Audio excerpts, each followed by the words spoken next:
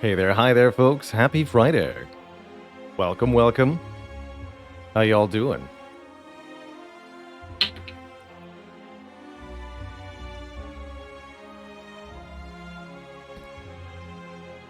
How's it going, Stockfish Andy? Bailey. Luigi Head. Uniquely K. Aria. Olivia 5K. OWM. Biggleby. K Proxio. The Choreo Yap. Hey Clayton. Do not put me on pizza. Howdy, howdy, folks. Whether you're East Coast, West Coast, no coast. Doesn't matter. Glad you're here.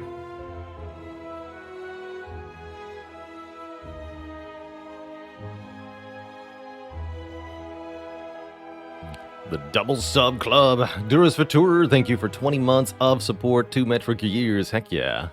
And Tabald, thanks for 11 months, just one more to the full year. What do you call it when mech squads like wearing pants? Into the briefs?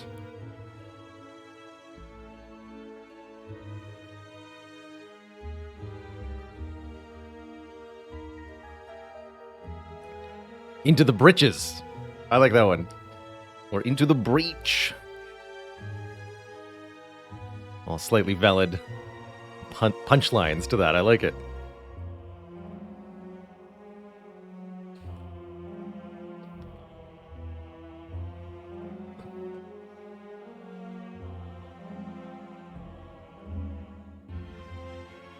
Into the britches. That's good stuff. So,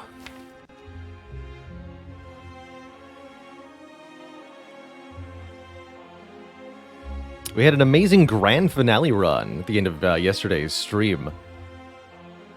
This was a good one. We did end up needing the Wraith form against Heart, so I'm glad we had it. From what I recall.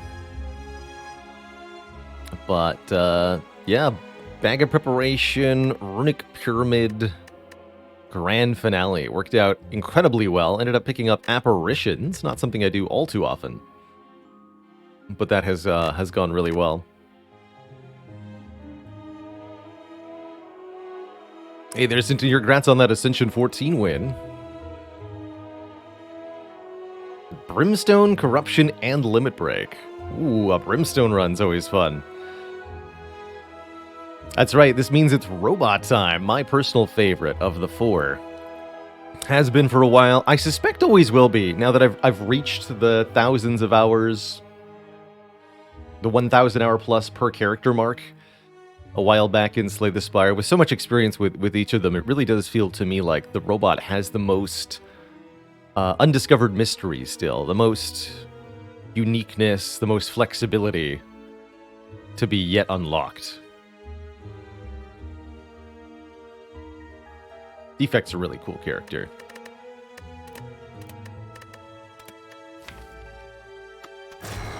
I tend to say that the Defect is the most mechanically complicated of the 4 characters. And that's owing to, one, a lot of different card manipulation for Defect, resulting in a lot of different valid playlines, and 2, the way that orbs work, because you have 3 orb slots that are channeled in order from, I guess, right to left here. It means that, for example, playing Cold Snap and then Ball Lightning is different than playing Ball Lightning then Cold Snap in terms of what your future turns can look like. That's not something that's really true on the other characters. Playing Strike and then Defend, or Defend and then Strike, that doesn't make any difference one way or the other. But when you're channeling orbs, it can matter quite a bit. Oh, okay. Yes to this. Very easy to take out. Burning Elite at the very end of the act is always something to aim for. You usually see me pick my pathing sort of backwards. I like to look for sort of the most valuable path, the MVP. That's the path that gets a good combination of relics, money, and upgrades, ideally while also being safe. And safe for me usually means having fires in between elite combats so that you have the opportunity to rest or improve the deck at each of those. It means having the ability to opt out of really difficult challenges occasionally, like we can opt out of this first elite here on the green path. We can just go to that node instead. I like to call this term optionality, flexibility. Does involve an early shop, which would mean a 100 gold star would actually be really good.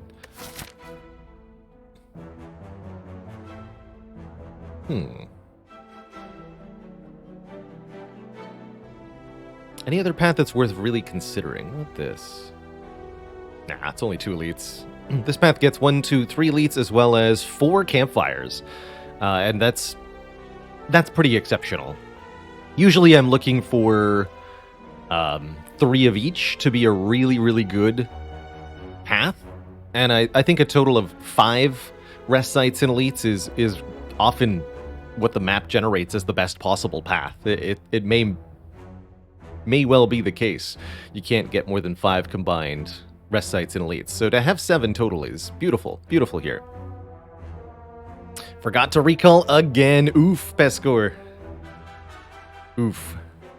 That's why I personally built a habit of recalling at the second to last fire, not the last fire. Because I too forgot to recall one time. And I decided it must never happen again. Criminal Peace, thanks for 27 months, the 9x3. Cap America says, is it just me or is Watcher the most consistent character for A20 runs? I think across very skilled players, you'll find that is the case. Watcher ends up being the most consistent.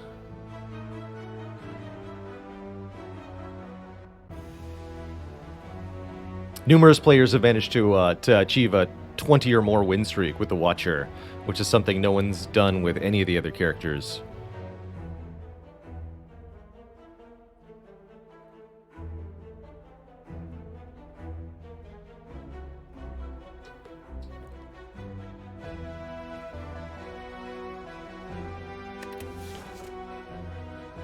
Since we're going through a shop, I don't think losing our money for a rare card's a good idea. I could be maybe convinced of a boss swap, but I really like going into that first shop with enough money to buy a relic. It's quite a valuable thing on defect. Let's take that cash. And the only other question is, do I go for more combats or a couple events? I think a couple events before a shop. This gives us a chance of getting a lot of money, perhaps. We already have some money, but even more money would be good. Happy to see Cultist here as our first opponent. Defect has a pretty good matchup against the Cultist. The Cacabird. Usually can take 1 or 0 damage in this fight, almost always. The Blip Blap. We get a max roll 20 gold, that's nice. Oh. Interesting. Claw Reprogram Chaos. Very interesting indeed. I too am tempted by this Chaos, Uniquely K. Yeah, 3 decks offered before you. I can tell you right now, the Reprogram doesn't survive very long if we take it. If we take the Reprogram, we will die in Act 1. As much as this might be nice later on. The Claw will probably get us killed. Chaos could go a lot of different ways. Claw can be very fun, I have to say. Claw is a 0-cost attack. Each claw you play boosts the damage of all claws you have. So making Claw work is about playing lots of it. We have been skipping a lot of claws lately. I do feel like I sort of owe you all one. And I'm not seeing a lot of better options here. So you know what? Let's take a claw. See what we can do with it. Instant Merchant. Fascinating.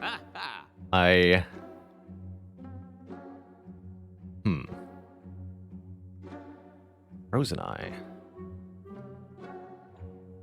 Here's a relic I've been underrating a little bit. Or under-considering a little bit. Frozen Eye. When viewing the draw pile, cards are now shown in order. It's a very powerful effect.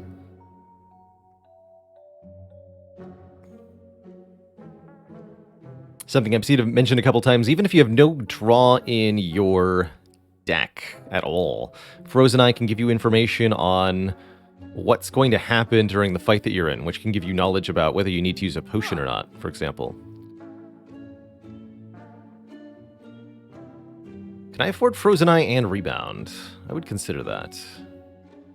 Otherwise, I might do Equilibrium, card removal, Rebound. That'd be pretty good, too. Can I afford that? I don't think I can afford that. 24, 75, 54. Yes, I can. Okay. That's one option.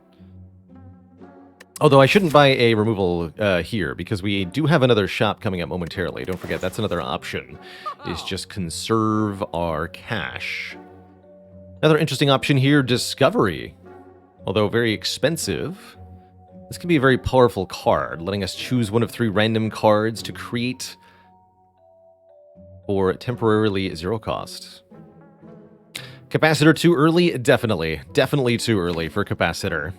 For Capacitor to be any use at all to you, you need to be able to put orbs into those orb slots. Empty orb slots help you not at all. So often, a Capacitor too early in a run is just a wasted card draw and energy.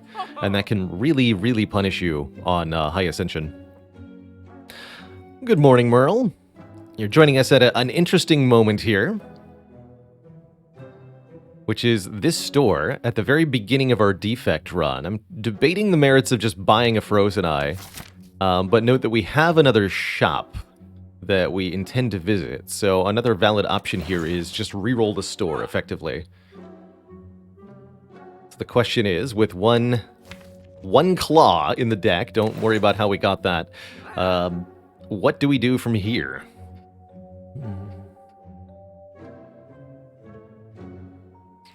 Is there so the alternate pathing for no shop would be to go straight up the middle here. We fight the first elite with no upgrade.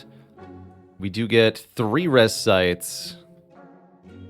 Get no burning elite. So to not go to another shop means missing out on 1 elite, 1 res site, and the green key this act. I don't think that's going to be worth it. So I think we're going through that store almost no matter what.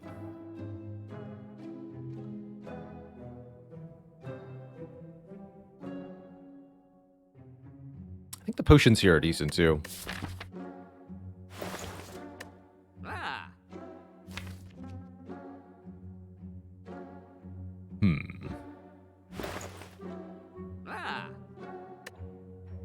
Nuclear K would go Rebound, Frozen Eye. That's what I would consider. If I wasn't able to go to another store, I think I would do Rebound, Frozen Eye here.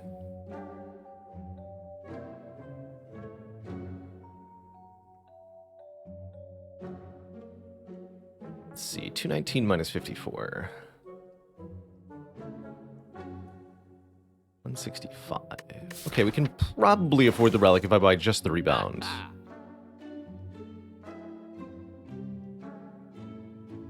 Do you ever just card removal and go to the next shop? That would... In a world where we get 2 removals, I don't think I would ever willingly buy 2 removes at this position. 2 removes is not going to get us through Slime Boss. Just the core problem there. I do think I want Rebound, though. Okay, I'm going to buy the Rebound. Keep the money. Let's see how this goes. Oh, another card removal. Okay, we will lose Strike. I think.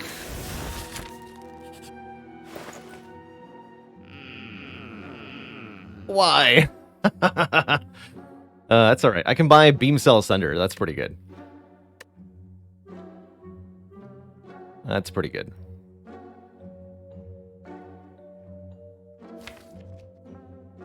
I'm actually pretty happy with that. So about that Frozen Eye. No, about Beam Cell Sunder. Yes, please and thank you. Now it's time to blab. This claw just kind of feels extraneous now. Maybe we'll find another one.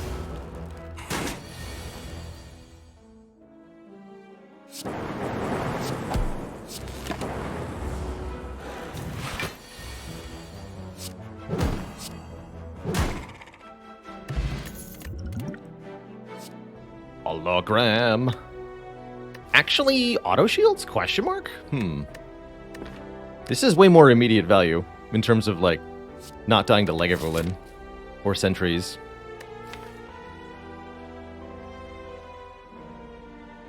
How would a second rebound work? Second rebound would be kind of hilarious. It's another decent attack card, more manipulation. You can rebound, which is fun. Although I like the combination of hologram and rebound. Because rebounding hologram is just one of the coolest feelings. You're setting up your card manipulation for next turn, so you can get anything from the discard pile. It's pretty sweet. So hologram's the long-term pick. Short-term pick, auto shields. Like I said, I'm even less afraid of Gremlin Knob with block card because we have an ancient potion to block the vulnerable. Auto shields becomes 11 block for 1, which is very nice. Pretty good upgrade too, 15 for 1.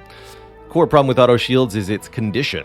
Doesn't work if you have any amount of block from any other source already, which means it usually has to be the first block card you play on your turn. I'm gonna pick it up here. And we're gonna upgrade our Sunder first.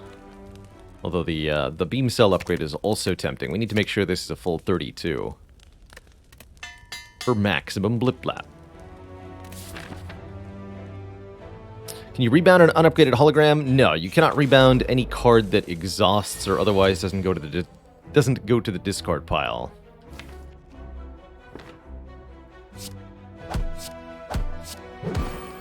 Unless you have the Strange Spoon.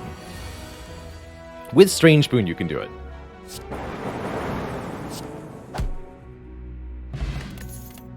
But you have to, obviously, roll correctly.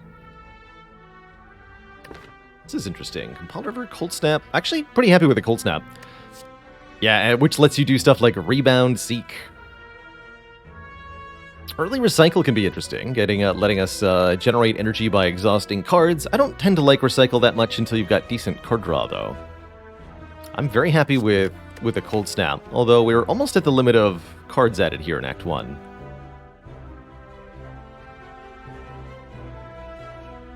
But I actually really like the Cold Snap alongside Beam Cell, alongside a Rebound, just letting us further our attack spam that we're doing.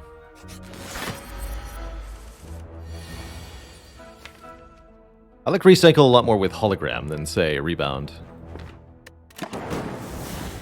First opponent, Lagavulin, shouldn't be too bad as long as we get vaguely decent draws. Looks like we're extremely likely to draw the Beam Cell and the Sunder together on turn 3 here. Unfortunately, playing Cold Snap would wake up the egg, so I won't be doing that. Ah. Although I can rebound the Sunder and then Beam Cell Sunder next turn. I would have to take a full 20 damage to do that. Also, I can't rebound Sunder. That's not a thing. Never mind. If I redraw the Sunder, could do like Zap and Rebound. Let's just play Claw Sunder here. Looks like it might be a painful fight. Come on, auto shields. Okay, that's not too bad.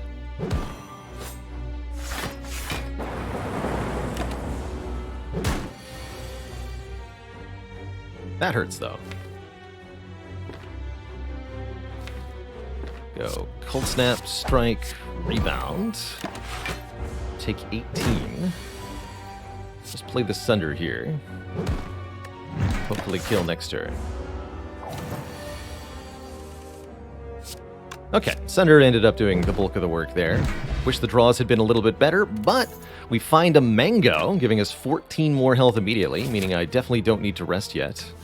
And a second Ancient Potion, which certainly has some use. And an All for One. Well now.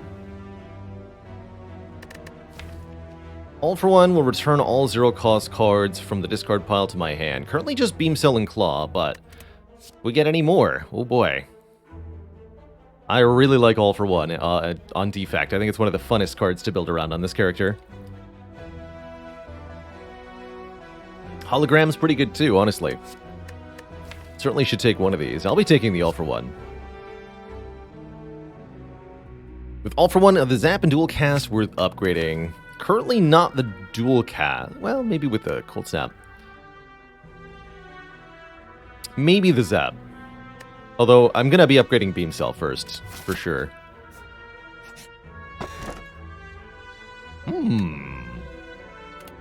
Mummified Hand. What a start of relics here. Mummified Hand says, anytime we play a power card, a random card in our hand costs 0. It says that turn, but I do feel compelled to, at this point, clarify, given that we just picked up All for One. It's actually lying. Random card in your hand costs 0 until played. Cards that are temporarily 0 from Mummified Hand will not be returned to our hand with All for One. So there's no real magic available there, unfortunately. But there are still some very good things we can do. Gutsy Bat, thanks for 3 months of support. Mummy Hand is an uncommon relic. Uncommon. Throw down the claw. I'll do it. My face.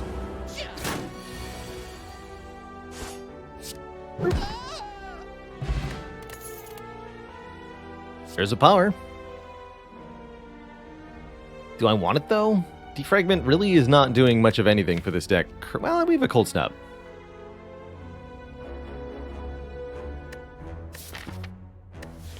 That's pretty low impact, currently.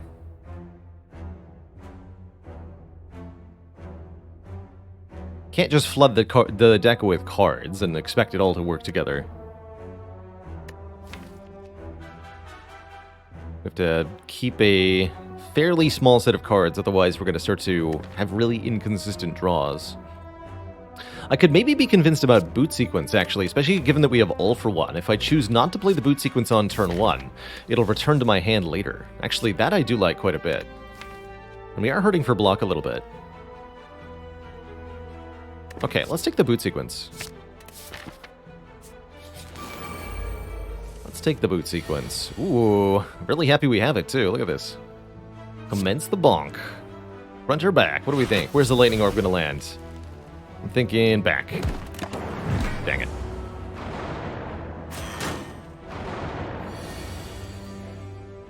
Beautiful.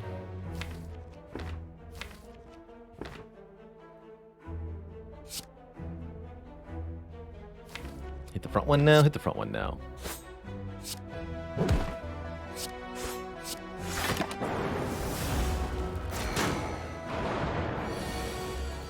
Hey, not too bad. I can even rebound that auto shields next turn. One of my favorite maneuvers.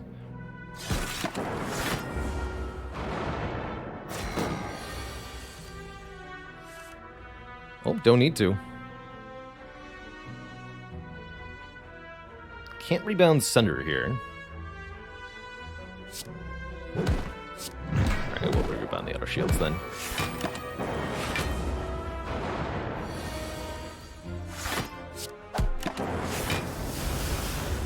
This deck wants a self-repair.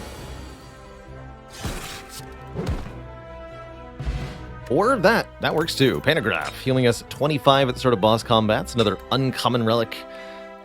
Solid foundations are not accidental. Tools for planning are a must.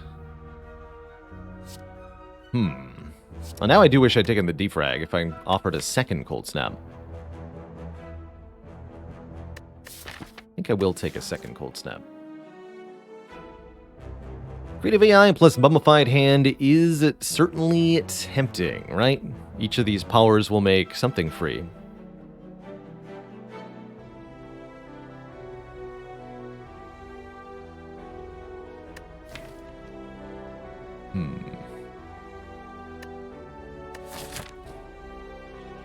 This is either a Gremlin Knob or a Lagavulin.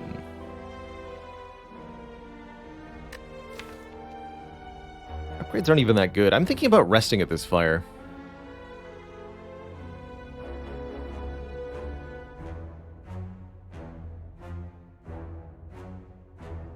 I don't trust this AI at the moment.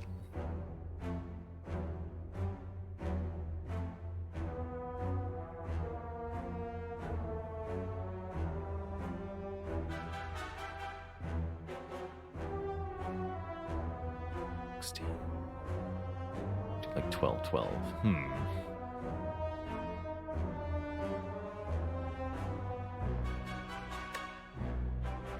gonna grab the second cold snap. I'm gonna sleep here.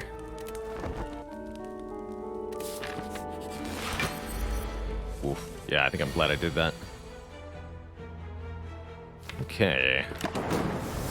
This is a fight where creative AI would have been potentially helpful, admittedly.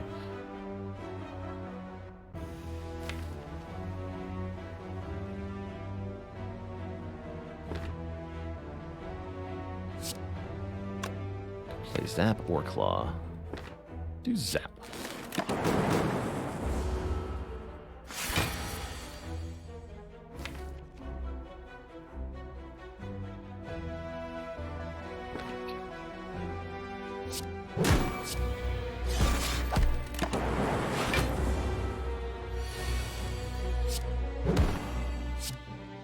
For one, we'll get that boot sequence too. Sweet, we get that combo that we talked about.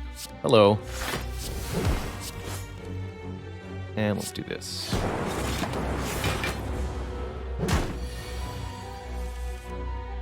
Hello, auto shields as well. Incel, strike, rebound last, because I don't want anything to go back on top.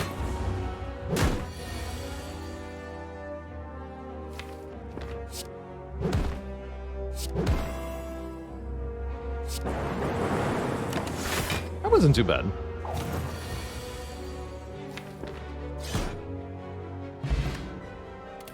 Okay, now we have Frozen Egg Mummified Hand. It's time to clicky some powers.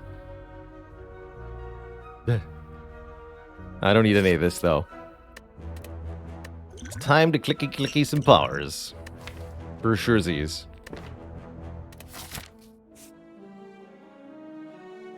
So how silly do I want the run? I would like many copies of Heatsinks now. Yeah, we never saw another power ever again. I even took Ectoplasm as my boss relic or something. No shops. Very powerful. With 2 Frost Orbs, we're in good position to take pretty much any power from the boss. I would take Creative AI, I would take Bias Cog, I would take Echo Form. I would take a lot of things. What do we want to upgrade? This is our chance to upgrade Zap if we want to do all-for-one things with it. And it is potentially going to be pretty strong if we start taking powers and getting focus. Zap upgrade actually could be really good. Other reasonable upgrade would be auto shields for 4 more block.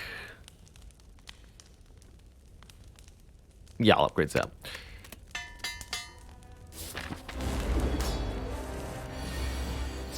Bonk. I don't think I need to use the Ancient Potion Flex Potion combo here.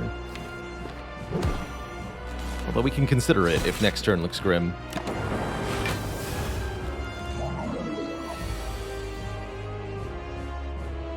This is plenty of damage. Can rebound what? Cold Snap?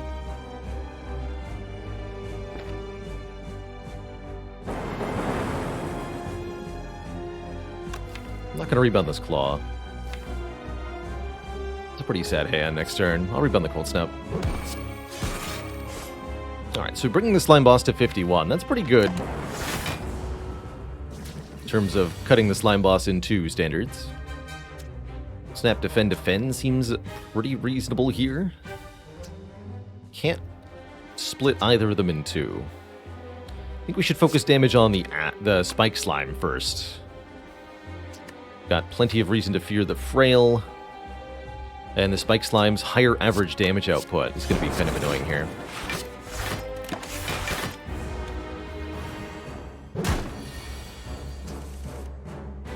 Yeah, like that. Is this enough to prevent the hit? That's my question. We can do 17. 35 minus 17. 28. Not enough.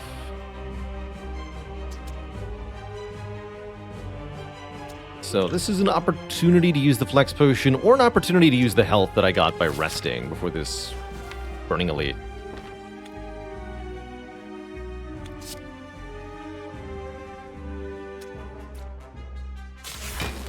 Gonna be blocking for 14 this turn, so we're not even taking that much.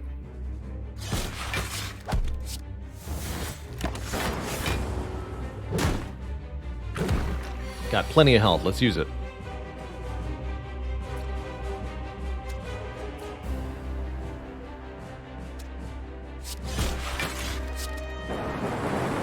Ooh. I was really hoping it wouldn't do that.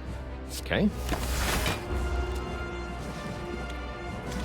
At least they're all in Sunder range here. We get back Zap, Claw, and Boot Sequence with All for One. We do 10, 7, 6. That's 23. So we can kill the front one.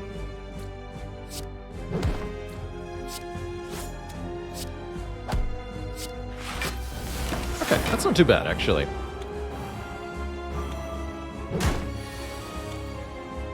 Just need Sunder to show up. Hello, Sunder. Are you there?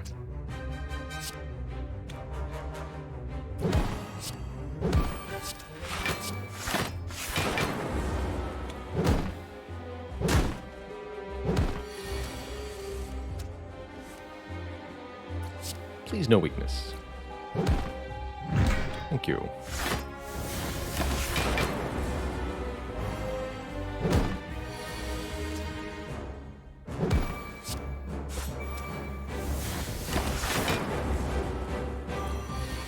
Alright, we've successfully survived the slime boss and made it out of Act 1 with a fantastic set of relics, and there's the upgraded rare power we are offered. It's Echo Form. To play the first card each turn at 2 times. I don't think it's actually the best power we could have seen. There's not that many good Echo Form targets in this deck. Can't Echo Auto Shields. Echoing All for One doesn't really do anything. But it works great with Sunder. It's definitely got some utility with Claw, and I'm sure we'll pick up more powers, and echoing other powers is where it's at.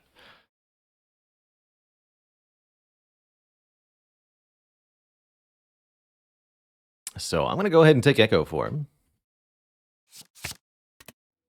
Those rainbows not too bad. Fascinating.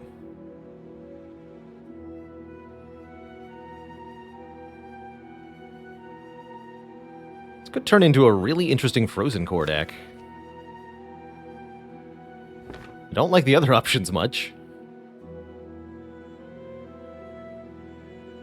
Busted Crown. Gain energy at the start of our turn. Future card rewards have 2 fewer cards to choose from. Yikes.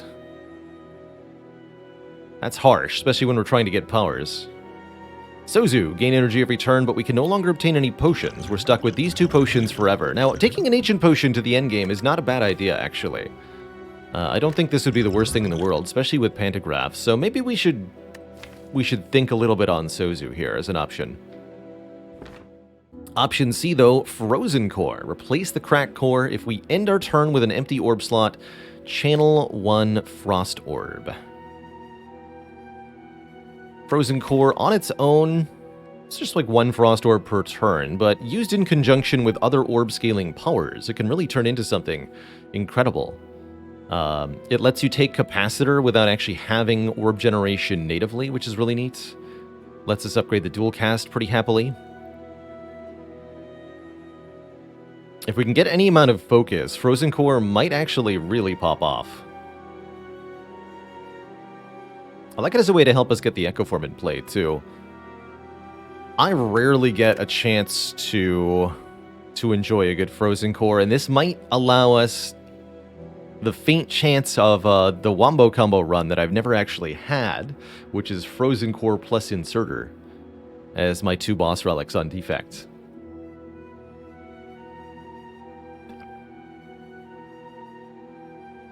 Let's give this a go. I think right now, this is not going to add a whole lot. We're really dependent on finding a bias cognition or defragment to actually sort of ignite the spark of this deck to function properly. Got a mandatory early elite here, by the way. That's going to be spooky. I think we should go to a shop to try to help ourselves out of this situation. But failing that, I'll be happy to spend some potions. Only have to fight one elite, thankfully. Can opt out of the second one entirely. So I'm thinking something like this to start. Ah. Does that not work sometimes? Hello?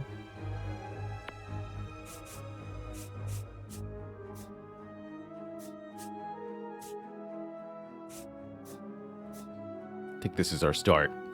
Get to this shop. We have an event here.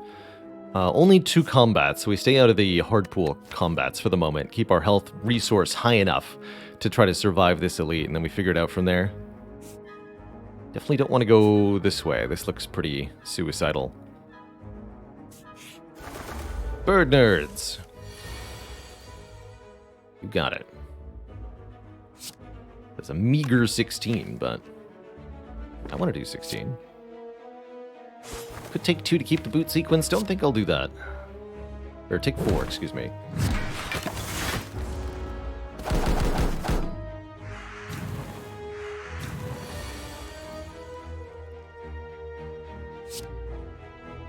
Three.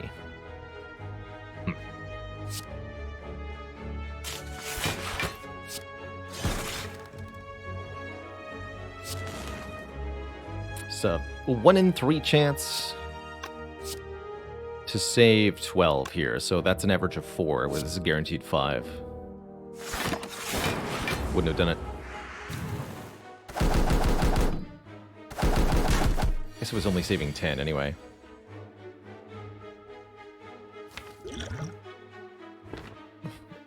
Oh, did the frozen core break the boss relic? That'd be funny if so. Even the bot's confused. Can you blame it?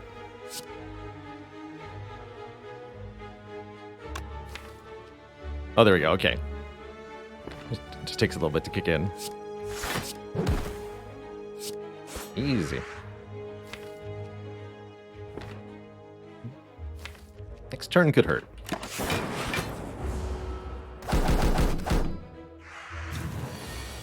Yep. Dang.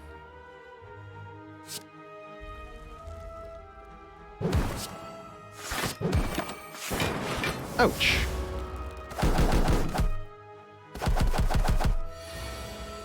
This deck was really not particularly good at this fight, unfortunately. I think we're not good at most fights, currently.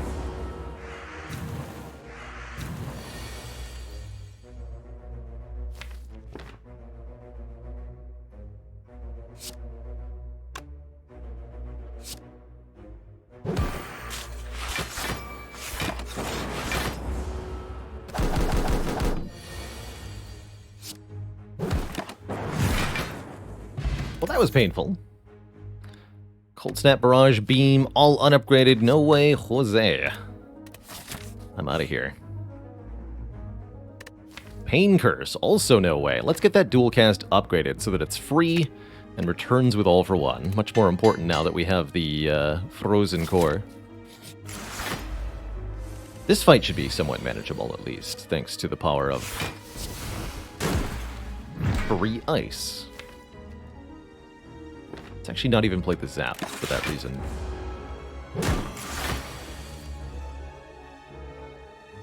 Defend, Cold Snap, that's a full block.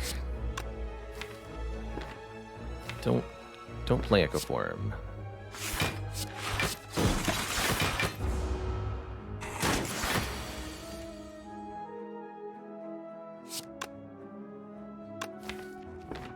Rebound the auto shields.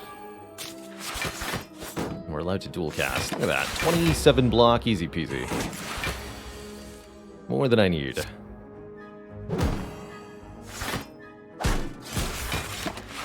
Ignore the part where we're barely damaging the enemy.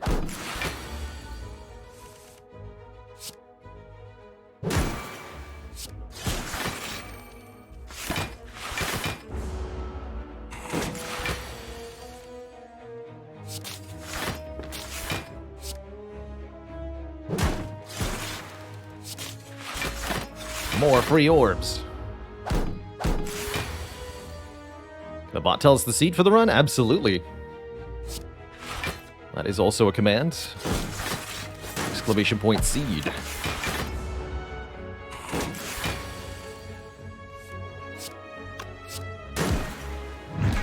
Okay, that wasn't too bad. It's not an upgraded power, but it is a power. I think I'll be taking it. Overclock's kind of interesting. It's also, yes, visible, of course, at all times in the upper right. Although, it's gray on black usually, and if you're watching on a screen smaller than 20-something inches, it's going to be very hard to read. There's a defrag. Okay, here we go. Things are looking up. It's also a membership card that we can afford here, which is also sweet.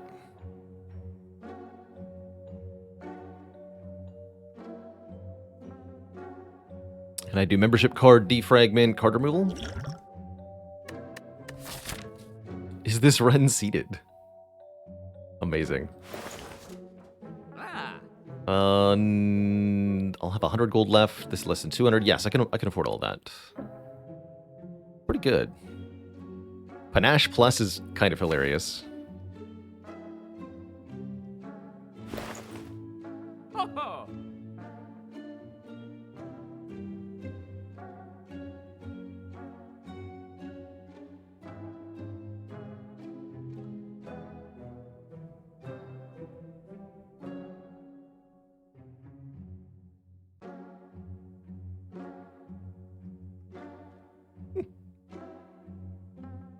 Yeah, I want the run to head that way, uniquely K. Membership card, 999 gold, courier, and then just spam the power stack. I want to believe. Take Vajra for plus strength. I like the membership card, actually. We could, or not membership card, meal ticket. Meal ticket could let me go like this way. Probably going to be resting here. Which is fine, because we got the dual cast upgraded anyway. I think we need this, and I think we need this. Strike removal, right? Yes. Okay. Good luck to us.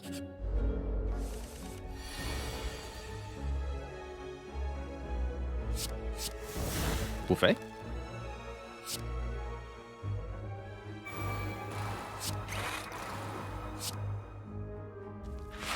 Conserve the boot sequence for later here. Because we get the Frost Orb, which blocks for 4. Bonk. Generally, you'll see me go for Centurion first in this fight. If you kill the Mystic first, the Centurion gets rather angry. Starts doing a nasty multi-attacking move. Whereas Mystic killed first results in no additional complication.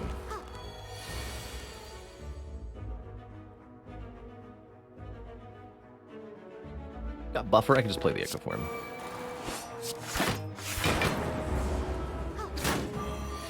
At long last, we finally played it. Well, that went well. Here's a power. Hello World Plus. Start of your turn, add a random common card to your hand, huh? Unfortunately, I don't think I want that one.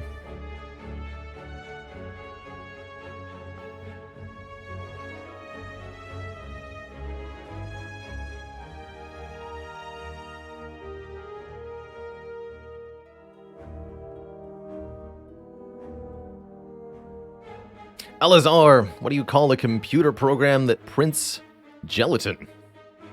Jello World.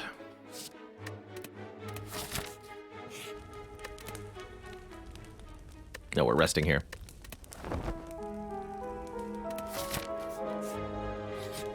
Very bad machine learning, but sometimes very good. Oh, you know what is very good here? Mummified Hand. Because we can guarantee a free Echo Form, turn 1 against the Book of Stabs here. My only regret is that we can't use it to duplicate the defrag, but we do get to full block this turn, so I'll take it. Let's go Rebound. Now Defragment will make a card free. There's only one valid target. The Mummified Hand cannot randomly make a card free if it doesn't have a cost or if it's already free. So Boot Sequence and Ascender's Bane are not valid targets. And to my deep, deep chagrin, I discovered that other games, other deck builders don't have that same rule. So, for example, Roguebook, the Mummy Hand would be able to, like, hit the same card twice or apply to cards that are already free. It was way worse, way worse. But Spire makes it work consistently, and that's a beautiful thing.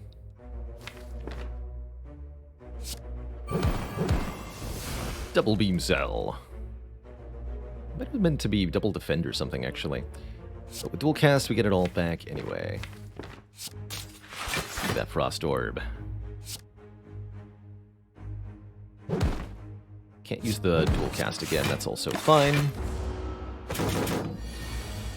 Definitely just going to double Sunder here, take some damage. We need to do the damage ourselves. Big like.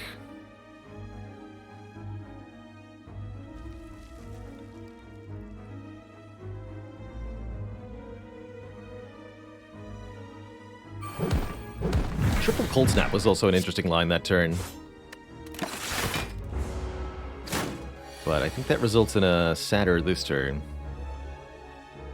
Speaking of this turn being sad, what do I double here? White Noise? Zap? No, if I double Zap, I can't play it auto shields. If I double auto shields, then that doesn't work. And if I double defend, then I can't play auto shields. So the only line that actually lets me not waste the Echo Form is to double White Noise here. Unfortunately, neither of these do anything this turn.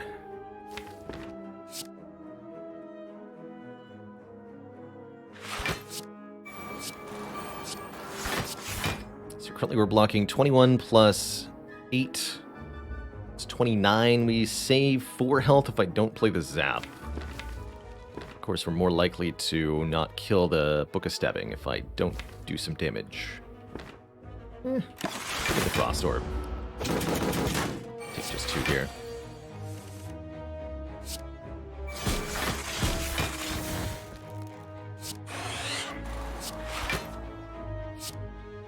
Speaking of, if I played the Zap, we'd have a kill here. But as it stands, 42 damage incoming, 23 plus 16 is 39. So if I just play the defend, we full block.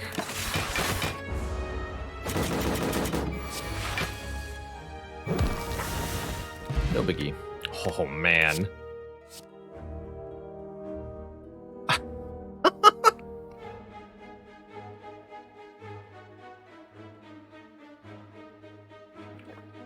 Well, I think that's going to happen. Actually, no, we're probably going to bottle the Echo Form now that I think about it. That would be the card I most want on my opening hand, especially with Boot Sequence, right? That we want the Echo Form on turn 1. But I'll take the Creative AI Plus. Sort of return add a random power card to our hand. You betcha. Although that is a hilarious bottle target. We want the Echo Form first so that we can double the other powers. Alright. So where do we go from here? I think maybe to that store. Or do we dodge the elite and go 2 fires here?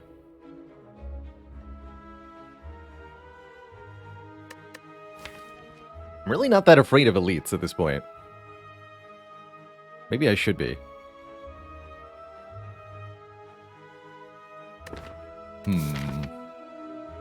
Store good with 144 gold. It's just below the threshold for a relic, but we can buy a card removal there. Or potentially a better potion. Or a power.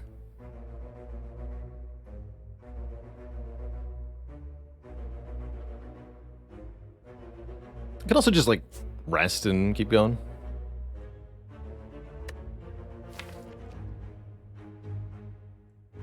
But I'd be very happy to just remove a strike.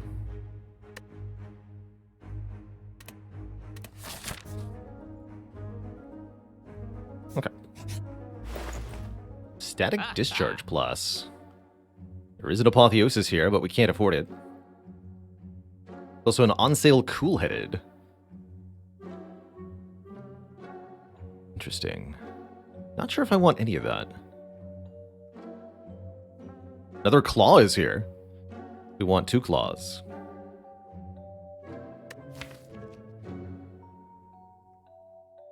I think I'm just going to dunk a strike, though. What I came here to do. Gotta get those starter cards out of the deck with extreme prejudice. And I think with the Frozen Core, I'm not going to bother with the Cool-Headed. Okay. Lantern, probably nice. Given that we have a Bottled Echo form, I'm sure there's a use for more energy on turn 1. Most of the time. Uh-oh. Spooky. Gonna be attack next turn for 11 times 3 guaranteed, plus the attacks of the minions. That's pretty tough. What are we gonna do about it? That's the question. Could actually be a very short fight.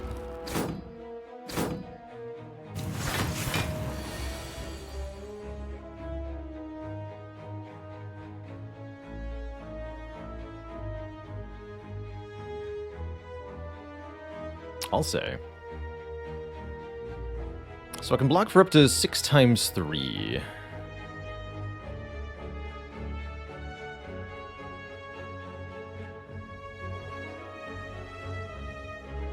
Very important to remember that I have Echo Form in play here.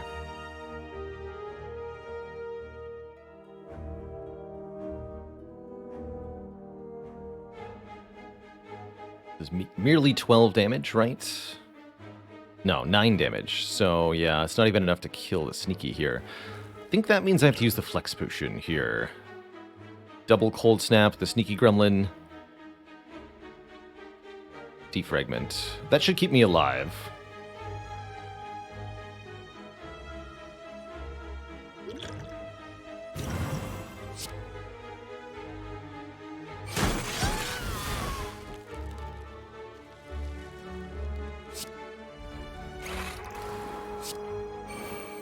Might as well evoke Frost for a bit of block here. Claw would be wasted on the Mad Gremlin, so we'll do it here. We lose most of our health.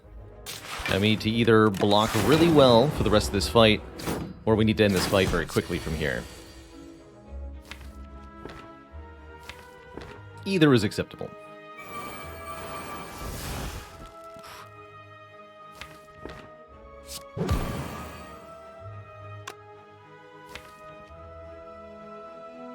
Use Claw on you, huh?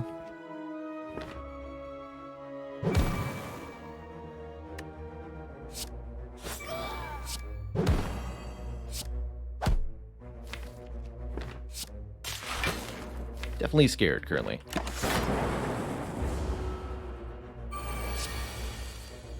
I am no longer scared. Die, fools.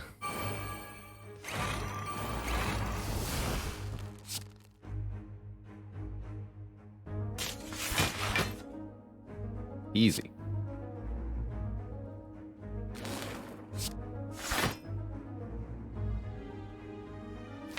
So all for one would get back both Zap and Dual Cast. That's pretty hardcore.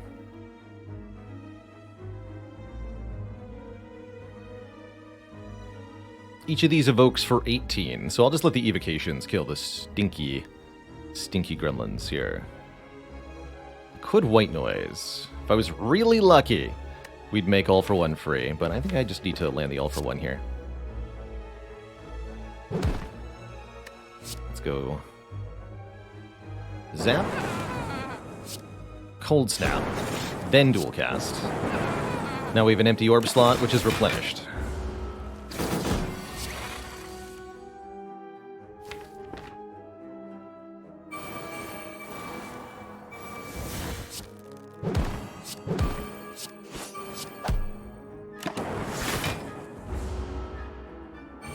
Okay, 16 health left. That's not too bad. That was definitely a little scary there on turn 2, but not a problem. And look at that. We get Maw Bank, which is going to give us money per floor. Heck yeah. Cash value. 5 more max health from a fruit juice. And multicast is interesting.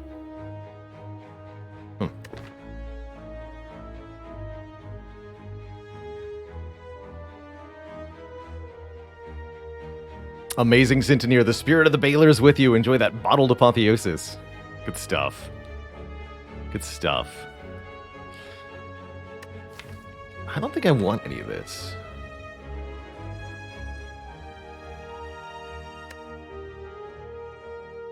Multi could be okay with the Frozen Core. Would need an upgrade. It's no dual cast, is what I'll say, actually.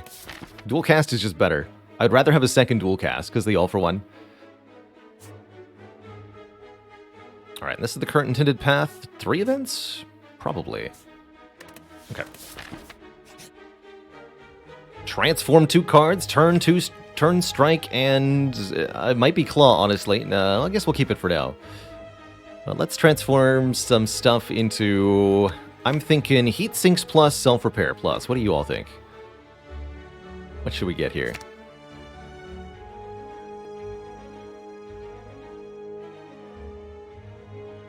I guess I'll do 1 defend. Double heat sinks plus. I'll take it. Turbo and Asunder. Also completely acceptable. Really like that turbo in particular. This low enough health, I don't feel like I should risk a fight. Another transform. Okay. Sorry to say, Claw. I believe your time is at an end. Genetic algorithm. All right. Much better. Especially with a bottled echo form. We can level that genetic up pretty hard. Core, indeed. Actually, with Pantograph, I don't necessarily need to rest. We'll beat Champ pretty easily, actually. Do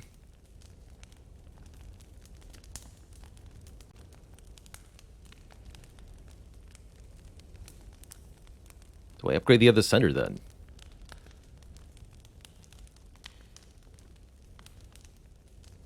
I mean, there's this very small risk of disaster in this question mark room. Very small.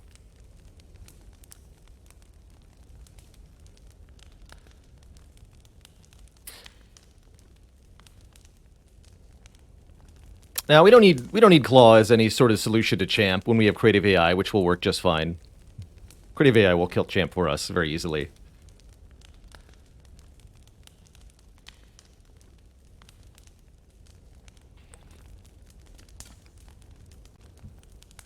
Oh, next question mark room is very likely to be a combat. That's true.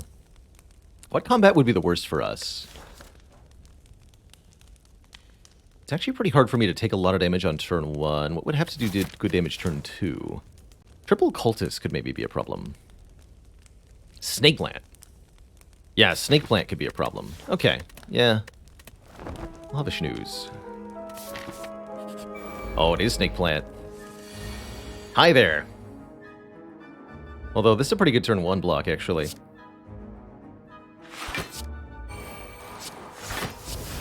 a full block the plant.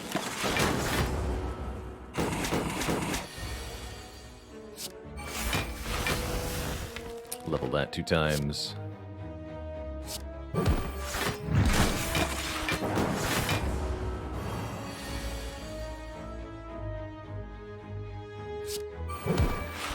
Alright, well. I may have overestimated the Snake Plant's ability to harm us. Go for the Eyes is quite good with it all for 1. Let's supply Weaken to foes.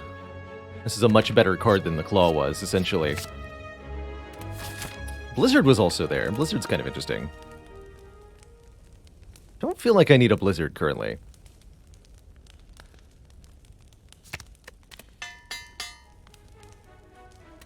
You'd think Blizzard and Frozen Core would be good, but you really want to be channeling more than 1 Frost Orb per turn in order to make the Frozen Core actually decent here. How's it doing, champ?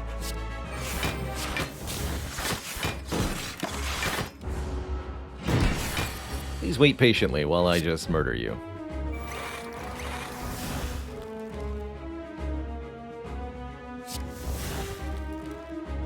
That's fine.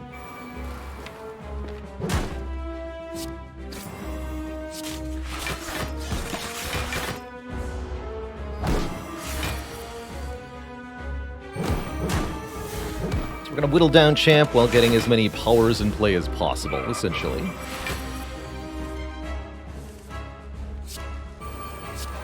Get back for that algorithm later.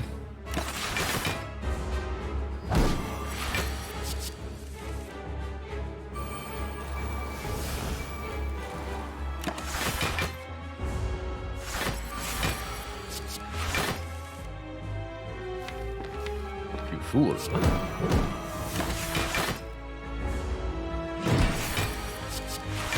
Murder.exe is loading.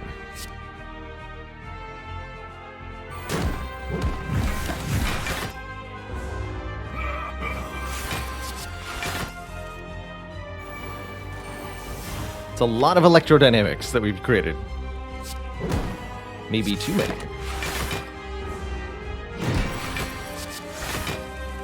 More echo form. Yes.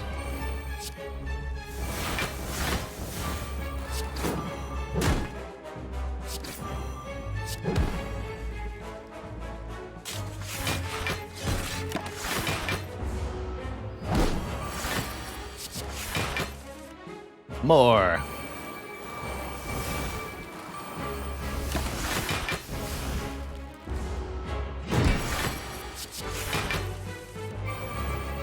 Draw 1 million cards every time I play a card.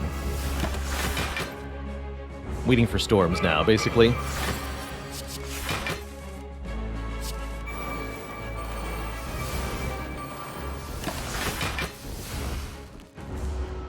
Draw 9 cards when I play a power card.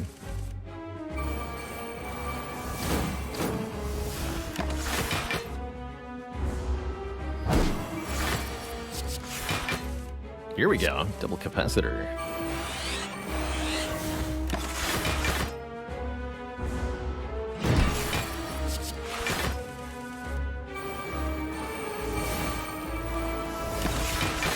Any day now.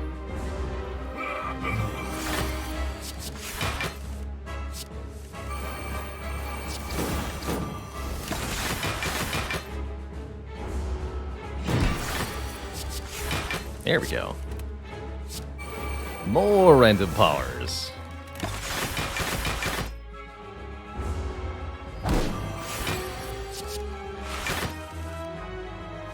Even more. Just like fill my hand or whatever. Go wild.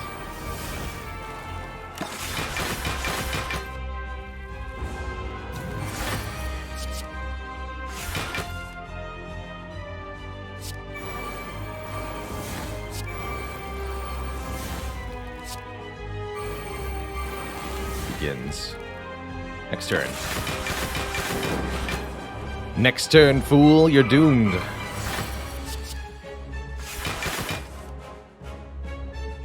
Wait, I just want one more storm, though. Please.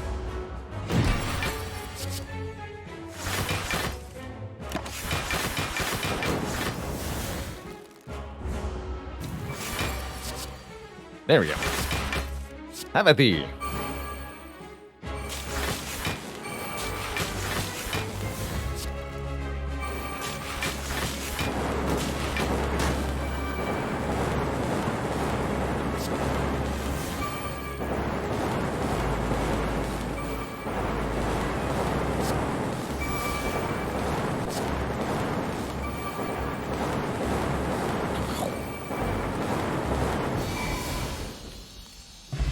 Got him.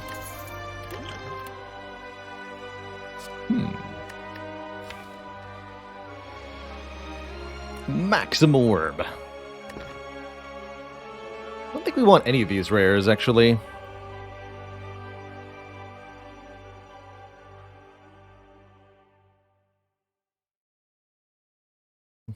But how can you be sure he's dead? So that's something that we can do with Creative AI, is kind of sit behind a wall of frost orbs until we're ready to unleash the dragon, so to speak. Poor guy got dunked on. Having a hard time thinking of any of these as actually useful. We could maybe play the Meteor Strike using the Mummy Hand, but I don't want to get rid of my orbs. Especially not my frost orbs, and displace them with energy-making orbs. So I'm thinking we skip all of these. Come on, come on, come on. One time, please, game. Shame. Well, that would have been amazing if we'd taken the Meteor Strike. Could have taken Snecko Eye. Still can. Snecko Eye says, start of your turn, draw 2 additional cards, but start combat confused. Otherwise, we go in the form of more relics. Either the Black Star, giving us extra relics from elites, or the Calling Bell, giving us extra relics right now. And I think I'd have to say relics right now over relics later, personally. Although we are in prime position to just murder elites, that's for sure. How far do I think I could have gone on that turn? 2,000 damage? Wait, probably more than that. And if I'd waited longer with the creative AI, we can charge up an arbitrary amount of damage, essentially. Because there were so many bias cognitions. If the mummy hand let me draw them, then that would have gotten ridiculous. As long as you play only powers, they're all free, right?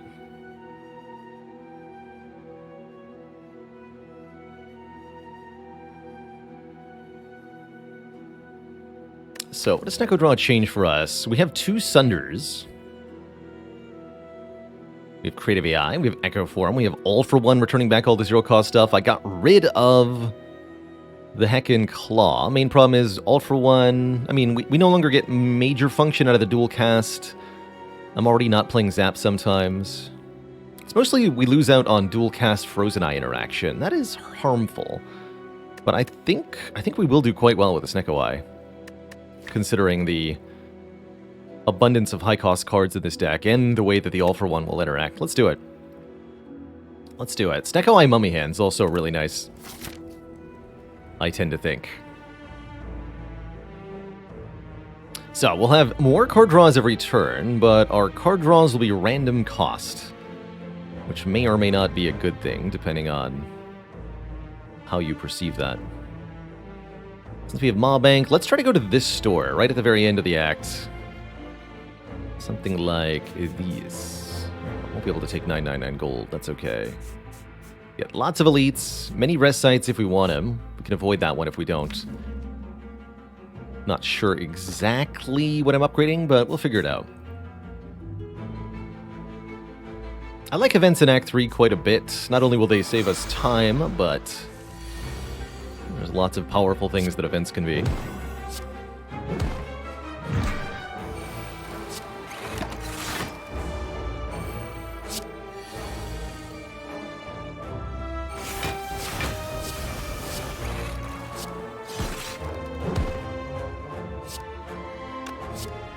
Note that Sender refunds 3 energy, even if that's not what you paid for it.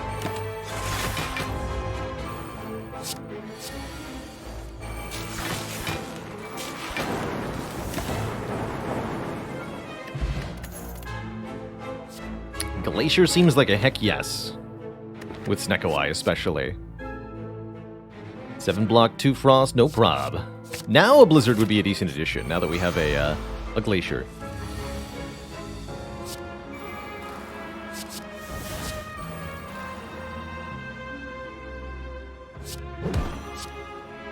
Bonk. Just intentionally leave you at 1 hit point. Sounds grand.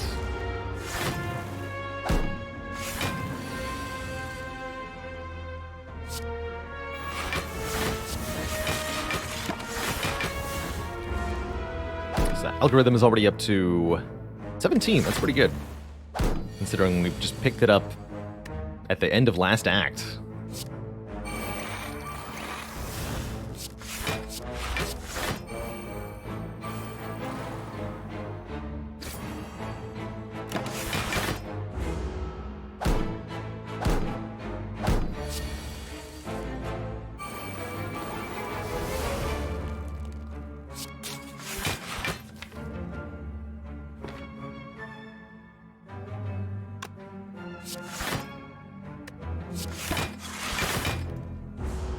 Do we want to pick capacitors? Yes, we do. We would be very, very happy with capacitors.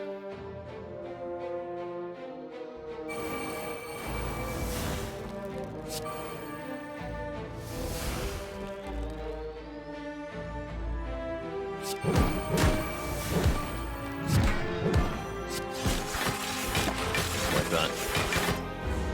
Needed the energy from the Sunder. Couldn't kill the front one with the Sunder. But now I can. 64.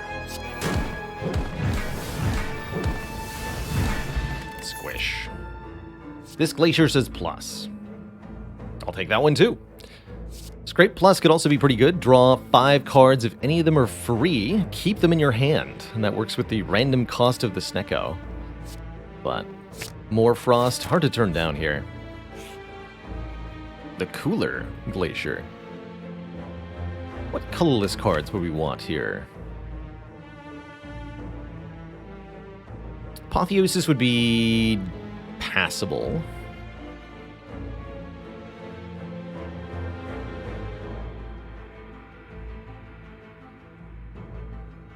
Master Strategy would be not that good because of Snecko. Bomb would be okay. Actually, Bomb would be really good.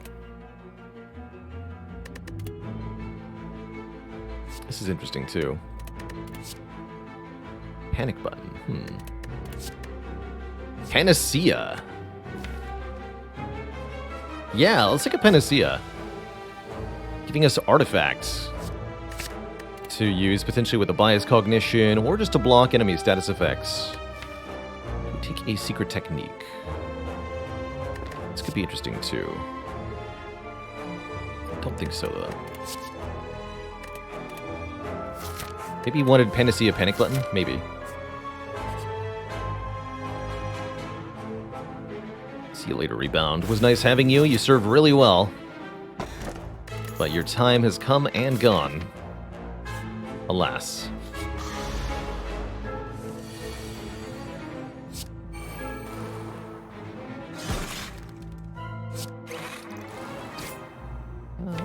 Let's try to double that.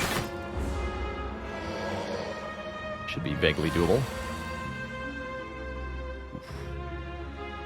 Double the dual cast. Looking good here. It's a lot of block.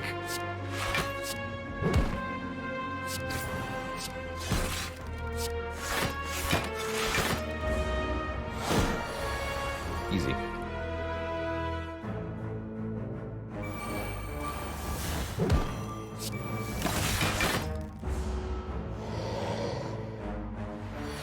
Oh, that's an angry nemesis, though. Yikes.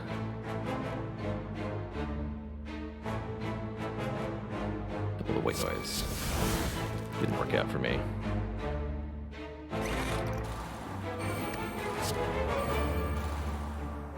Alright, colorless potion. What do you got? Violence. That really won't do anything. Might fetch me that cold snap. The other two things aren't going to do anything at all. Alright, let's try it. Oh, actually, that worked out really well.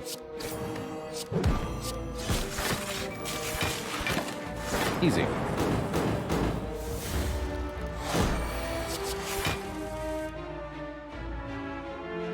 And now I can't reasonably double the genetic because I need to double the Sunder. Otherwise, this fight's going to go on way too long.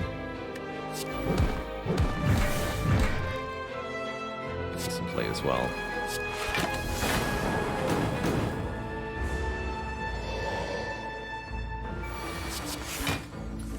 Absolutely terrifying. Nemesis has some sort of grudge against me from a prior life.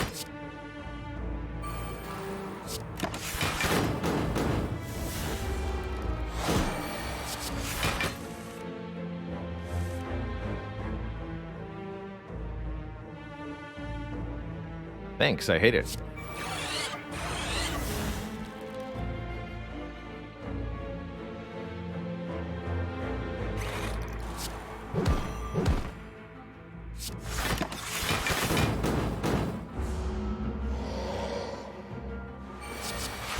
It's finally at an end. Okay.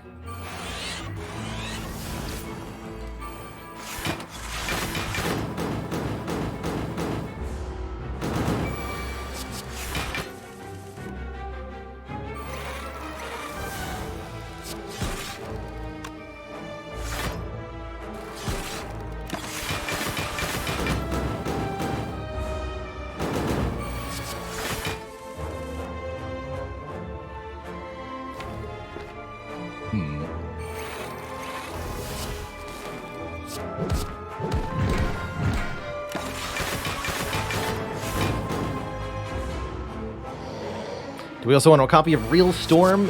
No, we want to keep the Frozen Core churning out Frost Orbs, I think. Adding a Real Storm would disrupt that.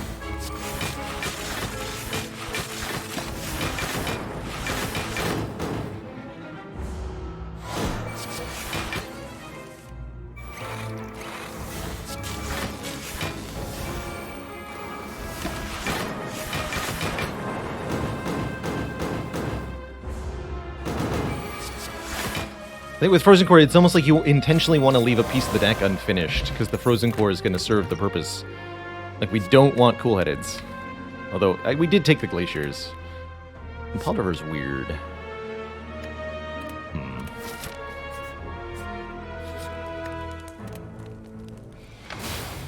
Wow, we're filthy rich already. Dang. I have so much money for these last couple shops. We're gonna be rich. Rich, I tell you.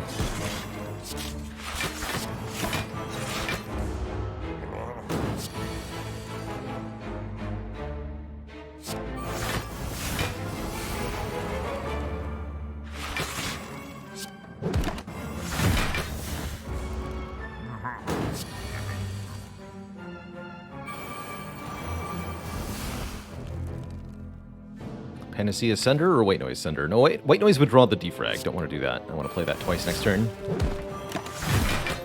Should have played the Go for the Eyes. So the Panacea didn't do anything.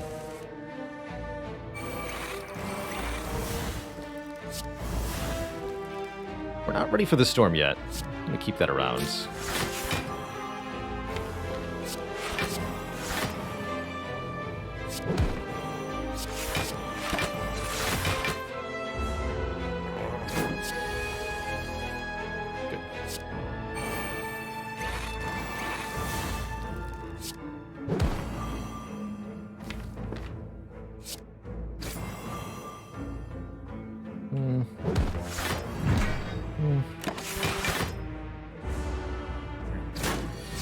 Guard finally slips.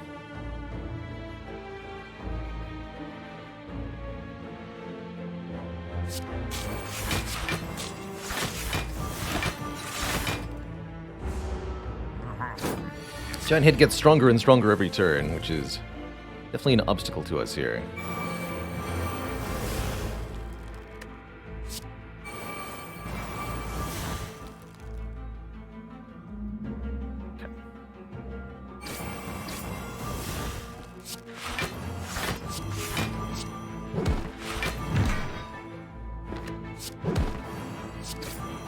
Lots of weakness, good. Double loop also very good here.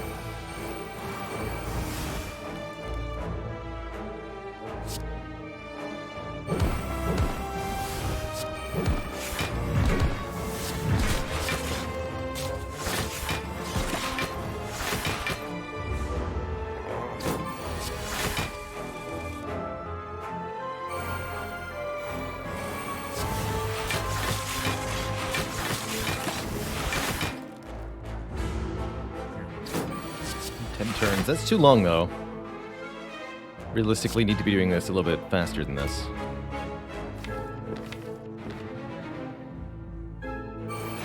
Wait, maybe 1 or 2 more turns here.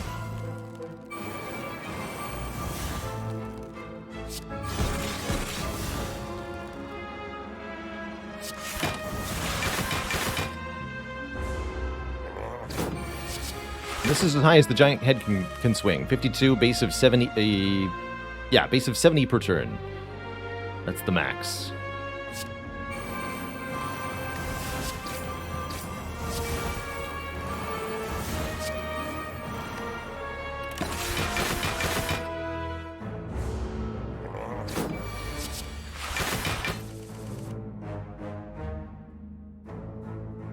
It's time. Oh yeah, you're almost dead. Actually, we just kill you. What am I doing? Die. Toxic Egg. A little late, but still welcome. Any skills we add will be upgraded. Fortunately, Recursion Plus would have been really, really nice with the non-Snecko boss relics. Pretty happy with what we ended up with, though. Do I want a Discharge Plus? Not exactly. Actually, I think I like that more than Storm, quite honestly, though. You know what? I will take a Discharge Plus. That could be really important against the heart, especially. Keep the current potions. I like them a lot. There it is, the courier. The merchant now restocks cards, relics, and potions, and is further discounted by another 20%. So we get a full 60% off, aka 40% of base price. And we can buy as many powers as we want. That's pretty exciting. The Nemesis rematch. Good luck, sir. I think you're gonna have a hard time here. Just warning you. Pretty bad.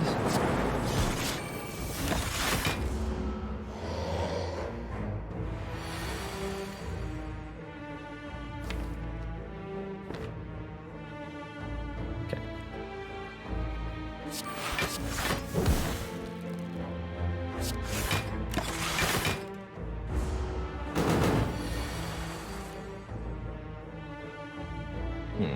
He's not playing the creative this turn.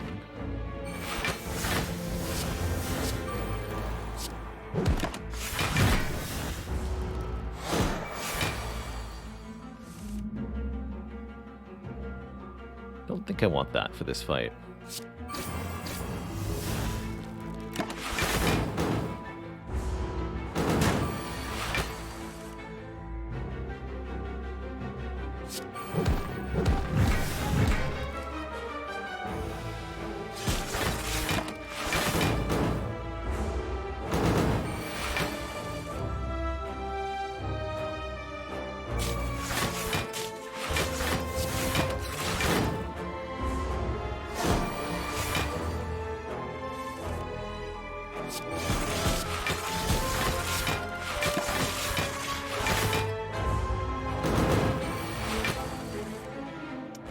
I should draw creative AI on every single 45 attack. That's interesting.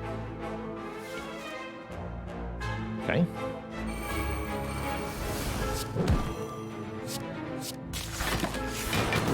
Ouch.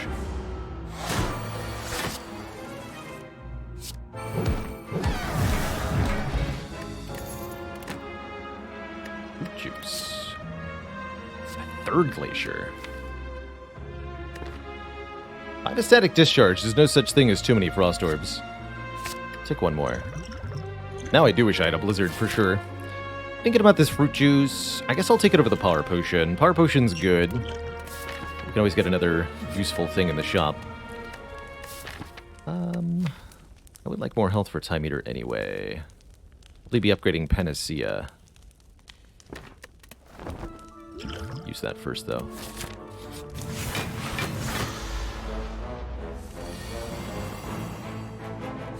Isn't Blizzard just winning harder? We might be short on damage output for dealing with Heart. Blizzard could change that for us.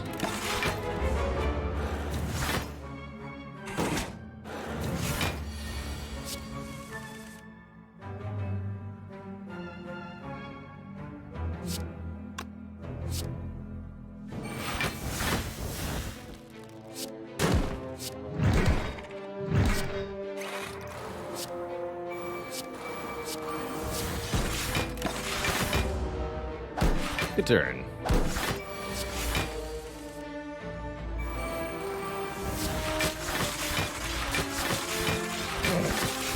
That's fun.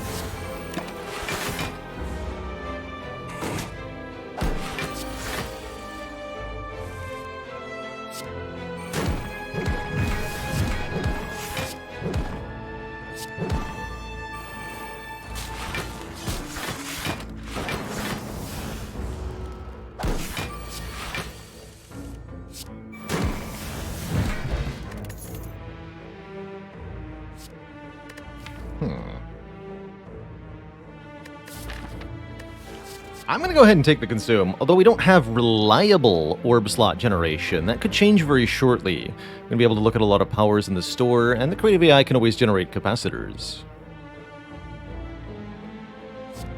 It's also a way to scale focus without playing a power, which could be important for, say, the Awakened one. Do I want another upgrade? Nope. I think I'll continue on the intended path of taking event here. It's another fight, which could mean 1 more money, 2 more other stuff. How's it going, Yabble64? With love to Russia. Hope you're having a good time.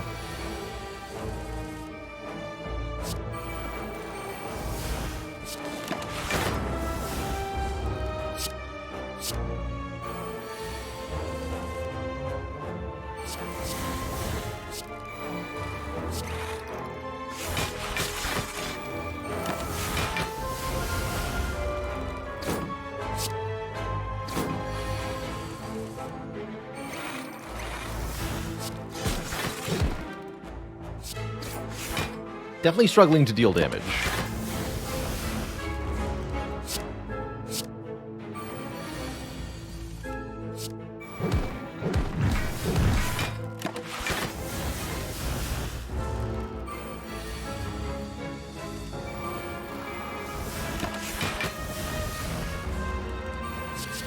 There we go.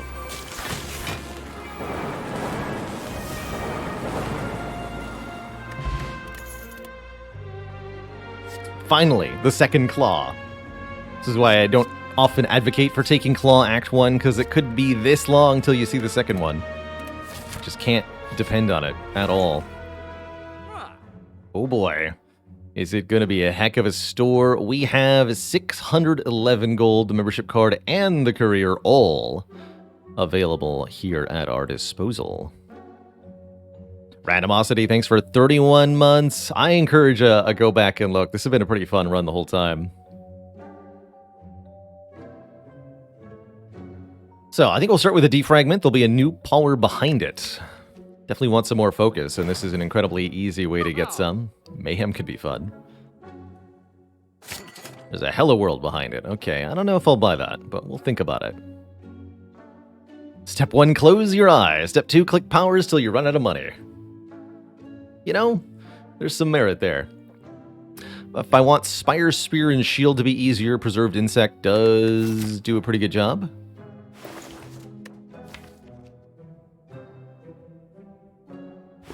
Let's see what's behind that. Singing Bowl, definitely too late for that. With 3 pretty mediocre relics, I'm not inclined to buy any of the others. Abacus, probably the most useful. 6 block whenever we shuffle the draw pile, but still kind of weak. You could buy Hello World and remove it, it's true. This is allowed. I actually really like the Potion of Capacity. I'll probably be buying that over the Fruit Juice here. For 2 orb slots. Let's do that next. See what's behind that potion. Snecko Whale. Actually not bad.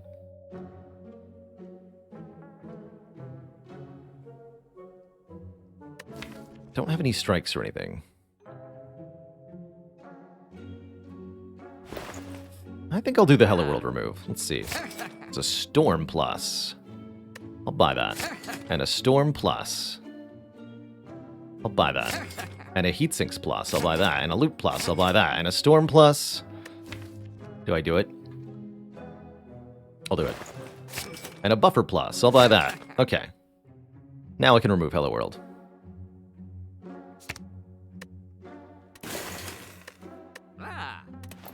Yeah, that worked out pretty well.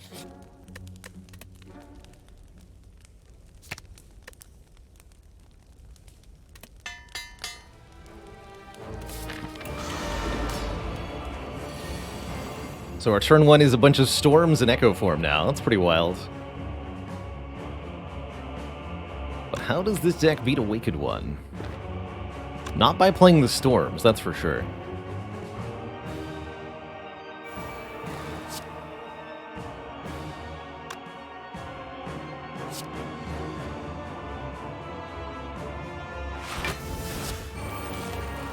This makes the Echo form free.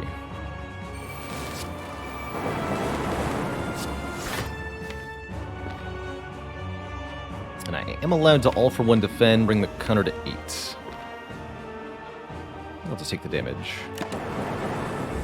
So we'll take a bit of a damage to the time meter here, but I think overall this is going to go really, really well for us.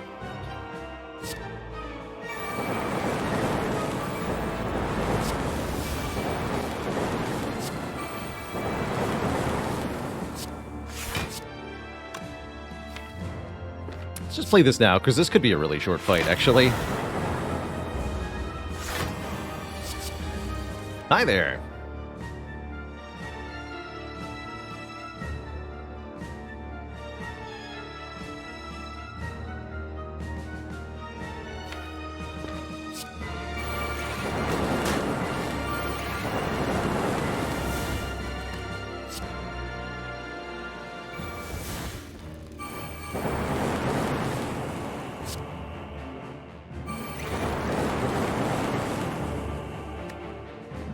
Poor time eater.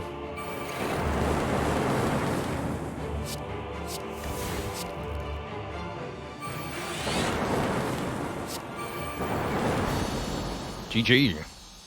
And we're back to full HP. Who's next? Not the Awakened One. Alright, let the power spam begin. Awakened One cowering in the corner. They know how this would go. And it's not pretty.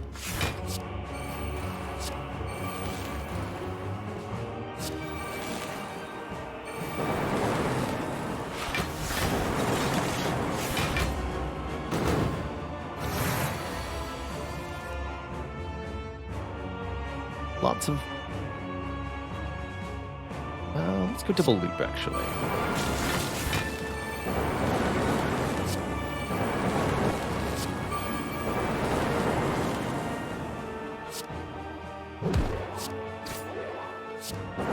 If only I'd bought the Unceasing Top. Look at that perfect block.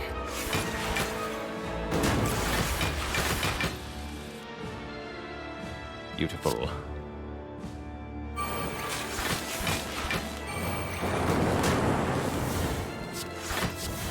I guess we're going for Deca first, apparently. That seems to be happening.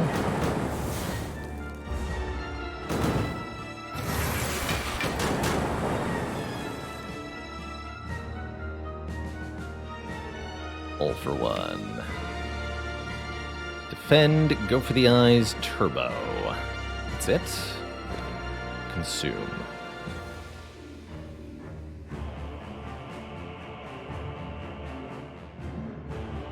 Alright, let's double the white noise.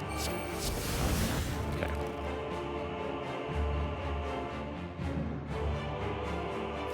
Go consume. All for one.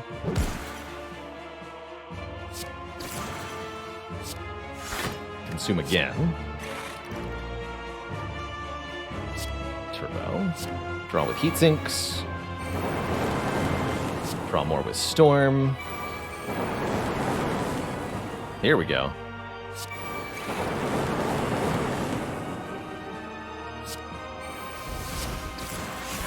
Don't play consume again.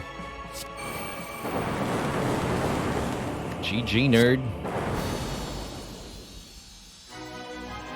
Alright, I think those three storms have worked out pretty well so far. Two thump, a deep pulsing dread could be felt throughout the room. Is this the heart of the Spire, the source of this all-powerful deck?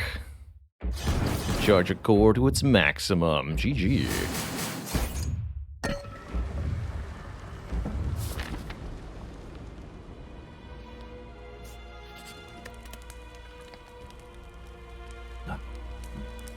Guess I'll upgrade Turbo, so that if I play to get more energy, we could otherwise upgrade Sunder for a little bit more damage.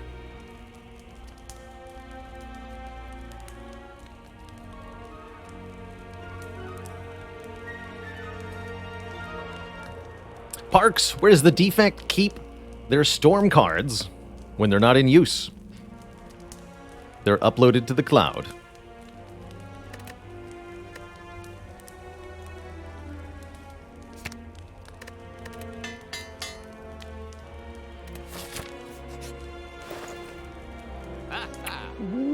We got some mighty fine options here. Another defrag, clockwork souvenir, dead branch. That joke was actually good. Oh, sorry, I'll refund that then. I know we have a strict no refunds policy, but in the event that I accidentally tell a good joke, you will get your points back.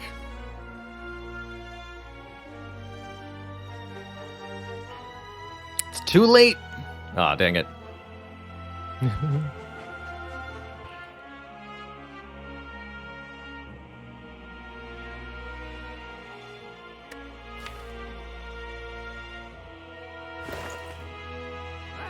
Man, aggregate actually seems kind of decent, huh? Definitely like the souvenir, although it's less useful when I have an ancient potion, truly. Do we need the souvenir? I think I'm gonna buy the defrag first, see what's behind that. Self-repair. A little bit late. Okay, aggregate, what do you got? Fusion.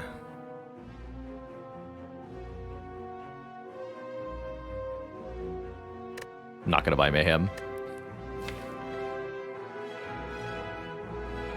Souvenir does not work with Snekoi. No matter what order you get them in, there's no way to prevent the confusion from this boss relic. Just got like higher priority or something.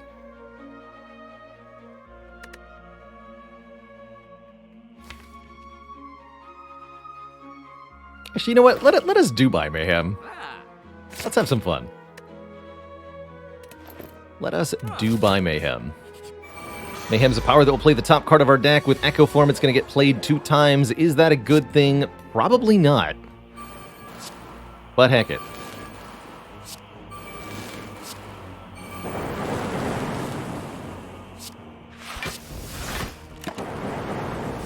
You're already at half health. Barely did anything on that turn. Alright, now for the tough stuff. Fortunately, Double Sunder doesn't do adequate damage there. Double defrag? Looks like it'll have to do. Worst case scenario, we've got a Pantograph. It'll be fine.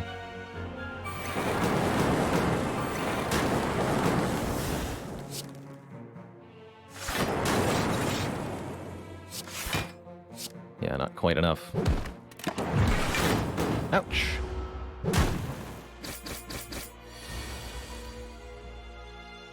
Juicy. Double the mayhem, double the fun.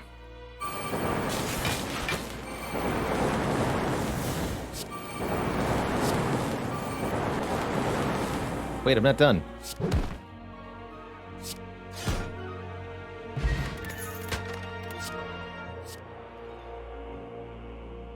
Okay. I'll take a Bias Cognition Plus as the final card. It sounds pretty sweet.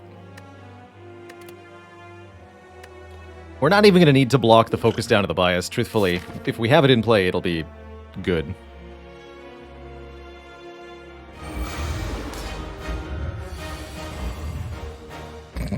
Doesn't even do anything. Buffer's nice.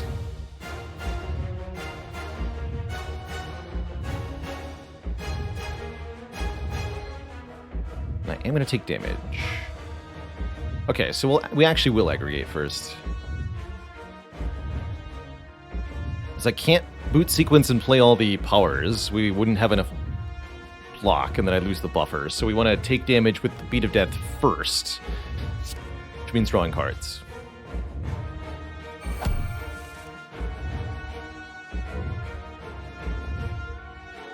Okay, I'm okay with that. Storm, storm, storm, sequence, play everything. No, defragment, sequence, play everything.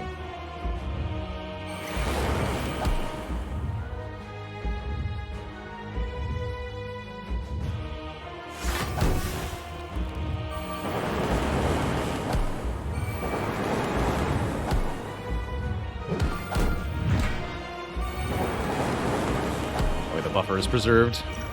I'm gonna block the vulnerable too, because could die if we get the multi-hit first. Great news. Not gonna double the mayhem, but I am gonna play it.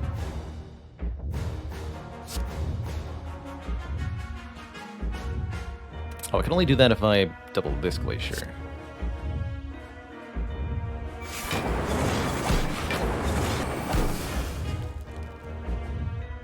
Large part of me wants to play Consume right now.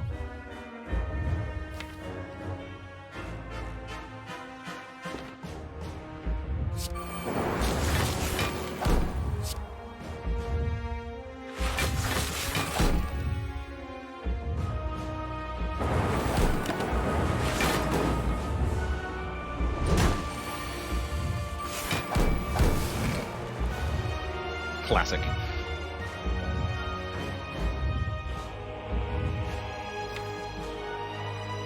Aggregate was free, so All for One gets it back. You also get Glacier. Cool.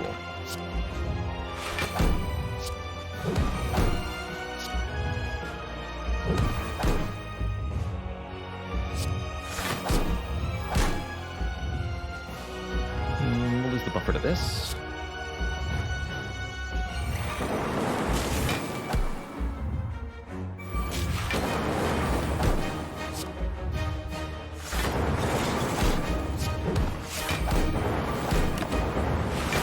Well, it certainly seems like we're not struggling for damage.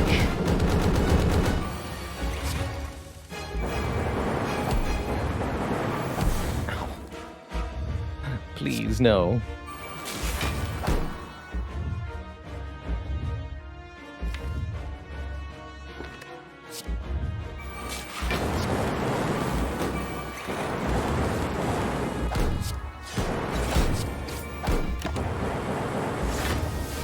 Heart can't hurt us if it dies, though, you know? Ah! It's been the worst mayhem of all time. Come on, man. Come on, man. You could do better than that. Of all time.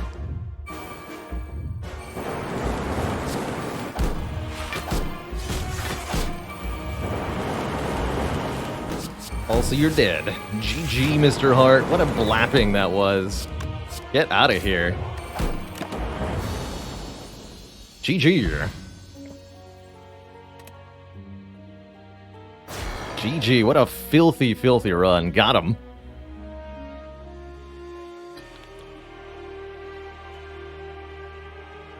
Got them.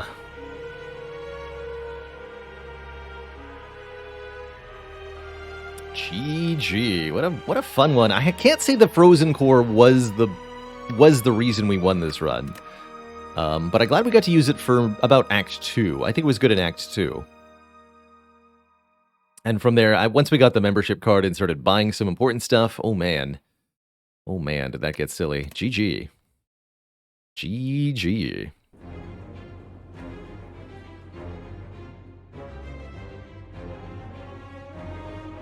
Stats on the mummy hand. Let's see. So shall I. 2.5 energy discount per turn. 2.5 boss relics. Seems pretty good.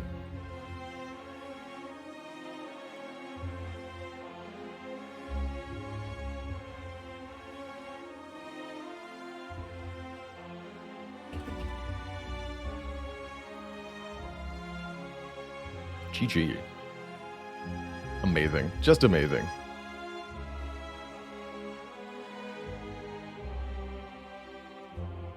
Can I absolutely say it's the reason I won? It just doesn't have to be true. I guess so. Certainly I feel like the potions that we picked up helped a lot.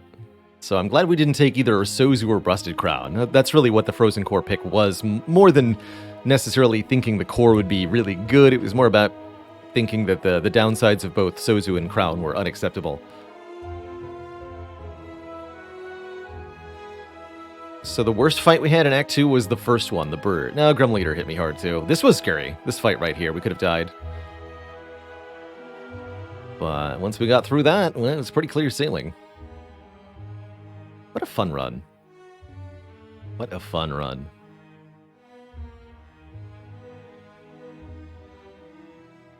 Interesting. Why does it list Impatience Plus twice? Oh, is there... Wait, when I bought Mayhem, was there another Impatience behind it?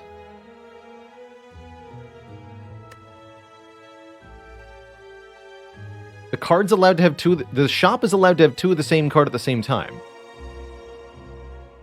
I didn't know that, I don't think.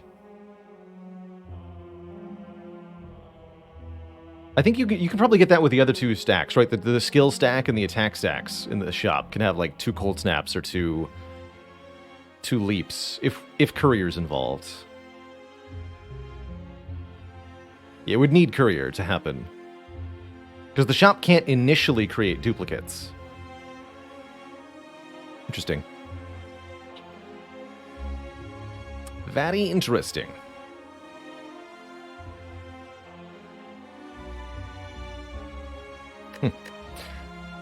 All right, well, next up in the rotation here is going to be Watcher. I'm absolutely going to do another Spire run. We're going to crush it with the Purple Lady. Before I do that, I'm going to take my first break of the day, refill my legs, stretch my water, grab a quick snack. When I return, we'll be beating the heat with a Watcher run. Back in a few, folks. Don't go nowhere.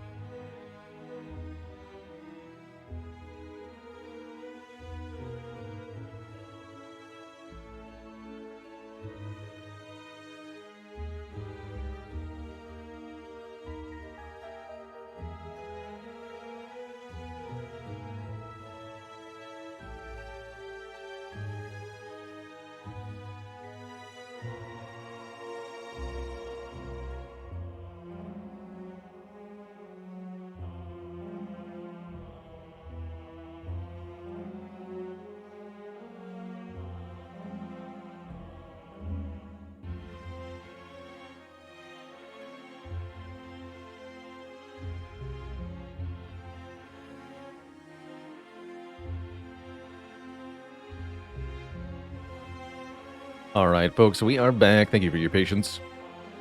Drex Hunter says, just tuned in looking at the relics and cards. Must have been a very easy run. I wouldn't quite say so. It was an easy run from Act 3 onward. Once we got sort of all the synergies online, we only picked up those 3 storms right at the very end on floor 48. And from floor 48 onward, we just blapped everything to death very easily. But we came close to disaster on floor 27 here against the Act 3 elite Gremlin leader. We had a tough time against some of the elites in Act 1 as well. Slime Boss gave us a tough time. We rested for safety quite a few times. Rested here, rested here, rested here. But it worked out because we had a surplus of upgrades thanks to Frozen Egg. GG. GG. All right, let's do a Watcher run. I'm feeling like I might swap my starter relic away on this one. Let's have a look at the map first. Fairly flexible pathing. You can fight few elites or many. Well, what is many? Many is... yeah, there's a 3 elite path. Okay, let's do it. Lose Pure Water, obtain Runic Pyramid. Well, that's certainly an improvement. Runic Pyramid says at the end of turn we may no longer discard our hand. Which means essentially everything has retain. And then that allows us to get quite a bit done. Indeed. What kind of deck are we going to build? Well, that's really up to us. I think the Pyramid is going to make mantra strategies a little bit stronger. Going to make any kind of stance switching a little bit stronger. Also allows us to potentially create a very easy infinite if we get like early rushdown, mental fortress, fear no evil or something. Although I don't know that I would want to take a Pyramid start and do that with it. We can be more creative than that. I think the Pyramid just makes everything easier. I would say so. Being able to retain vigilance in these early fights is such a big boon here. For example, with this bottom strike, we would have been in tough trouble otherwise, but here we just take 1. Easy peasy.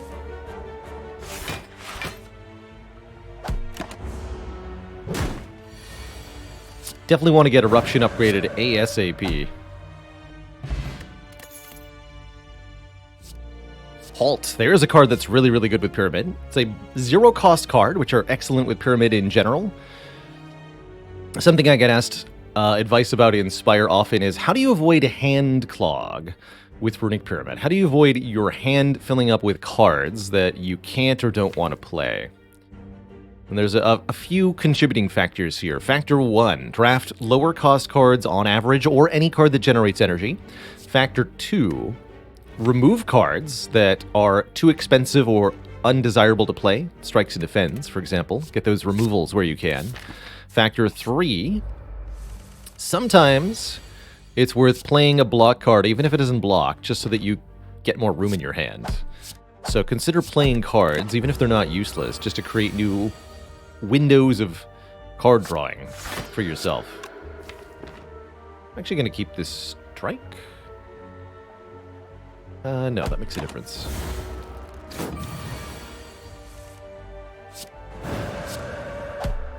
Block. What do I think my win percentage is on Runic Pyramid Boss Swap Watcher? Probably 100%. Although, admittedly, I haven't played it wouldn't be a very large sample of runs. You're looking at, like, 5 or less total runs. Double Halt? Let's do it. Halt is the only block source.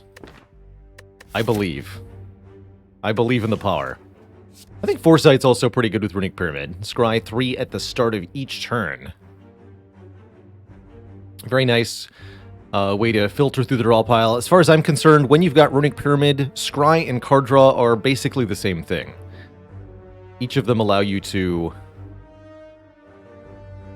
In fact, Scry can even be better than card draw, because if you draw a card, you have to then play it to draw a new card. If you scry a card away, you don't have to play it at all. Very good way to deal with status cards, for example. But I'm going to try Double Holt here. This is very interesting. I'm going to need to pair this with defend removals and probably another way into Wrath. But I think the potential here is quite huge.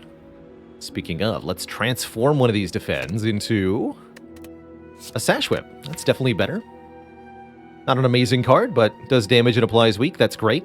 I actually think Sash Whip is a very good card if you're trying to block well in Wrath on Watcher in particular, since you can effectively consider the usefulness of Weaken to be doubled against enemies when you're in Wrath stance.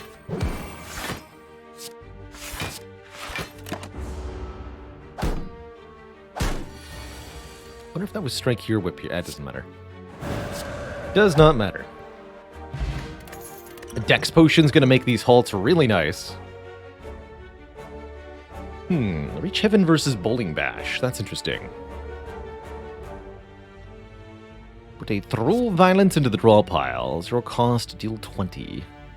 Or Bowling Bash, which hits once per enemy in the fight. Very good for helping with the 3 Sentries Elite, for example. Be the main use for it here.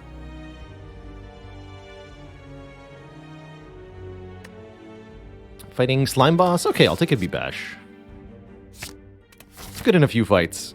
Overall, I'm not thrilled with our offensive options so far, but it'll do. It'll do.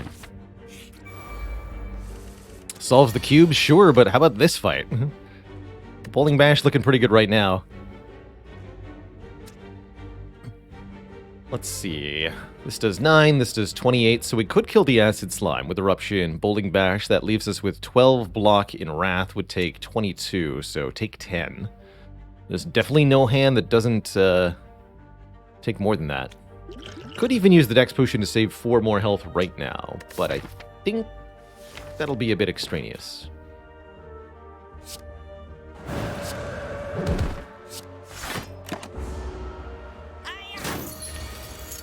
Oh, I was wrong.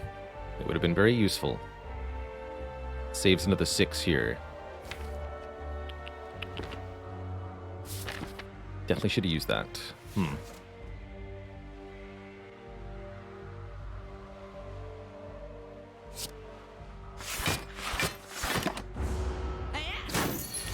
Hiya!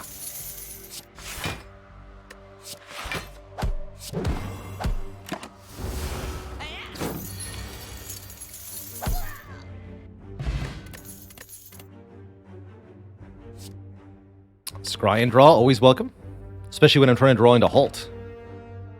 Don't need 2 Sash Whips. Crescendo not that good with Pyramid. It's just a 1-cost Enter Wrath, 1-time card. Much rather see a Tantrum or Simmering Fury even, or Crescendo or anything like that. Alright. Let's upgrade that Eruption. Make it cost 1. Retrospectively, would it have been worth to use the potion to save 10? Definitely. Definitely. I still think we might end up saving more than 10 with the potion. But, definitely. I'm actually going to play the 2 defense here. I want to play these attacks in Wrath stance. This is going to be a tough fight.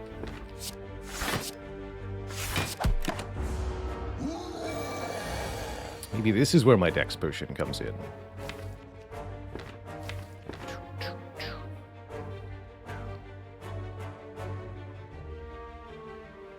Take 12 this turn. I go Eruption, Sash Whip, Bowling Bash. How much damage is that? 9, 16, 14.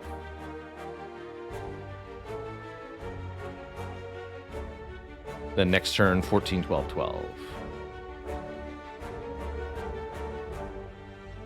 77, 6 short. Dang.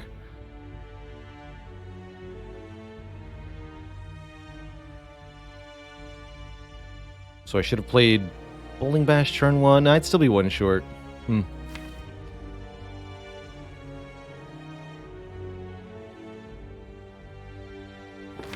Okay.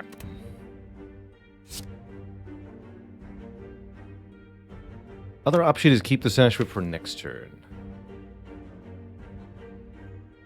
full block next turn.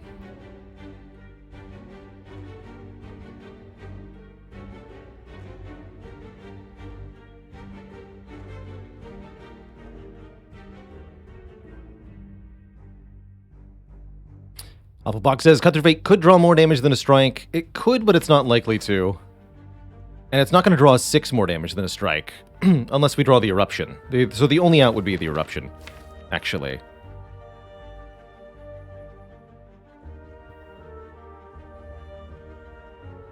Which I think means I keep the Sash Whip. Next turn I go Sash Whip, Halt, Halt, Vigilance.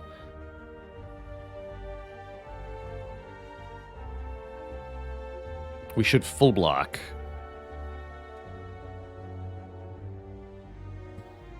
And then I can hopefully kill on that third turn.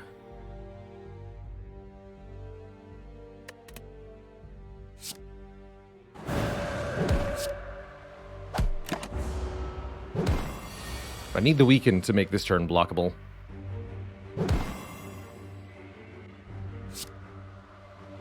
As the knob gets very, very angry with us.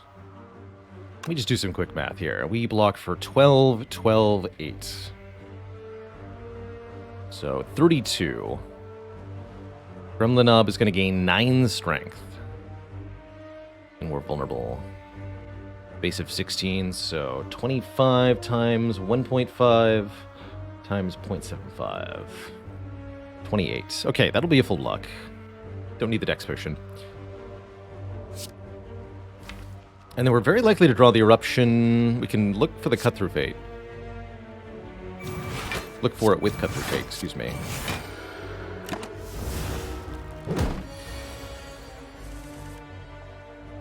Or we can block with the Sash Whip again. We're at 60% chance to find the Cut Through Fate. Find the Eruption with the Cut Through Fate. I feel like that's got to be enough. Yeah, we're good. Okay, not too bad. Not too bad. Get a meal ticket, healing us when we visit a shop, which heavily inclines me to go this way. As well as a third halt. No, I'm going to take a second Cut Through Fate, I think. Second cut looking mighty fine.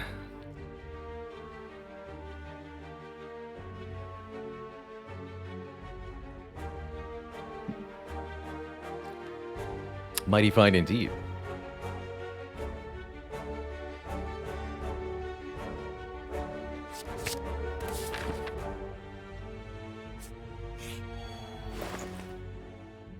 Chemex on Watcher. Cute. Offered a Mental Fortress, but still don't have any stance control. Not really. Wallop is pretty good for a deck with a lot of Wrath.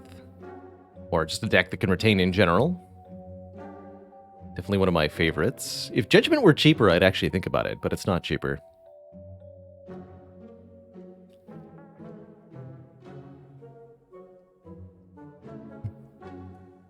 The one time Judgment can be pickable, I'd say there's more situations than one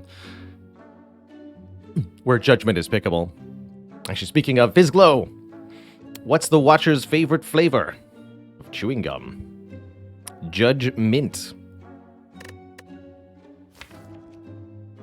Let's cut another defend here and add that wallop.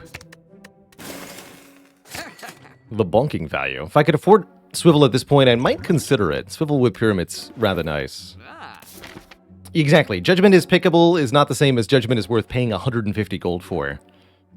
Precisely. Precisely. I don't need no stinky Dreamcatcher. Not today, Dreamcatcher. Uh-oh. Not today. Time to spin the wheel. Oh, that's a good one. We get a card removal. Let's lose 1 strike. Got plenty of strike replacements. We can get rid of these basic attacks now. Don't want to lose all the defense. Not quite yet. Let's take that third elite. We know this is not Gremlin Knob, so we're in great position here. The 3 Centuries. And what a turn 1 it is. Bonk. Bonk. A bonk.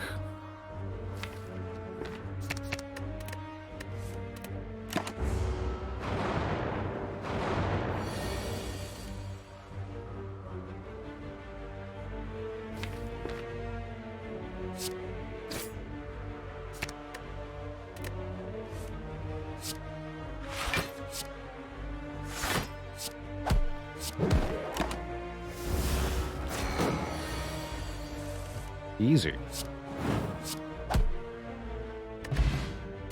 Bag of Preparation, probably my favorite relic to have with the Runic Pyramid. Just 2 more cards on turn 1, 2 cards we get to retain. And another halt. Crush Joints is quite nice when we have 0-cost skills like these 2 halts to work with. But I'm also happy skipping here.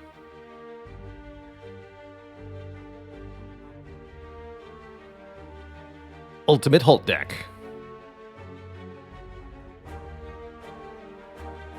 Is 3 halts too many?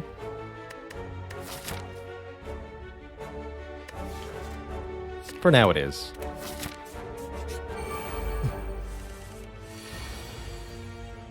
For now.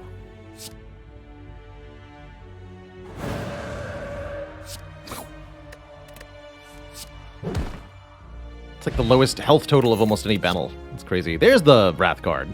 Indignation. For in Wrath, apply 3 Vuln to all enemies, otherwise enter Wrath. It's our second Wrath card and our Crush Joints in the same card. Very happy to see that. Although we won't upgrade that for quite a while. Priority upgrades right now, Wallop, maybe Bowling Bash, maybe Sash Whip. Not yet motivated to upgrade the halts. This is a deck I could see taking a fasting on, currently. Another Merchant, interesting. There's a Fear No Evil. Fear No Evil's very nice right here. But we could also just go for another card remove. If I'd bought that Chemical X, we could have taken Conjure Blade here. That's pretty funny. Man, love these new bot commands. Got a command for every FAQ, basically. That's cool. That's cool. Yeah, I'll big agree. With Pyramid, more removals is very, very nice. If we can avoid drawing the strikes and defends at all, then we're going to have a good time. Slime Boss, we'll still remove a strike. Still have this Dex Potion.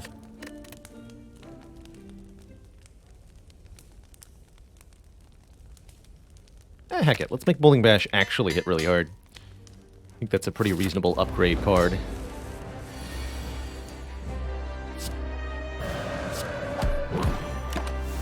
So, main goal in this fight, just defeat the Slime Boss by obliterating it. Shouldn't be too hard.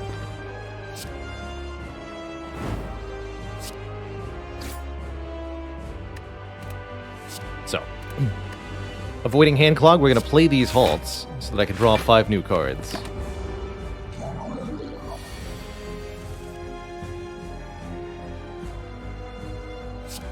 Of course, those new cards were slimed, so how good was it really? Perfect KO with Bowling Bash here. Boop.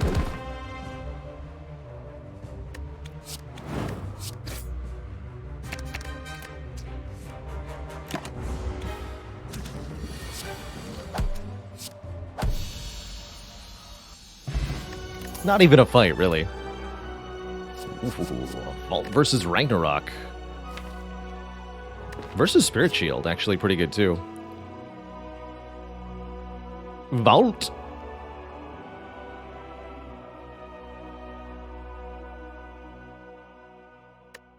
So Vault lets us take an extra turn, essentially. Gives us more energy, more card draw. Although with Pyramid, it's a little weird. Why even consider Ragnarok? It's a pretty good damage payoff here. It would become our best damaging card. And it can be boosted by Strength, which is something we'd be looking to pick up, potentially. Wouldn't call it amazing, though. It's easier to think of as good if you consider how badly we would take a Talk to the Hand right now. Add a Talk to the Hand, the Ragnarok starts to look pretty good. Add a Fasting, we're going to struggle to play it. But maybe we can resolve that with an Energy Relic or something. Spirit Shield is nice because it would be a lot of block based on the cards in hand, but I think we've got Halt as the main block engine here. Let's take a Vault. The Vault Halt. It's a bit early for a Busted Crown. How about a Black Star? Black Star looks pretty juicy. Double relics from here on out?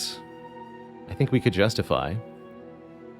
Could also easily take Astrolabe here, transform the remaining 2 defends and 1 of the strikes. Or 2 strikes, 1 defend. Basically the same outcome either way.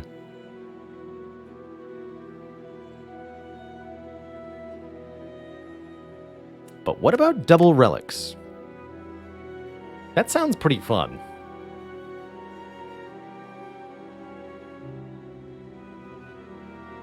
What I'm not going to take here is the Busted Crown. We're about 2/3 of the way to a functioning deck that can win the run, but I think we could really stop us from getting ourselves the remaining third of the way there if we take this crown. Juanito says, how are we feeling against the Act 2 elites? I think the Bowling Bash Plus and the Wallop Plus are going to do enough work for us. And we've got halts for efficient free block here. I think they should be not too bad, especially with our +2 draw on turn 1. Now, you take this deck without Bag of Preparation, much worse matchup. And I wouldn't even think about Black Star if we didn't have Bag of Prep here.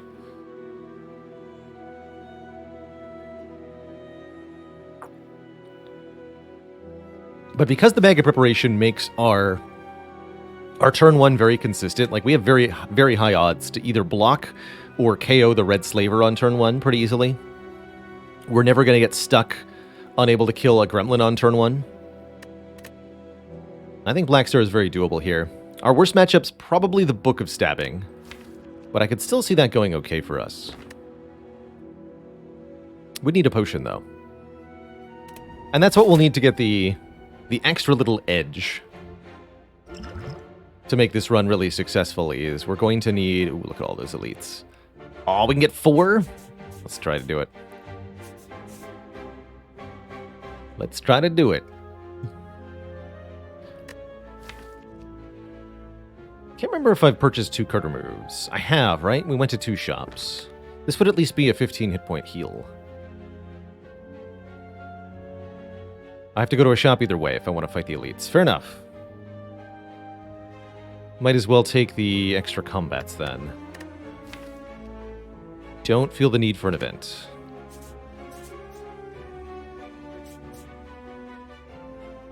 So, something like this. We can change the path if we feel like we need to. Removal. 125. Sweet, I've even got a command for it. So, 87 minus 125 minus 87.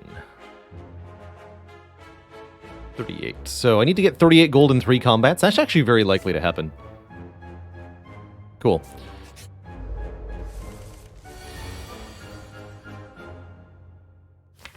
I take a new turn. Maybe wanted to halt first there, actually.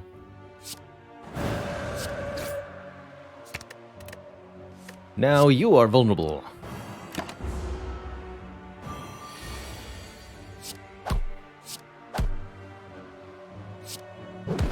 Bonk.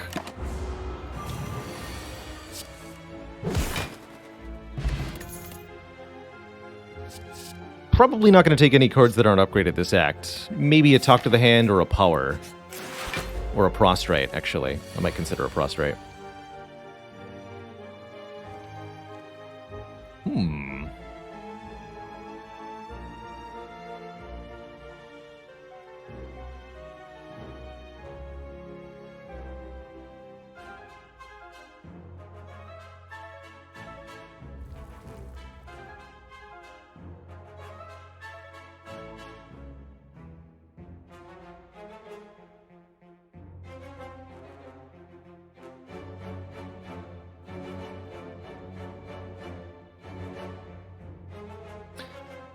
Yeah, so the best line I'm seeing here involves the energy potion. Can't really get blocked from Wallop this turn. Unless I use the potion. Would have liked to have this potion for an elite, but we're likely to find a potion in the next few combats here. And if I'm going to use the energy potion, then we do the following. Eruption, Sash Whip, Indignation, Wallop. Has to be Sash Whip after Eruption, otherwise we can't get the weaken down properly. Or we don't get as much block from the Wallop. So that breaks all the block. Brings them down to 31 damage, then we make them vulnerable, block for 36. Destroyed.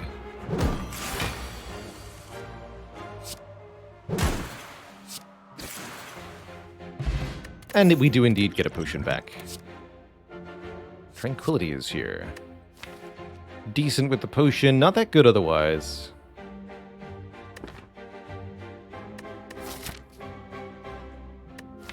Guess it could be an upgrade target so that we have a free source of calm once per battle.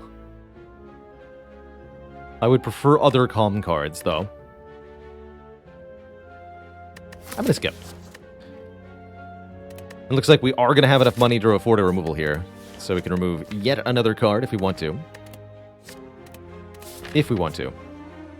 Actually, maybe we wanted to take the damage because of a meal ticket. We'll think about that here. Consider the meal ticket. And then maybe don't.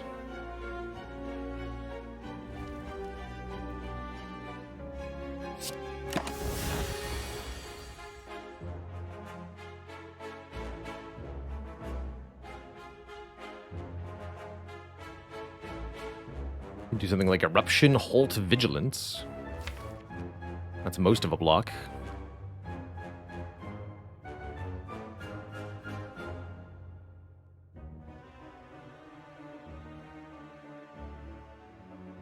Don't want to use the Forge Potion here. I think I'd much rather keep these potions for the elite.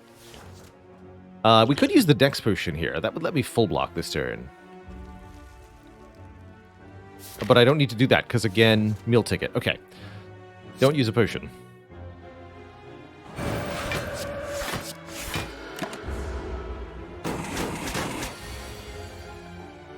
Do not use a potion. Indignation, Wallop, Sash Whip, Halt. Bonk. 12 times 3, 12 times 3. How do you do?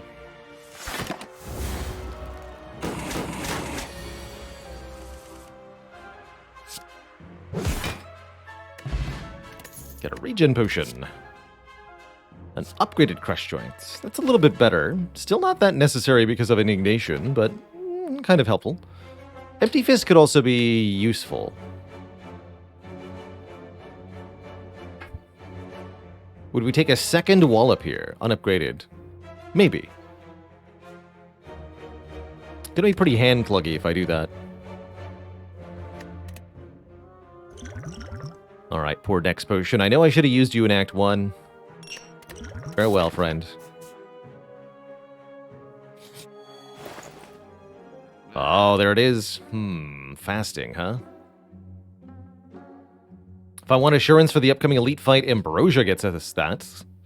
Instant Divinity stats. That would make fighting 4 elites feel a lot safer, actually. A lot safer. Or we remove a card. I think it's a little too early for this fasting. With only 3 base energy, I'm going to struggle. Although I would like a fasting in this deck. I don't know that I can afford to pay for this one right now. The idea behind the fasting is it's going to make the halts really, really good, but without enough stance control and ability to clear my hand, it won't be worth it. Panic Button's very good with Runic Pyramid. Panic Button would also be a very reasonable purchase here.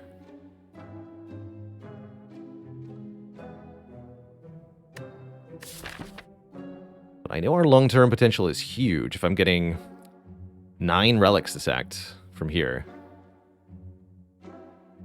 I think I'm just going to pick this Ambrosia up.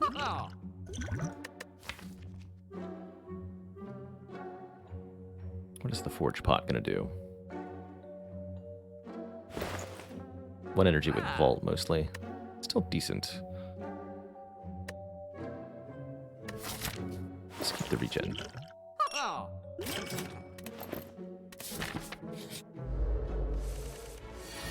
Greetings!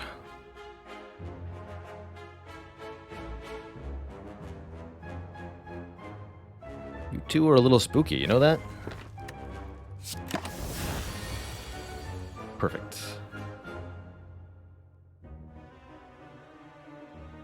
Can I kill the Centurion this turn? I can kill the Mystic this turn.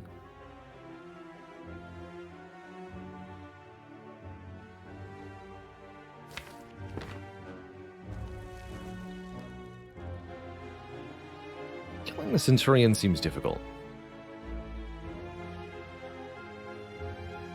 Generally think that you should kill the Centurion first in this battle, but a notable exception can occur if the Mystic is attacking you on turn 1, and you can kill the Mystic on turn 1, but not the Centurion on turn 1. Then it can be worthwhile to do exactly that. This does 40 damage. So I could do like Eruption, Indignation, Bowling Bash, Halt for block, take 4.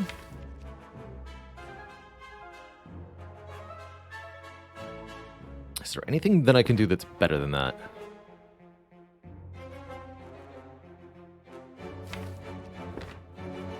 Not killing the Mystic means taking a lot more than 4. We go defend, halt. We'll take 7. We're set up just fine for next turn. Eruption, Indignation, Bowling Bash is 69 damage, which is nice, but not enough.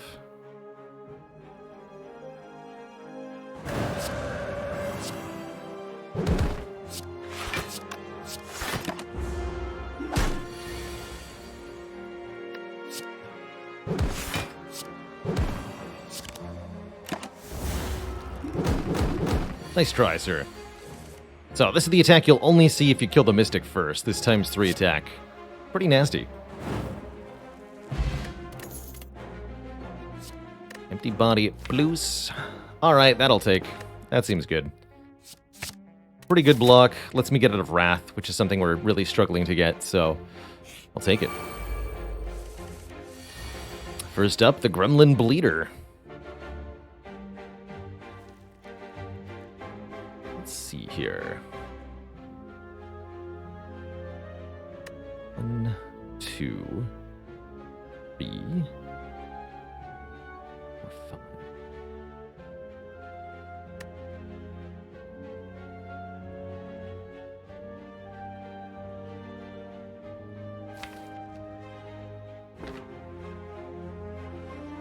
Okay, so I think I Vigilance, Empty Body, and Strike this turn.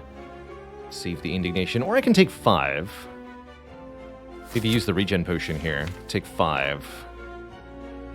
Build up for next turn. Okay, let's do that, actually. I'm gonna need more energy later this fight.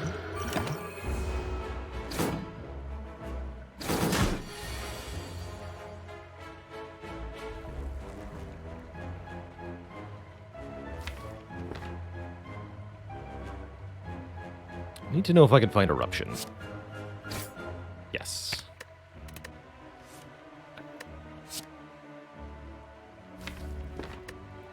Wizard will attack me next turn. Eruption, Indignation, Bowling Bash. I'm gonna Bowling Bash the leader for 90 here. Kill you with Strike.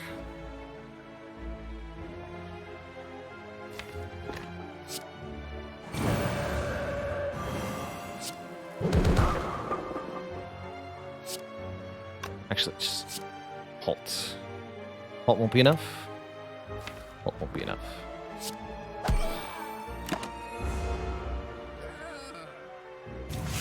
Here it comes.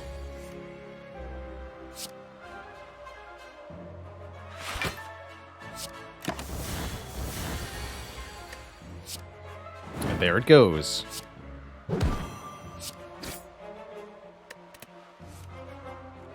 Bye-bye. Frozen Egg. All powers are upgraded, including Fasting. Boot Thingy gives us block on turn 2, which I really appreciate. There's a 1 energy calm card. Interpiece. Enter calm or draw 3. Very nice. Deus Ex could be decent, too, here. Just, for some more energy.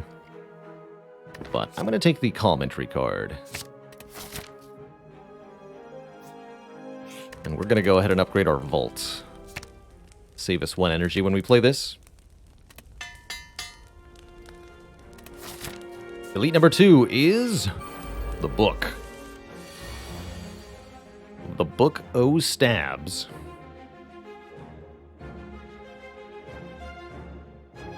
Could do like Eruption, Halt, Interpiece this turn. Not sure if that's good enough. Gonna get 14 block for free next turn, that'll help. Let's start with Eruption, Perfect. Sash Whip, huh? Keep the inner piece, play the Sash Whip in the halt, take a little bit of damage. Stay in Wrath. I'm gonna do that for the moment. Let's stay in Wrath. Take 8.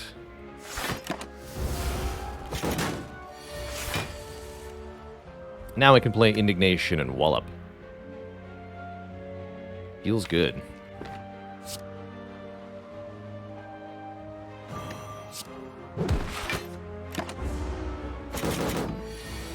And one hit of 48. That's an easy block.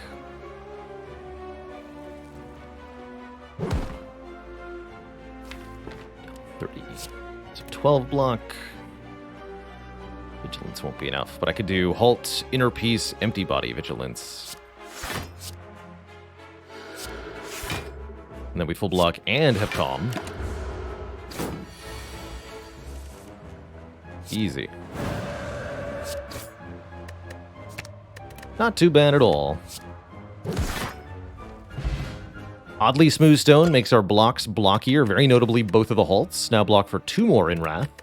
Tungsten Rod means we'll take 1 less damage from all sources that would hurt us. And I might be okay with a 3rd halt now.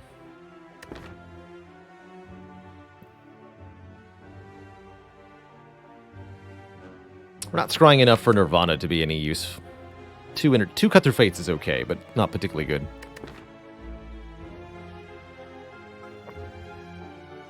Let's take 1 more. Black Star, already worth it. Yeah, 4 good relics in a row. No kidding. Well, maybe not this one. Let's get 5 more. The White Beast statue gives me a potion every combat. You love to see it.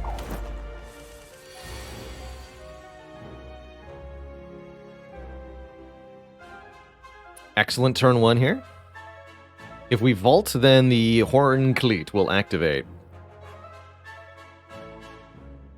I don't want to be weak yet. So yeah, let's strike and vault. There's my Wrath. Could actually kill the middle one first here if we wanted to. Avoid any wounds being added at all. I mean, really, how could I say no?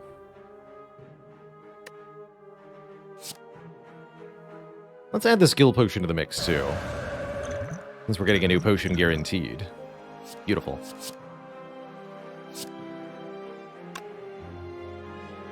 Well, then.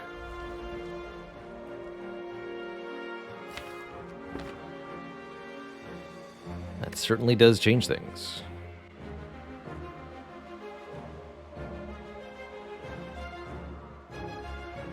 I think.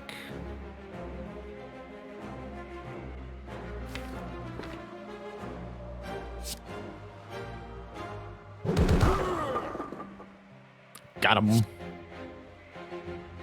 Fortunately, that's not quite enough damage.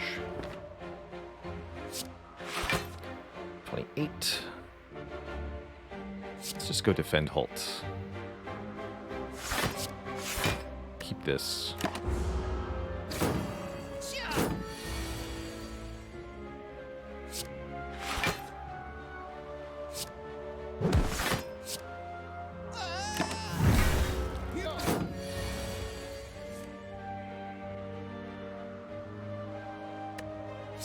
Indignation, Inner Peace, Empty Body,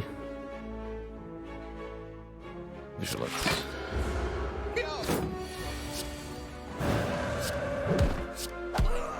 Glorious fight. Get the Pen Nib, doubling the damage of every 10th attack we play.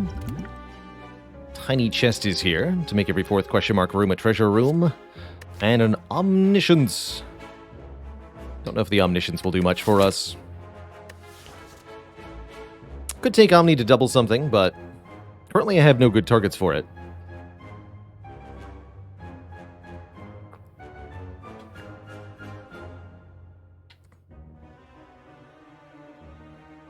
I don't think I'm going to take it. Alright, 1 more elite. We still have the Ambrosia, so I'm feeling very confident here. Double Judged. But it's not even a real judgment. That's the sad thing. It's not even real. Oops, I forgot to block. Ah!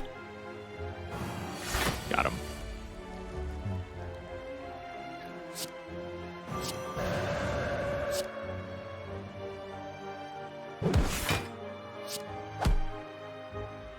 Keep the Sash Whip for next turn. Spooky. Never seen a bird attacking for 42 before. I just had to process that. It's like, how did we even get this number? 14 times 3, because we're vulnerable too. That's no bird.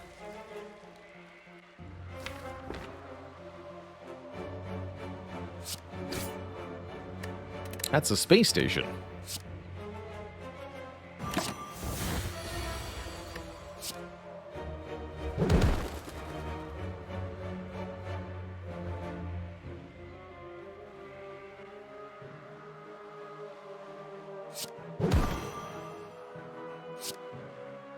I'll continue to be in Wrath, just because I can.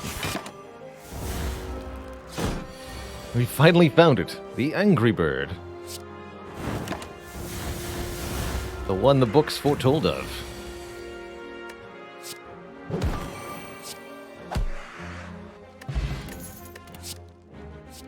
Rushdown Plus. Whenever you enter Wrath, draw 2. That's going to be a yes. It's going to be a yes from me. I think I'll go Block Pot over the Power Pot, too. At last, the egg did something. Something pretty good, too.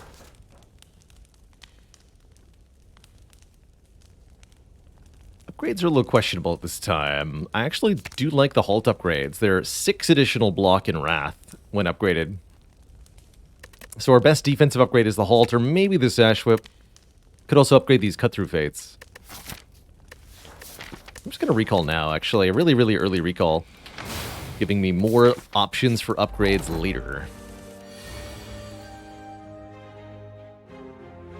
Let's see how that pans out. I don't know why I hit that one first. Don't ask.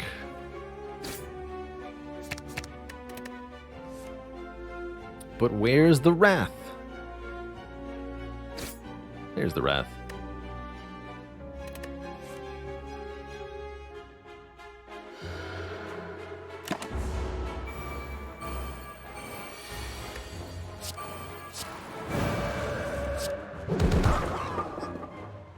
Bonk.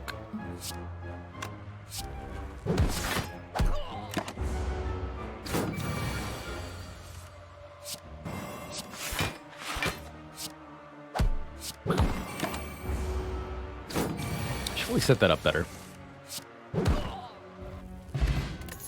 Duplication Potion. Upgraded Foresight, Scribe 4. Or we could go for another Halt. The Quad Halt. Collect your bonus on Halt. Everyone must halt. I don't hate it, honestly. I do like this Foresight quite a bit. Let's take the Foresight.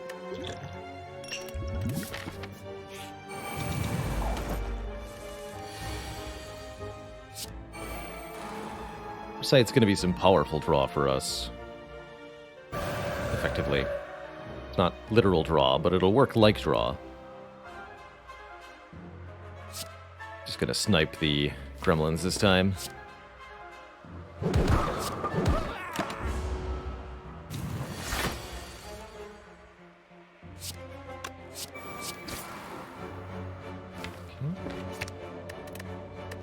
Get that in hand directly. Definitely feeling the clog. I'm deliberately holding on to the halts, but maybe I don't want to be.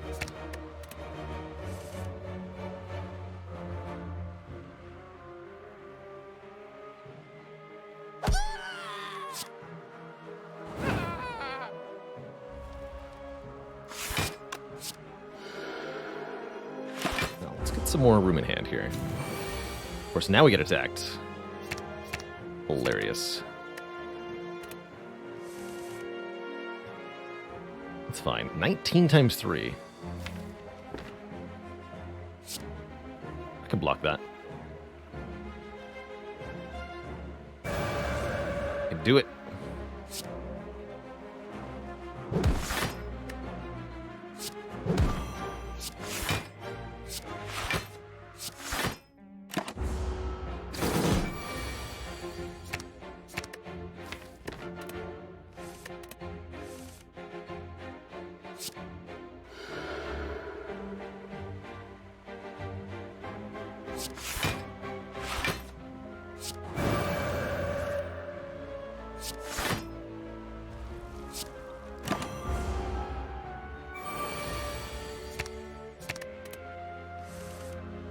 $60 damage times 3.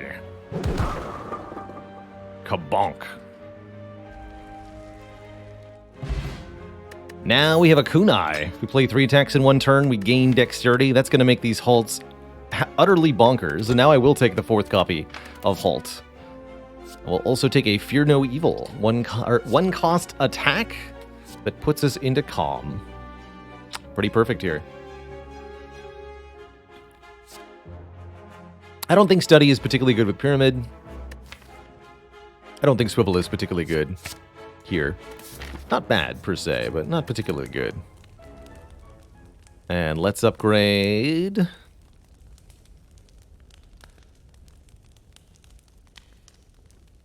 Let's upgrade the... I don't feel like I need to upgrade halts now that they are scaling with kunai. So let's get Sash Whip upgraded. And just kind of... have that.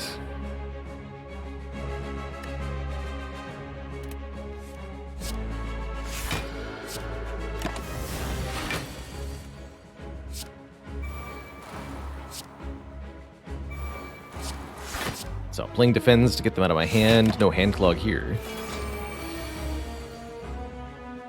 Don't need this or this or this right now. Looking for Wrath. There it is. Bowling Bash will instantly kill one of the orbs here, or we could use Bowling Bash for big damage on the Bronze Tomato. Doesn't feel necessary.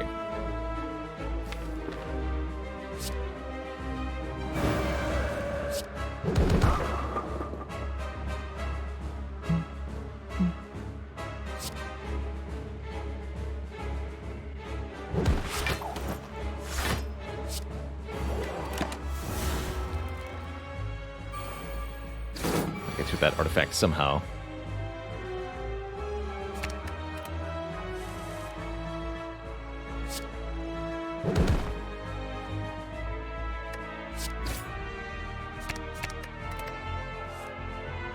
You ever just feel like there's too many halts in your deck?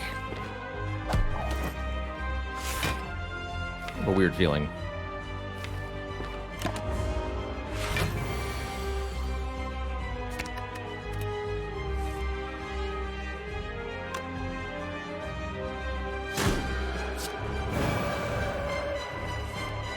Bonk.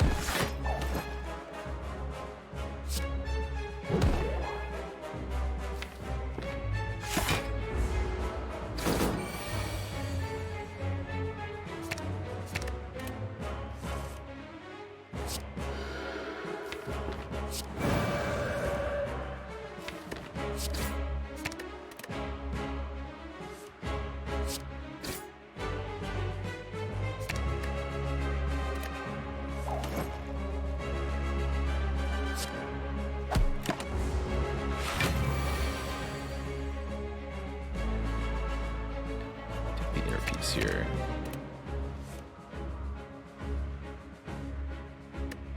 Go inner piece, eruption. A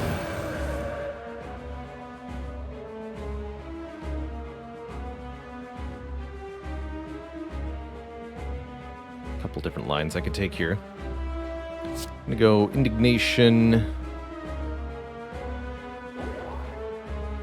halt several times. I don't even need the Sash Whip, actually. I'll do it anyway. That's a little block.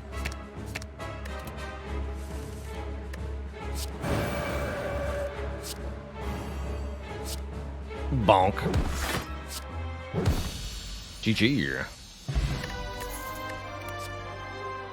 Lesson learned would be pretty easy to land, permanently upgrading cards in the deck.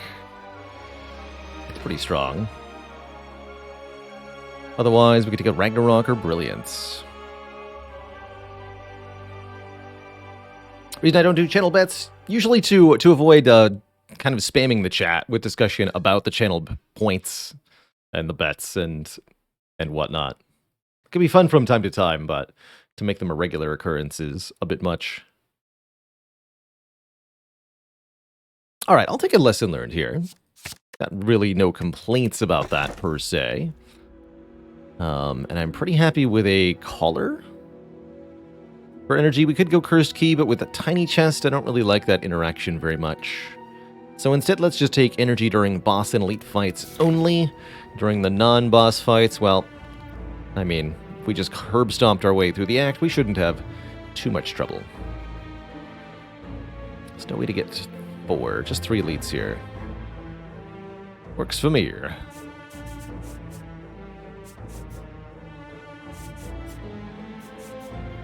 Something like that.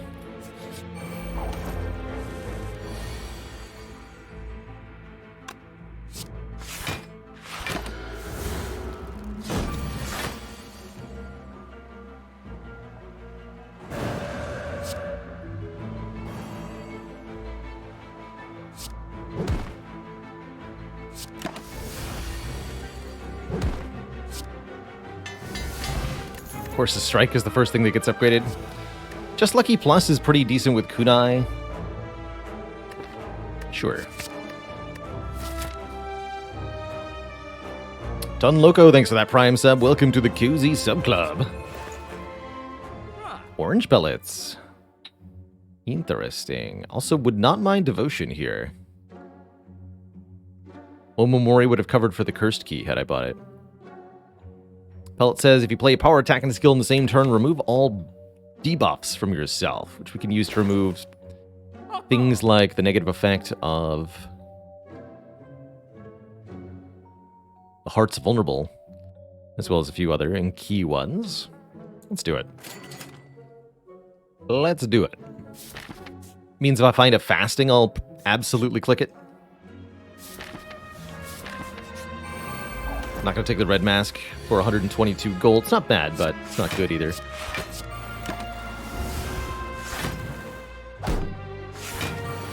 My favorite thing about Foresight is that you get to look at what the enemies are doing before you choose what it is you want to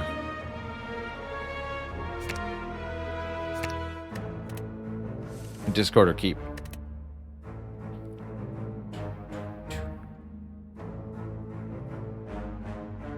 You have the least health, okay.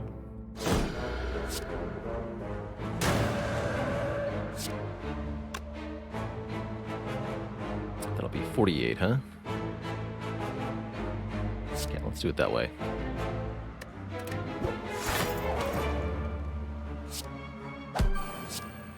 Bonk. 65 block, this is 66.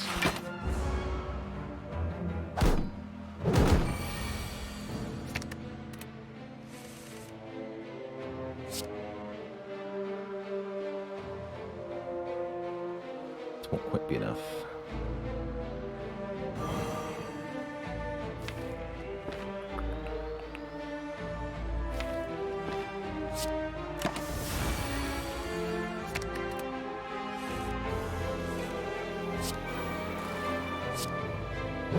Can't quite kill with the lesson learned here. Let's just re-enter Wrath on this turn.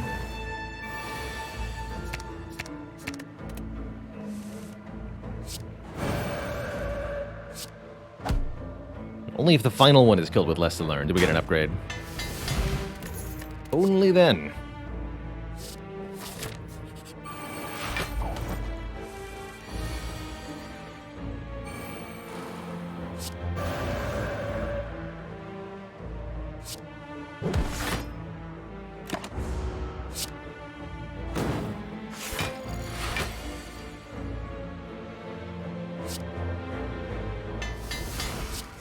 So nice, it upgraded itself.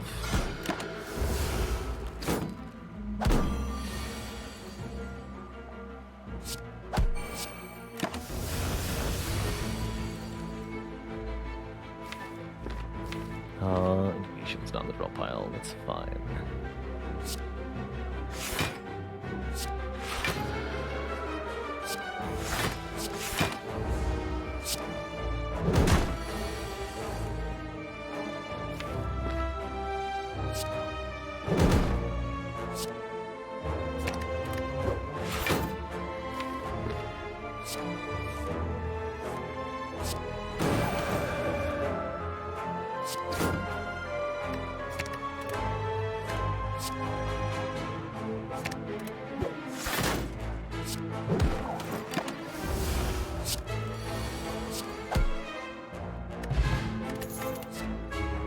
Aha! Well now, the build is complete. We have a fasting plus. Gain 4 strength, gain 4 dexterity. Ignore the bottom part. Gain 1 less energy at the end of each turn, because the orange pellets will allow us to remove that debuff entirely and play with the full bonus of the strength and dexterity the whole time. That is a beautiful thing. Very beautiful thing indeed.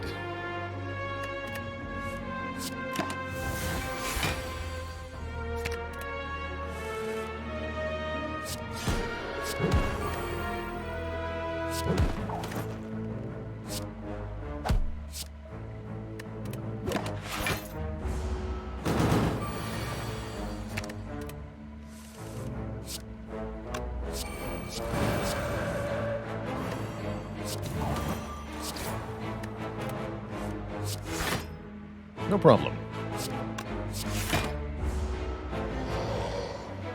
Halt is now 10 plus 20 block. The power.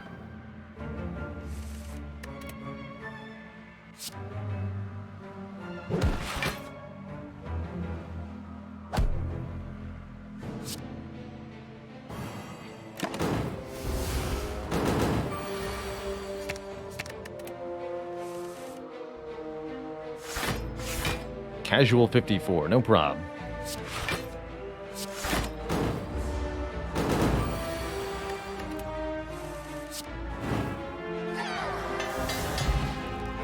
Oh man, we got the actual overpowered nonsense. Duality is here too.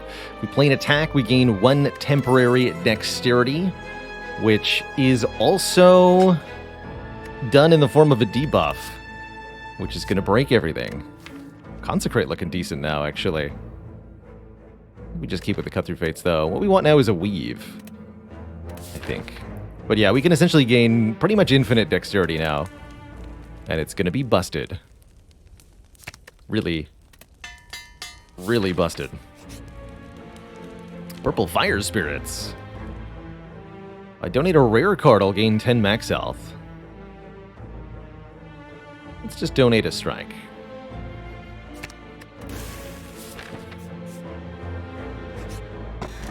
Blue Candle lets me play curses, pretty unlikely to matter.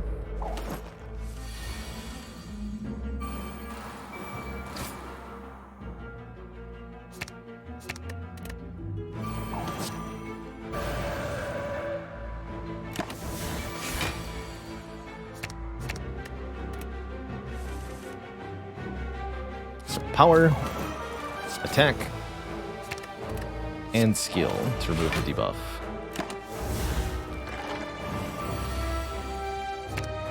That actually. Played all the other powers already? I did. Okay, that's my fault.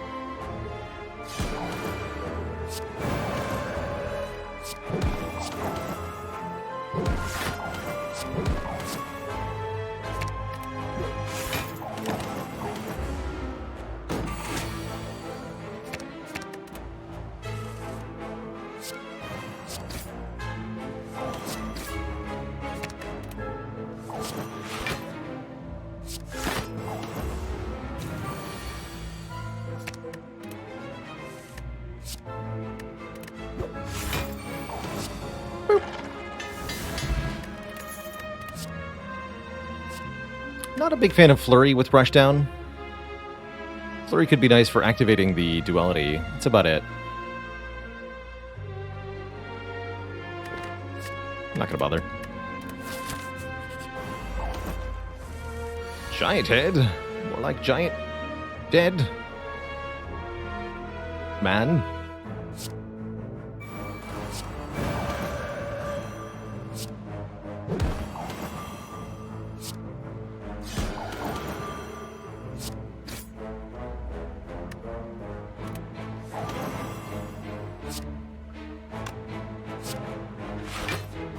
keep all that temporary dexterity.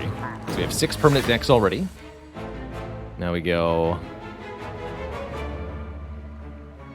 Skill... Attack... Attack...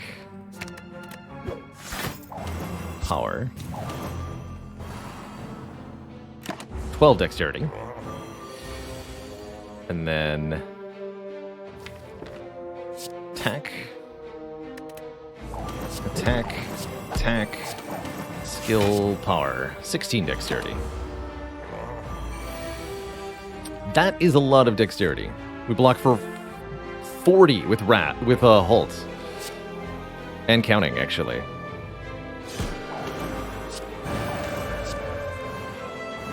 (21 plus 27). Wait, no. 23 plus 29. Yikes. That's a lot of block. We definitely gotta get the 4th halt. It's gotta happen. Yeah, we barely need the wall up now, right? You can hardly feel it.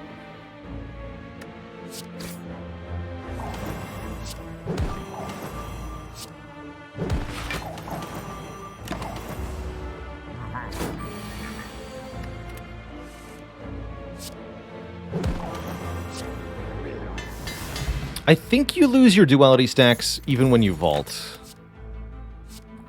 There's a way to break the energy game. Or another rushdown. Let's take this Deviform. Start of your turn, gain an energy, and increase this gain by 1. That's going to let us play just about anything we need.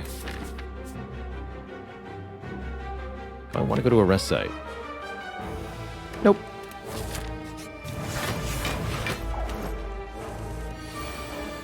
I lied, I totally did. Spooky.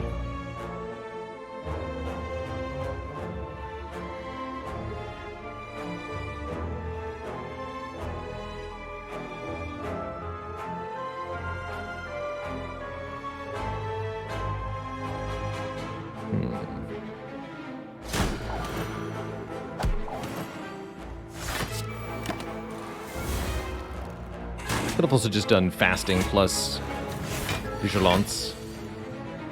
Spooky turn all around.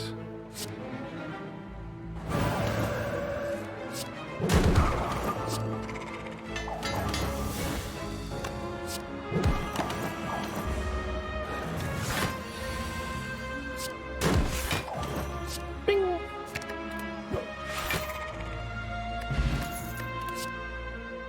Another copy of Just Lucky, a little bit better now.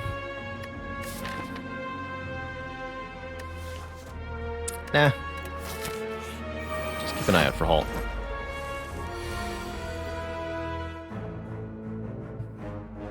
Watch Moraine says, I'm new and didn't know, so I took pellets with Snecko Eye. If you know how that's gonna work, you can make it surprisingly effective. But yeah, if you're not prepared for that, you're in for a tough time, I imagine. You can remove the confusion of Snecko Eye with the orange pellets, which means that any new cards you draw won't be re-randomized, but you keep the random values you've already got.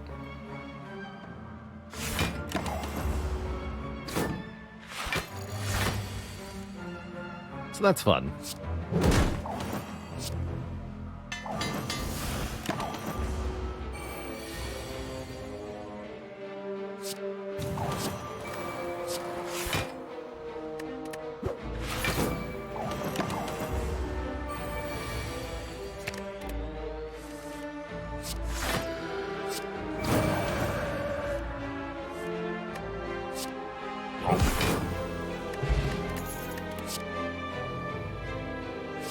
Don't want to collect.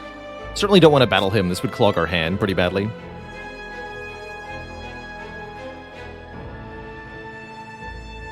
Yeah, I've definitely had a couple Snecko pellets runs that were really, really good. Just consistently activating the pellets on turn 1 and then having 7 draw per turn to draw through a bunch of low-cost cards. Pretty effective. Would it clog with a Deviform? Actually, you're right, it wouldn't, but being on turn 1 always is not necessarily helpful. I think we'll be fine.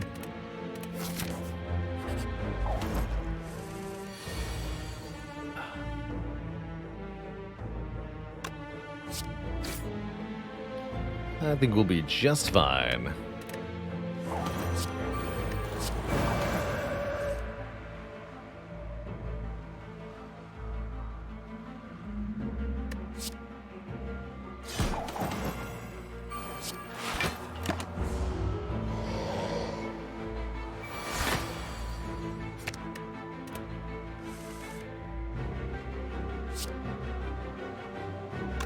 Power, skill, attack.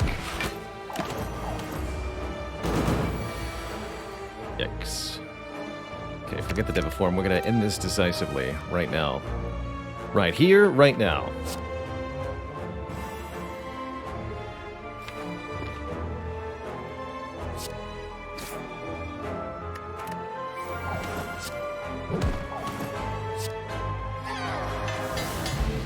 Beautiful. Boot won't do much, but Vajra will make our attacks hit a bit harder. And there it is, the ultimate Halt deck assembled. Quad Halt with incredible dexterity. Perfect. That's exactly what I want. Halt, who goes there?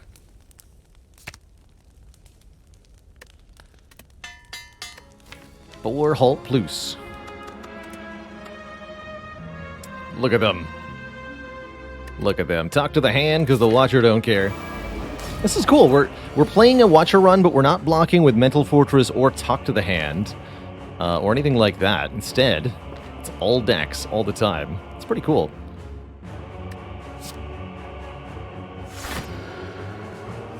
Use that as a draw 4 here.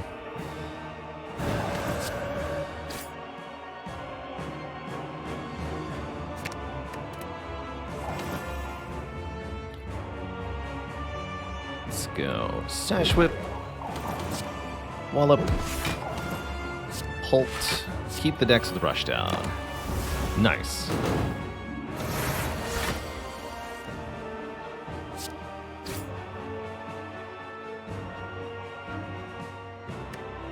Those are fine cards.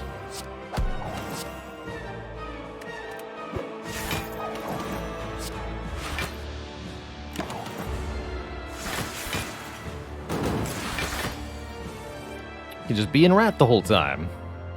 It's great.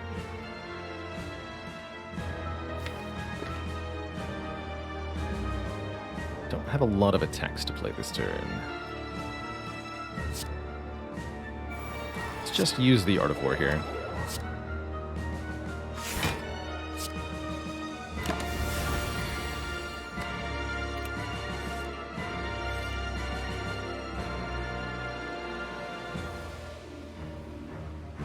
I don't even need to clear the debuff of fasting if I just do Deviform fasting.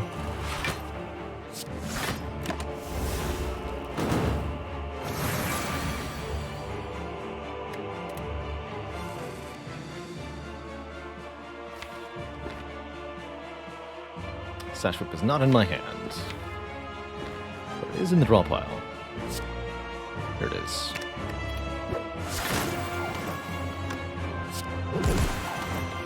Heck, who needs Sash Whip? You're just dead. You're dead, son.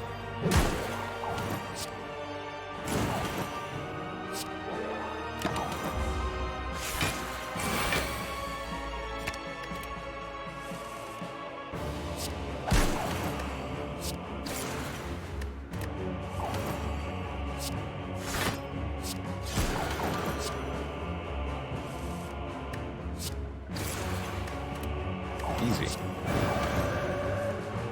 Bonk.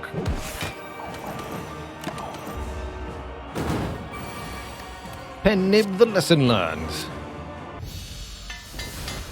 Easy. Alright, well that was pretty one-sided. What about this fight? Awakened one will at least gain strength for every power I play, but will it be enough? No, it's not going to be enough. I can tell you that right now. It will not be enough. Quaint.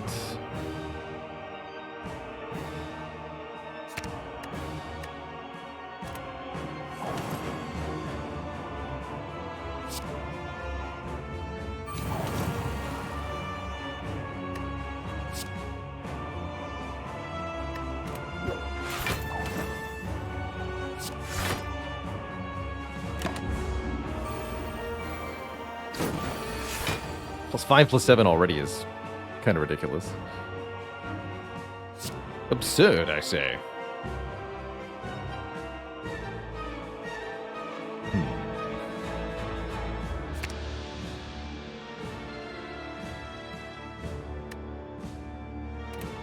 Got 2 halts in hand. Okay, we'll go Fear No Evil.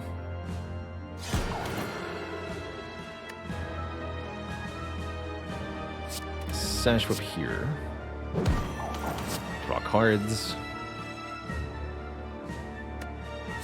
Enter Wrath and kill this bird. Now we can just halt. Because halts are 40 block. Look at that. That's ridiculous.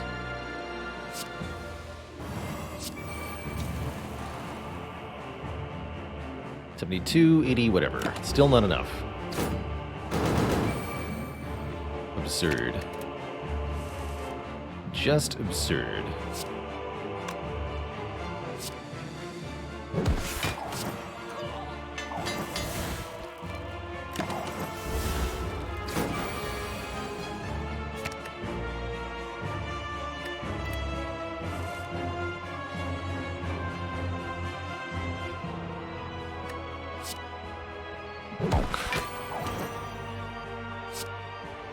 Wrong order there.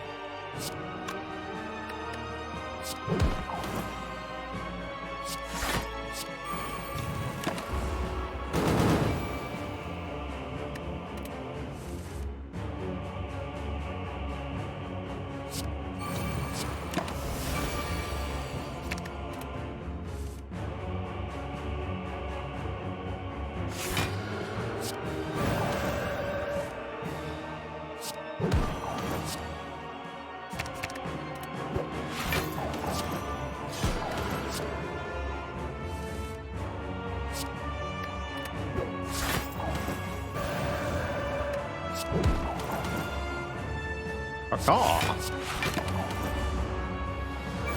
50 block per halt.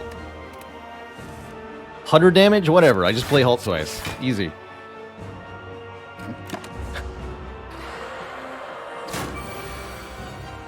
Easy.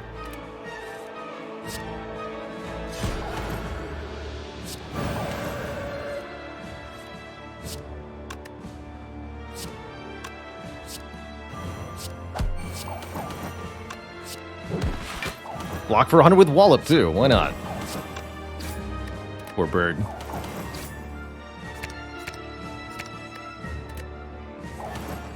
Bing! GG. With the 25 dexterity. Truly absurd. What a score, too. 27-43. Dang.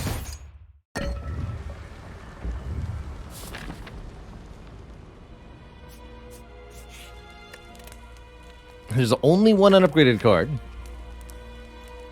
Can upgrade it, then remove the lesson learned. That's kind of funny.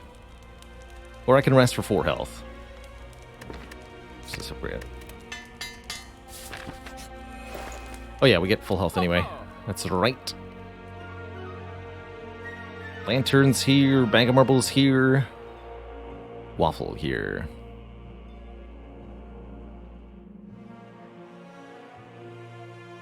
Don't think we're going to have too hard a time.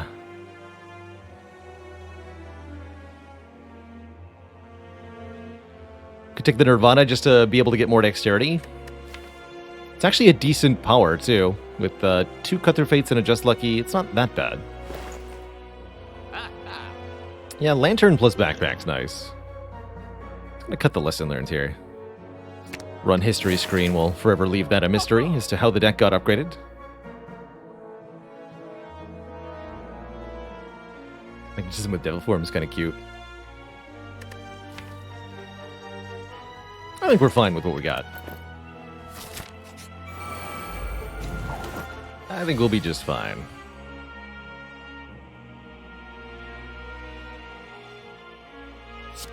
Power. I'll go for the shield first.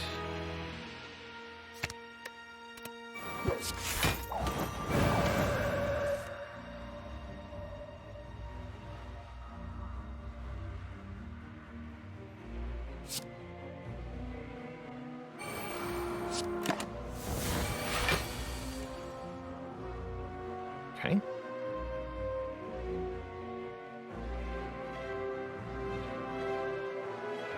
Incoming damage is pretty low here. If I enter Calm, though, I won't be in Wrath at the start of the next turn. Although I could get there with Indignation. Got Foresight after all. Okay. Let's go 2, 3. Brings me to 2. Back up to 3. This. Okay. Yes.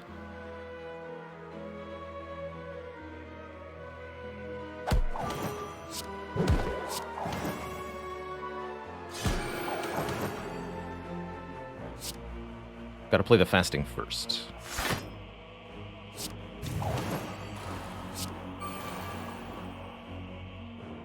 $32? Take 0. Cool. Sounds good to me.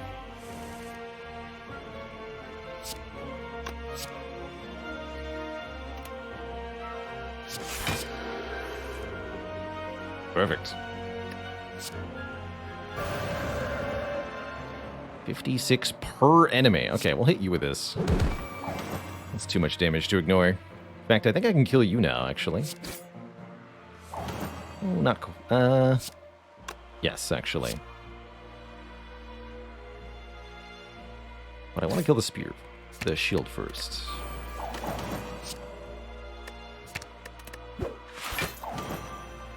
So close.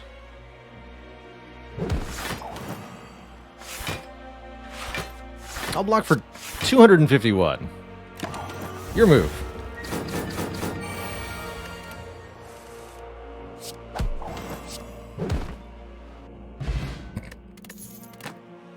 Double dupe bot. Could take another Foresight. Scry 8 per turn against the heart is truly absurd. Although I could just duplicate. I'll probably dupe the fasting, actually.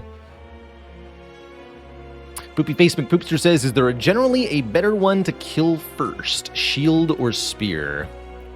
It's all about how much damage you can do per turn. Kind of like with the 3 Sentries fight in Act 1. Although a little bit more so. It's really about being able to kill either the shield or the spear on the turn they're trying to do their worst attack against you.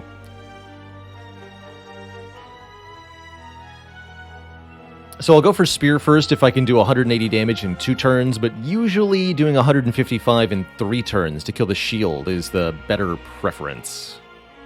Sometimes you can just kill them both on turn 1. That's fun. We'll take that. Keep the ambrosia. Keep the ambrosia. Actually, no. Let's go double dupe pots through this last fight. Discard the ambrosia that we bought. Gonna double the fasting and probably not rush down.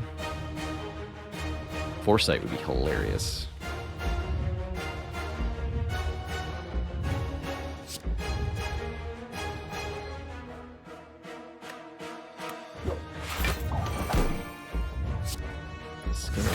Skill.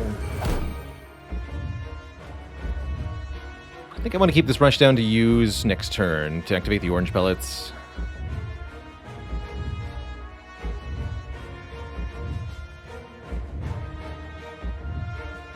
So I think I just play Strike. What happens if you dupe Vault? Nothing good. Unfortunately, your turn ends when you play the first one, which cancels the second one. It's impossible to duplicate any effect that says end your turn. Because your turn will end.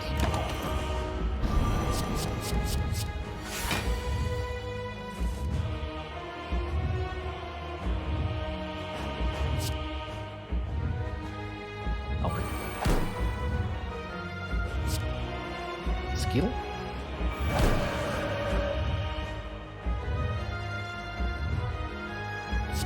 Attack.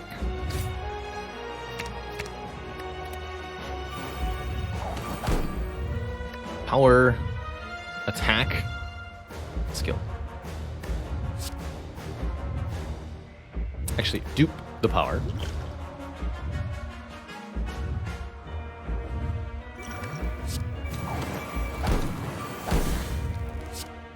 84 damage wallop. Bonk.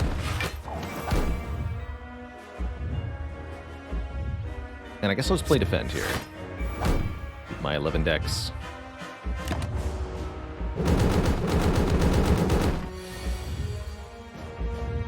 Halt blocking for 40 already in this fight. That's a good start.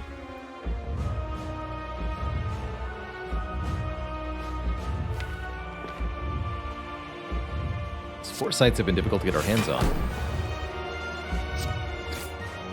There's one.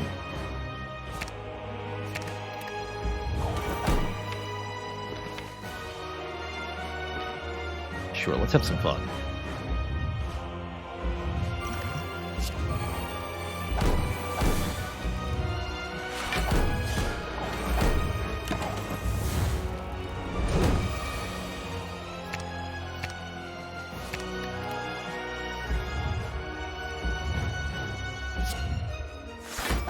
Choose your own hand.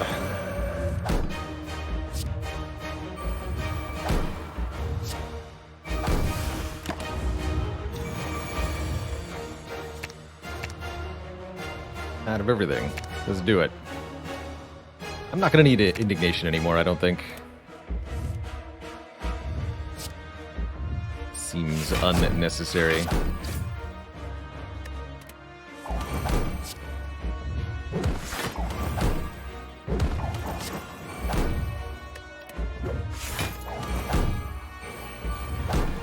Dexterity. Let's just stay in Wrath.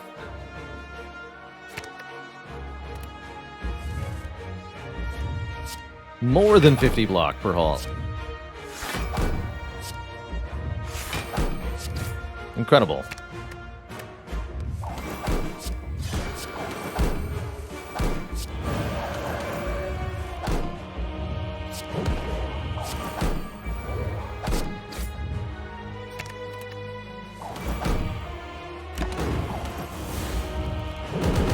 Who even needs calm? I mean it. Who needs it? Literally who?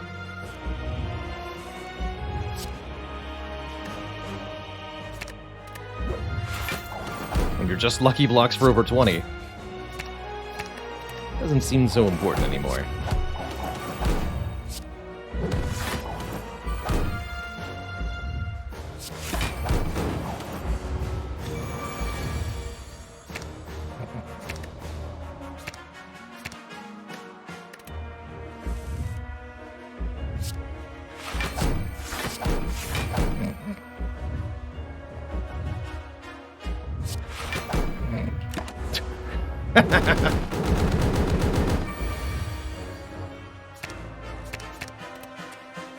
Your big numbers don't scare me.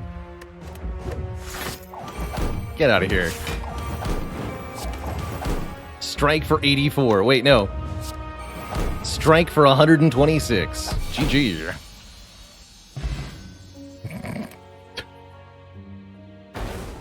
GG.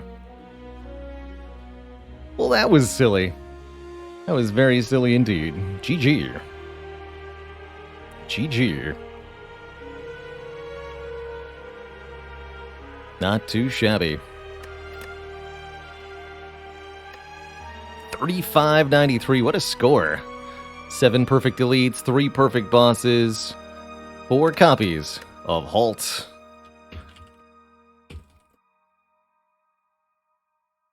GG. GG. Has it been done? The hand sleeps. Finally taking a rest from all that blocking. And so shall I. GG. That was a fun one. I mean, any run that starts with the Runic Pyramid is very, very likely to succeed, of course. All the more so on Watcher. But being able to build around one of my favorite block mechanics for the Watcher, this card here, was a really good time. And we got both, not one, not two, actually all 3. Oddly Smooth Stone and Kunai and Duality. That's crazy. That's crazy. Planning on playing any Downfall today? Not today, no, Lysosime. Plan for today is as follows. First up, I'm taking a break. Second up, I'm going to play an Ironclad run. Win or lose. See how far we can get with the red smoldery guy. After the Ironclad, I'm going to be switching games and we're going to be checking out Legends of Runeterra for a sponsored revisit of that game's single-player content. It seems they've revamped the Lab of Legends, the Path of Champions again, so we're going to be trotting out that content and checking it out for a little bit. Possibly after that, there'll be an Into the Breach run. We'll see how the time allows. But that's the plan for today. So, first on the docket, it's going to be a break time. I'm going to refill the water, stretch the legs. When I return, we'll play another run of Spire. Jay Dublinson says, what amount of block per scry would make Nirvana worth taking? I think that Nirvana and Mental Fortress should have their numbers reversed. So, look at the Compendium card library. I think that Mental Fortress should be 3 upgrades to 4. And I think that Nirvana should be 4 upgrades to 6. If you swap those two, I think both cards would be closer to each other in terms of power level. Don't know if that would break one or the other, but I think Nirvana at 6 upgraded would be plenty. Really doesn't need the hugest block. I mean, even like 3 upgrades to 5 would be a big difference for it. Anyway, I will be right back. Just a few minutes. Is Lakewater in a good place? I think Lakewater's got a good enough number on it. Like, making this a bigger number wouldn't really change the Lakewater card. Lakewater is very, very good in decks with good stance control, or if you're a calm-only deck, if you're trying to do damage with stuff like Alpha, Beta, Omega, then Lakewater could be really good. If you got multiple meditates, Lakewater could be really good. I like it more with the Teardrop Locket that starts you out in calm. My DMs can do. What do we got here? Oh, yeah.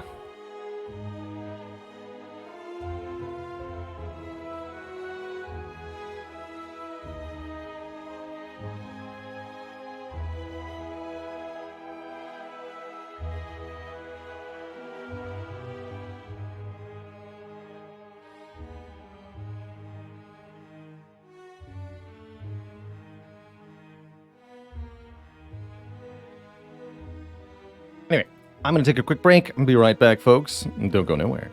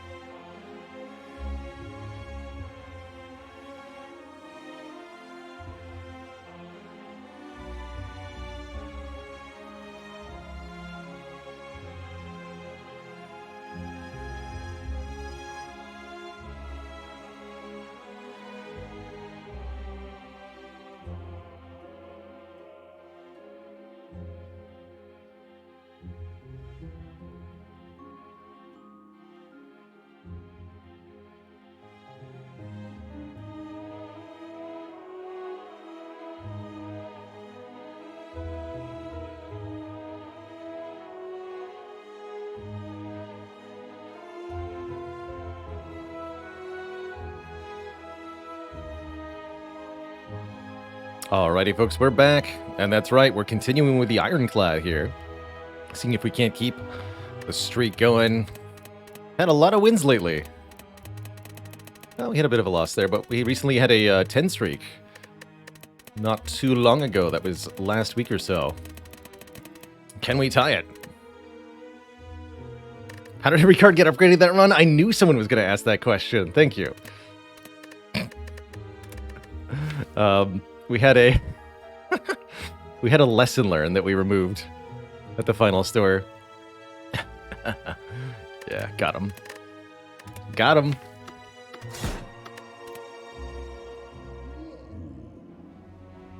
Another try. Ooh, one of my favorite starts. Max health for gold. Always juicy. As long as the shop is reasonably located.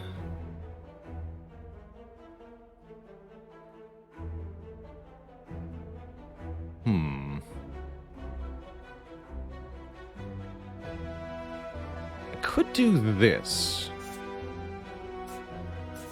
That's a late shop for a gold start, but it's not bad. We get the Burning Elite out of the way in Act 1. We get a bunch of upgrades. We get a very juicy store with way over 400 gold.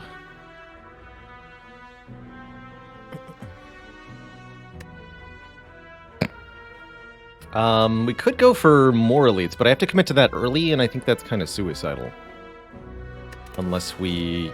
Yeah, we'd have to get a good random rare for that, like Immolate or Feed or Bludgeon.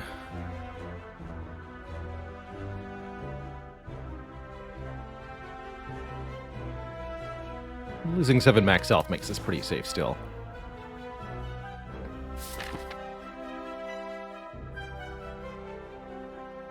Okay. That's what we'll do. I really like starting with 250 gold. It's essentially going to let you purchase an entire extra relic. One extra uncommon or rare relic, or 2 common relics, basically, for the price. Can't quite kill here. Next turn, Bash Strike should do it though, right? You only block for 5, that's right. Okay, not too bad for a floor 1 Jawworm. Always happy with an early Anger. Anger's a free damage card for the Clad, something that's pretty hard to get your hands on with this character. Really helps make that early bash feel a lot more impactful, and because it duplicates itself, it's actually quite good against our Act boss, the Slime boss. We'll do Ironclad, Silent, Defect, and Watcher hang out to drink. The Relic Bar. I like that.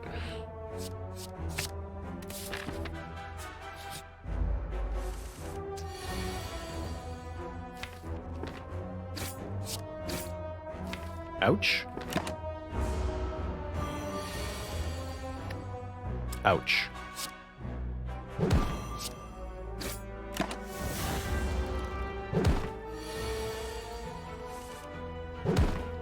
Bit of an unfortunate draw order there, not much I could do about that. Good potion though. Cultist Potion could be a solve for the slime boss fight, or we can use it in our first elite if it's necessary. I do love me an early Headbutt.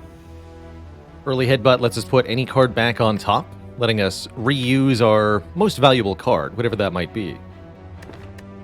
Second Anger's not a bad choice either here. 2 Angers can be a little out of control, would never recommend against, say, Guardian, but against Slime Boss, 2 self-duplicating cards, not a bad deal. What would be my minimum viable damage amount for Lesson Learned to work? Let's see, on Watcher? I think you could make it 5. 5 damage.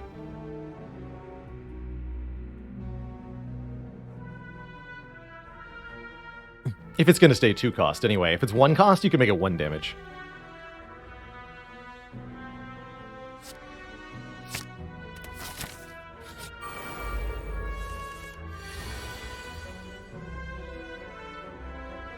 Strike does 6 next turn.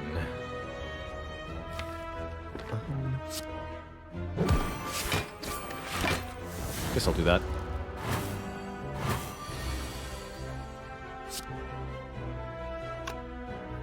4/4/4, perfect.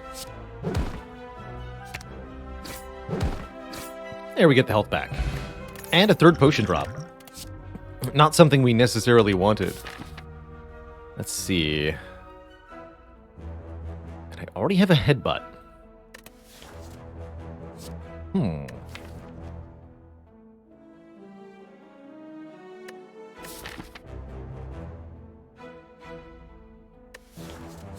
You know, that's not bad. So, what are my conditions for taking Searing Blow? I think this is a card that many people have just always ignored. Because why would you take a card that does so little damage? Sure, you can upgrade it multiple times, but that upgrade isn't that big, right? +4? So what? What's the point? Well, the point is, the secret the card doesn't tell you, each successive upgrade is worth more than the last. The first one's +4, but the second one's +5, then +6, 7, 8, so on and so forth. By the time you reach Searing Blow +10, the card will do over 100 damage, and you can one-shot elites and bosses alike. Pretty cool. To make a Searing Blow run really effective, my personal strategy is get it early, and upgrade it at every single fire for the rest of the run. Just sink all of your upgrades into that one card to make a super powerful Infinity Blade.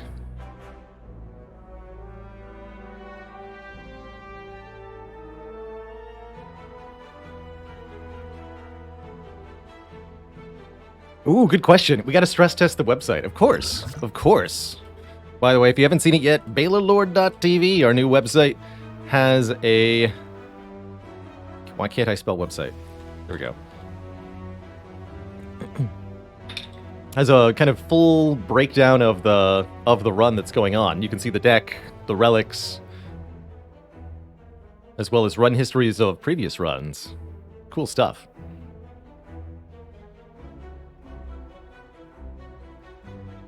Let's do it. Let's take a Searing Blow here. I like the current potions a lot. Oh boy. Actually, not bad. Kill 2? Easy.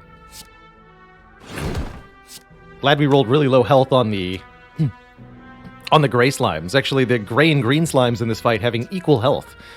Even though normally this is a low roll for the grays and a high roll for the greens. It's kind of funny.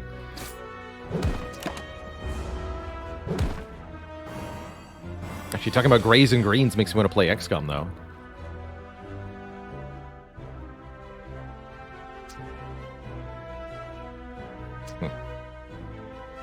Headbutt, strike kills one.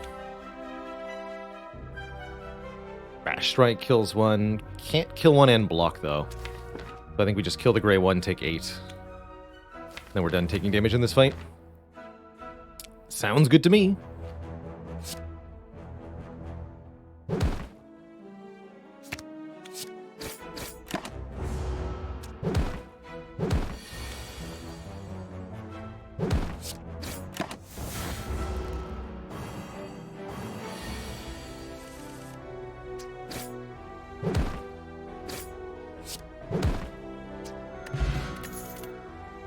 Wow, and the other card I really wanted to see. I'm shocked we got it immediately. Battle Trance is my favorite pairing with Searing Blow.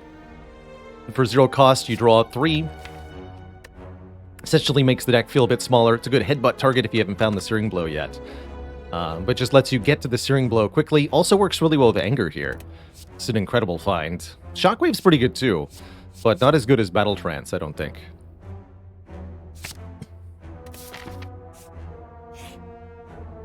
Oh, yeah, let's do it. Remove Transformer upgrade. It's time for an upgrade.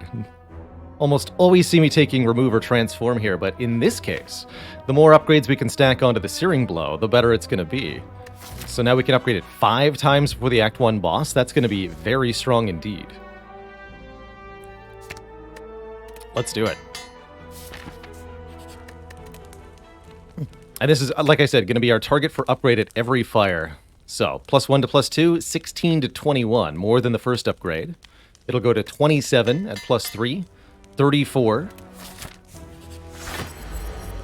so on and so forth.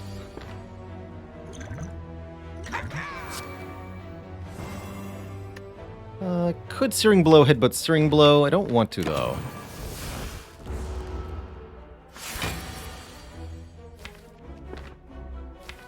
I just want to let the Cultist Potion kick in here.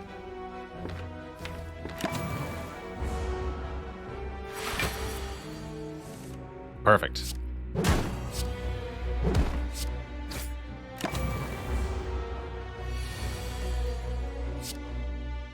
$36.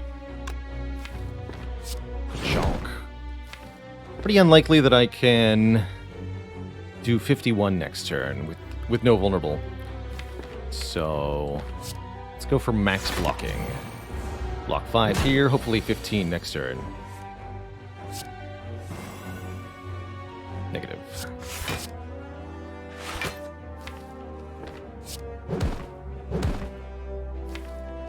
Give me the Battle Trance. Okay, bit of a painful encounter, but overall pretty good.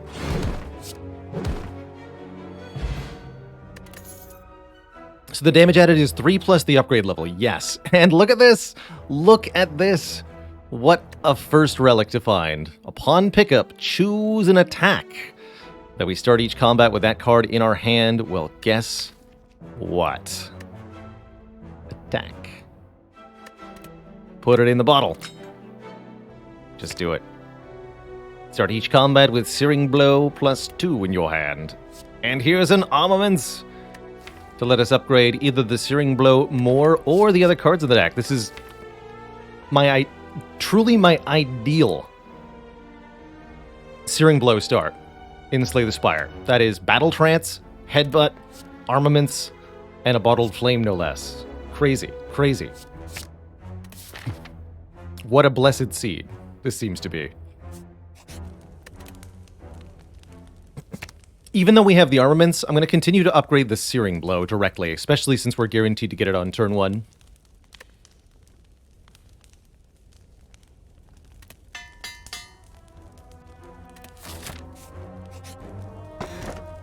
Lantern for more energy on turn 1. Now we can play Bash and Searing Blow. Hype.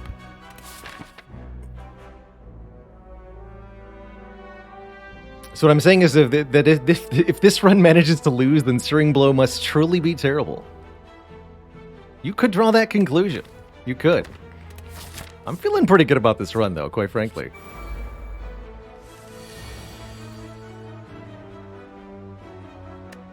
Get out of here, you nerd. Oh, no! Ah! Oh, well.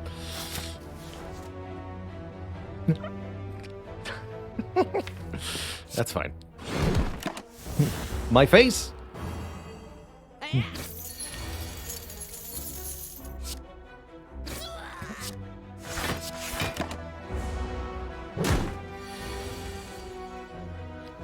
But my face, though.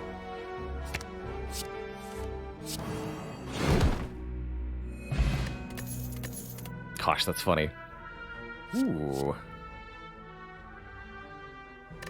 Card draw does go well with the Searing Blow. And if we have Bottled Searing Blow, we can end a lot of fights on turn 1. So we only want Brutality for the longer fights.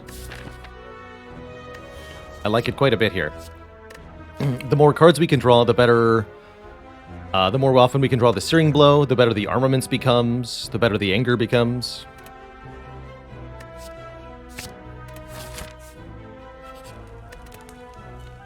More damage.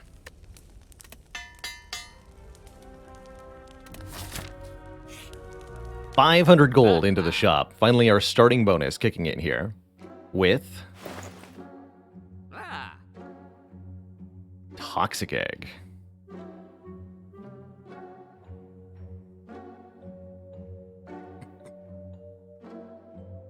That would pretty much negate any downside of the Searing Blow being our upgrade target, because we'll also get upgraded skills. It's not bad. Evolve's kind of interesting here. Drawing more when we hit status cards could be quite useful for the whole run. We're likely to keep the deck quite small because of the Searing Blow, and so an Evolve could cover our weakness to enemies that use status cards.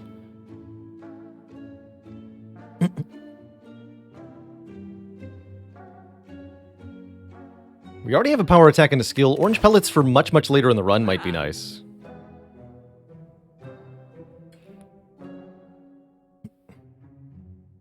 But I think we're in a great position to pick up a Toxic Egg here. We could get an Offering Plus from Slime Boss. I mean, heck yeah.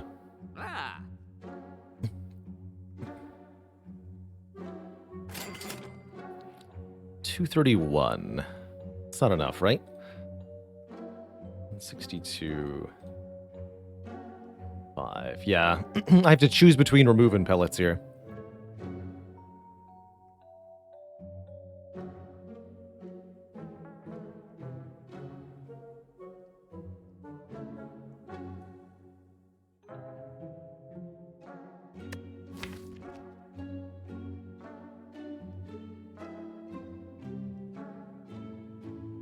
Just gonna remove.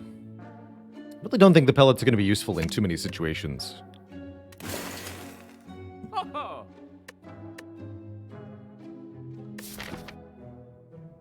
Could still take the evolve now if we want to.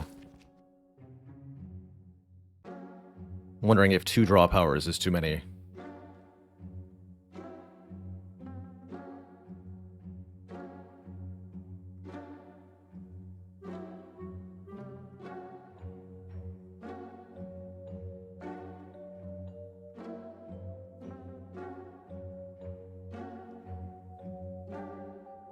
I'm just going to skip for now. Here's where Evolve could be useful, by the way.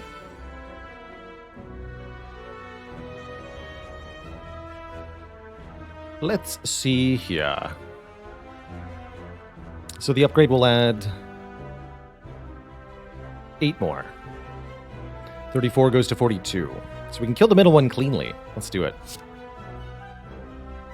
Upgrade the Searing Blow. Play the Searing Blow.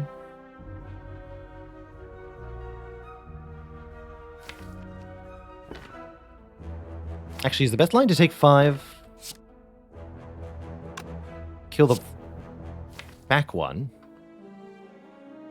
Actually, that might be correct. Take 5 here.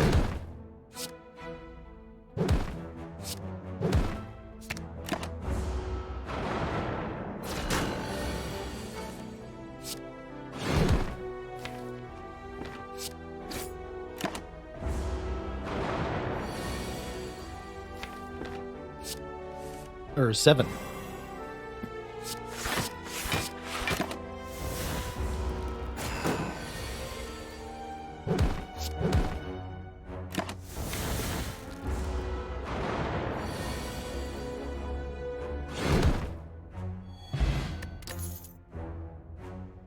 Pen nib.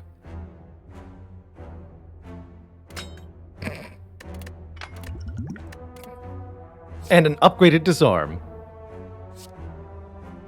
Pen nib with bottled Searing Blow means we can guaranteed open with double damage Searing Blow, which is ridiculous. Just ridiculous. Can we get it set up for the slime boss? Wait, 34. Won't be quite enough damage, but we could. I think I want to go to the event, though, because I'd much rather have a remove or another upgrade, if possible.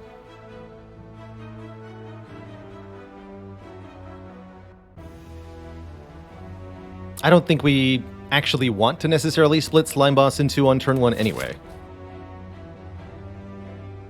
Yeah, Warp Tongs could happen. There's quite a few interesting possibilities here. Who found this seed? I did. Me. Alright, we can definitely go for the donut here. We're gonna easily beat Slime Boss. Take the 5 max. Upgrade the Searing Blow. Can Warp Tongs upgrade Searing Blow? Yes. Whether it's over multiple turns or just the one time, the answer is yes. If I found the Warp Tongs, I probably would have just taken the guaranteed upgrade on Searing Blow, by the way. Sweet. Split. Nerd. Make it even stronger. The Omega Blow. Bonk.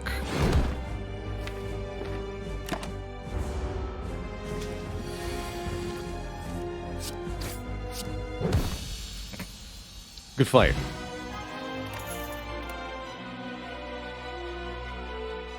Juggernaut, Immolate, Exhume. Exhume, Disarm. Interesting.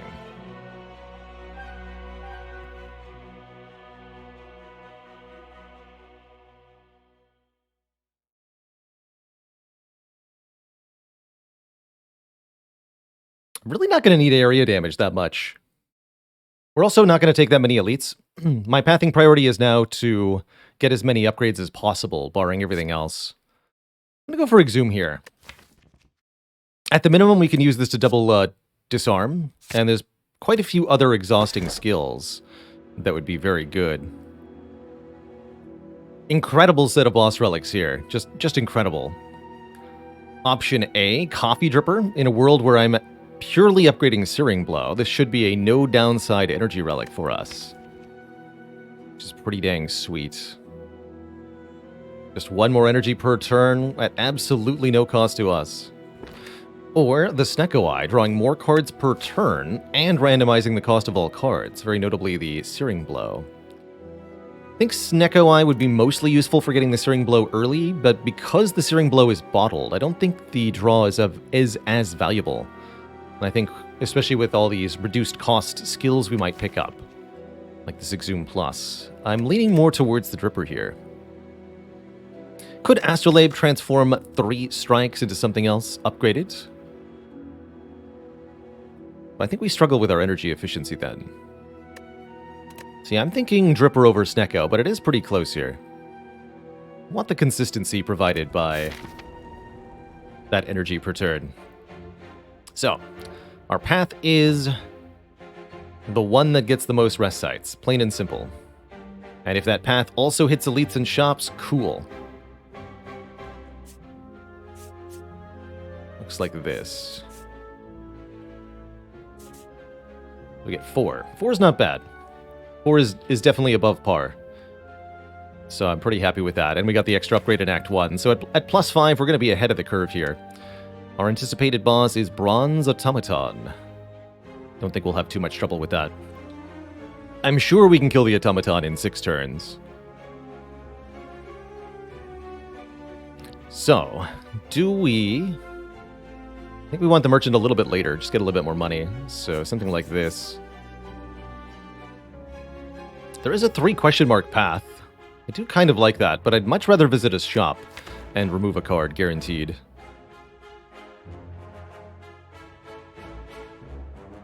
What events would I even want? Upgrade all strikes defense would be okay. That's just as good as removal. Necronomicon would be a thing, but that's such a low chance to actually occur. Also kind of scary with Coffee Dripper. Tongs is not Act 1 exclusive, that's true. Valorant Sky, thanks for that full year of support. So much love.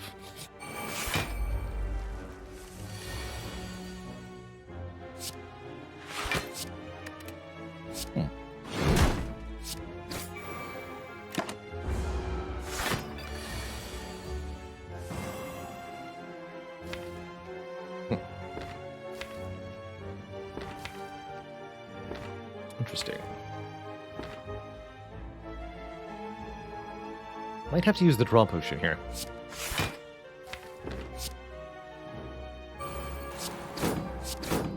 Actually, no, we should just have a kill here. Actually, I think that means I didn't need to play Brutality.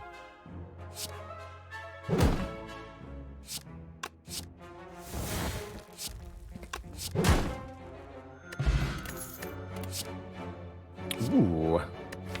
Second Wind Plus is a nice way to deal with statuses, letting us get rid of non-attack cards and turn it all into block.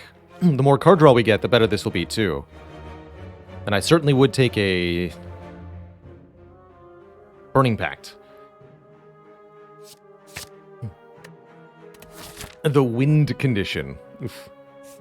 Tough. Chic90, thanks for the Prime sub. Welcome to the Cozy Sub Club. Bid thee welcome. 25. Strike, strike will kill there. Let's just kill one.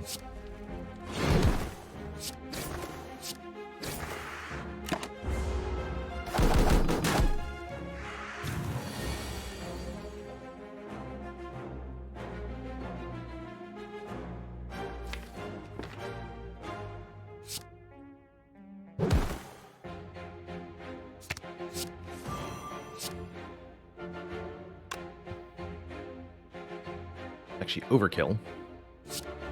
I'll play the anger here. Boom!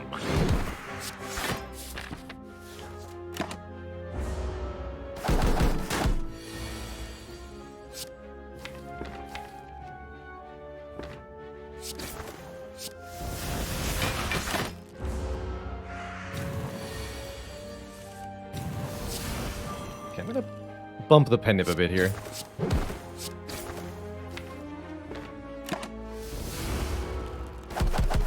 Playing the anger would have knocked it down, ultimately leading me to do less damage total. Or less attacks total.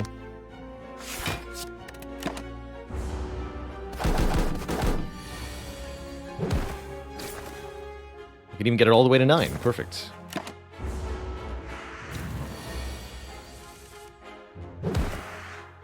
Shelled Parasite's gonna have a rude awakening. This Armaments says plus on it, but this says Dark Embrace. I have a Second Wind, a Disarm, and an Exhume Plus. So I'm going to click on the Dark Embrace card. Whenever a card is exhausted, draw 1. All the True Grits we see will be upgraded, all the Burning Packs we see will be upgraded, all the Intimidates we see. There's going to be a lot of reasons to exhaust cards here. Cursed. Shop is before the Elite is, and I have a Bottled Searing Blow that's going to do double damage. So this is about the easiest curse for money ever. Sure, I'll do your deal with the devil. Make me rich again this run. Greetings, Snake Plant. I see that you're a terrifying foe. Or are you? Boop. Got him. Okay, well that went well.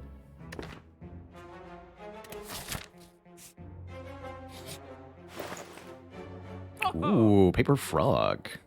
There's a Burning Pact. I'll assuredly be buying that. Purity Plus actually looking a lot better now that we have a Dark Embrace. And we can buy the Armaments Plus if we want it. All pretty good things.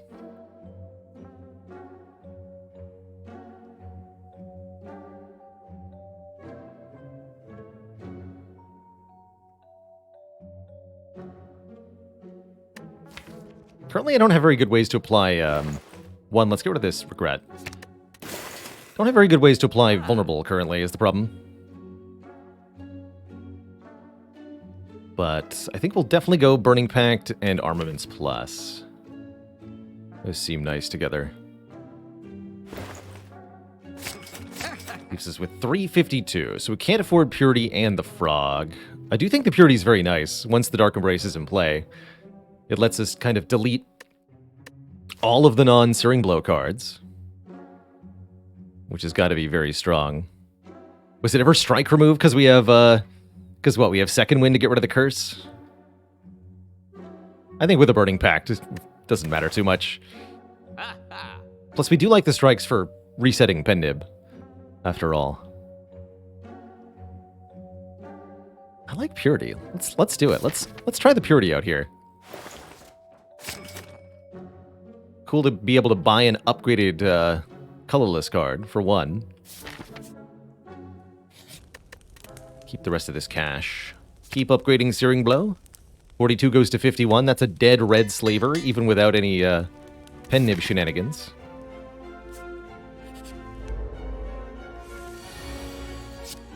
Well, can I call my shots, or can I call my shots?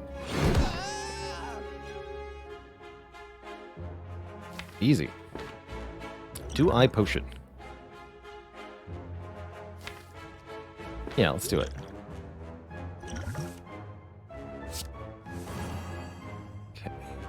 that lets me block for quite a bit more. Go Brutality. There's nothing to exhume.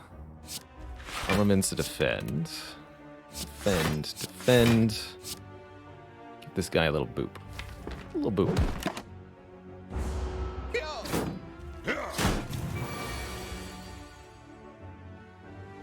Okay. Here we see the downside of the Purity Plus. Before the Dark Embrace gets in play, it's just kind of sad.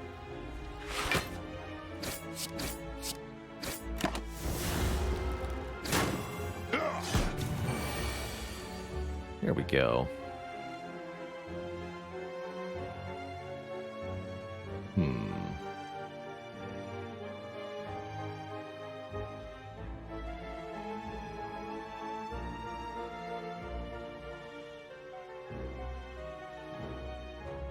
I don't want to take 9.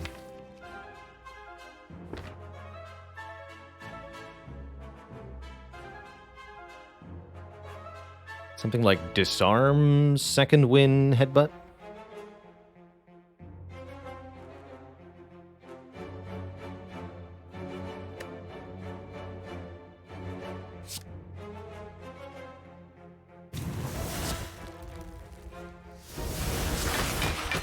What about you? Hoping to use that on the Taskmaster, but we'll see. Yes, good.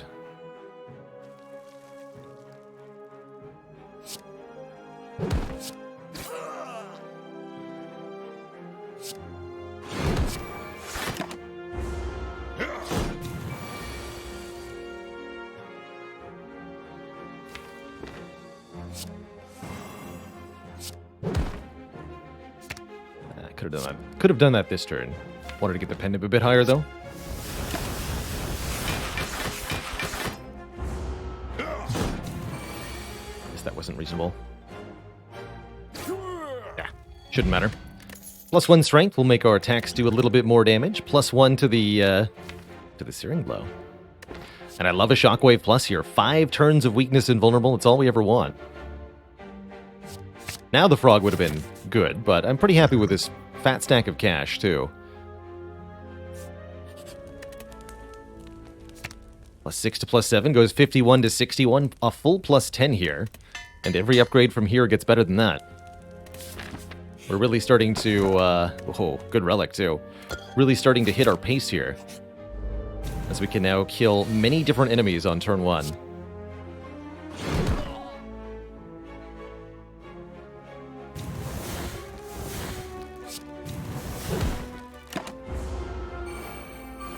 Nice attack, nerd.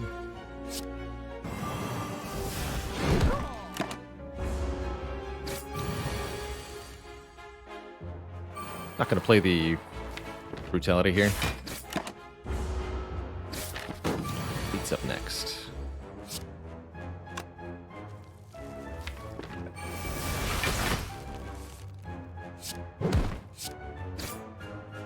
Eight might even be better, actually, than...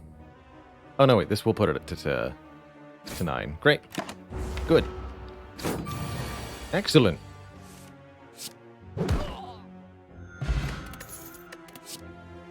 Second Shockwave. Probably not. Havoc. Play the top card and Exhausted. Maybe. Seems iffy. If it hits the Searing Blow, what do we do? Die? I don't like that. Don't think I need 2 Shockwaves either. We can exhume it!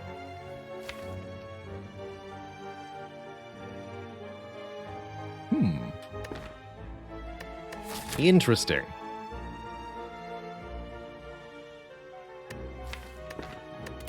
Alright, let's try it. Let's try it. I don't know if that's actually going to be any good, but I like it with Headbutt.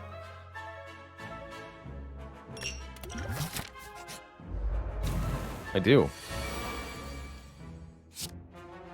Boop. It's a good hit.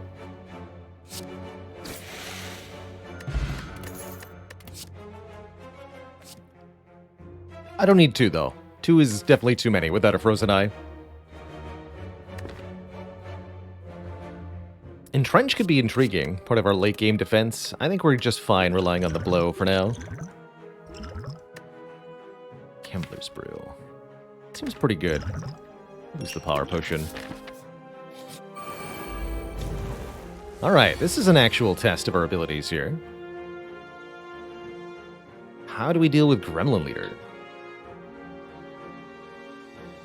Oh wait, I see how. We ignore the gremlins, that's how.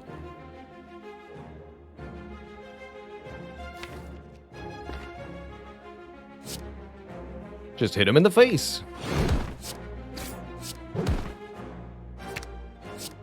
Got Gambler's Brew in case we don't draw any damage next turn. Ethical gaming. No kills for gremlins here. You may run and tell the others. 2 plus 14, 74. That'll do it. No, that won't do it. I need the energy potion. But I'll still do it, though. Is there a Havoc that could ruin me? No. Okay.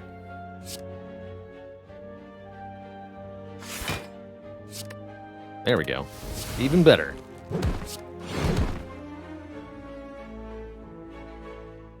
And my math was apparently off, too. Good. Can't let him get too complacent. Warcry is nice with Havoc, actually. Decent with Dark Embrace. Don't think I want Bloodletting here. Tempting, though. We, guess what? Upgrade the Searing Blow now to 72. 84 on the next one.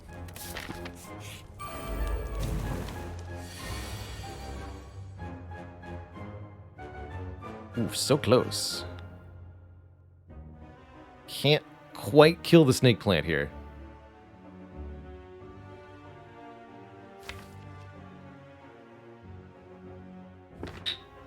Let's gamble 4. Yeah.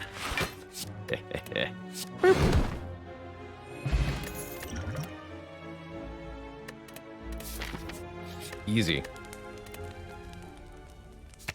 84. Wasn't that 73 plus 7? The snake plant gains 3 block after the first hit. That's the problem there. Plus 10. 98, you say.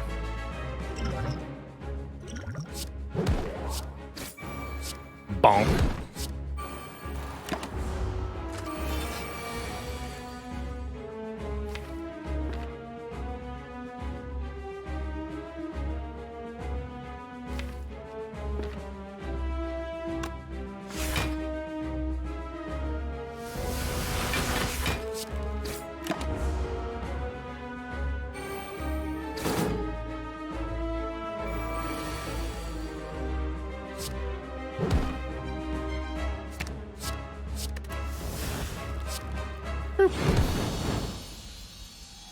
That's all it takes.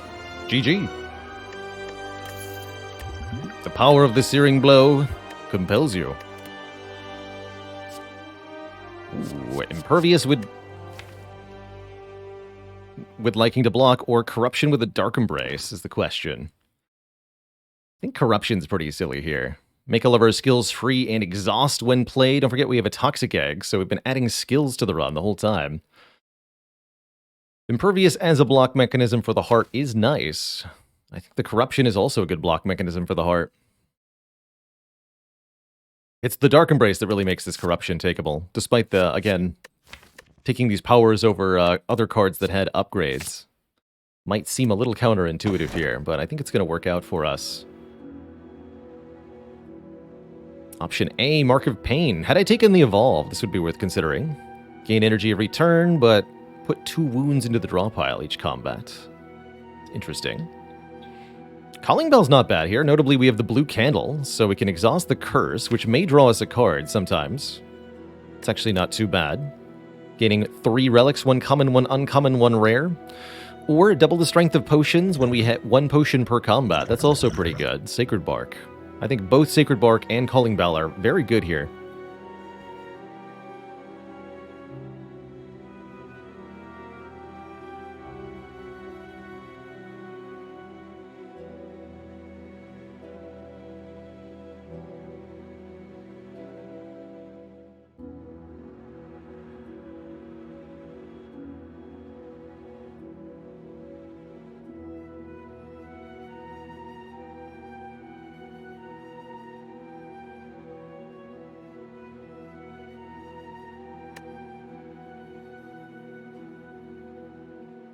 Both very appealing.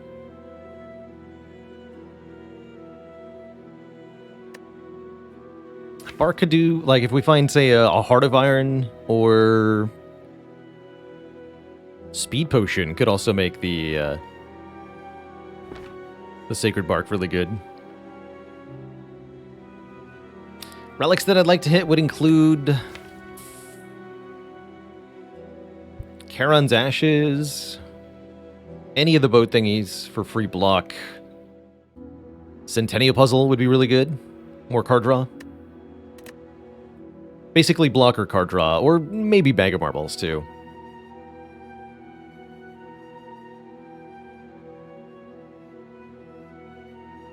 Let's take the bell.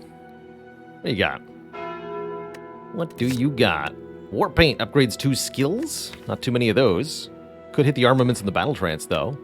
Ornamental Fan, if we play 3 attacks in 1 turn, gain some block. And the Unceasing Top. If we end up with no cards in hand, draw card. That actually makes the Purity a bit better. I think the Unceasing Top could be quite useful, actually. We do get the other armaments upgraded as well.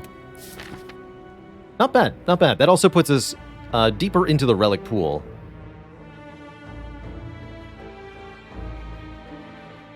Oh, look at that.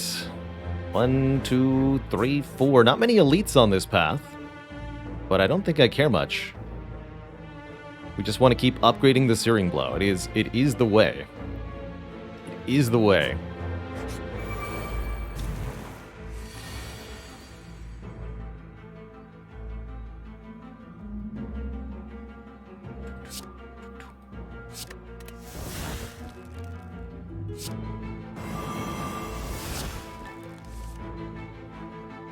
That on top.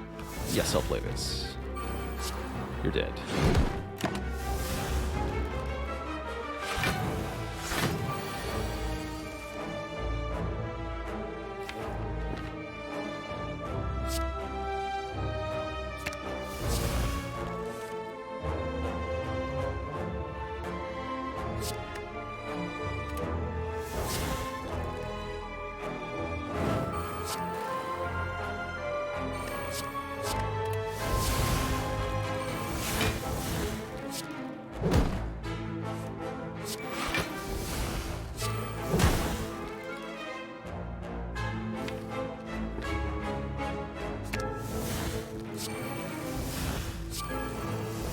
Card draw.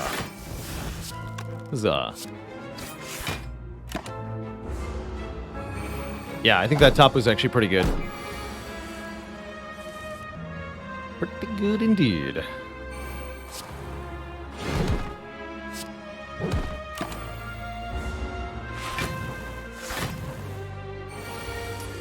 This is a fight where it is possible to soft lock if you can't kill more than 1 per turn.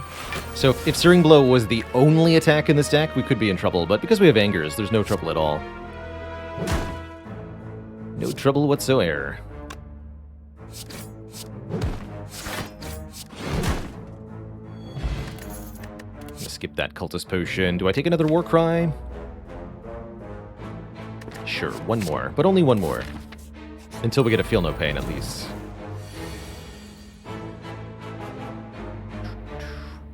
I was like, do I play Corruption? Wait, don't overthink it. Bonk. Oh. Alright then. We have a Feel No Pain now. Oddly, Gambling Chip not that appealing here to me. Because of the bottled Searing Blow. I do like a second Dark Embrace. Even though we're kind of limited on energy. I do like card removal of a strike. So I like these 2 things. I don't think much of the rest is that helpful. Quebeco to make Searing Blow do just a little bit more damage. Just a little bit. How do I feel about the Finesse Plus? No bueno here. I think the Flame Barrier would be a better add if we're looking to add a block skill.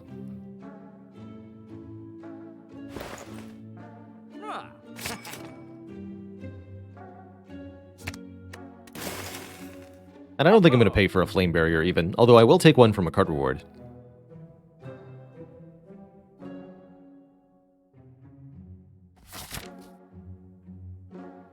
that's where we're going. Okay, this way. How's it going, Oobla? Hey there, hey there.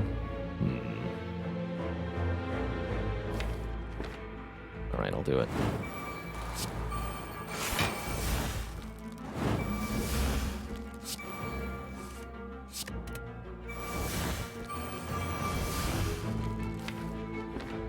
That backfired a little bit. Do this. Beautiful.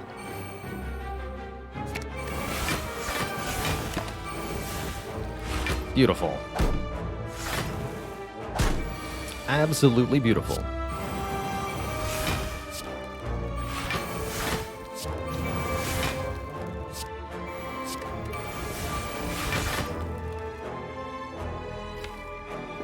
Yeah, very beautiful.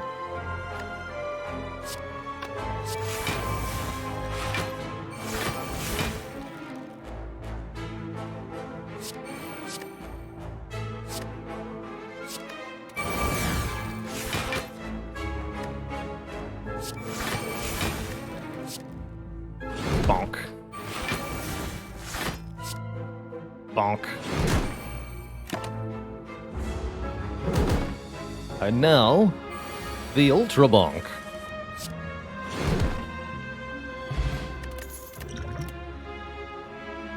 It's a bit more appealing now, actually. Because we have both the... Now that we have 2 Dark Embraces, actually, Bloodletting is really, really good. Allowing us to play even more cards on our turn. We're starting to be at the point of the run where a Body Slam would do about the same damage as this Searing Blow. But the Searing Blow has been letting us just end every encounter so quickly that the rest of the deck has barely mattered up to now.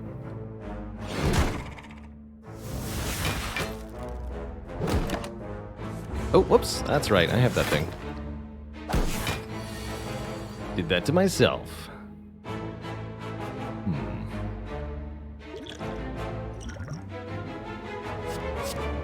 Yeah. Not the biggest fan here. Lead is up next. Okay, I think we just take a little bit of damage here.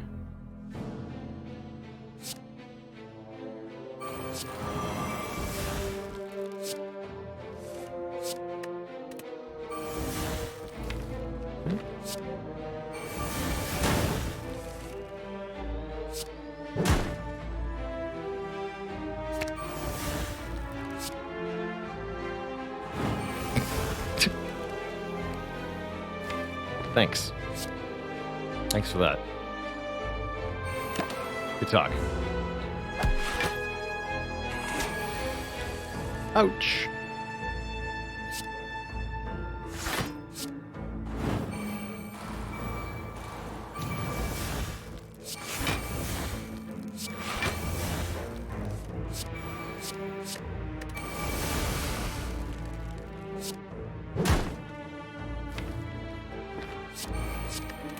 Even win just by playing the Angers over and over again in times of dire need.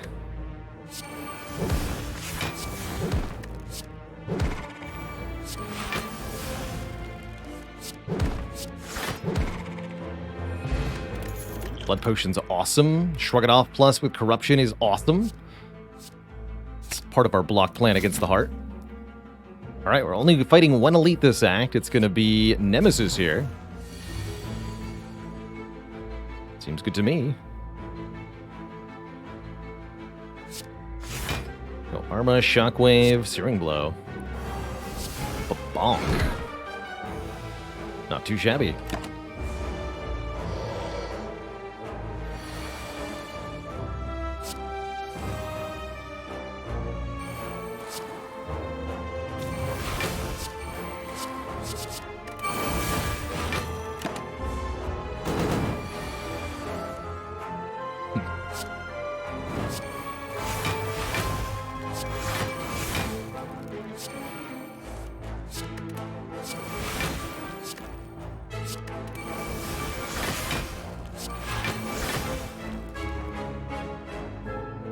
Tangible this turn, you are.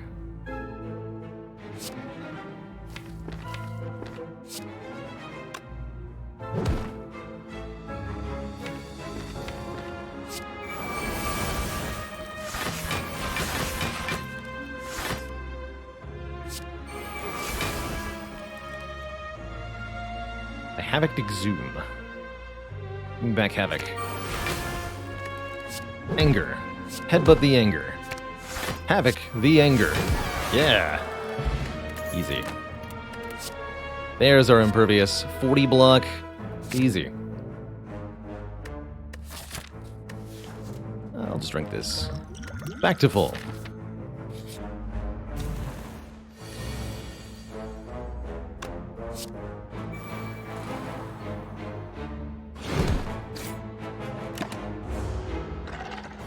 Huge block. Enormous block.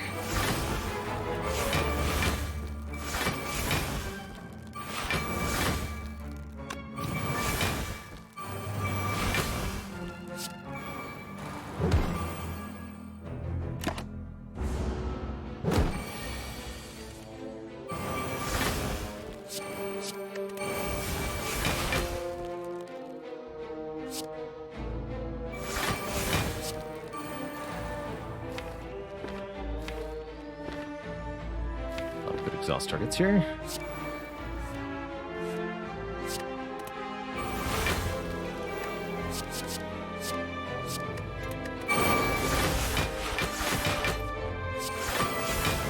Boop. Strength, who needs it? I'll take hit points. And more upgrades to that Searing Blow. 97. For plus 10. Okay, I lied earlier when I said Searing Blow plus 10 did over 100. It's just under 100. Champ Belt would be nice. When we apply Vulnerable, also add Weakness, but we do need that blue key. And I'll fight these nerds for a rare relic. We can just kill one of them on turn 1 with Searing Blow, guaranteed. So it seems to me like this is a pretty free relic. Oh. Not too shabby. Actually, Shockwave here. Take 4. Keep the weakness up.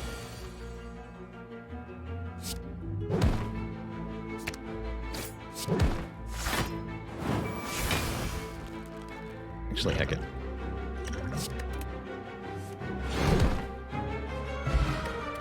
Money! We're rich again with 650 gold. Seems to keep happening this run.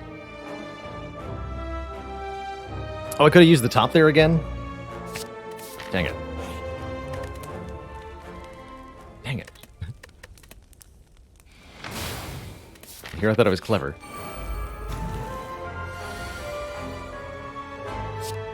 Transients. This could be an interesting fight for us. Do we kill this enemy, or what's gonna happen here?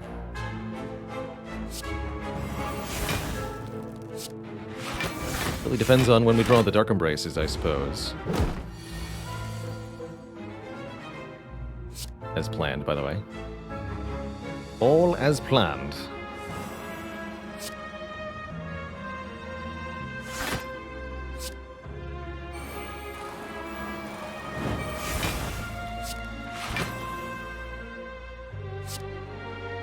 That's not gonna be enough.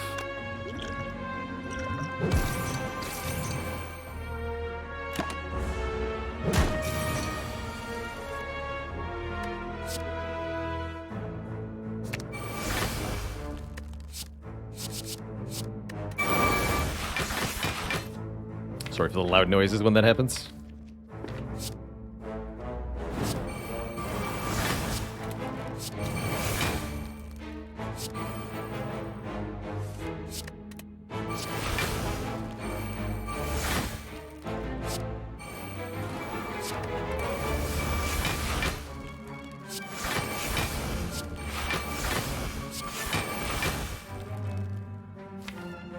Bruh.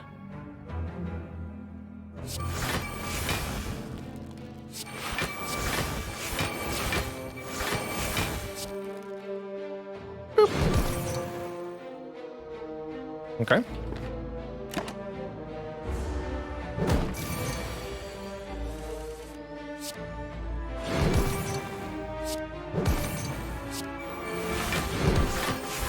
Absolutely destroyed. Poor Transient. GG, nerd. GG.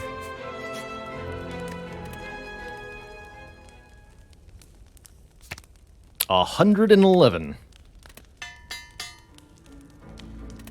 Let's take an event. One last. 275 gold for a curse? We've actually seen this event this run already. And with the blue candle, heck it, let's do it again. More money. I want to be rich. Twitch chat. Filthy rich.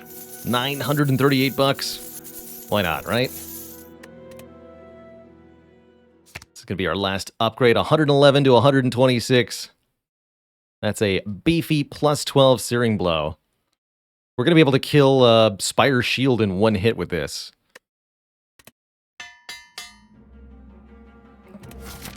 Alright, before I jump into the boss gauntlet here, I'm going to take a really quick bathroom break. Grab a bit of water. Just a minute or two gone here, and then we'll finish up this run. Be right back, folks.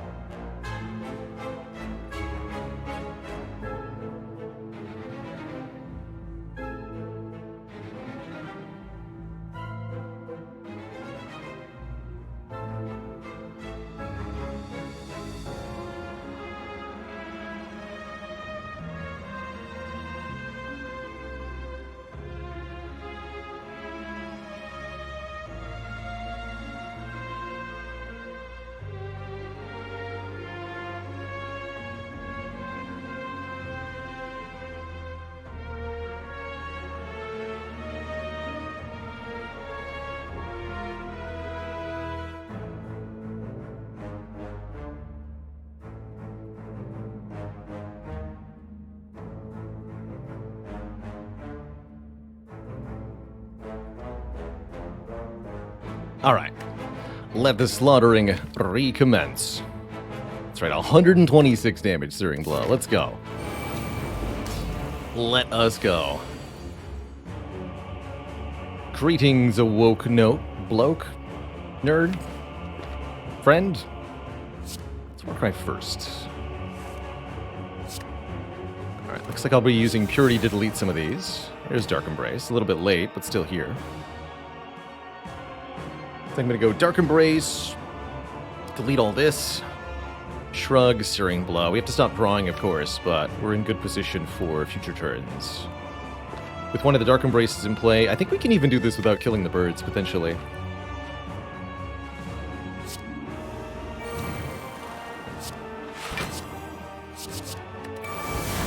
Unfortunately, the top can't draw me a card here either. See what this draw is. Okay, looking good, looking good. Even better. Probably won't play Brutality here. Ah, well that I'm gonna play.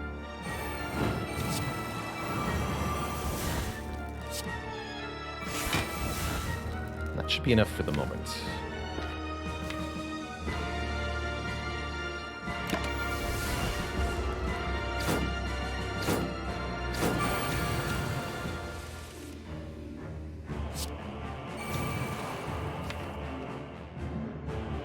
Nothing disastrous in there. Well, hitting disarm on the wrong target could be a little upsetting. Oh, actually, we could hit a bird. Pretty low odds. Oh, easy. Even hit the right target there. Easy.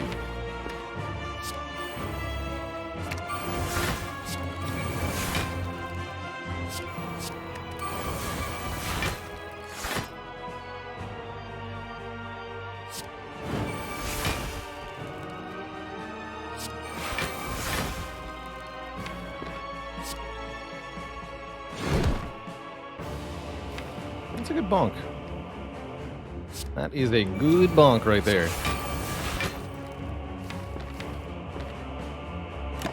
I'll go one more turn.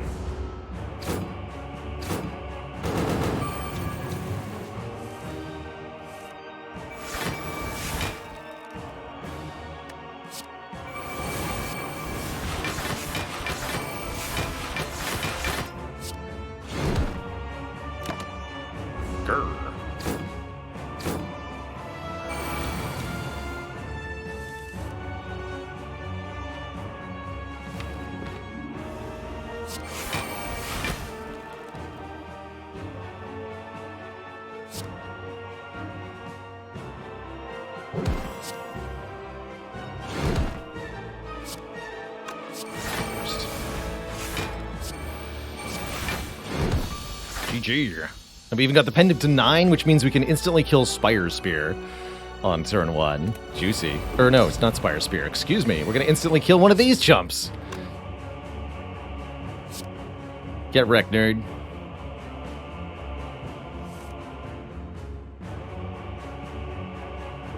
It's not enough damage. Hold on.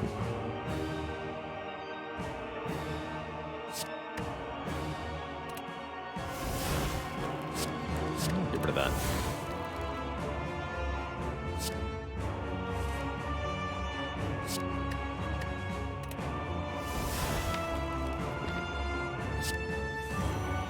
There we go. Upgrade it. 286. Bye-bye. Ah, yes. The Deca boss fight. The end of Act 3. You just fight one boss on their own, for some reason.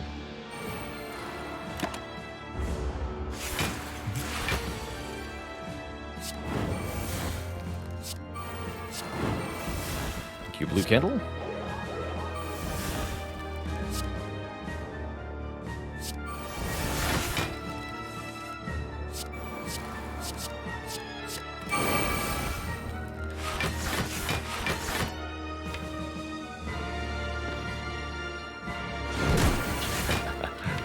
I checked to see if both Searing Blow and Exhume were in the draw pile before I did that.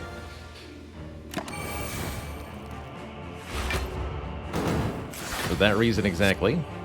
Give me that.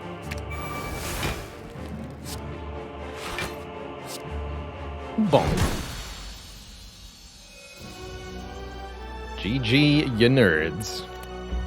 Two thump, but deep pulsing dread can be felt throughout the room is this. The heart of the Spire, the source of this massive turn 1 damage. You ready your Searing Blow, dealing 2168. A realistic hit, quite frankly. Let's go. Got one more upgrade here in Act 4 to give to the blow. Put it up to 142 damage. Like I said, that'll instantly kill the shield on turn 1. And depending on the rest of the turn, could allow for a spear kill on turn 1. Brimstone. There's the bag of marbles. Apply vulnerable to all enemies at the start of combat. I suppose with 938 gold, there's not a whole lot stopping us from getting silly here. Madness is interesting too, huh? Madness is definitely interesting. We could make a Searing Blow infinite. Give me the bag, give me the bag. Give me the true grit, give me the madness. Give me the really good potions, not these potions. These potions.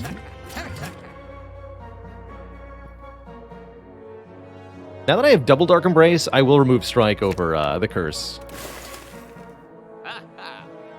Heck, let's take the third armaments too, why not? Seems fun. Anything else we need? I don't think so. I think we're perfectly set up here. Beautiful. Let's crush them.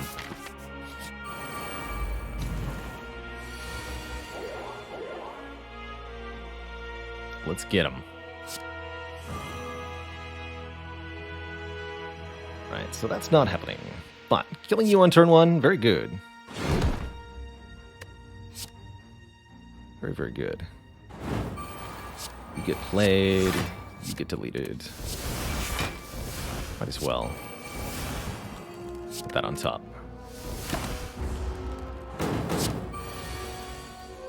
Good stuff.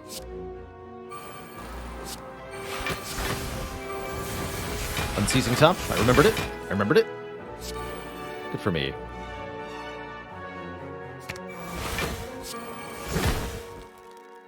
Hype.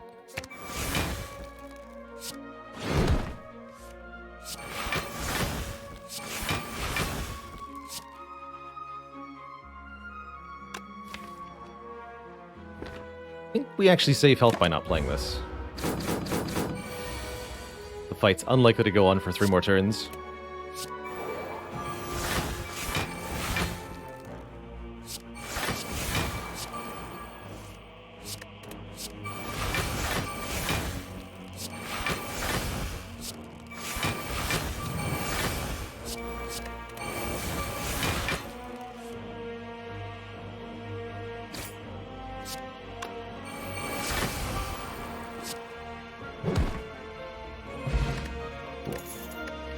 Hourglass for 3 damage per turn shouldn't matter much. Cultist Potion also shouldn't matter much.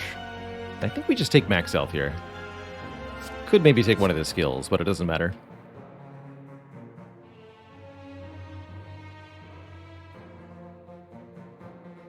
If you mirror a Searing Blow while having the Molten Egg, Myrtle says you do not get an extra upgrade. Interesting. I actually didn't know the answer to that one.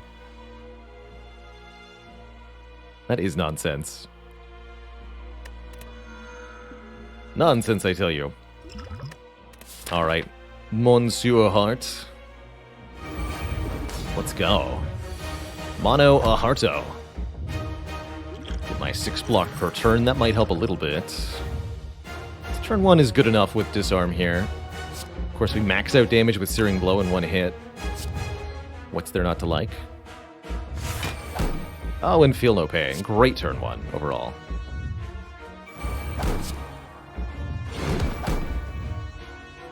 I could do something like Exhume the Disarm and keep going, but that's a waste of the Disarm. Double Disarm during the first phase is not helpful, as the part will purge negative strength soon enough. So I don't think I want to try to use the top or anything. Let's just allow the turn to go.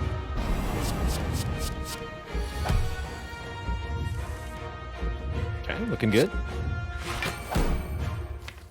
Headbutt. And headbutt the Searing Blow plate again. Not that much damage now that we're weakened, though. We're trying to find... I could upgrade it twice. That sounds hilarious. Oh, actually gets pen nibbed. Excuse me, never mind. Not that much damage in my butt. Look at this. Let's put this on top.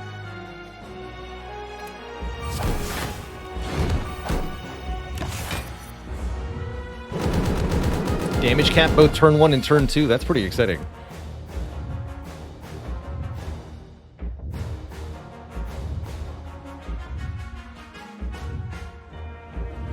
I'm just gonna play Madness. Alright, fair enough. Really wanted that to hit the Corruption. It's fine.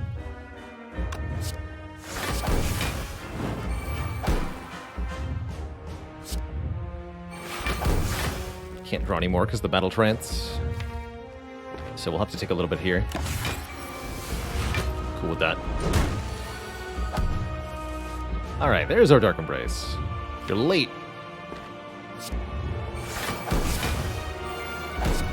Shockwave's right on time, though.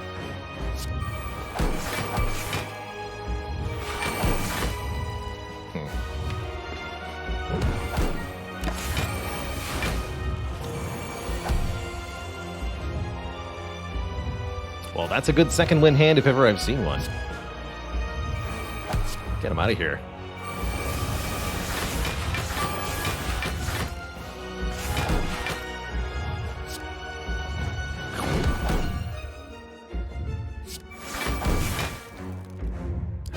Delete everything that we hate.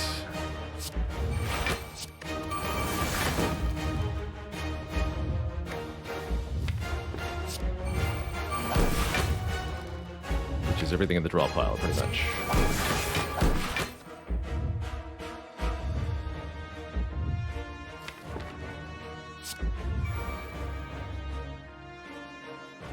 None of this really matters.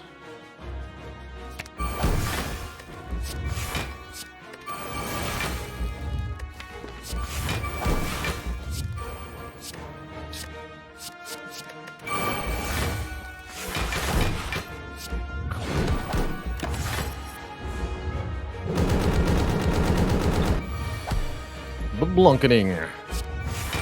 GG, Mr. Hart. Get absolutely dunked on. GG. GG.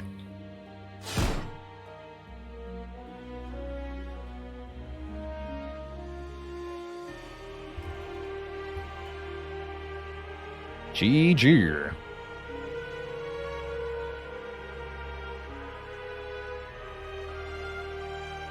Well, that worked out pretty dang well with those bottled Searing Blow start. Such luck. Getting to plus 13 is well above par. I think usually getting around to plus 10 is pretty average, but we had a fantastic Act 1 there, able to get 5 upgrades with the event and grab our green key in Act 1 with the Searing Blow. That was amazing. This was 111 minutes. Or no, an hour and 11 minutes. Excuse me, that's not how time works. 71 minutes. For that one. Which it did include a little bit of a break. GG. Now, what has it been done? The Spire sleeps. And so shall I. GG, you love to see it. Searing Blow plus 13. Blopping the Spire in decisive fashion.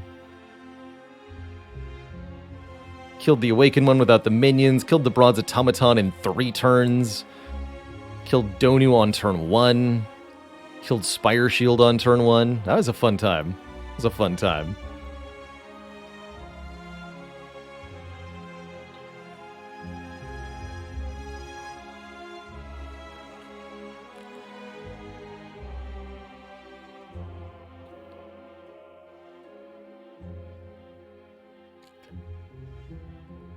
A max possible upgrade count in a regular run? That's a good question. The max fires that can normally spawn that you can visit in one act is 5. So you can get 3 times 5 with the right spawn, but then there's other ways to get more upgrades than that, such as the whetstone events, and wing boots, which could change things. Prismatic Shard, lesson learned. Actually, that's right. I have made lesson learned Searing Blow happen one time, but I did lose that run, unfortunately. Did lose that run.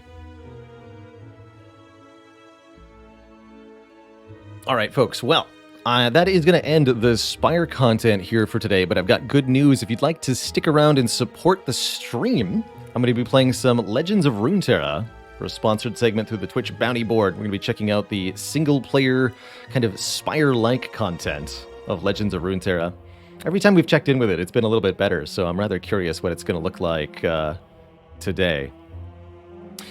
After this Legends of Runeterra, if there's time, we'll be jumping into some Into the Breach later tonight, potentially. So, a little bit of reward for those who stick through. Hopefully have time tonight.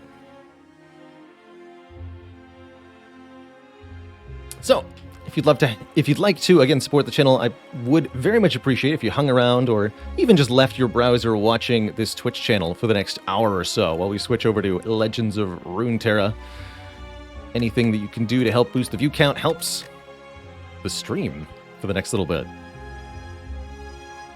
Plus, we'll be playing some deck building action. Won't just be nothing. Redshift, thank you so much for the 600 bits. The cheers for the Searing Blow.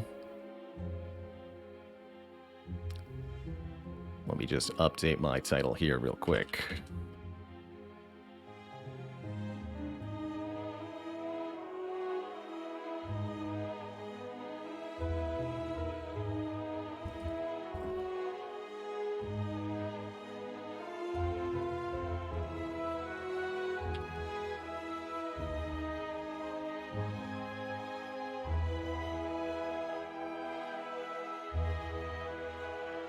Update arena. Okay.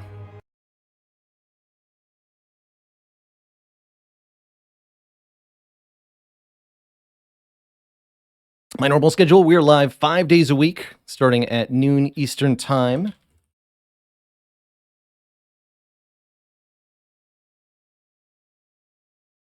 For each of those. Oh, where's my face cam? Hello. Hi.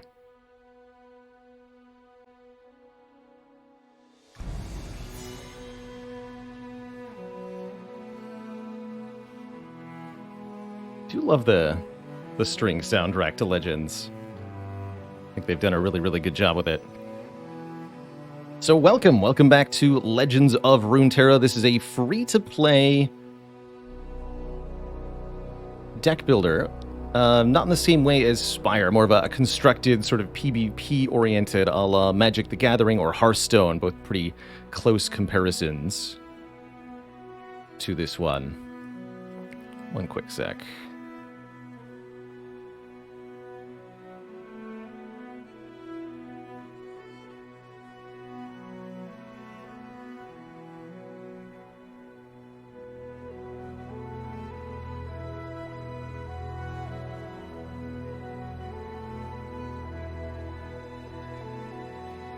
There we go.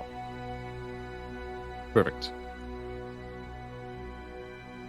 So, this game features both single-player and player versus player modes. By playing the single-player, you can expand your collection, unlock new cards and rewards for the multiplayer. But what I want to show off here is the revised Path of Champions. Choose your champion and adventure across Runeterra. Complete adventures to level up your champion, gain new powers and items, and unlock new challenges.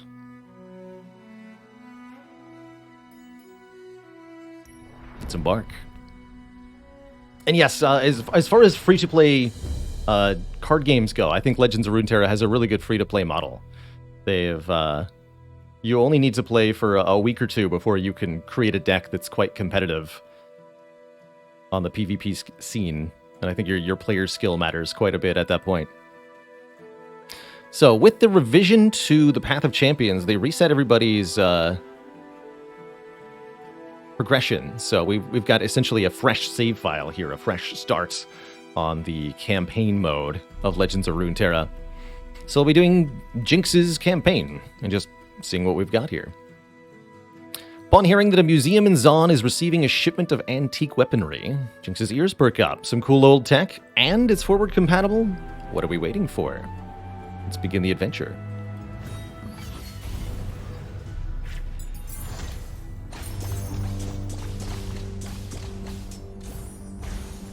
So this map looks pretty familiar from what we've played before, but that node does not look the same.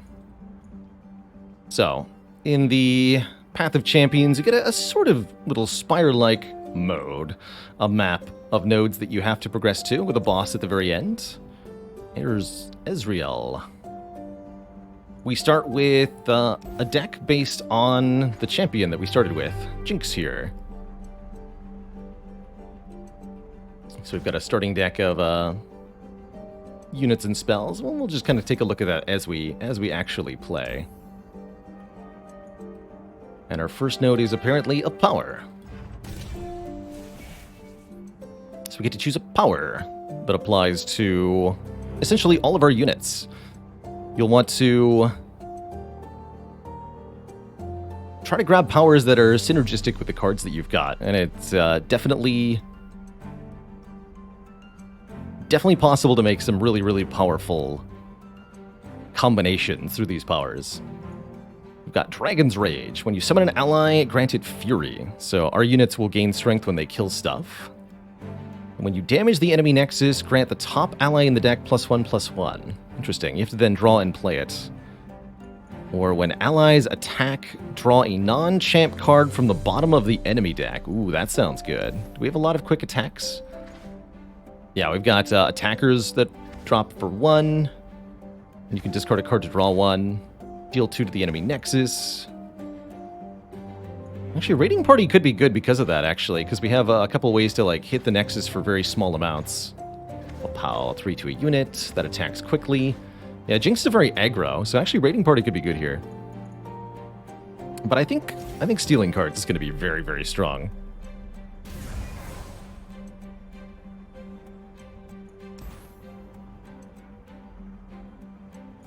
Onward to our first opponent, the Golden Crushbot. Lost little Crushbot. How do you do, my Robopal? Kill, crush, destroy. It's always the same with you guys. Kill, crush, destroy. I don't know what I was expecting. Okay. There definitely wasn't dialogue before combats in the previous iteration of this, so that at least is new. Curious what else we'll spot that has changed since the last time we've played. So, start of every combat of Legends of Runeterra, you draw 4 and you may replace any number of those 4 cards with new cards, trying to kind of even out your power curve. Should be a familiar mechanic to many if you've played other similar games. Let's replace those middle 2. Okay, there's our Jinx.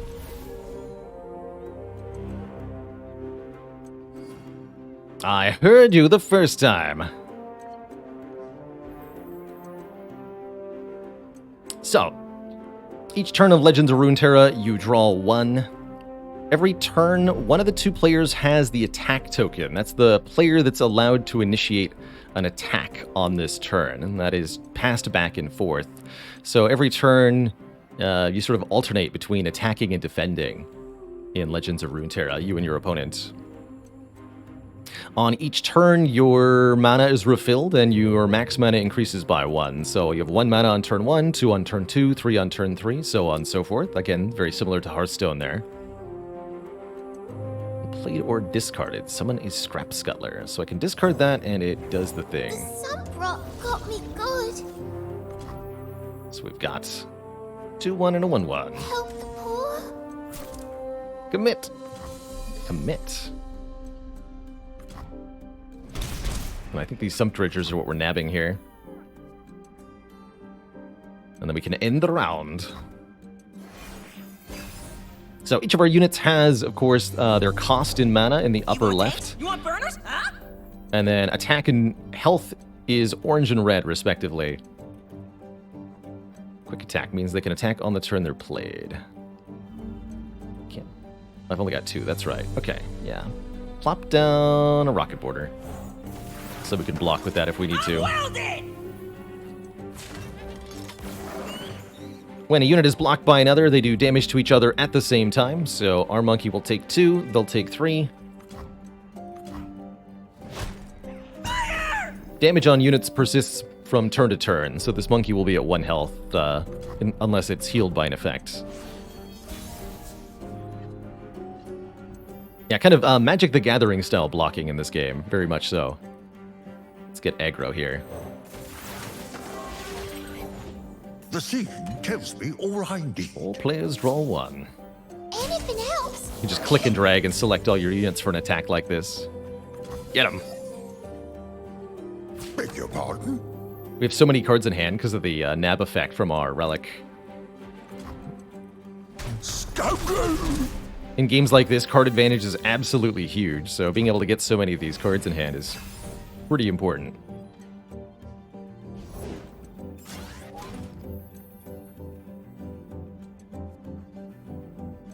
Time to move. In typical roguelite style, rather, our damage to our Nexus persists between combats. We'll only get a heal after we beat a major foe.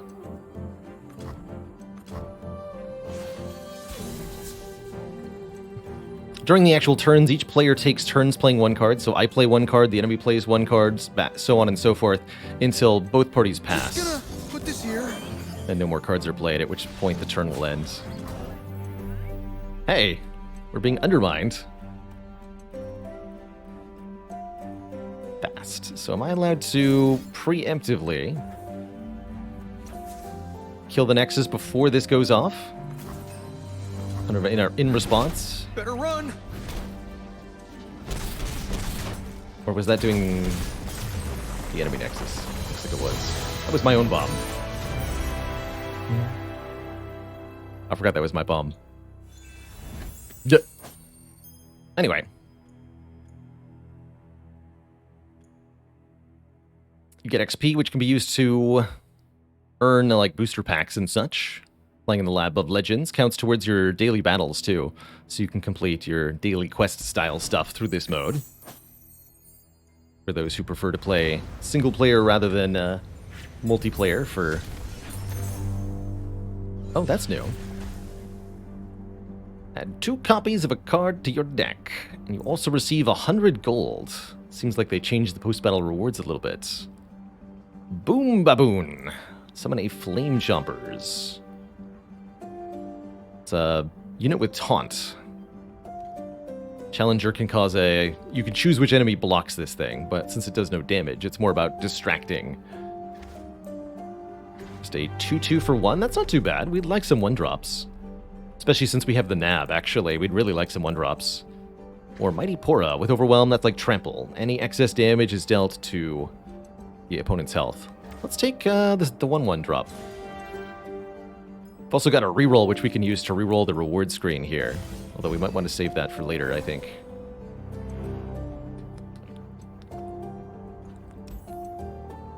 Support Champion.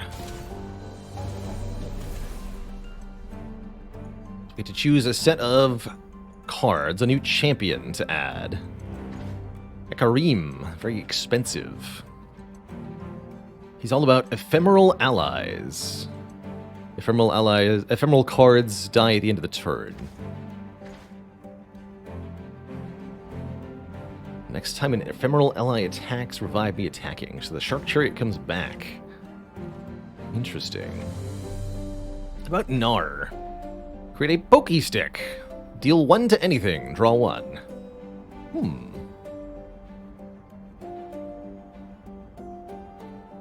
Levels up by damaging the enemy nexus. That seems like something we can do. Impact. When the strikes while attacking, deal 1 to the enemy nexus. Oh yeah, here we go. I think Gnar is going to be the one to go with. What about LeBlanc? 3-cost quick attack 5/2. Wow, levels up upon doing damage. Okay, very aggro. 5/1 for 3. Stun an enemy. Man, actually, LeBlanc might be amazing here. An ally with 5 or more power strikes an enemy, hitting it for damage. Ooh. Giga Stomp. Oh, Giga Gromp, not Stomp. These both seem fun. Let's try Gnar, though. Now we can choose a path. Chempunk Pickpocket. When any player discards a card, they summon a Scrap Scuttler. Ooh, that's good for us, I think. When one of the player's units dies, plant a Poison Puff Cap. That's going to be annoying. This is a shop versus a monk. Don't know. Let's try the Pickpocket.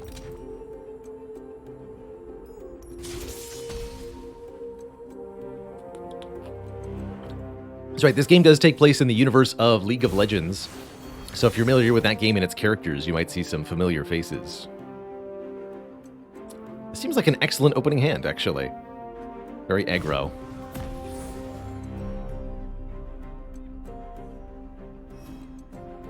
Go on, kid. Fire away. Get it? Fire? New recruit reporting in. Charge? So we get to yoink a card there. Another 1-drop. Good.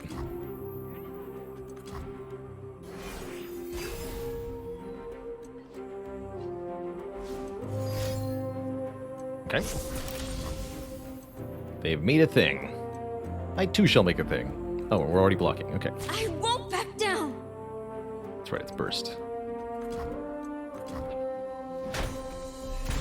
Seemed like an inefficient trade. Can't necessarily accuse the AI of being a master player, though.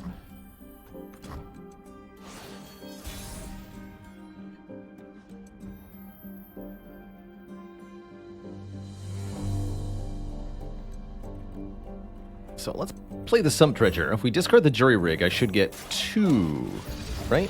Yeah, 1 for discarding Jury Rig, 1 for discarding a card because of the battle effect. 2 scrap scuttlers. You got it. Let's just get aggro in here. The fuse.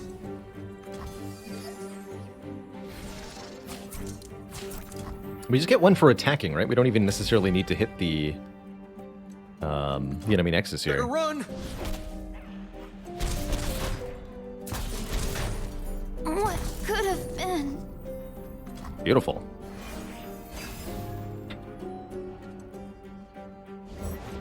Take from the rich, give to me.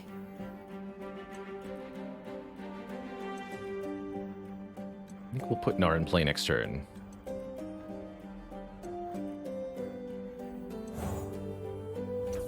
I thought you were working the gold way. I thought you were it I in think there's a limit of 6 or maybe 7 units in play.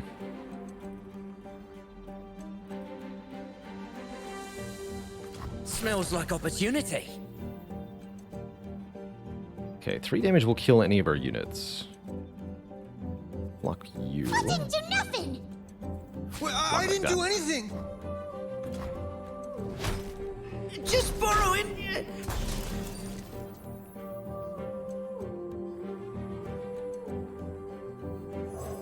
Of course I'm ready.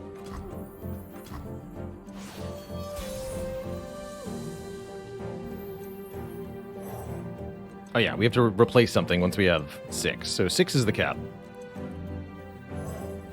But you can replace units to keep putting stuff in play. Can't fly if you don't try. Just gonna put this here. Attack! This is a no-fly zone. I hope this works. Backfired. That's my feeling on drafting front load versus scaling early in this game. A totally different story, I think, because the starting decks are way more competent than, say, the decks of Slay the Spire.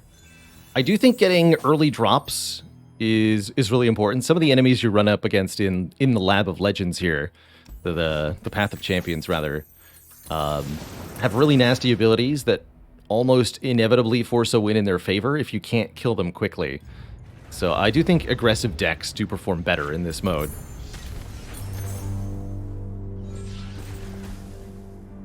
Two copies of a card. We can add 2 permanent, and these cards have an attached effect too.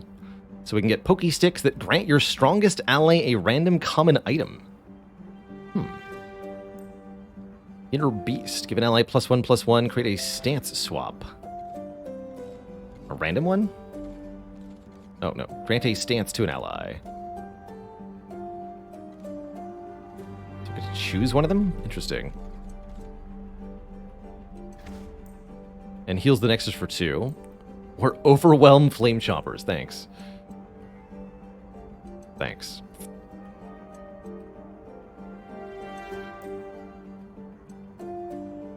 Let's try the Pokey Sticks. Sure, we'll find lots of uses for dealing 1 to things. Alright, 200 gold at the shop. Can also reroll the contents of the store. Ferosan Trapper. When I'm summoned, create an Enraged Yeti in the top 3 cards. 1 cost 5/5. Wow. Cheaper to put in play, too. That's actually not bad. Minion with Overwhelm doesn't seem too good. Primal Strength. Grant an ally +2/+2 in impact, and grant the top ally +1/+1. That's kind of interesting. That's got some good combat tech. Burst speed, change the strength of an enemy is really good for tricking the AI into killing their own units on yours.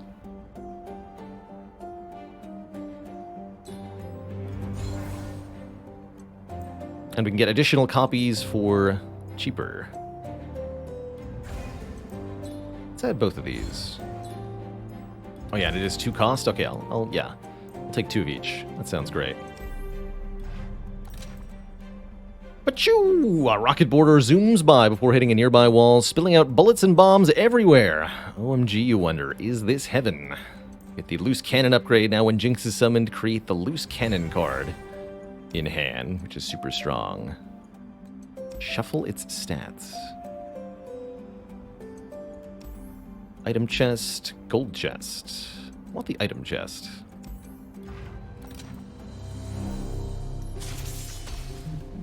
Jinx versus the back alley barkeep.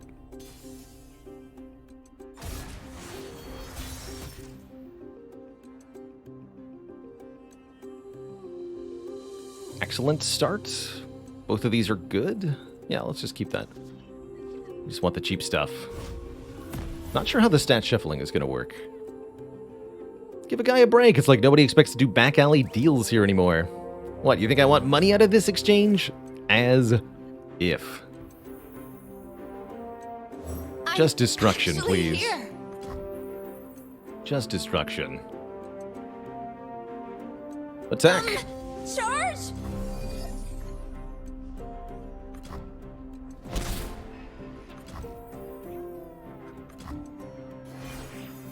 A 5-drop. 1/1 with elusive. Elusive means can't be blocked except by other elusive units, but I can kill it with a pow pow. If you dare try to attack me.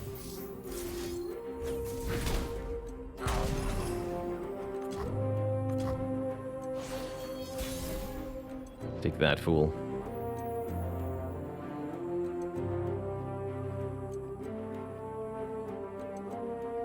Guess I'll go for the Boom Crew rookie over the Impact Yordle first. Of course I'm ready. Doesn't matter much either way.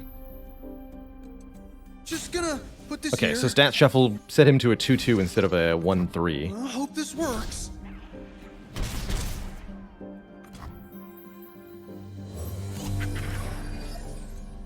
So I imagine units that are a 1-1 can't have their stats changed.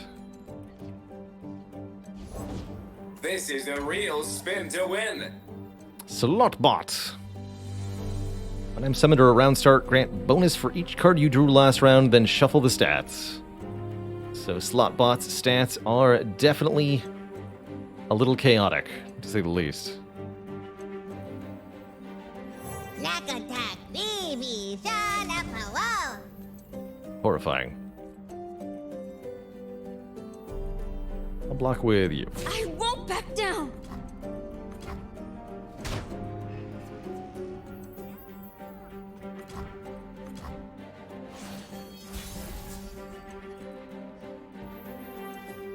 So, doubles up at the end of the round if we've damaged the Nexus.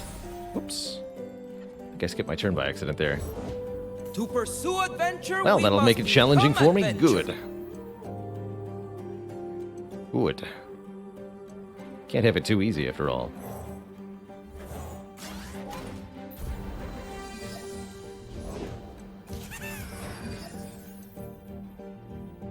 The trap is set. Yolanda will clear a path. 4 to kill this one. Can't do 4, so we'll just block with Whoa! you. Hey!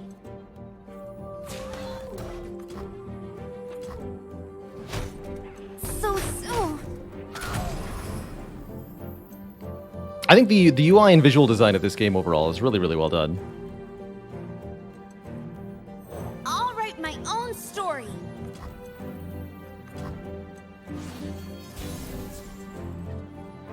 There's Jinx. Perfect timing. Levels up if our hand is empty. Rules are made to be broken, like buildings or people. Deal 1 to the enemy Nexus. Reduce the cost of your cards everywhere by 2. Don't mind if I do. All of them.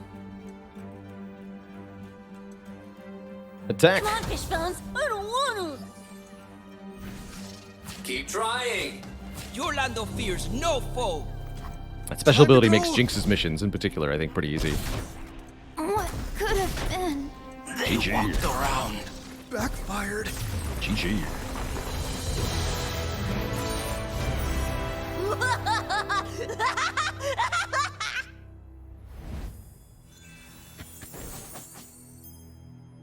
Not too bad.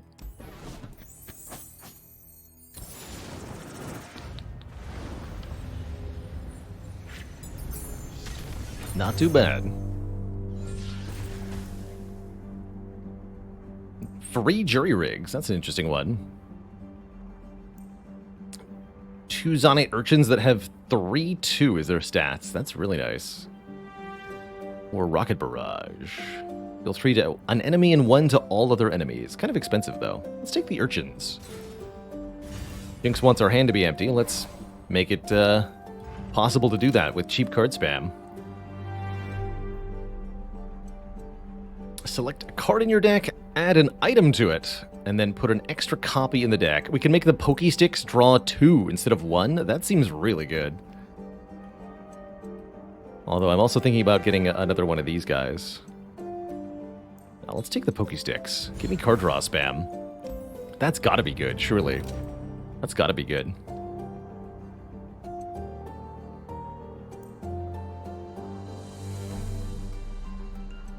Noxian Fervor.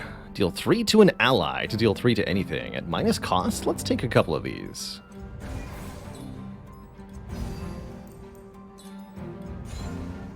I'll have an abundance of allies.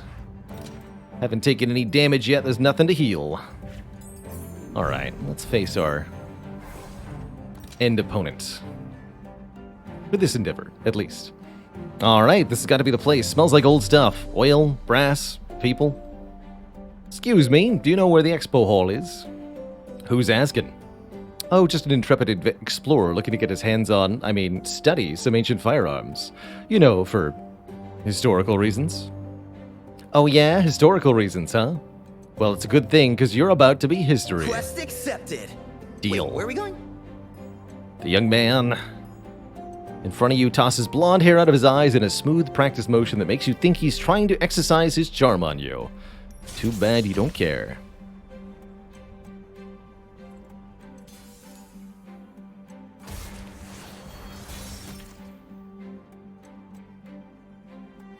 Alright, this is too many spells.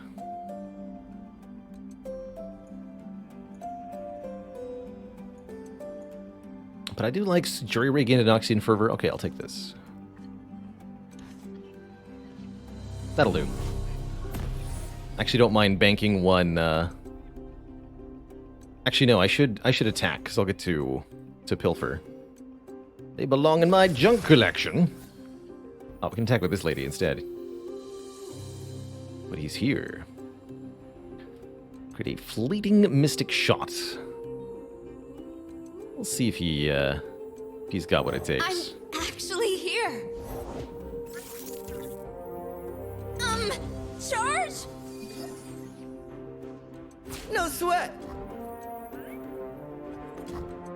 We can snipe him off the field with a fervor. And we did steal the scrap scuttler, even so. Good. It's fast, so that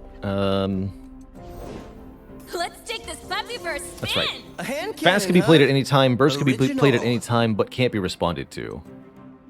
That's right.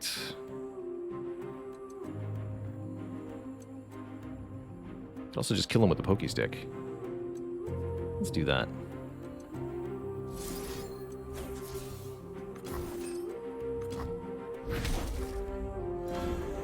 No way. It backs a bunch. I won't back down. Take one. Acceptable. Ugh. How much do I know Legends of Runeterra? We've played Legends of Runeterra a few times on the stream before, so this isn't my first time playing it, nor the Path of Champions.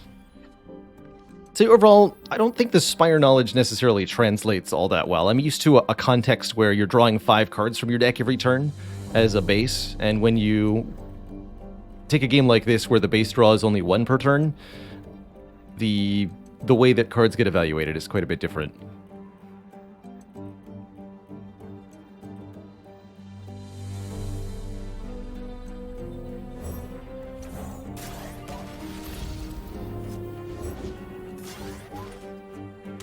Fair enough. Actually, looks like my opponent has a better board than I do currently. So I'm gonna decline the attack.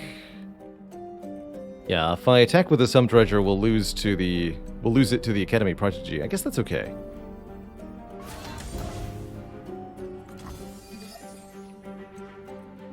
I still get to pilfer the card, right? Needs more testing. Currently, we're struggling to get stuff onto the board, but over time, because we have so many more cards, once we're getting more mana each turn, things are going to turn in our favor here. Don't blink, or you'll miss me. Is that more important than a 2/2? Use Noxian Fervor to kill one of them. Deal 1 to an enemy or the Nexus, then deal 1 to another. It's actually perfect.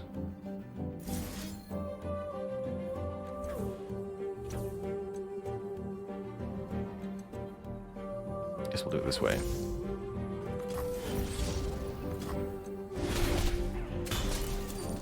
It's not bragging if you can back it up.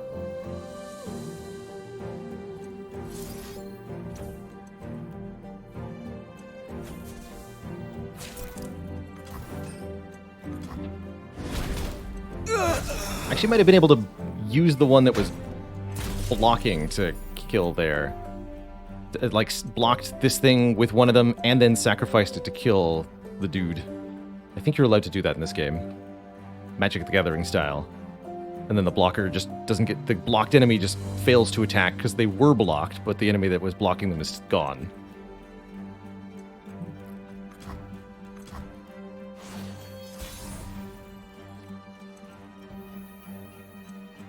Try to remember to do that next time.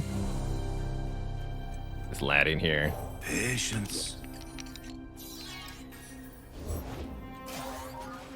Too many big things. Got nice snipes on them, though. How can I help? Observe and learn. Hey, there's the big boy. What did we catch?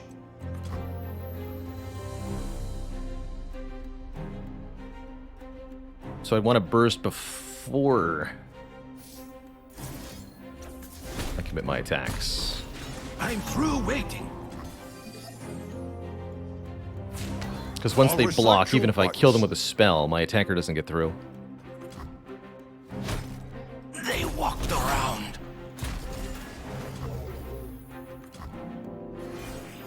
Not too bad. Unless the attacker has Overwhelm. That's right. If the attacker has Overwhelm and there's nothing in their way, we'll just do full damage. Happy to do whatever's needed.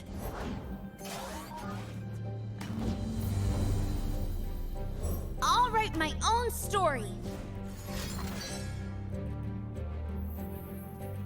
Slow. So I can Primal Strength on the Yeti to keep it alive here.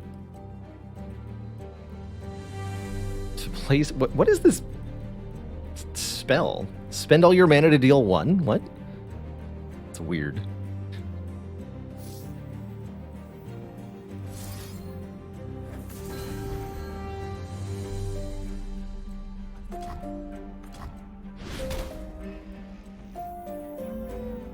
I don't even have the attack token this turn.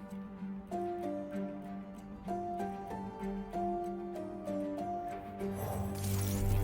don't think it dies at the end of turn, right?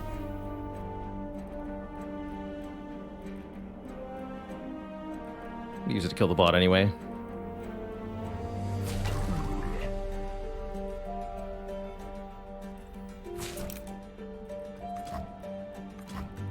Oh, it's an X cost. Got it. That makes more sense than what I thought it was. It's funny.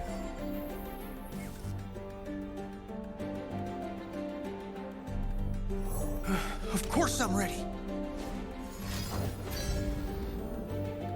Fair enough. Actually, wait. I can do this, right? Kill you preemptively. Kill that. That's gonna kill my units anyway. I'll kill my own unit first. Easy. When crime calls, a reply is proper. Ooh, beefy. I'll do my best.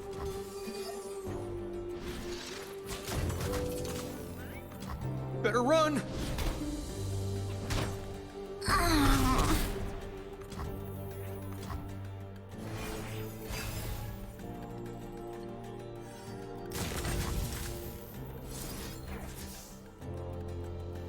Block I and do didn't that? do anything. Just in case it survives somehow.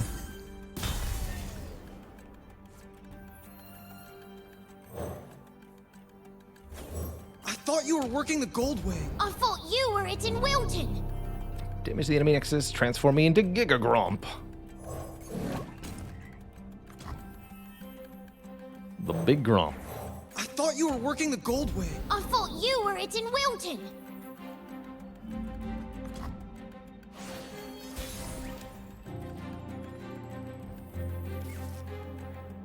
Time to move. My first big mission. Just kill him. No kicks as fix. Good luck. Time to go. Backfired.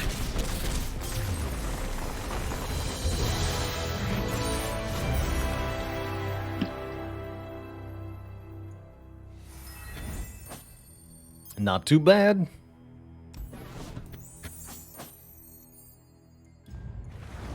So that was our first run through. The intro mission of the Path of Champions is pretty easy, but it does get quite a bit more challenging as you get through. So that didn't feel radically different from how it was before. Curious what else has changed.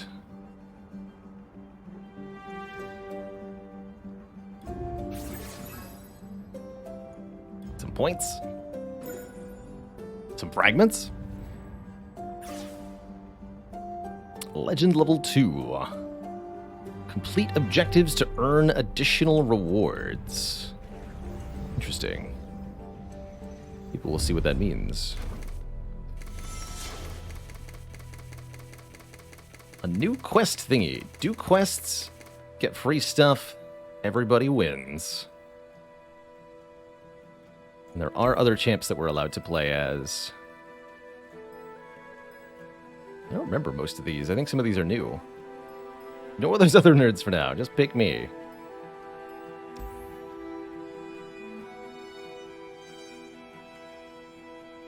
Star powers. Legend level 5 to unlock relics. Okay, so the more you do, the better stuff you'll get for each of these. Oh, some of your stuff will get items and such. There's all the way up to level 30. Interesting. Star powers. Press the star up button to use those Jinx fragments and give me a new upgrade. What's the worst that could happen? When you play or discard a card, deal 1 to the enemy nexus. Seems like a pretty powerful power. Okay, so you're getting like character-specific upgrades? Interesting.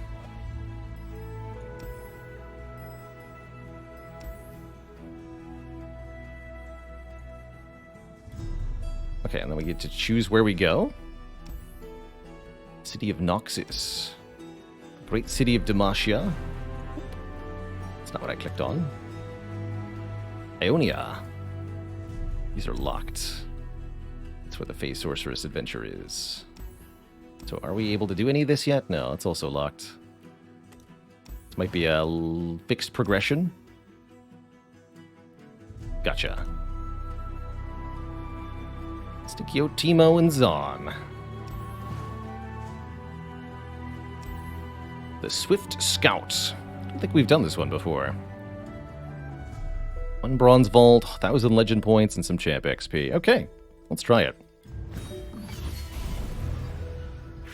Definitely seems like they've expanded on this a little bit since we last played. The individual missions feel pretty similar, but the sort of meta progression has definitely been overhauled a bit here. Seems like it could be cool.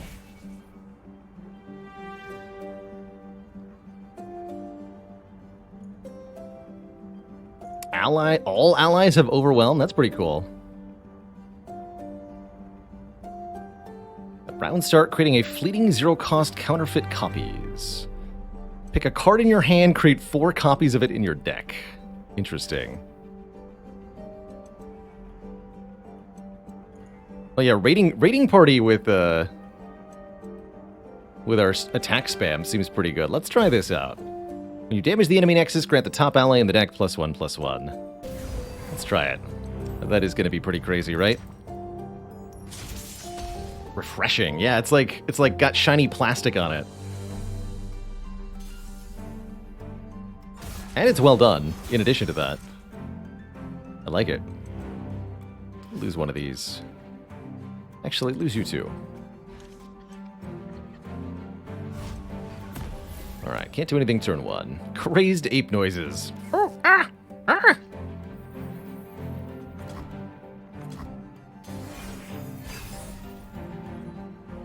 Go for the apprentice first.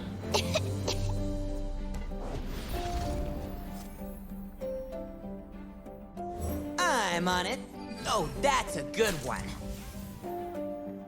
I refuse to take any Nexus damage, so Me first. I will make an inefficient trade here with the spell.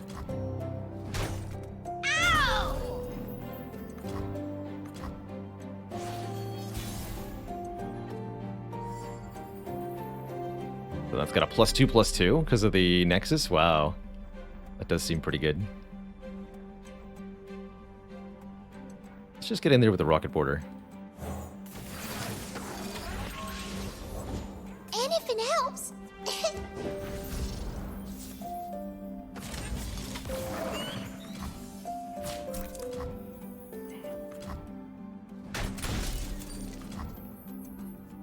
Oh, that's right. Quick attack means it goes before the enemies do. On the offensive.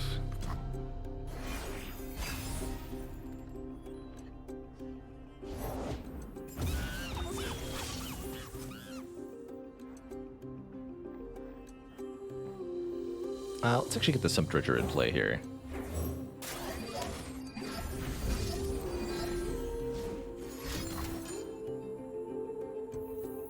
Two Scrap Scuttlers. Go for it. Spare a coin.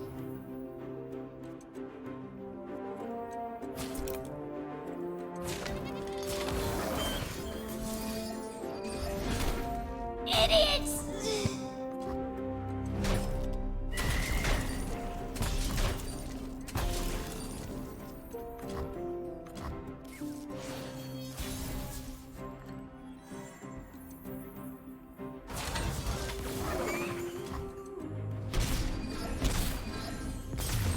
Huzzah!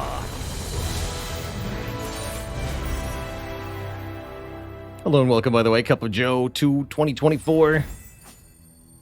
Yet another user with their birth year in the username. Typical. I'm just kidding. Hello.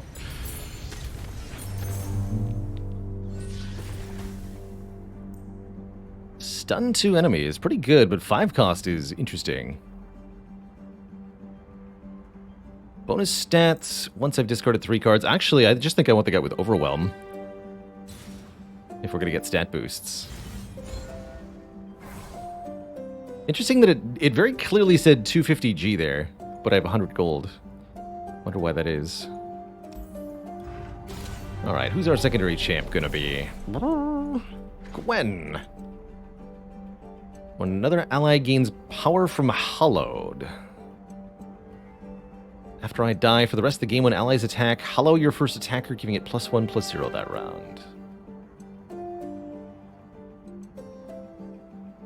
Interesting. Severe. Quick attack, spell shield. Ooh, I like that. Spell shield.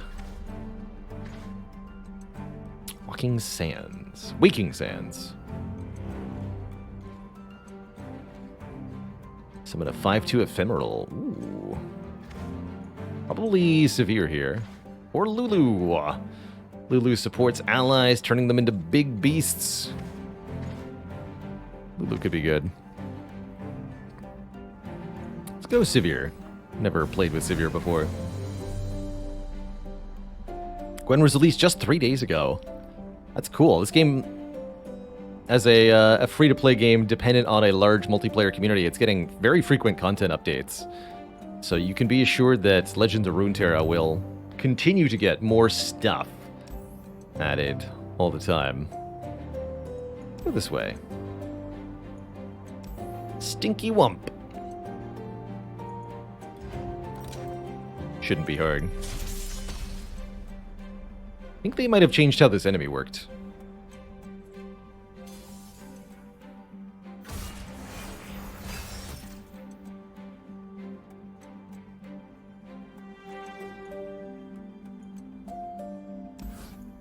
Let's actually do double jury rig. That sounds fun.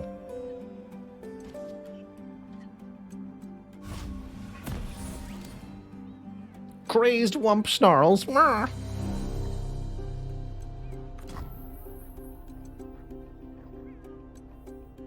Quick hands make quick work.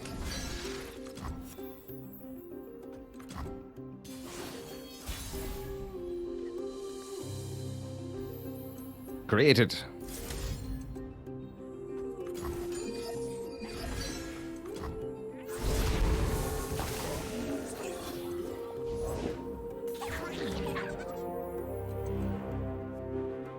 Step lightly.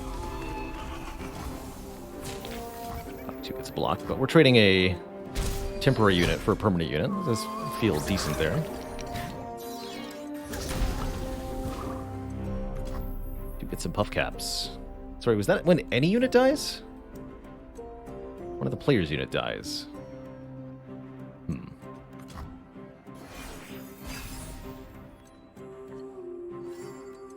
+4/+4. Wow.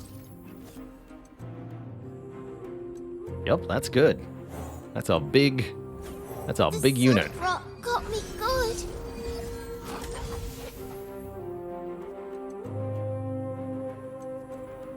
I didn't do nothing.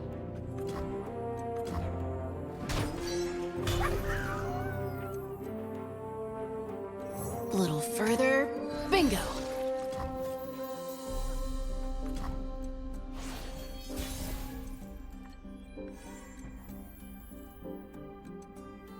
Careful. Yeah, I think removals are a lot less common in this mode. Not impossible to get your hands on, but way less frequent. Poor Wump didn't last too long. I think we've achieved sort of a ultimate aggro status here, where we're going to be able to just destroy all of our opponents on round one.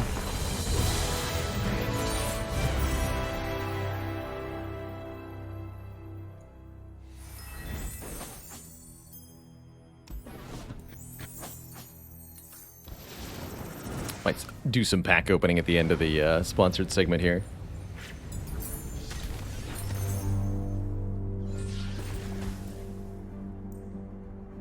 Two copies of a card, a hothead with +2/+0, so it's a 5/3 for 3. And grants the top champ of the deck +1/+1 and a random keyword. That could be pretty cool. Iterative improvement. Create a copy of your follower in hand with +1/+1. Comes with predict. Pick a card from among 3 in your deck, shuffle the deck, and put that card on top. Interesting. Or a 3-cost profiteer. Create a lucky find. Pick a buff from among 3 to grant to an ally. Let's try iterative improvement. That seems kind of cool.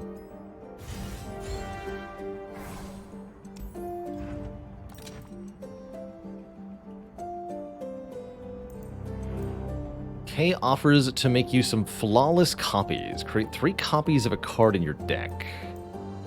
Or learn. You could have all the copies you want.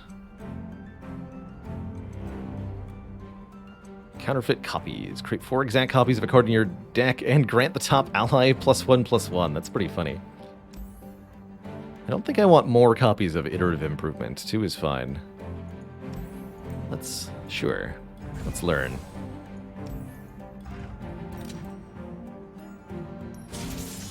Could also have left or reroll, that's right, if we didn't like our options.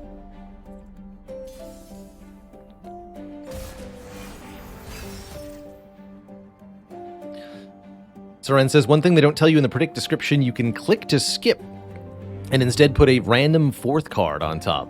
Interesting.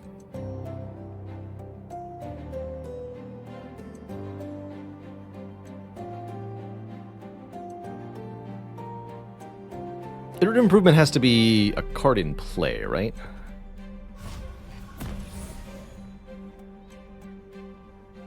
What's this about badges? You want to earn your Voltician badge, huh? Then let's see how many volts you can take.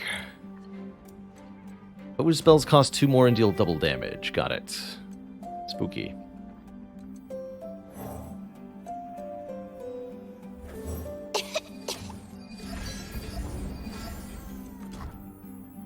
He seems nice.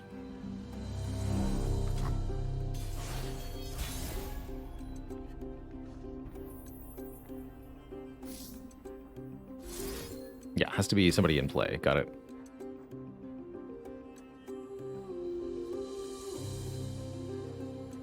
Okay, let's attack before we do anything. Anything helps. Nab a card. Oh, we're not doing that anymore, right? That's gone. No more card nabbing. I gotta know, though. That's right, and we predict. The pow-pow on top. It's now a 4-3. Or 1. Seems good.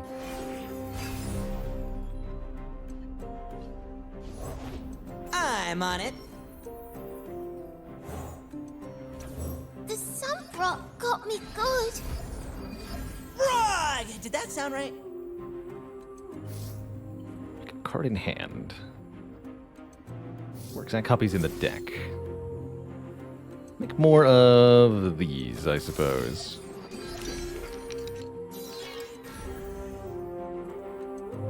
I'm innocent.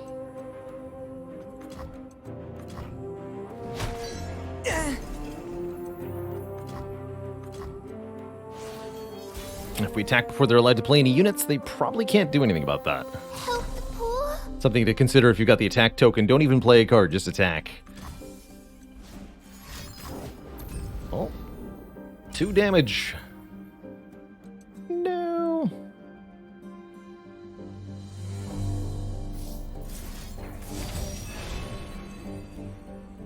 Of course, sometimes that actually goes wrong in this case. That's exactly what happened. Oh, sure, Zillatuma. I was wondering if that might have been the case. Lower the dialogue a bit. My apologies for that. Ow! Happy to do whatever's needed.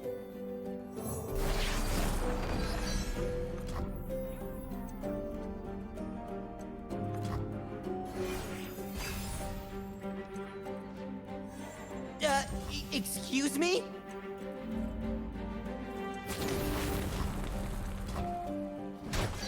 That technique. All that glitters is mine. We actually just won by playing cards there?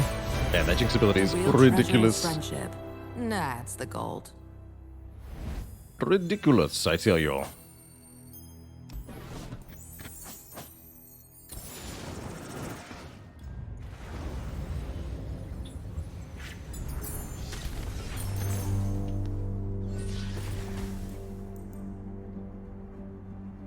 Tough Rockhopper. Tough means takes 1 less damage, I think, right?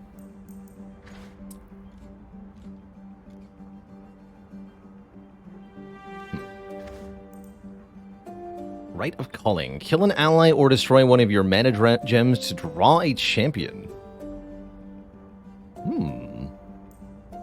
I like it.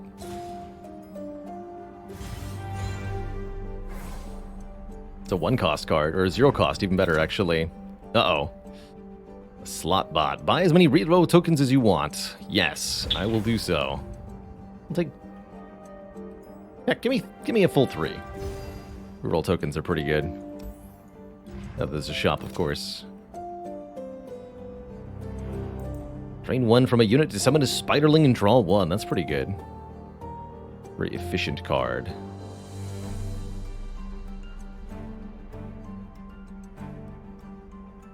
Are we at the end already? Looks like we are. Okay. Actually, let's look for something better here. Focus. That's right. Instant, but only outside of combat. That seems pretty good. Just want to be able to spam cards.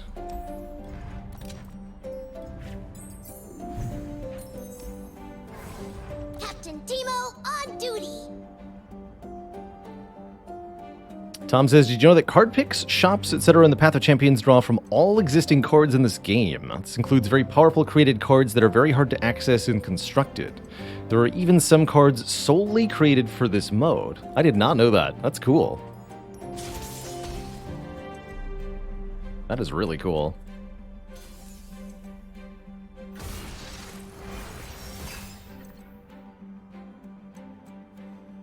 Alright, lose the Sump Dredger. Everything else is fine here, I think.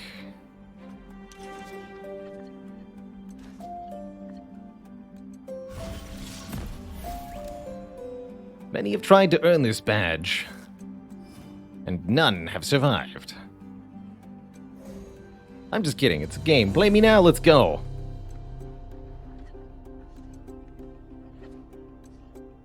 Just a game. Why you have to be mad? Quick hands make quick work. I'll scout ahead. Could you hold this? Thanks. 5 poison puff caps, huh?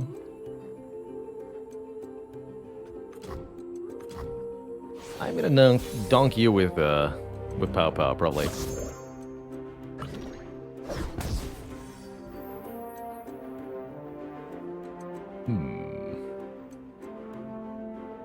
Do I add quick attack to the mix? Use Pow Pow next turn. Let's get the Boom Crew rookie in here. Of course I'm ready. That'll do separate instances of Nexus Don't mind damage. me. Commit! And spoil the surprise? You're gonna block with that? Okay, go for it. Better run. Have fun being dead. Another day in the field. Oh. Well. Fair enough.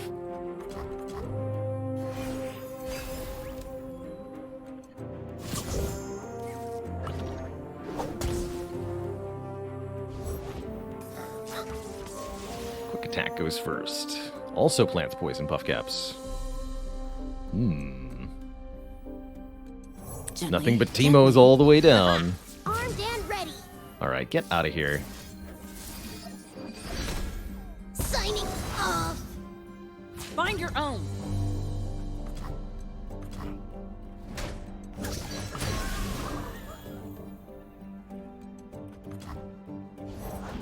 Reporting Still whittling in. down the health pretty quickly.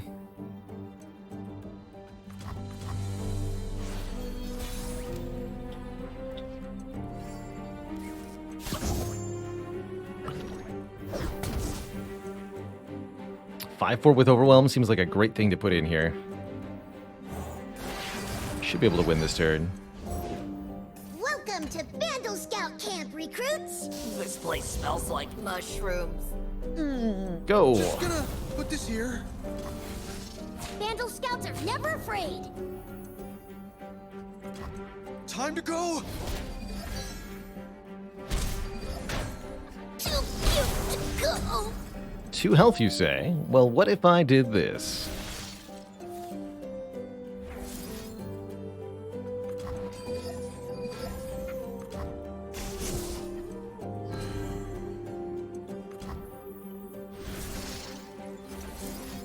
Heck those mana gems. Who needs them? GG. Victorious.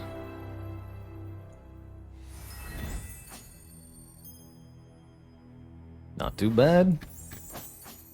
Not too bad.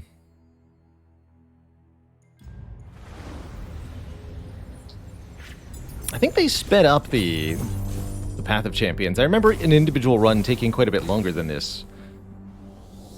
So I do like the faster pace of play that we're getting. Yeah, that was actually only 11 minutes. Well, 12 minutes. Cool. Very cool.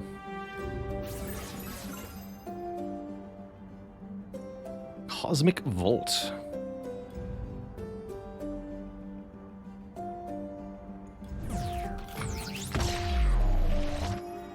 Kind of a cool animation. 5 fragments for a different champion. So you can get, you can level up the champs that you're not even playing with. Neat. Very neat.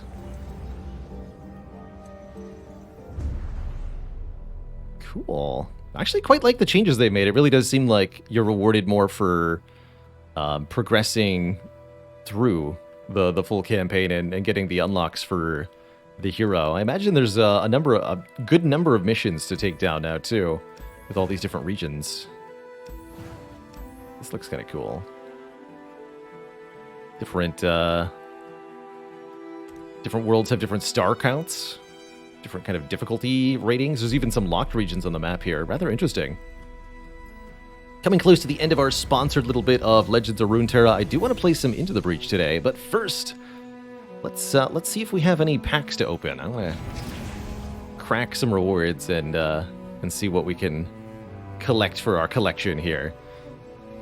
I'm sure chat knows more about what's really exciting to find than I do.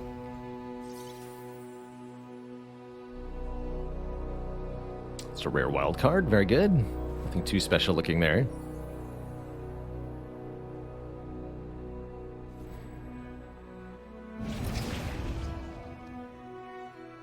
Another epic rarity wild card. Wild cards are something that you can unlock with pretty decent regularity playing through, and you can use them to add a card of that rarity, any card of that rarity, to your collection. So whatever it is that you're trying to build, this lets you get it. It's good stuff. It means trying to grind for a particular drop isn't so torturous. Platinum chest upgraded to a diamond chest. Piercing Darkness. Drain 5 from a unit. That seems kind of interesting. Kill an ally, then revive it. Imagine with full health. Intriguing. It's some good art, man.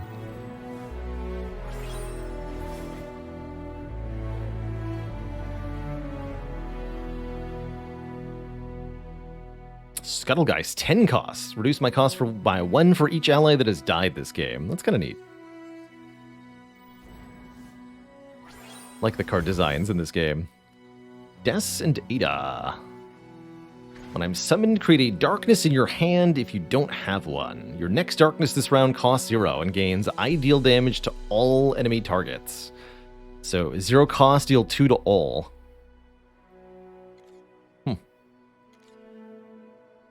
Pretty big stats, too. Raza the Sunderer. Kill the 2 weakest enemies if an ally died this round. Get some card advantage.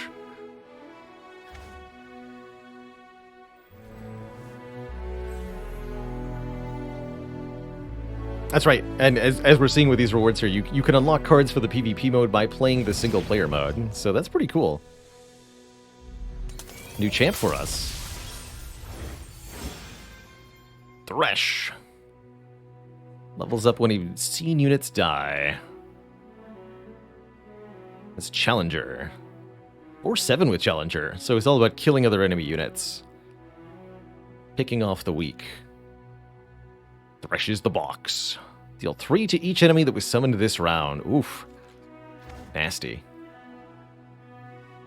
Seems pretty cool. What about Commander Ladros? Very expensive. 996. Nice.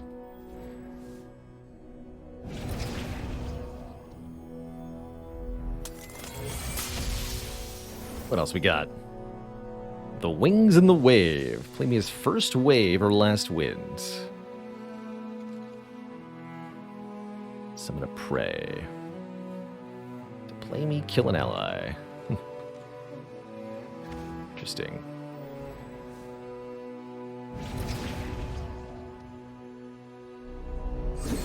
Champion wildcard we can use to unlock any champion. Very nice. Hey, hope you enjoy giving Legends of Runeterra another try, Zakasu. Definitely a game that gets more and more content every time I see it. 2 Sulters.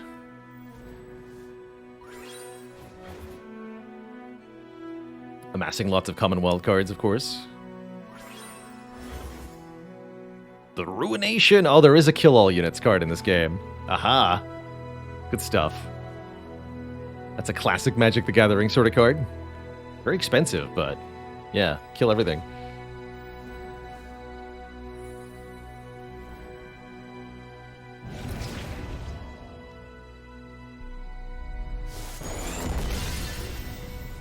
diamond chest.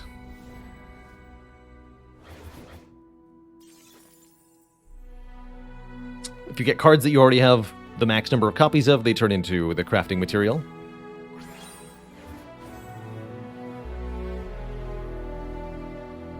Darkwater Scourge, what are you? Lifesteal, ephemeral. Okay, so steal 5, but only one turn. Very nice.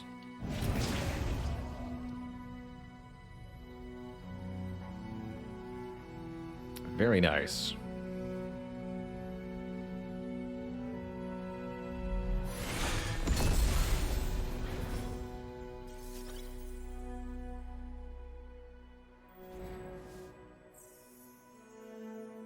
In the Battle Pass, if you get a duplicate card, you get the full value in shards rather than a fraction. Interesting.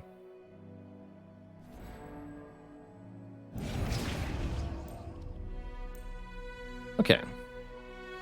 Oh yeah, these are all from a single region, because I'm allowed to pick the region that I'm getting the cards from. Interesting. So you're actually allowed to pick where you're drafting cards. I did not notice that. Interesting. Very interesting. Regions are kind of like the colors of the factions of this game.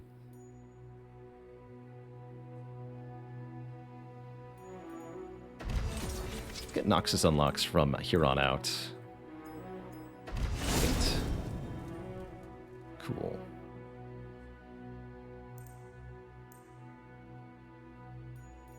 Gotcha. All right, cool. Well, that does bring us to the end of this Legends of Runeterra sponsored segment. Appreciate everybody who helped out the stream by watching me play through this. We might be back to the Path of Champions again, especially if more sponsored opportunities cross my deck. Always a joy to come by and visit this game. Do enjoy my time here. But I do want to squeeze one last game into the end of stream here. Some Into the Breach to wind things out. We'll play a run on the unfair difficulty in Advanced Edition. That's my plan, but we'll take another break before we do that. Let's change our title and stuff. Into the Breach.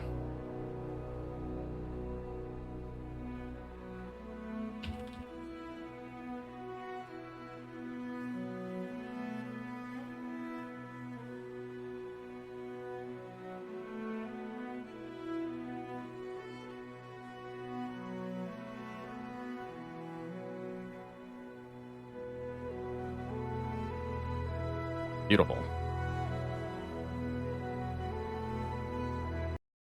Beautiful.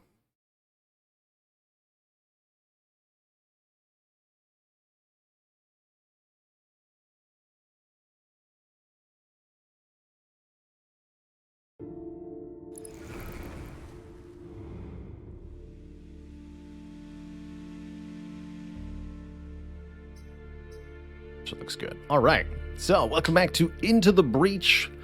Folks, Into the Breach is I'd almost call it like a tactical puzzle roguelike from Subset Games, the creators of FTL, Faster Than Light. Came out back in 2018 to lukewarm reception, but recently got a Advanced Edition update for completely free that adds a whole bunch new content, new squads, new enemies, new pilots, new equipment, and a new difficulty level. Overall, it's made the game a lot more interesting to me personally. So what we're going to be doing is jumping into a new game with one of the other squads. We didn't quite get our win on the Heat Sinkers. We did get all achievements with them. Let's try out the Arachnophiles. I haven't played with this this squad yet. The Bulk Mech. Bounce a projectile off one target to hit another. Interesting. Both do damage and push. Arachnoid Mech. Damage a target, creating a friendly robot spider on the kill. Can make it acidic, too. Or this Slide Mech. Push self and all adjacent tiles. How interesting. Can make it shield self or shield ally. I bet shield self is very useful on that. got good movement, too. I imagine that'll make it quite nice.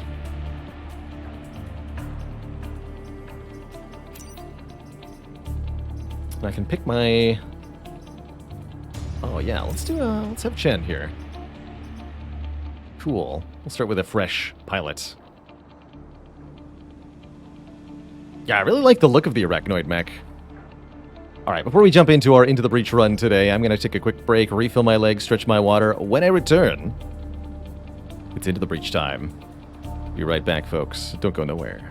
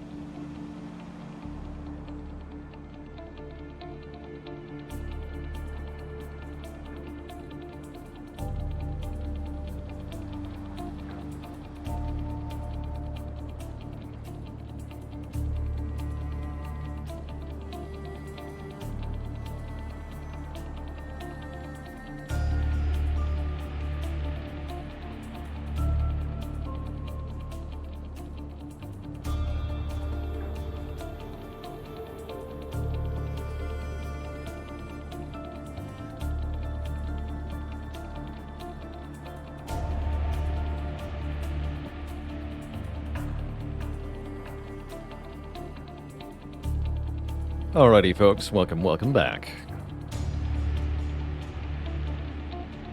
I suppose an uptime command would be useful. Twitch does have a built-in uptime feature, although I suppose it's probably not visible on every device type. But you should be, especially if you're watching on desktop, just be able to see the uptime at the channel without needing to use a bot command in the chat room. Anywho, we're starting a new run with the Arachnophiles. Spider lovers spawn 15 arachnoids in one island? 15? That sounds like a challenge. Not impossible, though. Area shift 4 units at once. You'd have to be in between all of them. Or there's no size upgrade on this, right? No. Efficient explosives. Kill 3 enemies with one shot of the ricochet rocket. 3? You'd have to get a push kill in addition, huh? Got it with way less than 15, huh? We'll see. Let's begin on unfair with everything added. Let's go.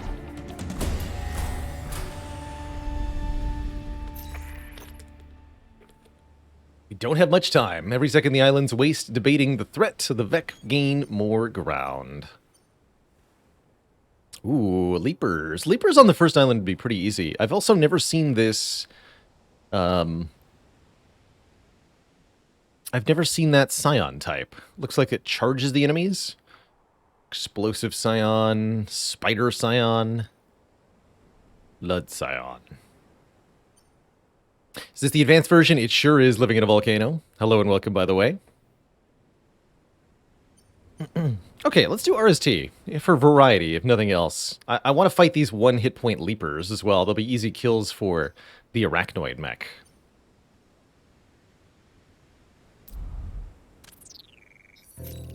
You won't find me as gullible as my department heads. Whatever time traveler nonsense you claim, it's your firepower we need.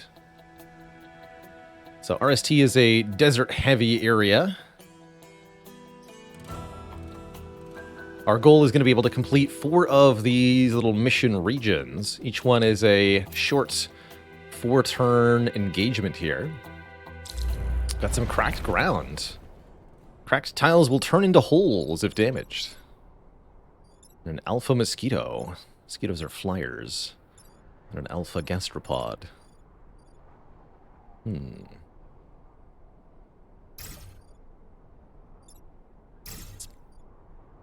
Spawn like this?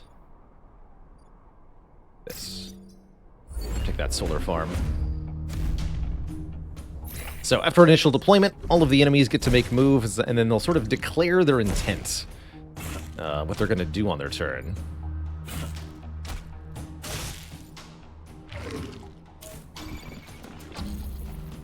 These mosquitoes are a bit annoying. They create smoke clouds, which prevent us from taking actions. Gastropod grapples to a building.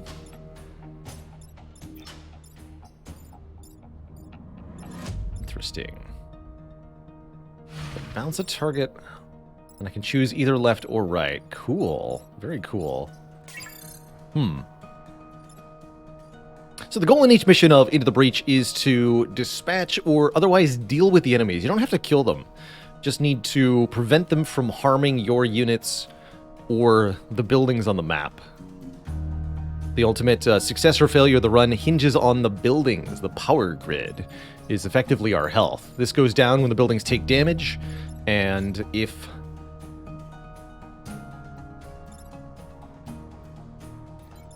a building is destroyed, if the power grid reaches 0, then we lose the run. That's what I'm trying to say. So how does this work? I can actually destroy myself like that. That's funny. Can push that into the smoke. That's so funny. Interesting. Oh, it's an artillery-style attack? How unfortunate. Okay, so you're in need of rescue. That's what we just learned. How unfortunate.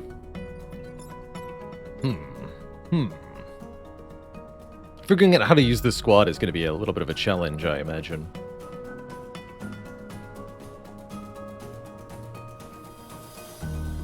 Oh, well, no, I can't do that, right? 'Cause I can't shoot through my own unit. Although it does push, right? That's a hilarious move, actually.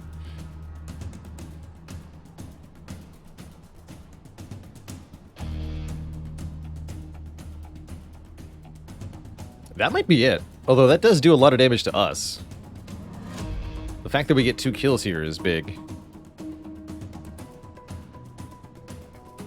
That frees us from the entanglement, so our artillery mech can create a spider by hitting this thing.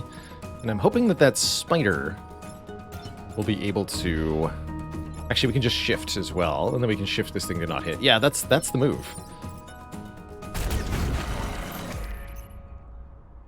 I also think I wanted to put the special pilot in one of these different units.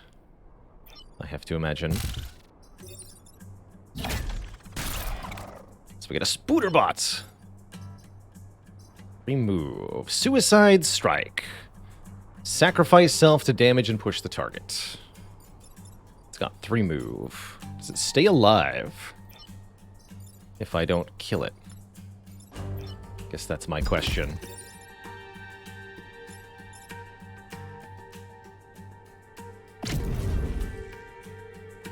Let me push everybody.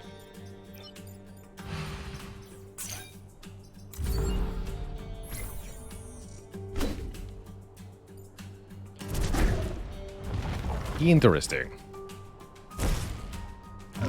Oh, and the spiderling's also bait. I like that.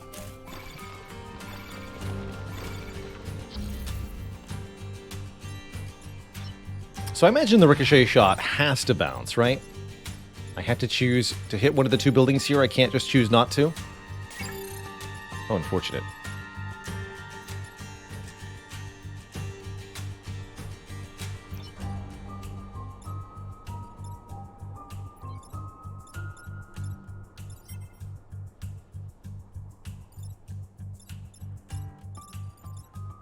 So how do I stop that from being a thing? I guess I could just push it, right? That works.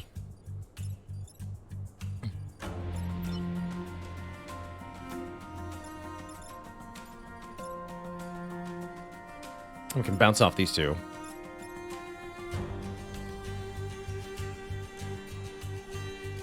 Move to the 7 line.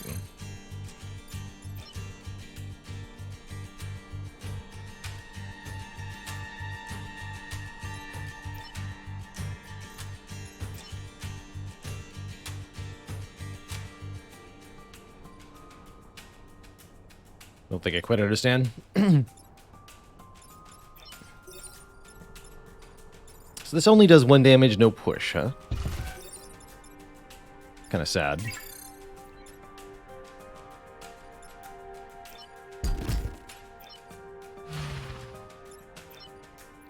Actually, can I block? Yeah.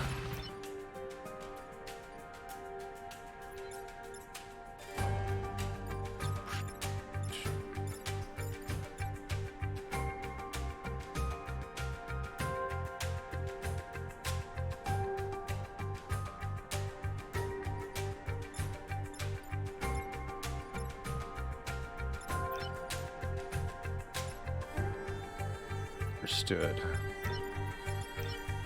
Smoke is blocking here. I can push it into the water with the spider.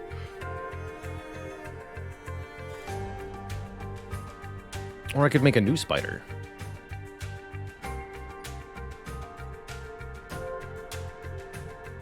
Guess we'll just push it. That counts as 1 XP for everybody, noted.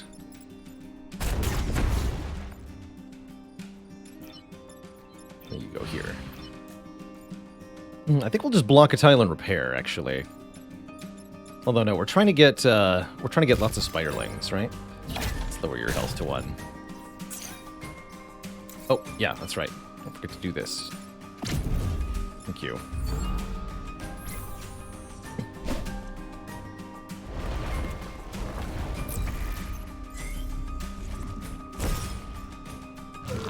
Okay, yeah, so just like it says, the Raging Scion boosts the other Vec, making them do more damage. That doesn't seem like a big deal, for the most part.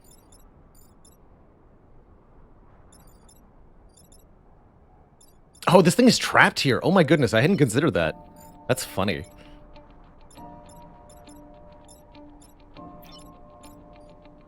That's very funny.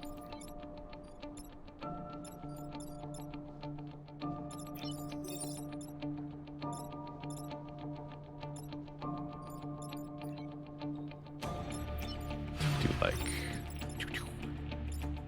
Interesting.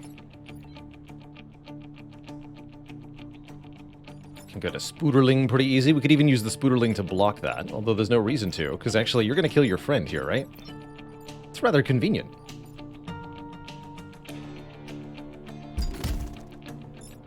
This only affects the 4 adjacent tiles, that's right.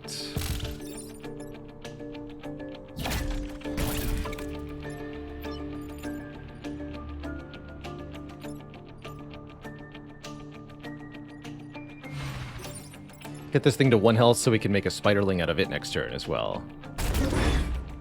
Get a couple extra Vec next turn. That doesn't seem like such a big deal. Here, create a decoy, please.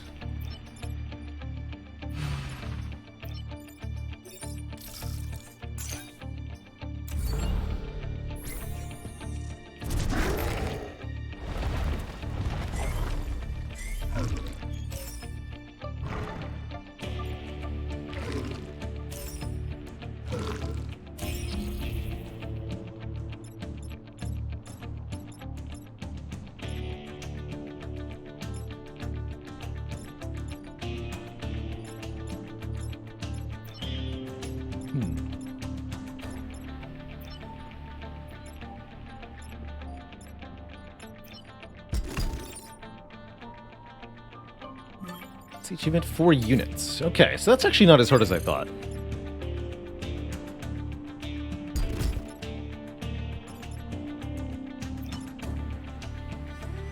In fact, I'm going to do that right now.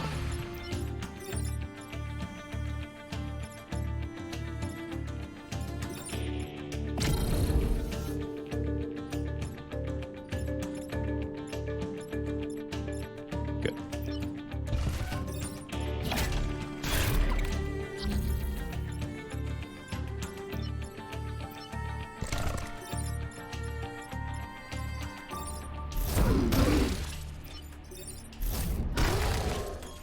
Get a bit more XP that way. And that's sorted. Cool. Can you kill your own Spiderling to create a new Spiderling? Maybe.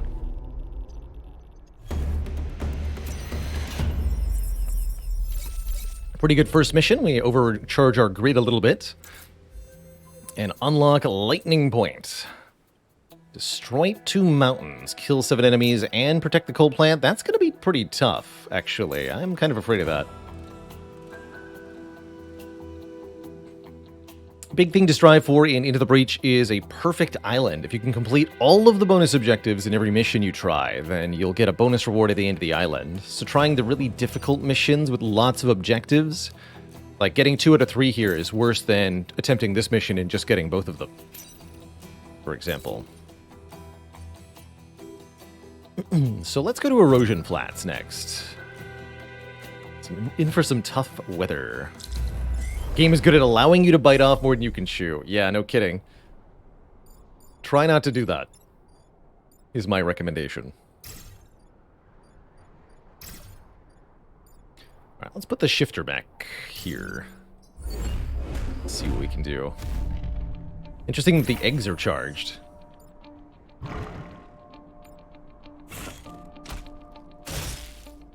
Got wind.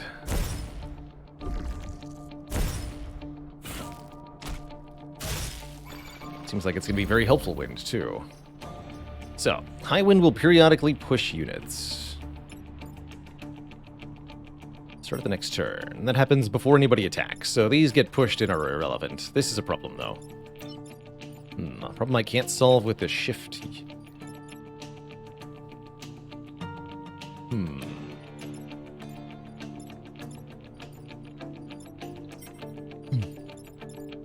Currently, the egg's going to get shoved into the building. I think that will cause damage. So that would be what I would call undesirable.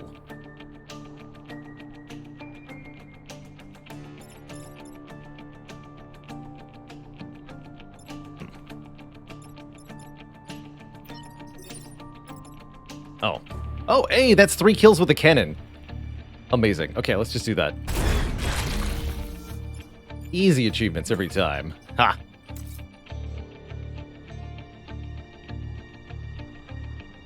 Okay, well, that makes my life easier.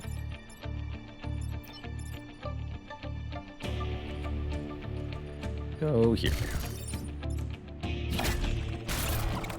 A spooter can push this thing.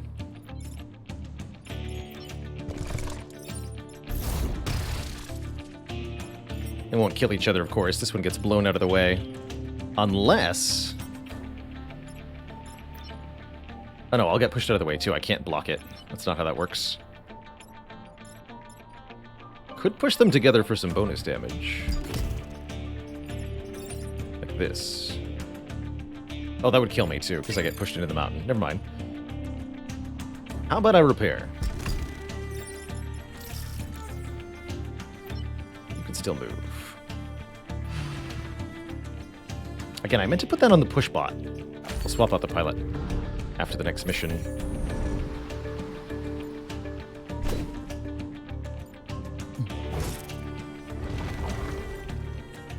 The laser squad, I like the Zenith ones, I think they're called. Yeah, those are good. Interesting wind placement.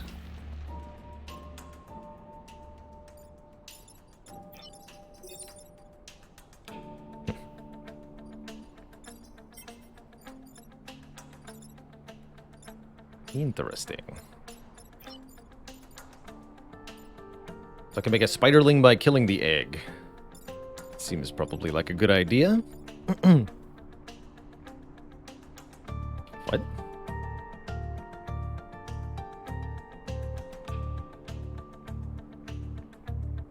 Interesting.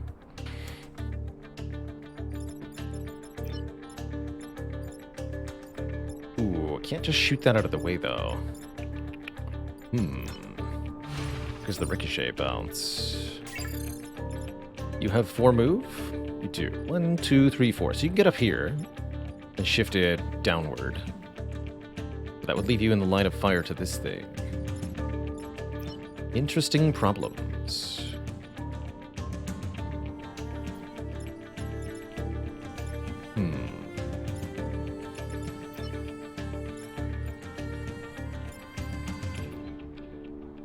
I think that means I need to free the shift mech with the bulk mech. Not like that, though.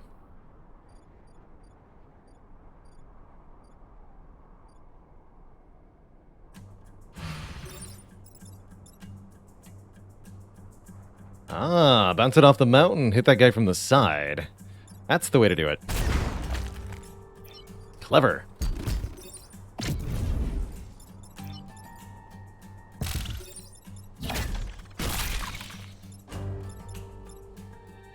We do get grappled by the gastropod. Here. That probably won't be a problem. Actually, let's have the spider bot take the hit.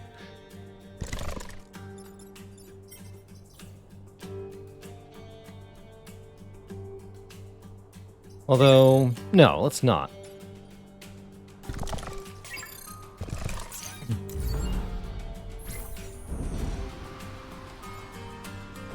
Yeah, we get pushed first. I mean, this unit gets grappled. Takes damage.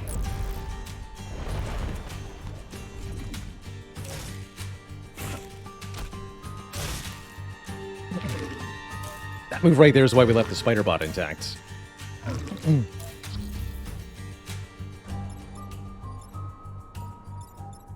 Or is it, though? Okay, so you get pushed here. You get pushed here. You're not a problem. You are a problem. These are not problems.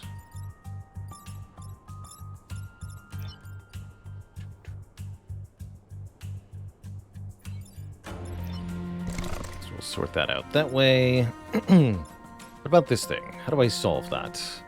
I need to push it 1 this way, so we can just use the push bot to do that. Like that. That should be fine.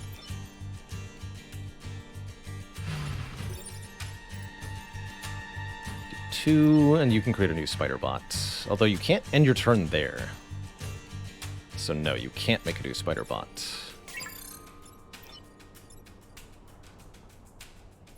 So you only have 3 move.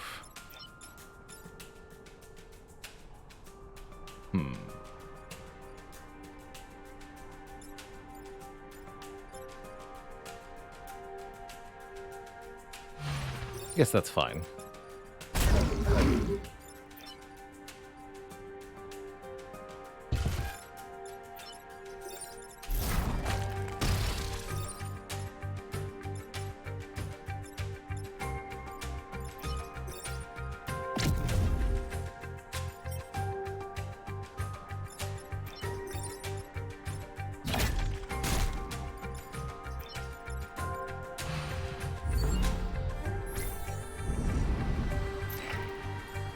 Oh, shoot. How did I not see that coming?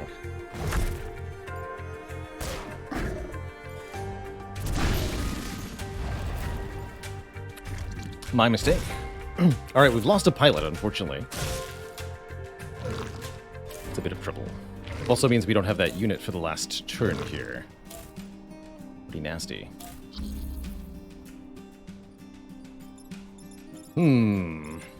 Definitely mistakes have been made. Okay, we can solve these 2 problems with the spider bot, but this is all up to the bulk mech to deal with? Seems pretty unlikely. Actually, you block that, so all I have to do is deal with that. Easier said than done.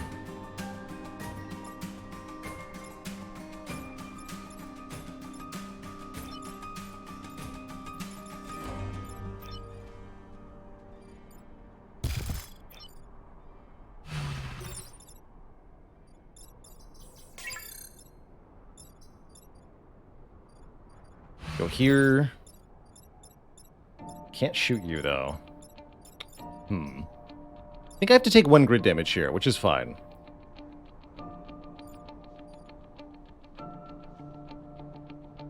Ultimately, I could shoot you sideways. Like that. You attack after that, so that doesn't help. Okay. That's fine, then.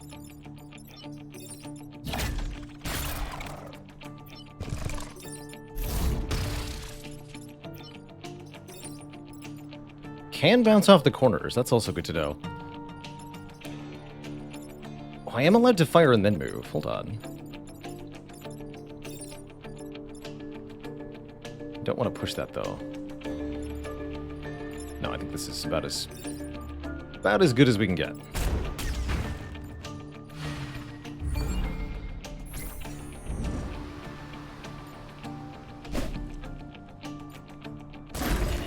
So unfortunately, the pilot that we lost means we'll be at a little bit of a disadvantage until we can replace them with somebody. But we're very likely to find more pilots this run. At least they didn't have any experience. Anton Smith died. Poor guy. Well, that's right. I wanted to put Chengrong in the slide mech. Being able to slide and then move 1 after is pretty spicy. Knock mites off the mechs. Alright, we gotta figure out what that is. What do you mean, knock mechs off the mites? Mites off the mechs. Vec mite infection. Damage, fire, acid freezing, or repairing will remove them. Okay, so each mech needs to have something happen. 1 time. Doesn't seem too hard. Let's put the swamper over here. Now, we're going to get locked in by mosquitoes if I do that. Go here. See you later, Toaster King. Much love.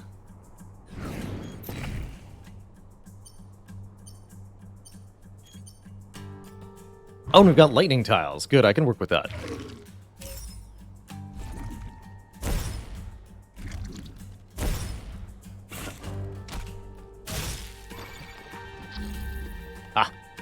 Easy. Check this out. Boing.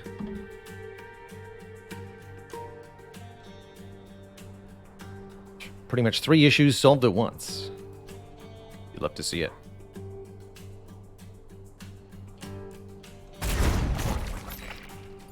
Could even move 1 after.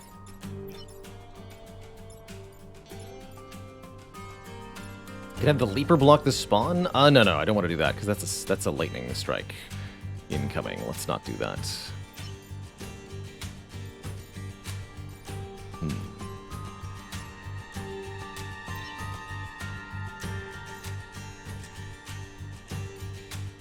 My spider mech in the wrong spot, looks like.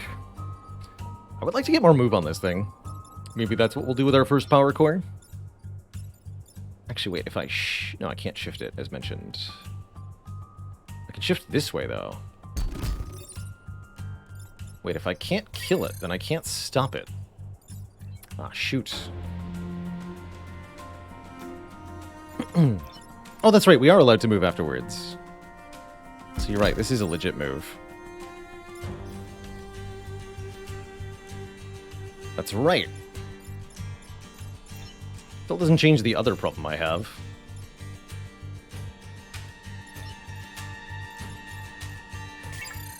Which is this mosquito that I actually can't deal with. Actually, yes I can. Aha, here's the play. This is a weird play.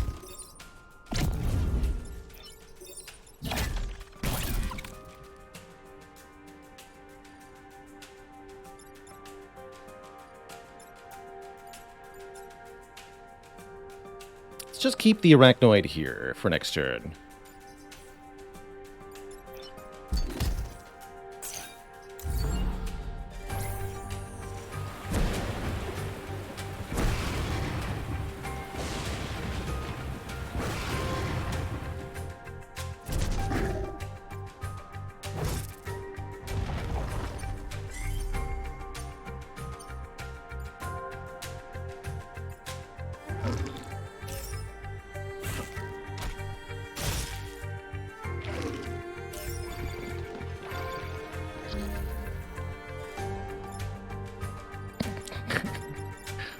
Nerds. Arachnoid can take out the... Actually, no, can't take out the Scion, because I don't have the movement for it.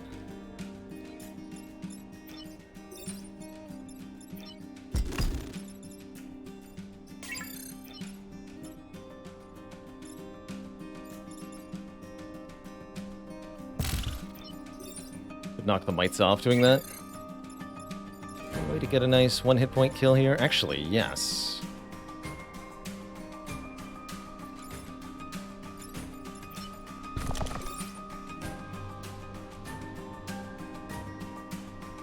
If I kill this, I'm just wasting the free damage there. But I want to keep making arachnoids, and I want to knock off the mites, so let's do this.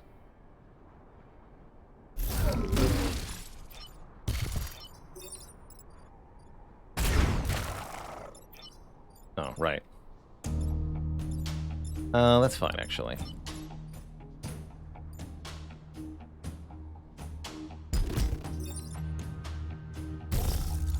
There.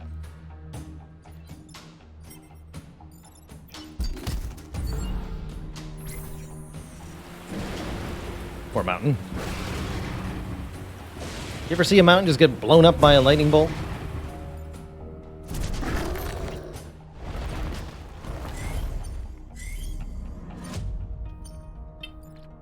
It's a tough life.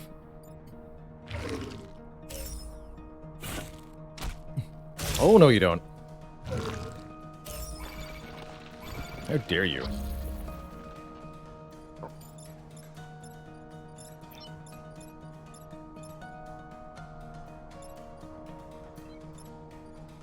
Attacking upward. We don't want that.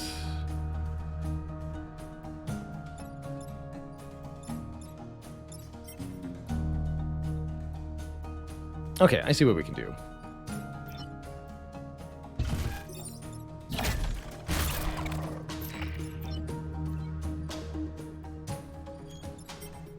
So I want to reposition you.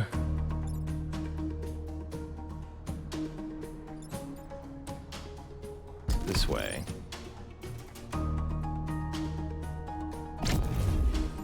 And then go here.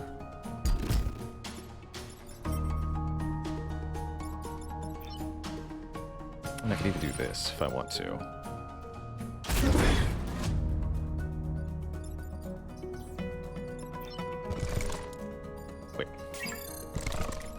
You grab the...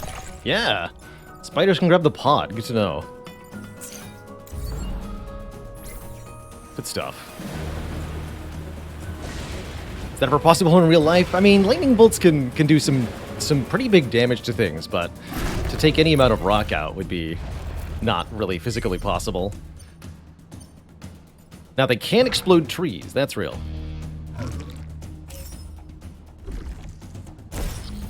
Oh. Oh, wait. We've got the shifter, though. The shifter shifts all.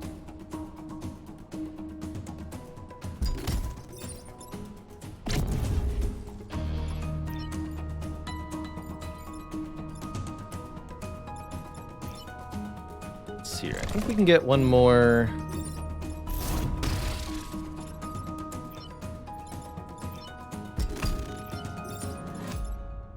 It's not quite enough. Wait, is there a way to push them into each other? It's there. No, I don't think so. Alright, just kill this then. Level up. Acquired. Looks good to me. Might have also been able to shift into the lightning there. Yeah, actually. For a bit more XP. You are correct.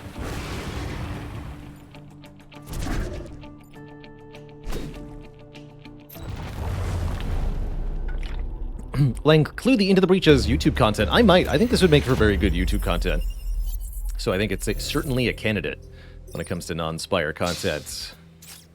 Just a reactor core, nothing else. Technician, repair one at the start of each turn. That's good on the lower health stuff. I guess we'll have that on the Arachnoid for now. I would like that on the Slide Mech, but I think Shenrong's more important to have there currently. So, shield self. Shield the user when activated. Actually, I think that's what I would like to do. Probably as my first upgrade. That could save us in a lot of situations. Add acidic to the attack of the Arachnoid. Okay, the spider. Not the launcher, the spider becomes acidic.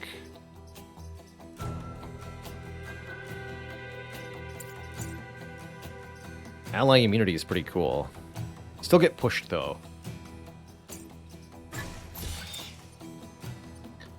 Defend the train. Not an armored train, a regular train. This maglev is one of the few we have left. It needs to get through or my people will get cut off. Too easy. We have lost an unfair run, Necronth. Because I pushed my squad beyond its abilities. So far, unfair has been manageable, but definitely challenging. Defend the train is definitely a tough time. Could instead go to Dead Bird Field, defend the prototype Renfield bombs. We'll get 2 reputation. I don't even need the grid power here, right? Yeah. Let's just do this. I like the armored train, though. Armored train is real cool.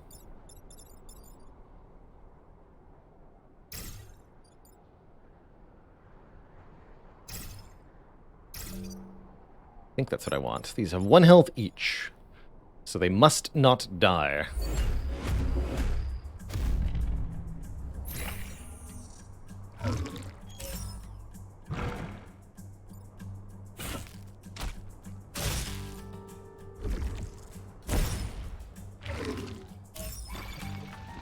Wow, not a single one went for something that... Ugh.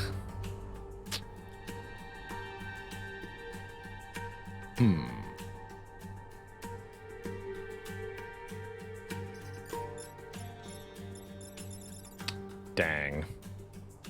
I think that means this 1 grid damage has to occur. Probably at a minimum, quite frankly.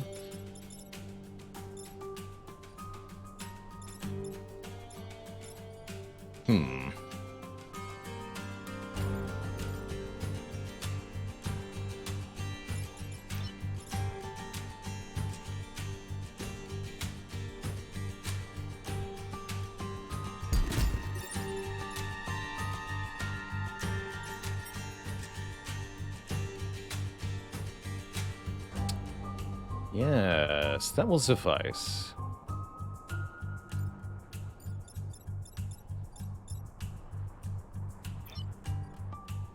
So if we pull everything this way, you go here, you go here, you go here, the gastropod will yoink the Alpha Leaper off the building. So we just have this Alpha Gastropod to deal with, which the bulk mech can deal with. Unfortunately, I can't quite have the Arachnoid deal with this, though, so I don't think we can get 2 kills. Or, I don't think we can prevent the grid damage, but that's okay. Everything else is solvable here. That's fine. Oh, but I... Oh, crap. You kidding me? Even if I use the pull mech, I can't have the bulk mech solve this problem, because I have to shoot at either the bomb... I have to shoot at one of the bombs. With the ricochet rocket, right? If I shoot like this, then I have to either do this or this. Either results in the bomb dying. Well, that's crap.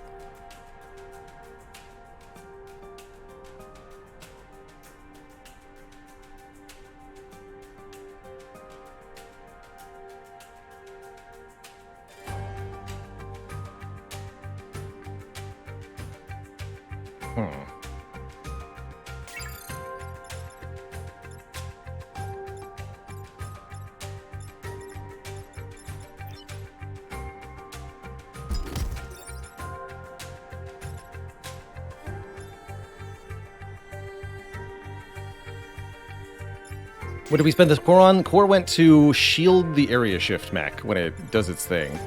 Unfortunately, I don't think there's any way to get usefulness out of that here.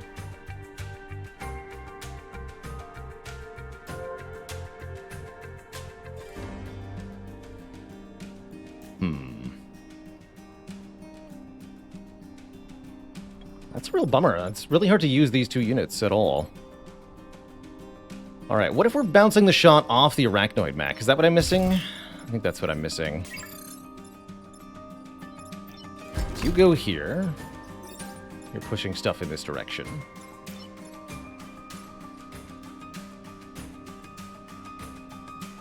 Imagine you're gonna go here. No, don't go there. You have to go here, I guess.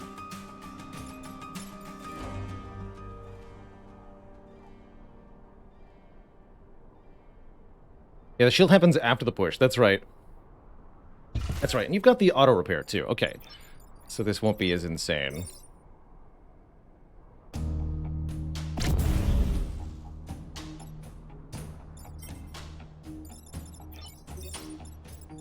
We do this.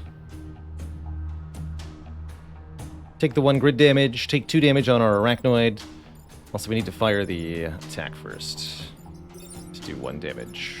Sad, but it's okay. And thus the bombs are saved. I can even move this now. I wonder if I could have moved the push mech to be the thing I bounce off of.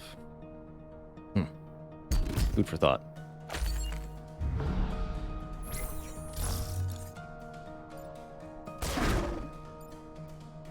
Oh, that's 2 damage? But it was only 1 building. Okay.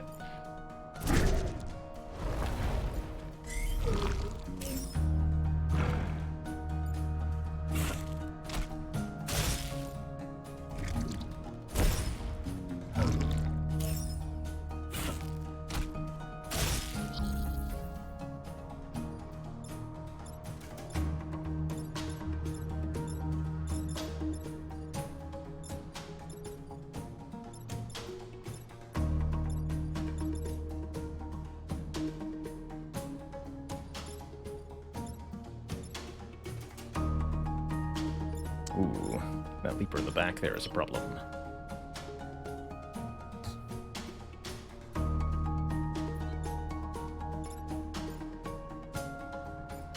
That leaper in the back is a big problem. I think I see my solve, though. This goes here. We launch a spider here. Spiderling attacks this, killing that.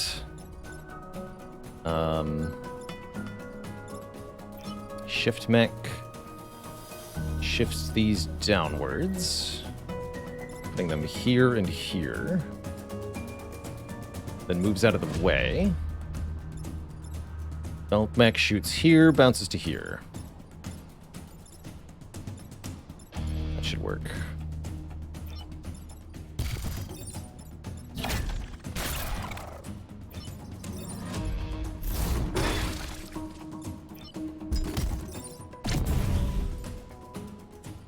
Oh, I can't get out of the way. Shoot. Uh-oh. Right, can't get out of the way. Ah, man. That might be reset turn time. Actually, wait, I can get out of the way, right? I go here, and then you go here. Ah. We just have to tank the hit to our face. That's right. Completely okay with that.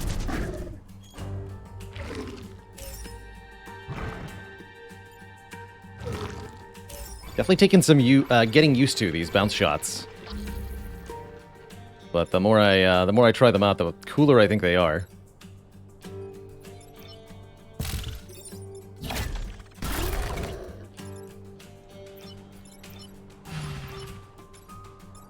Let's block one of these from spawning. Oh wait, that's not gonna work how I want it to, huh?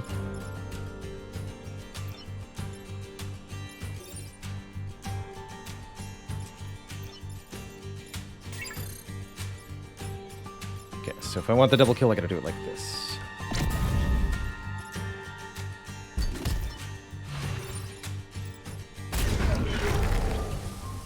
There we go. Okay, no spawn blocking. 3 enemies should be no problem, though. Could block one with the Spooderling, but I'd rather get something at 1 health so that I can make another Spooderling. Especially if they're gonna be silly like this.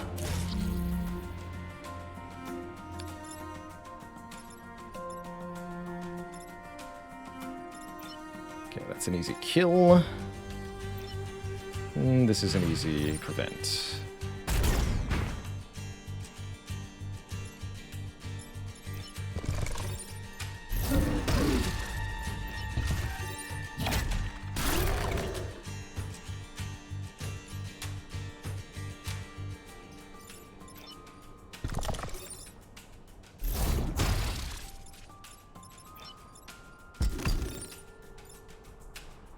Oh, hey, that gets a kill. The Blomp. Interesting. I don't get the shield after that. Curious. To try how that works normally.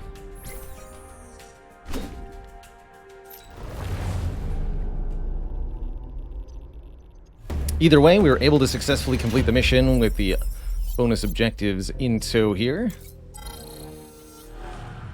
And it's time for seismic activity. We can complete both objectives during the corporate HQ mission. We'll have a perfect island and we'll get a bonus reward. That's the goal here.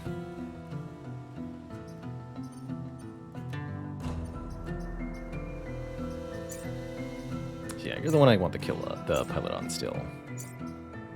Okay. So we have to destroy the Firefly leader, which has 6 HP. Going to be rather difficult here. Although if we can turn the enemies against one another, that will help quite a bit. I want you over here. Something like this? If we want our units... Actually, we want one here. So we have like a column that's safe. This thing attacks in 2 directions at once. Could put it over here.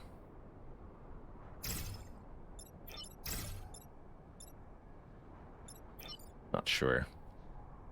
I don't really want to be in front of the corporate tower, you know? But, we'll do it.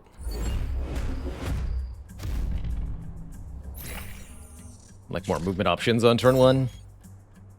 Ooh, that's a nasty one. Just ignore my squad? Yikes. Ooh, that's gonna be a tricky. That's gonna be a tricky solve. I don't like that you've done this.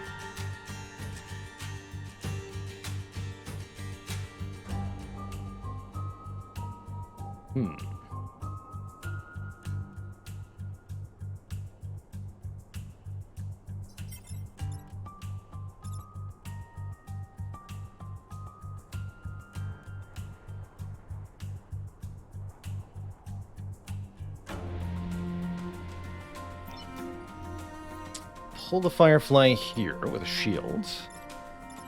Shoot here. Bouncing to here. Okay, actually, yeah. Yeah. Cool. There is a solve.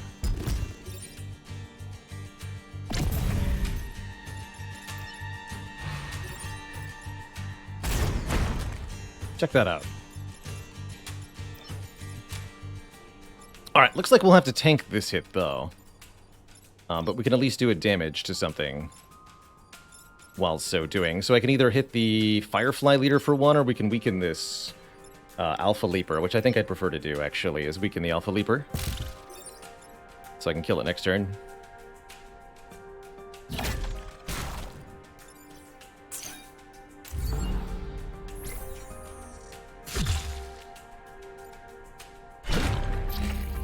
It's only 1 damage after all. Actually, we repaired it immediately, too, so it's no damage. Figured you'd do that.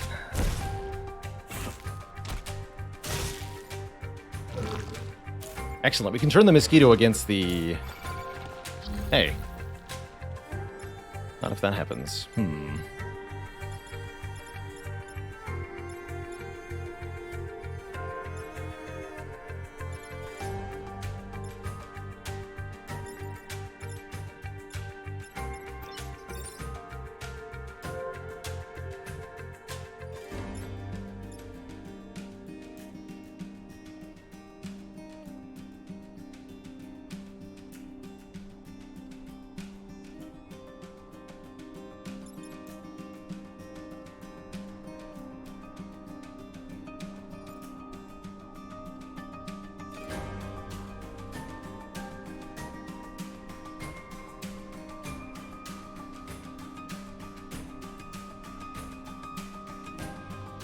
I see another solve that I can do.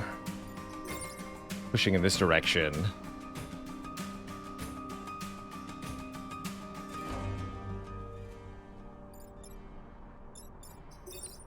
Take a bit of bump damage, that's no biggie.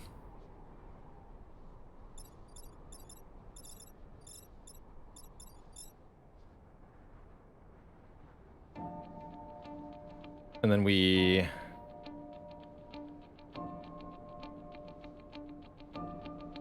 shoot this thing down further with the bounce cannon.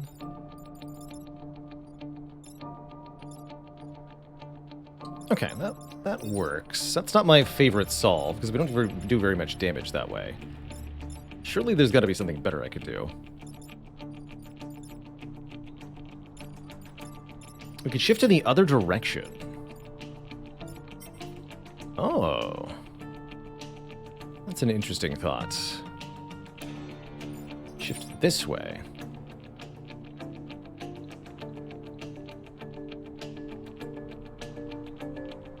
Twice.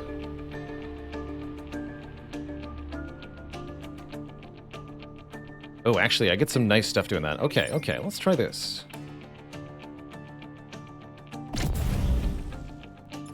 You have to move here. Shield will help, though.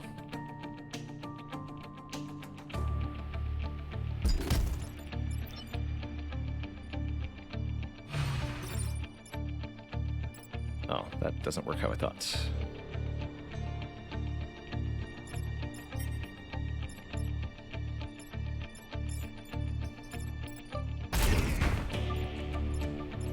So you kill that. Nothing happens here.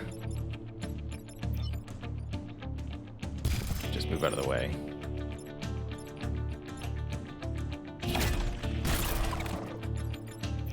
Spiderbot can do things, but I think we're going to keep it for a future turn. I like that you can bank these from turn to turn to help out with a future, more difficult situation.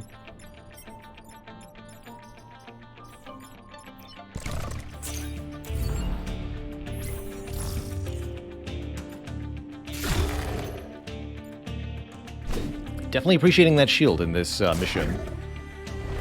That's for sure.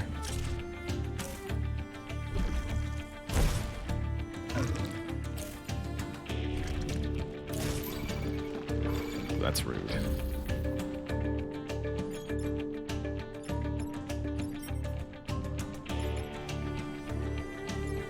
That direction.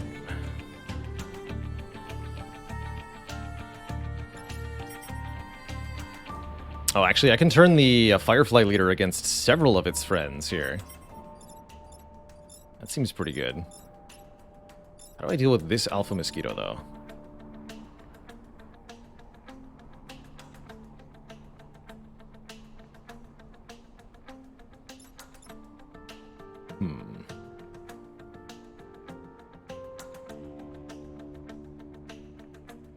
Oh, I see the line. Ha, nice. Okay.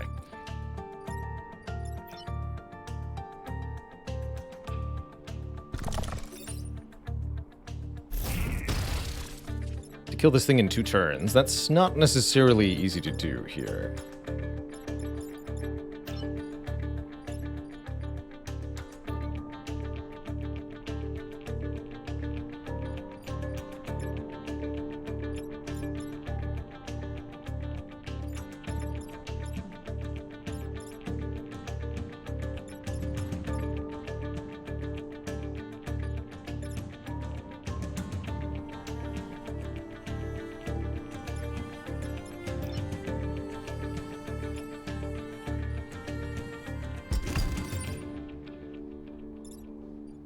This does damage.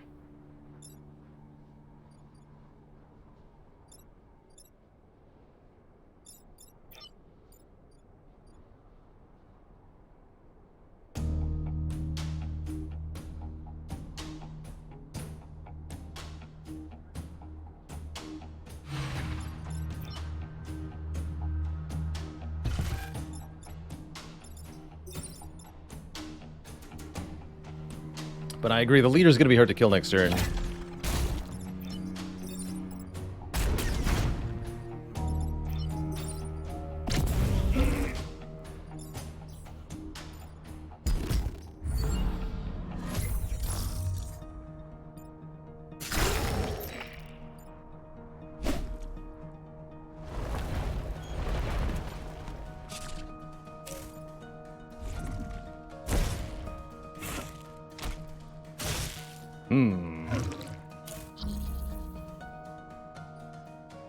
Okay, we can at least do pretty good damage with the cannon here. Okay, that'll make it easy enough to get a kill, right?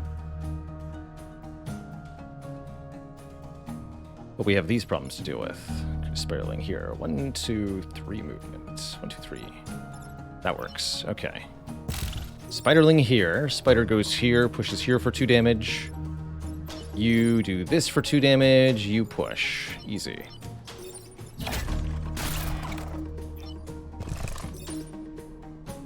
Oh wait, we have to do it this way first, though.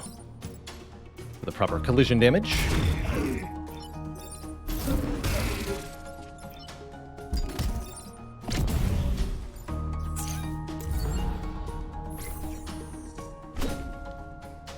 Not bad.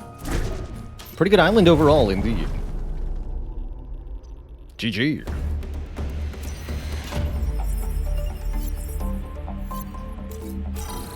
Masochist. +2 move when not at full health. Oh. Interesting. You completed every mission on RST despite the odds. You've earned my respect, Arachnophiles. And everything we can offer. Archimedes. Move again after shooting. For 1 power. Seems pretty good. Shield tank. Deploy a shield tank that can give shields to allies. Just adjacent tiles. 2 power. Ooh. I think we would take the almost leveled pilot, since we lost 1 pilot.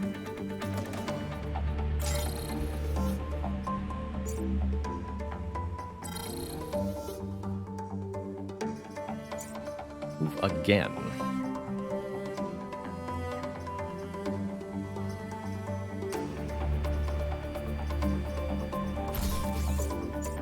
Try that out.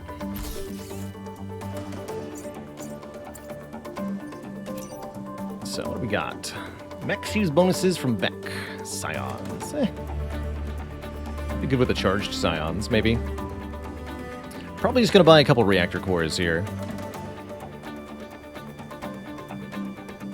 Titan Fist might even be worth using an extra core to be able to use. Just buy 2 of these. Every 3 reputation is 1 reactor core. That's a powerful boon, to be sure. I think get the +1 damage on the arachnoid injector might be pretty good. I'd also like to get the fire and forget pretty quickly here. Let's start with the +1 damage. And I think I'm going to do the Iceland second. Oh, that's another new enemy type I've never seen. Interesting. And here I thought I'd seen everything. On behalf of Pinnacle, I welcome you. The climate on our island isn't ideal for humans, but the low temperatures are vital for machine life to survive. So didn't get 15 on that one. So well. Break 5 buildings out of the ice. Oh, this is an easy mission. Sure. Kill 7 enemies could be harder. Plasmodia. Launch a short-lived spore, which has a projectile attack. Interesting. So it's kind of like the bomb launcher, but slightly different, I suppose.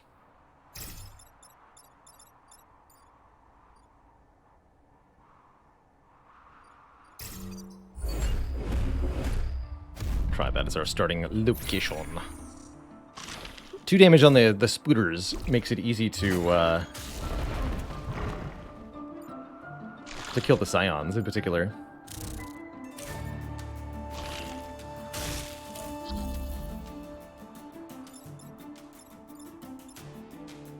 Good. Please break the buildings out of the ice. These things probably don't move, huh?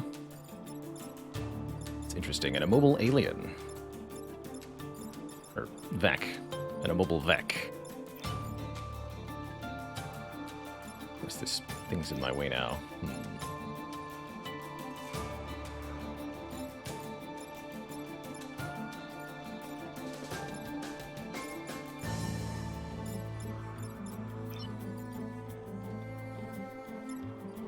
I'd like some more mobility on this arachnoid mech. That would be nice.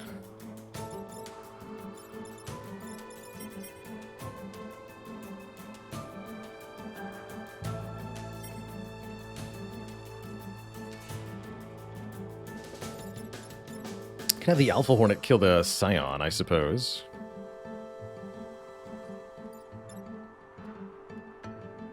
Does the Spore count as an enemy?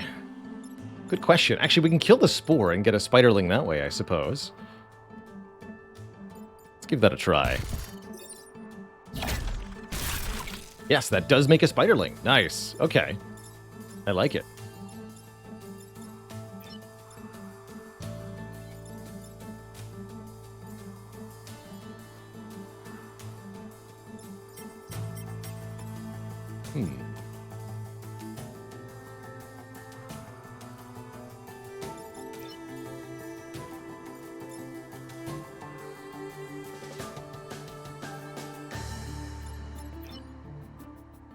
Also just do that over here, huh?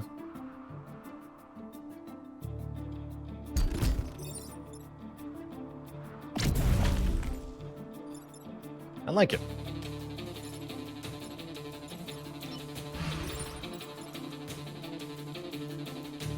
And I'm okay with letting one of these buildings get broken out of the ice, because we need that to happen anyway.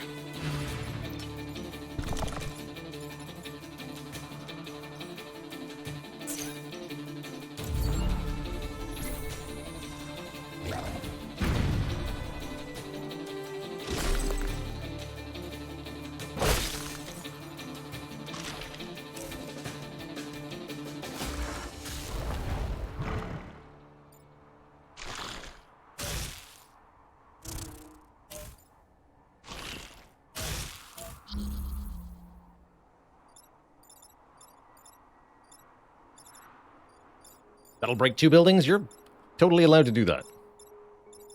Have that.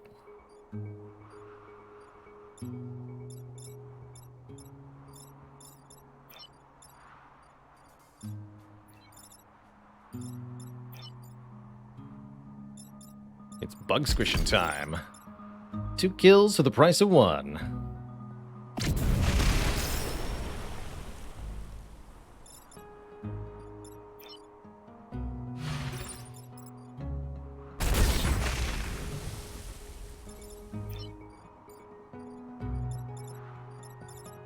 What about the eggs?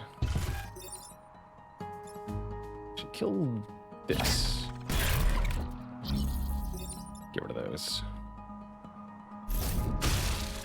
I know the spiderlings themselves are worth XP. 1 or 2 or something.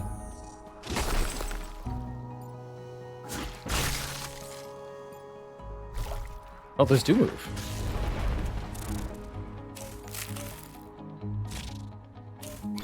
Here I've been treating you like you're immobile.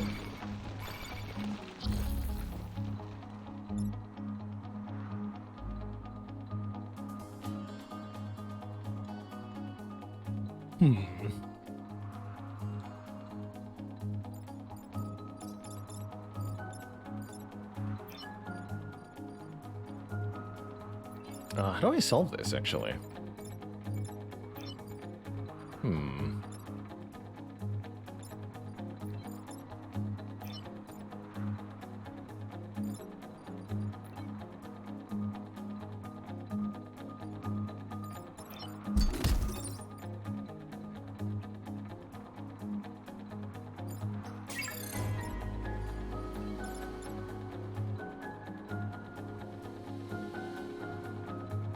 Interesting.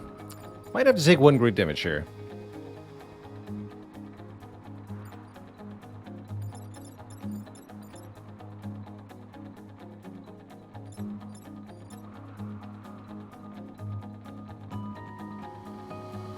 Oh, I also need to kill a few more enemies. That's right.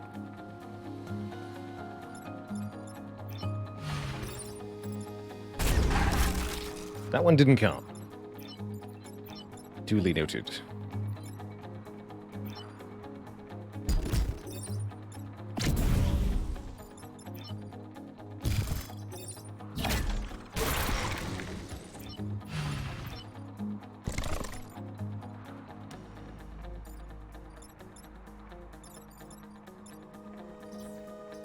There's maybe something else I could have done, but I like that.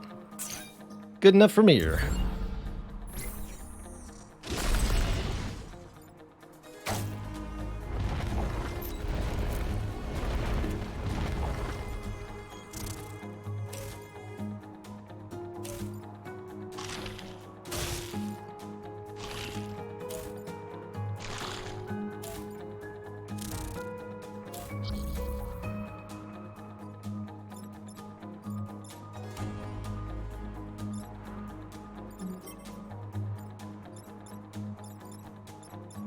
And that's cracked, so this will break the ice and kill you.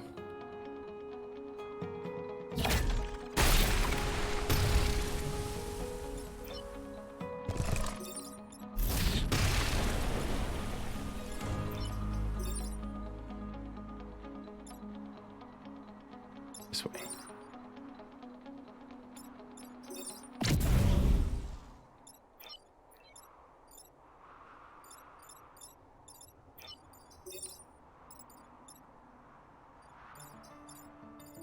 Could do that, but I don't need to. Don't want to die.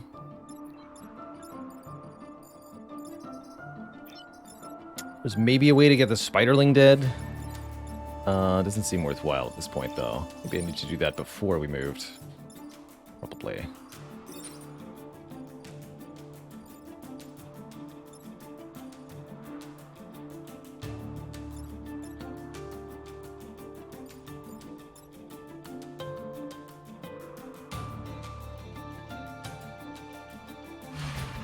Can't do this, right? That hits that.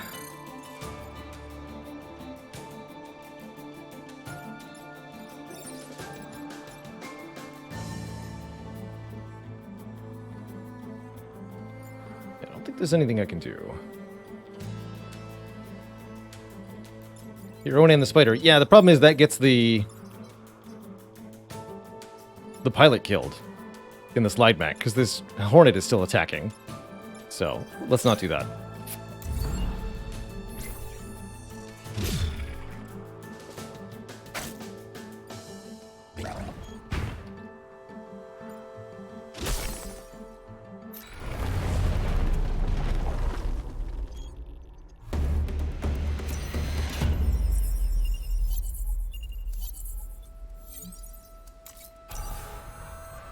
Another technician. Lots of auto repair on this mission. Sure. Alright, let's put that power core into... I'm thinking more movement? Could also consider ally immune on the ricochet rocket. Or actually powering up the fire and forget. Let's actually do that. Let's see how that works. Is it 2 full moves? That's my question. Defend the robots. Our sentient mind layers have lost input-output and are attempting to run old routines. Please help these blind, helpless creatures. They're going to lay mines which we can use to great advantage, so happy to do it.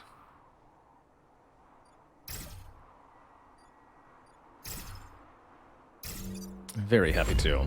I'm just spawning far enough away that this Scorp can't attack me. And we have a pod. Oh, they're freeze mines, that's right.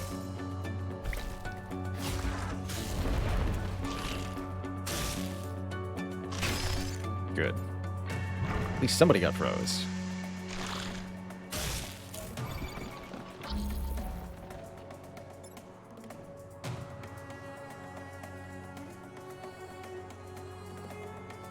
The bots have only a single health. They must be preserved.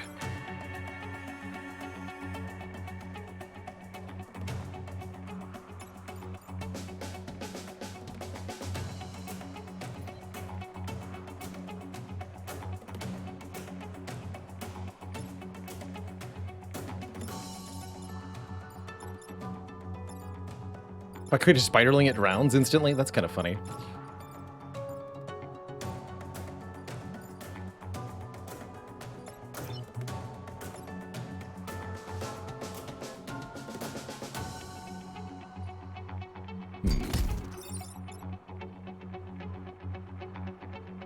Pretty hard to displace these, actually. Oh, you can go here, though. That's pretty good. Something mundane like that. Oh, I'm not allowed to shoot off the edge of the map. I have to target the robot? Oh, no. I'm not allowed to bounce towards an empty map edge. Well, that's a bit of a conundrum, then. It's going to be almost impossible to defend both of these robots with their current placement. Oh, I know what I can do, though. We can bounce off the edge of the map like this. There we go. That's the move. That's the move. Okay, so we can yoink you. What about you? Do you have any way to solve my problems?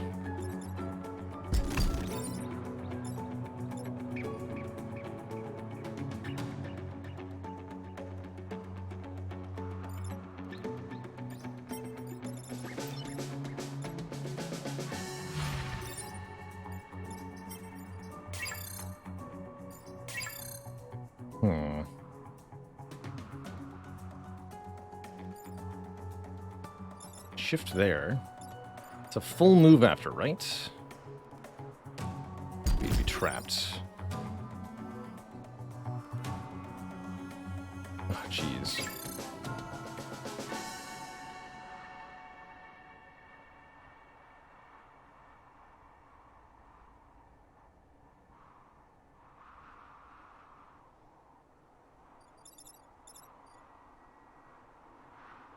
It's the only way I see to defend the robots.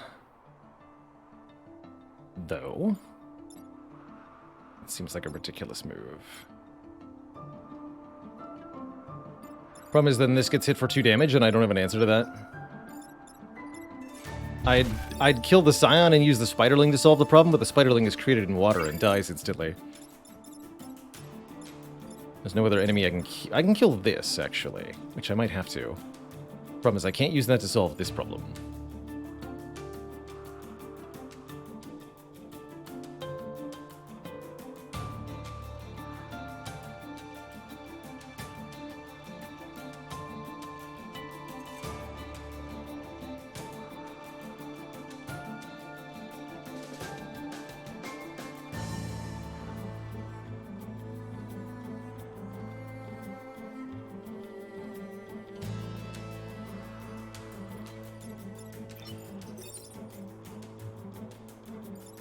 Yeah, we could create a spider and move it and then shift it or something.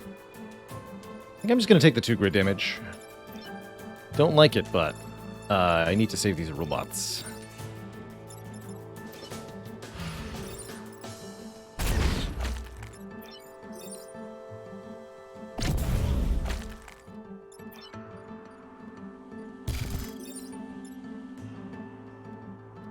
I can put this guy into the freeze mine, if nothing else.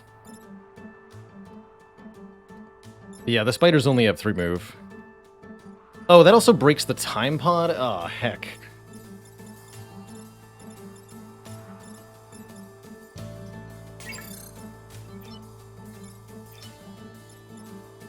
Oh, no. Why does turn 1 always look like this?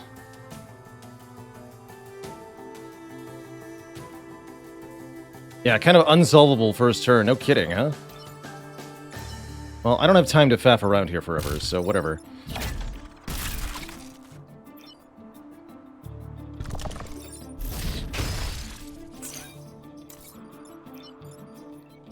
So yes, you get a full move now. Oh! Easy. Got him. That's powerful.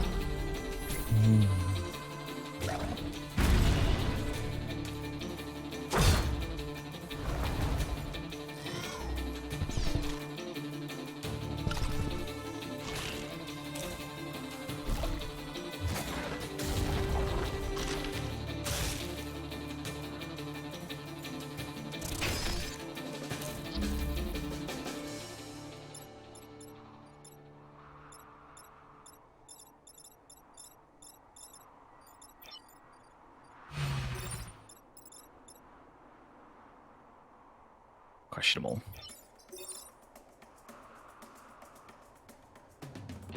Just break all of the ice? Try to squish everything together?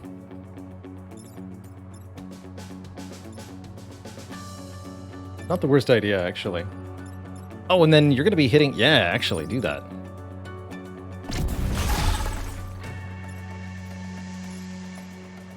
Full move after shooting is ridiculous. That's what I've decided.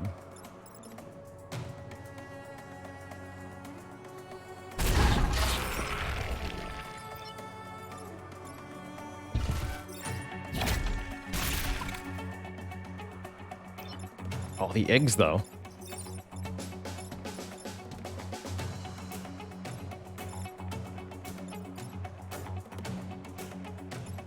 The eggs.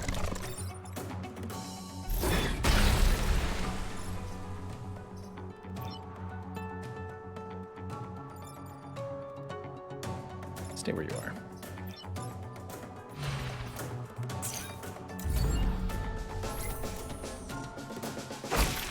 Shield applies before push damage. That's what I thought, based on what we saw earlier.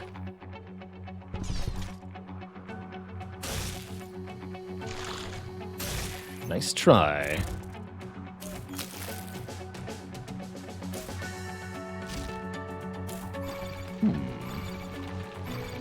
That's a better try, actually. That's a bit of a problem.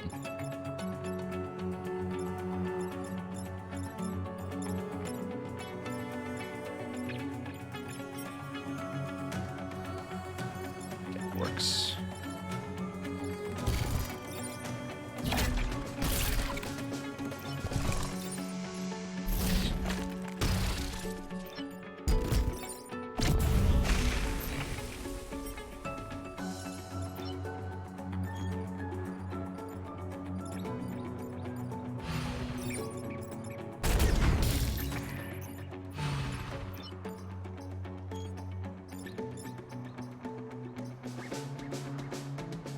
Yeah, it's Chenarong who gets bonus move after taking damage. I gotta remember to put damage on the tank a bit more often. That is fine, okay.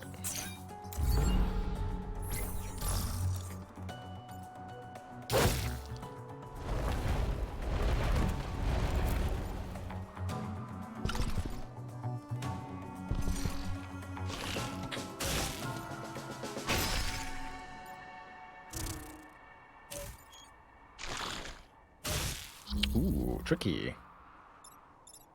Well, maybe not so much.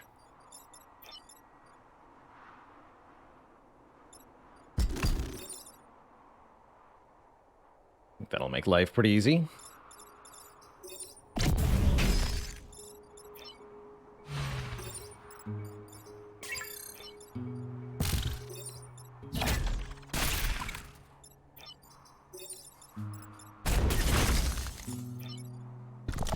Ah.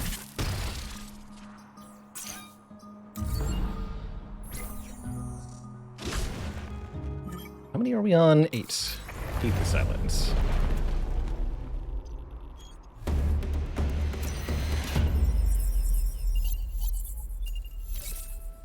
Time pod get containing another pilot. Mech starts every mission with a shield, and finisher gives her a boost on the last turn. That's not too bad. I would consider replacing... Yeah, let's replace you. With Bethany Jones. Boost and +2 move on the final turn.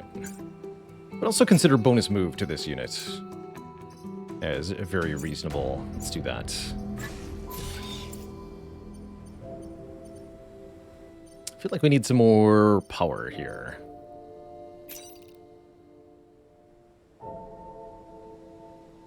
Bots. It's not too bad. Ice Storm. Let's do this. Ice Storm theoretically is helpful, although we've seen it be really bad before. This looks like it could be another really nasty first turn, though. Hey there, Zips. How difficult is this game? Because you're considering getting it. There's multiple difficulty levels, and the easier ones are absolutely very reasonable, with unfair difficulty, the hardest one being what you're watching now, and that's quite a challenge. Quite enjoying unfair so far. Oh, not again. Those are troll ice storms. Although that'll freeze the buildings. Actually, that's good. That's good. Okay, not as bad as I thought. That's a heck of a turn, though. Good lord.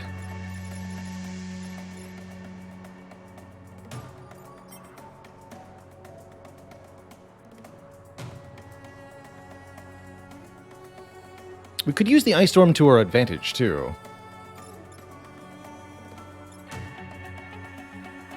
The Vec Blockade. Shield makes you immune to being frozen, by the way, so that's important to know about.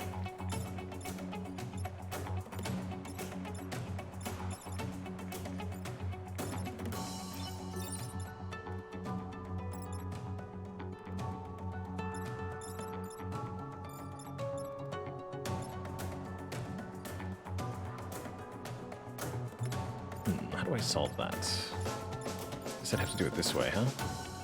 Push that guy twice. Will I get frozen and stay that way? No, you can move one. Actually, no, you're gonna be... Oh yeah, you can move one.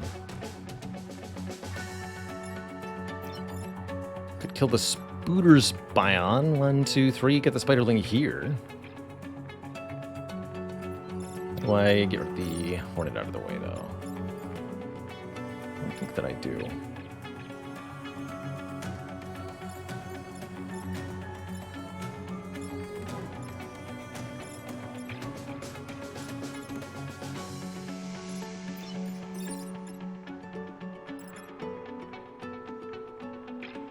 Alright, that feels somewhat reasonable.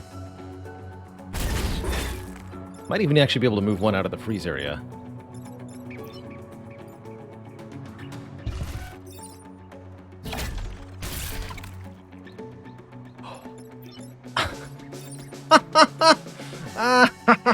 Oh, that's so rude. Okay, well, that ruins that plan. What the heck? The egg blocks the movement of the arachnoid. What the heck? I didn't think I had a solve. Jeez. The rude spooder.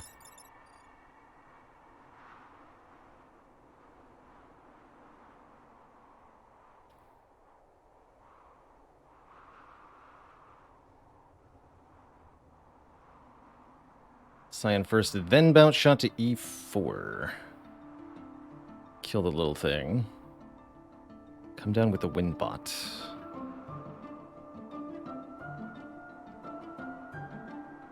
No, I'd be blocked. There'd be enemy here, enemy here. It's impossible to move through that.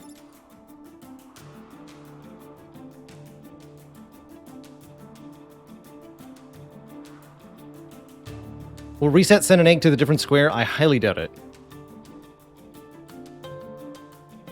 D4 would not be cleared. No, what are you talking about? There's a 4 health hornet on that tile. How do you plan to kill it?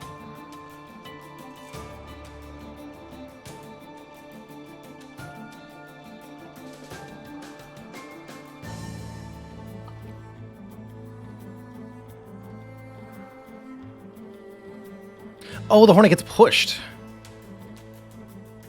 Because the thingy is dead.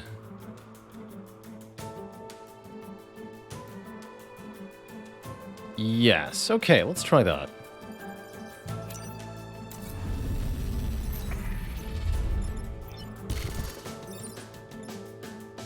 This also creates a fire.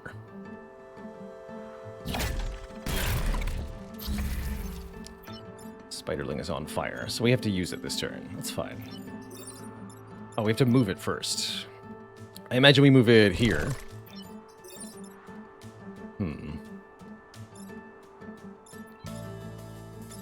It's actually good because we're going to push it into friendly fire area here. So let's move you. Can't stay where you are.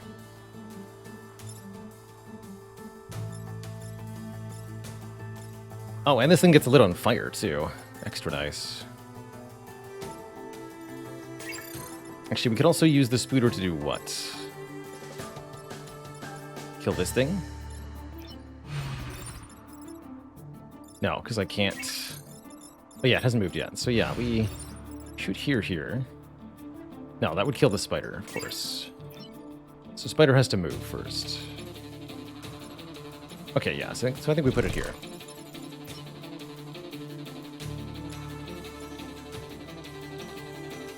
You can move afterwards if you need to.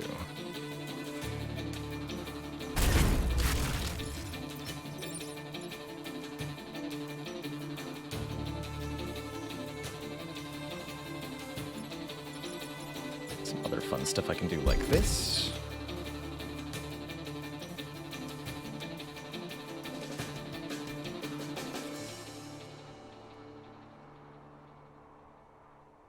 Well, the spiderling's already moved. There's no reason not to just use it. Do that.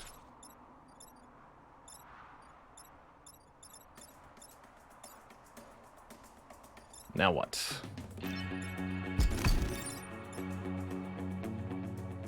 Oh, that's pretty fun.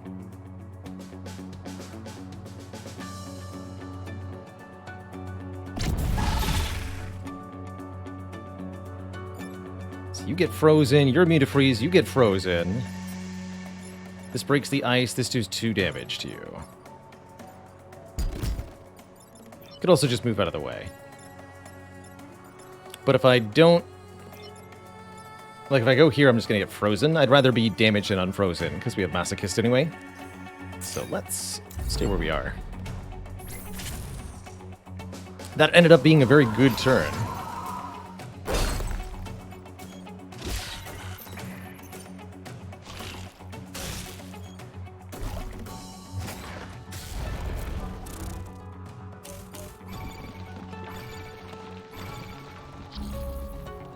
Beautiful.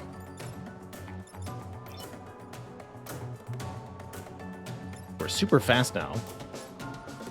Extremely nice.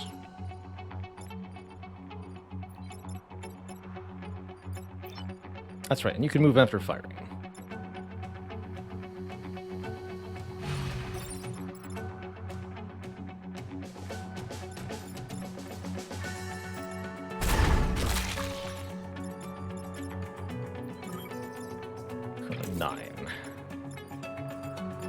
Left here.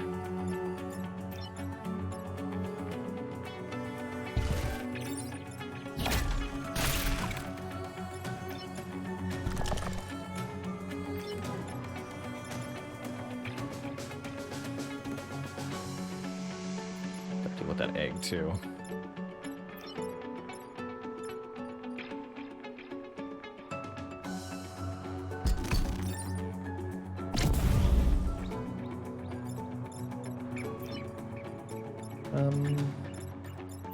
I want to do that? I don't think so.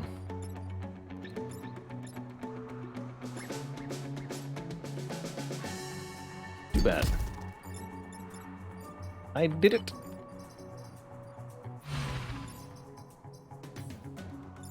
Oh, I could actually use the spooter to... No, I can't.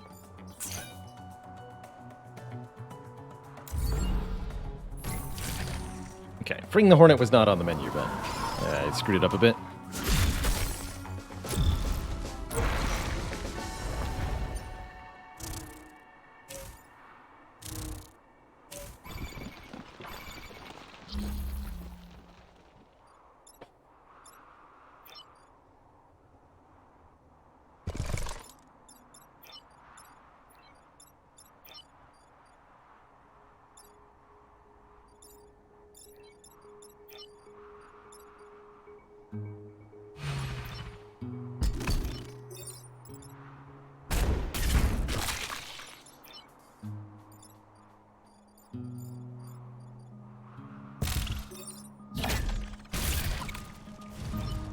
Oh no! Spooter.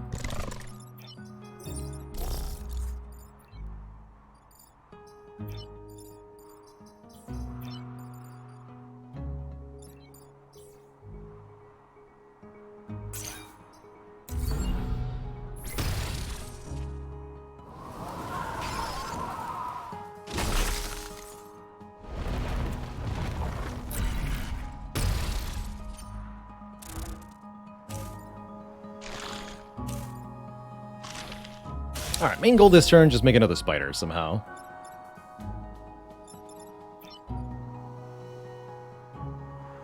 I see a way.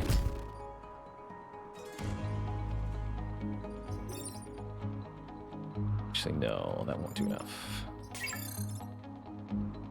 Can shoot from the other side.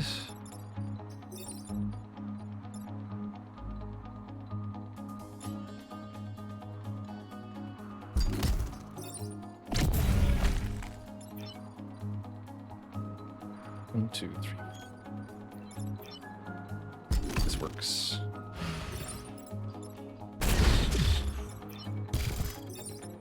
Oh, we're boosted too. Makes it a bit easier.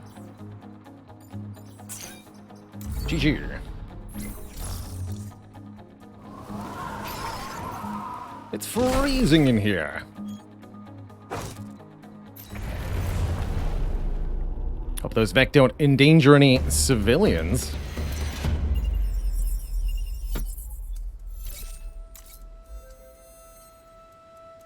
Alright, we're at 12 arachnids. We got 2 more missions this island. That should be an easy achievement. Before we jump into our next little tactical mission here, though, I'm going to take a really quick bathroom break. When I return, the rest of this island. BRB.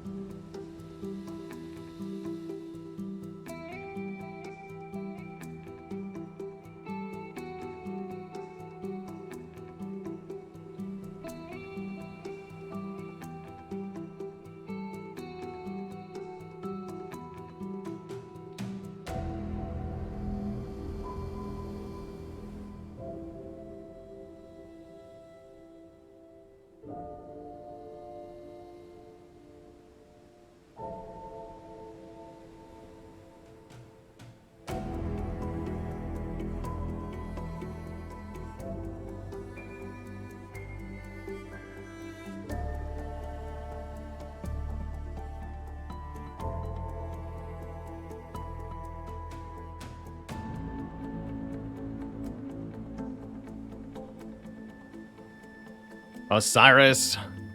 Ended up with 10, count them, 10 gifted subs. Heck yeah, thank you so much.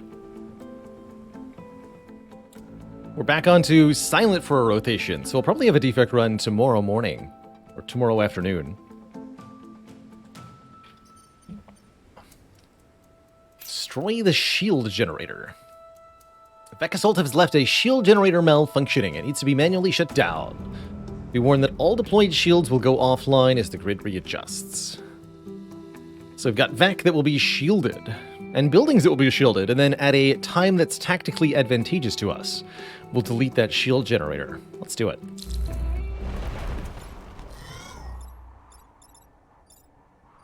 Gotta be careful about that Arachnid Scion, though. I think I've learned my lesson.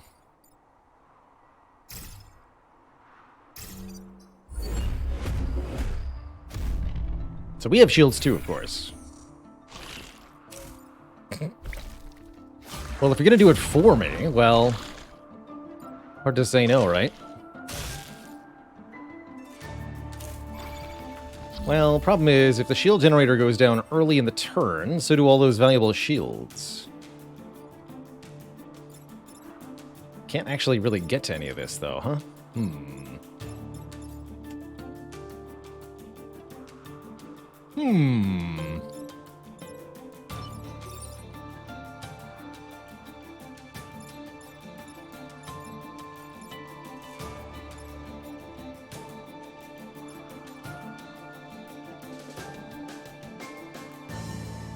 I suppose that might be a good thing. Can remove some shields this way. Oh, that's not even going to die proper, like, because it's shielded. Ugh. And I can't shoot the shot at this guy, because then I have to bounce to a building. Could do it first, though. Everyone gets a shield.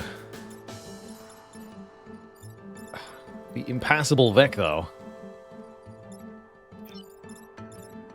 How the heck do you deal with Vec?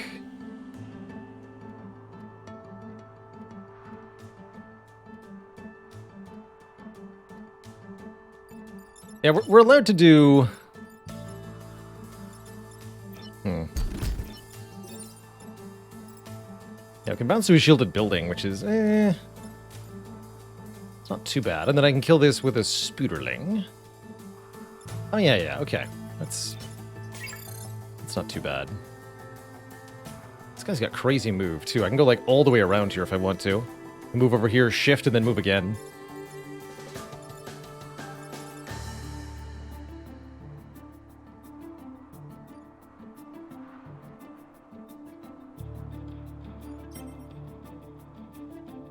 Okay.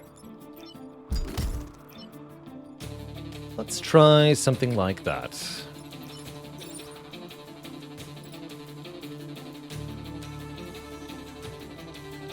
Oh no, wait, you can't be in that tile. Should be here, probably.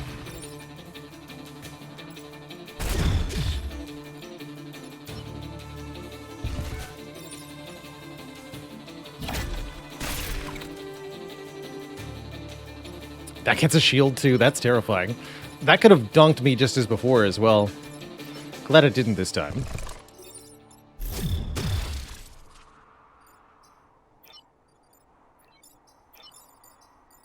You go here and move again. Look at that mobility. Ridiculous. Block these tiles from getting attacked.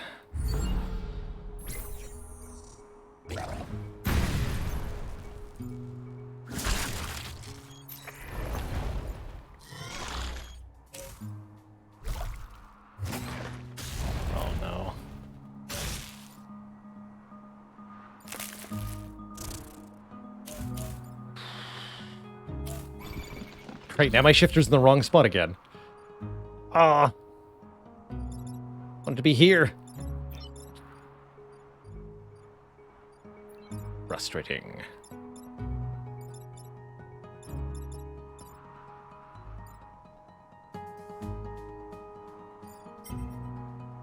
Okay, I see an easy solve over here. We use the Arachnoid mech to kill the Spiderling. Spiderling pushes the Alpha Hornet here. Alpha Hornet kills the Spore.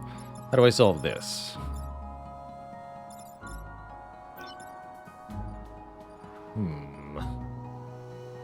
Don't want to shift here. This won't do anything.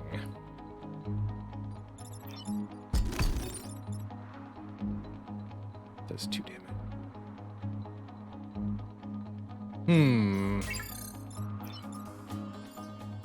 The bolt mech can't get itself out of this situation.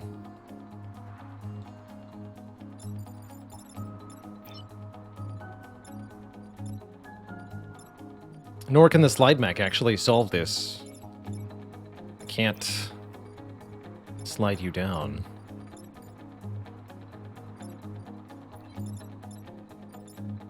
Great. Ah.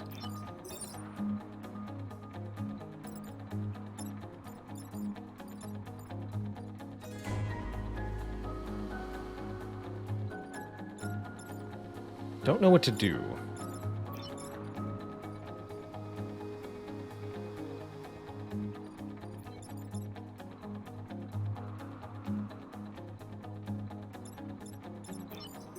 This shot won't break the entanglement, right? Even though we're trying to push the scorpion, if it's not actually pushed, the entanglement doesn't break.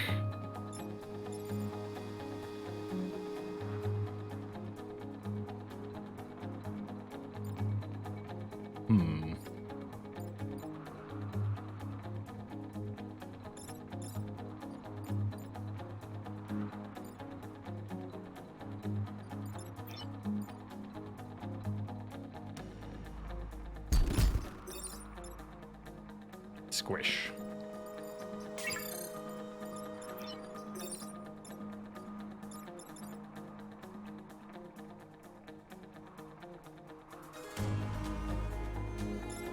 Yeah, we could relocate the artillery beetle and then shoot the arachnoid, the scorpion away. That would probably result in grid damage. Wondering if there's anything else I can do.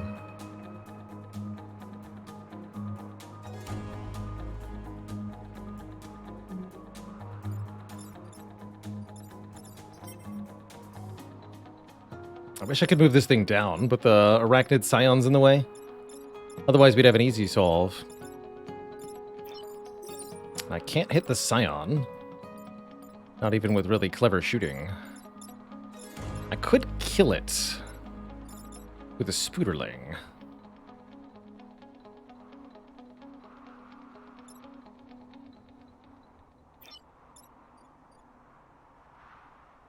I could pull you down. You shoot. Then I can't solve any of that. I think we just have to take 2 grid damage. Okay. I'm not seeing a better line, so oh well.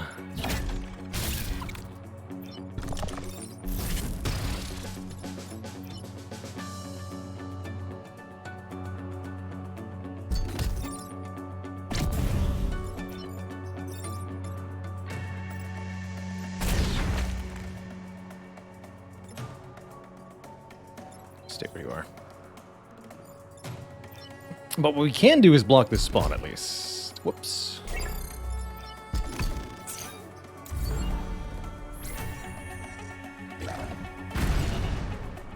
Bummer.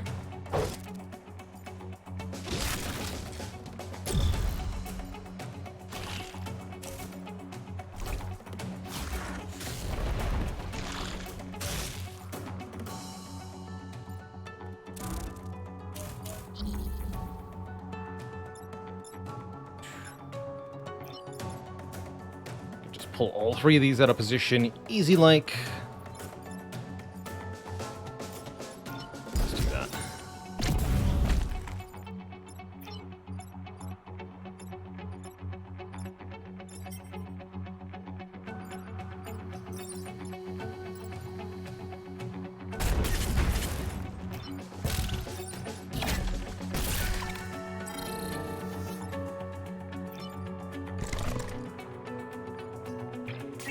Just kill that now.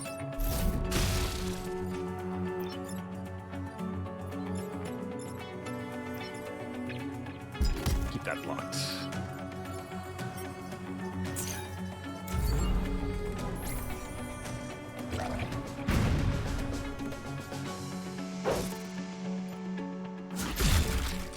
Oh, right. Had to be in a different tile for that.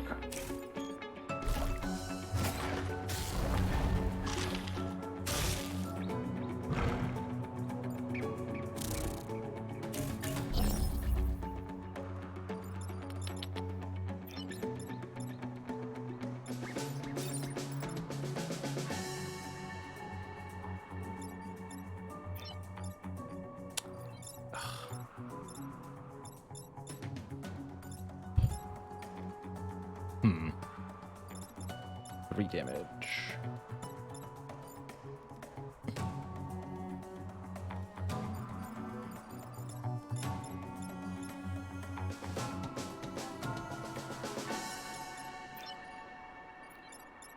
Did this to myself by not blocking the spawn correctly.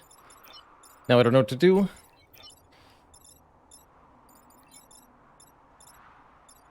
They're both attacking here. Can't really relocate them. That's the current problem. Spider from Scorpion. Oh yeah, because we can kill...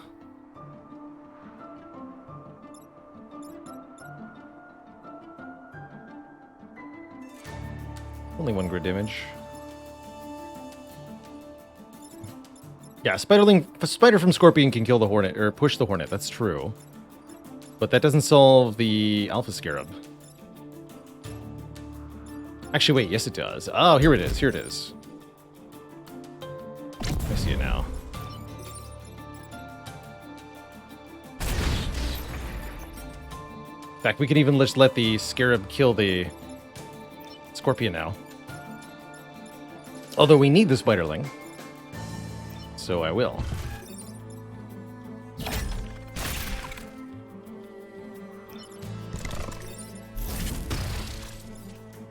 Cool.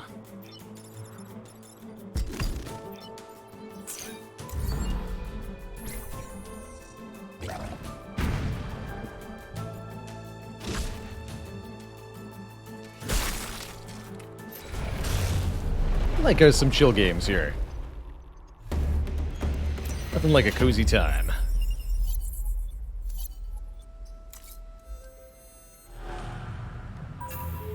Time for Corporate HQ. We'll get 9 rep if we do this successfully, which will be pretty good. Hornet Leader could be a challenge, though. Also 6 health. Attacks for 3 tiles.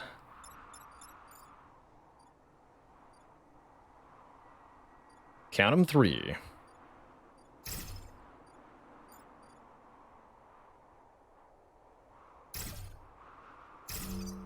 Something like this. Perfect. Probably kill the Scion first this time. I've learned my lesson.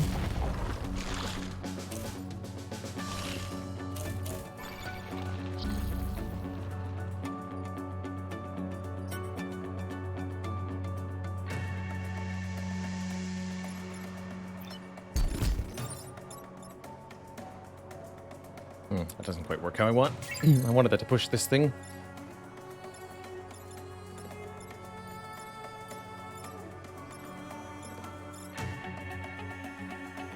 Any way to get that into the water? Or if I kill this, I can slide this into the water.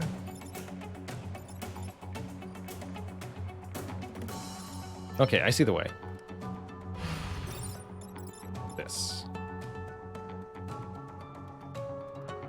I'll have to light myself on fire, though. Appear at the start of each turn. Hopefully that'll put the fire out. Oh, actually, I'm going to push myself into the water. Actually, even better. Beautiful.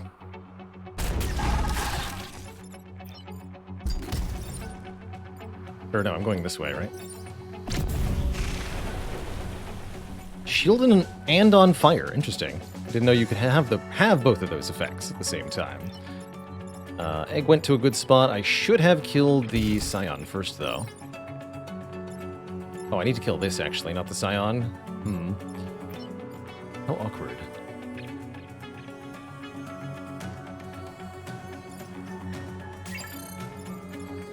Could also have pushed the Hornet Leader to attack maybe the Arachnid Scion here.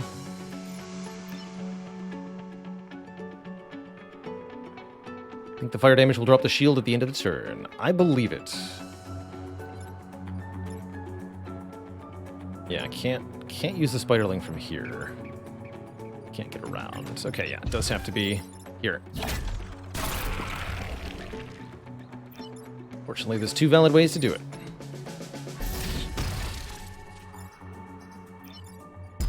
All right, let's see how this works.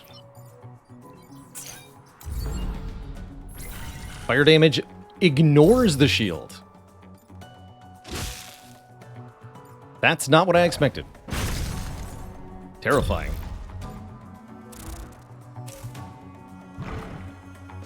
I mean, it makes sense, right? If you're already on fire and you put a shield around the fire. Have you really done anything at all?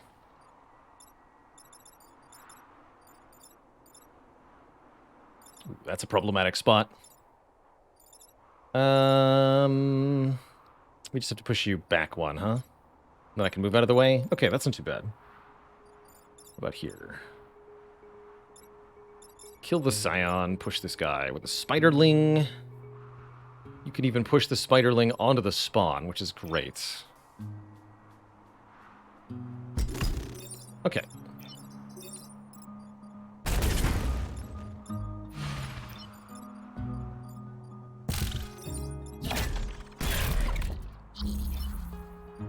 Should we push this way?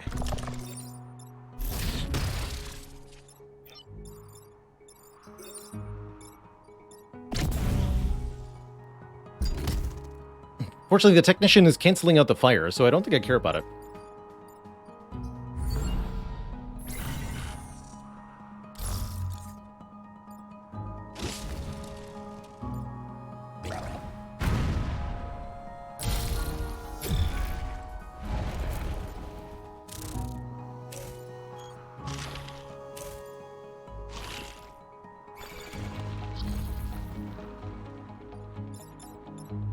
Alright, we need to start thinking about ways to kill the Hornet Leader.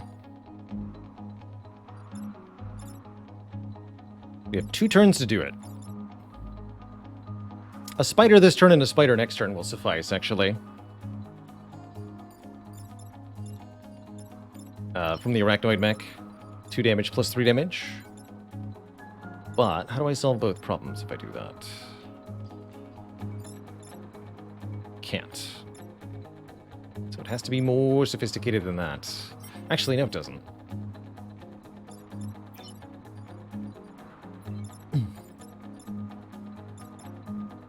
Only got 3 move, huh? Interesting. Funny you should say that.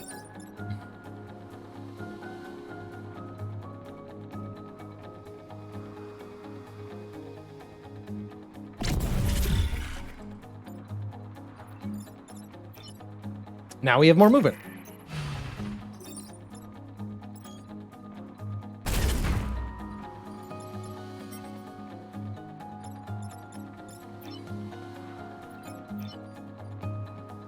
Without a shield, I can't stand in there, but we can sploosh into the water. Get this fire off of us.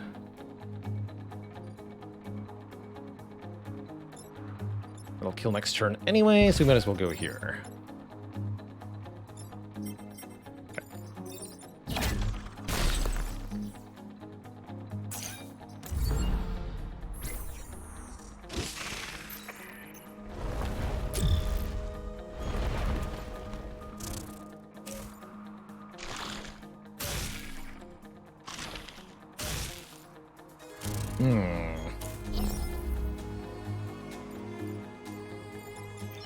Oh, I'm waterlogged. Oh, no.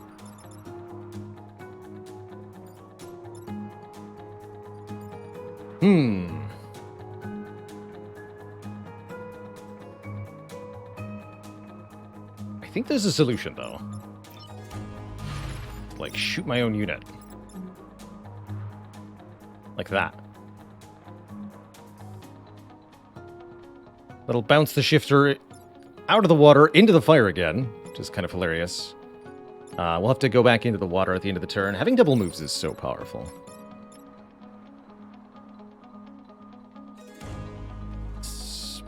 So that bump won't actually free the arachnoid mech, but it frees this one. Got my reset turn, right? Yeah.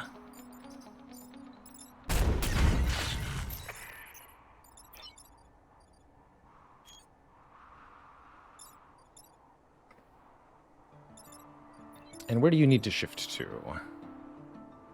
6 movement this turn. Okay, so you can go anywhere you want. Probably go here.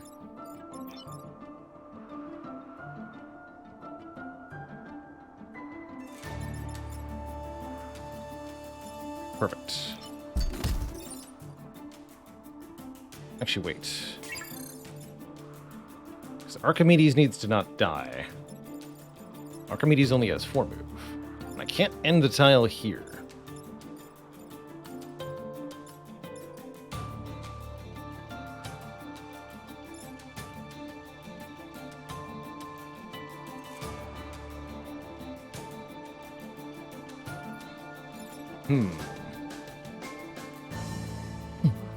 I'll have shield, but shield doesn't protect you from fire. Oh, but that does mean we can go into this water tile.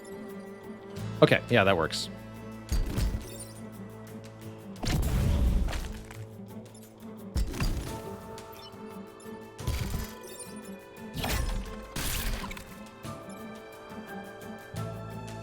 Ah, heck. There's the part I didn't consider. If we push you here, we're gonna kill ourselves. Okay, let's reset the turn. I think there was another valid move. I can move, like, a little differently to do that.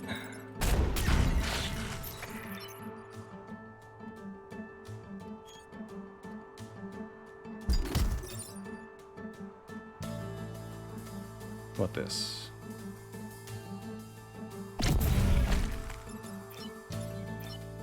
Do it here. Yeah.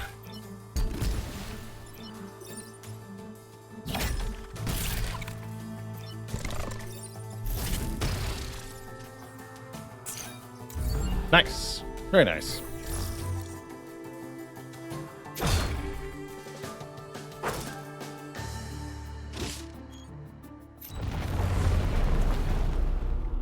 The Arachnophiles are heroes. So they say.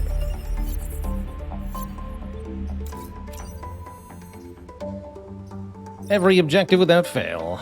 Burning Mortar. Artillery attack that sets 5 tiles on fire and deals 1 self-damage. Interesting. Ranged class weapon. Harold Schmidt. He's a popular hero, so we can actually just sell this guy for 4 reputation. That's another power core, essentially. Or some great defense. I think I'll take the popular hero and just sell him.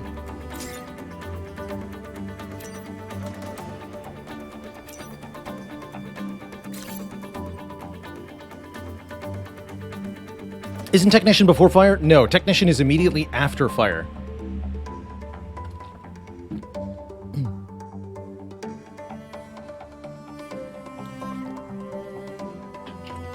Oh, there's the throw.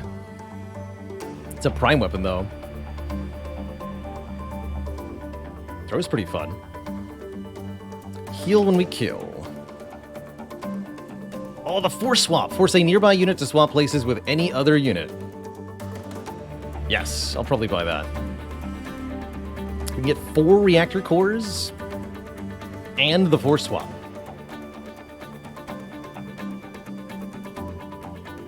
I agree, swap is very strong.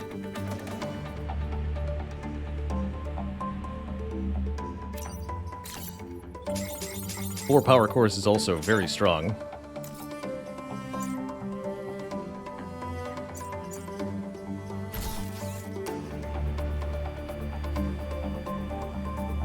Yeah, if only you could swap with yourself, but that's where area shift comes in.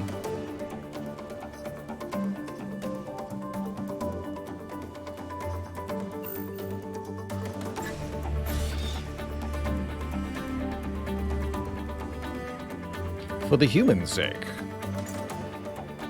Acidic spiders doesn't seem like that big of a deal. Bonus damage on the ricochet rocket could be nice. Also wouldn't mind some more movement stuff. I think I'm going to make this a 3-island run, so we'll do 1 more island here. 1 damage to any hurt enemies. That could be nice. Did I just say acidic spiders? I sure did. Yeah, ally. We could go ally immune and acidic spiders and like more move on the swap mech or something. That'd be nice. Spread these around a bit.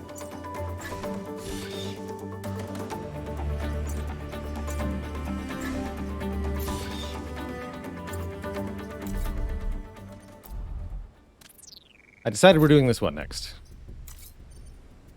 Conveyor belts. Should be fine. We now have Alpha Tumblebugs. Create an explosive boulder, preparing to destroy it next turn. Oh, that's right. Those explosive boulders can be a real problem. Because they blow up once they're created. Really can't stop them. We have Swappy Swap, though, so I'm sure we'll be okay.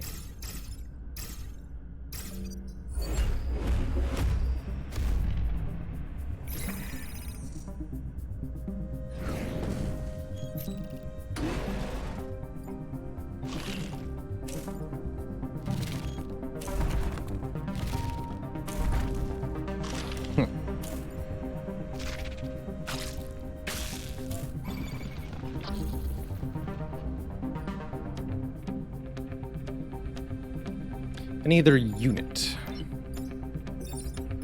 Yes, including the boulders. Cool.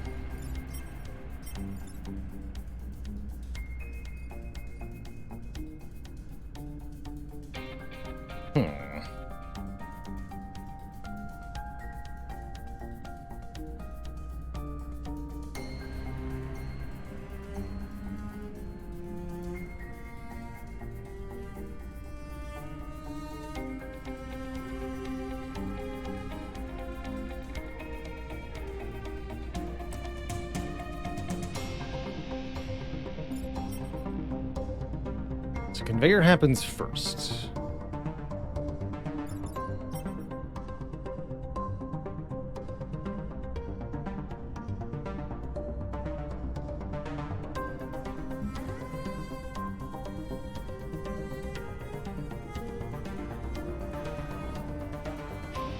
Swap this boulder with this bug, and the bug will hit the other bug.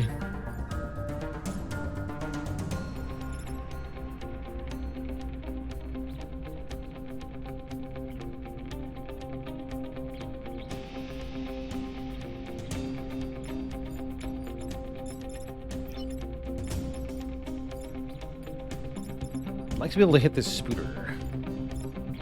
But I lack the movement to get anywhere that could kill it.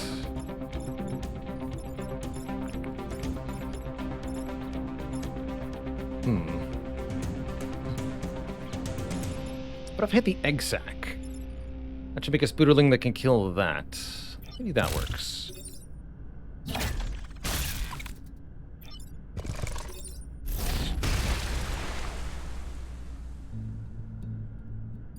And yeah, swap this boulder with his tumblebug. Could also go get the pod, swap this tumblebug with that boulder. Ooh, I like that more.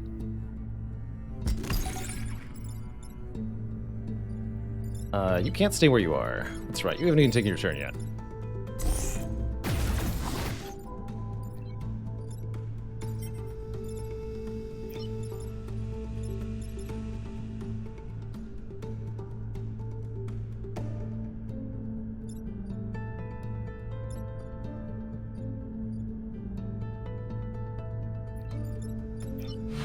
Do this, though.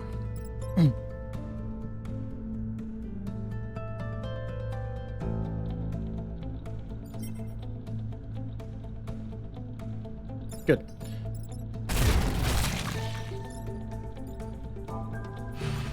Even get out of the way after that.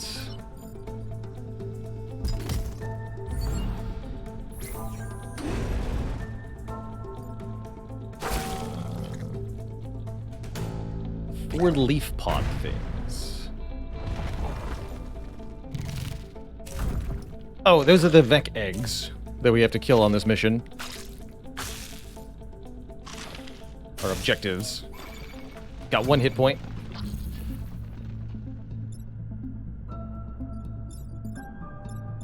Yeah, here's where you want to be able to swap yourself, right? Oh boy. So you're actually going to move here, which means your shot already misses. The rock gets moved, so this attack misses. Well, that doesn't seem so bad.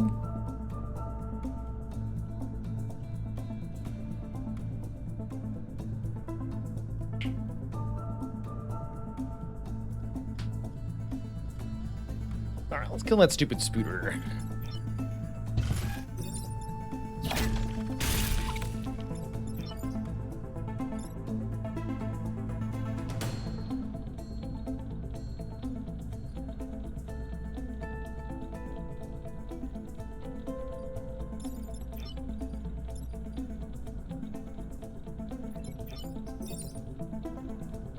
Don't want to do that. Okay, shifting in any direction results in grid damage. Noted. Okay, we're gonna swap then. Swap you. Have fun, nerd. Enjoy your island.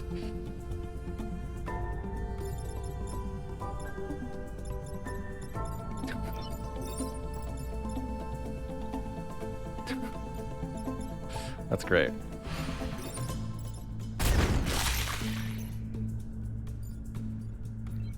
Slow and steady and by the numbers, as long as that number is 8. This is his home now. He lives here.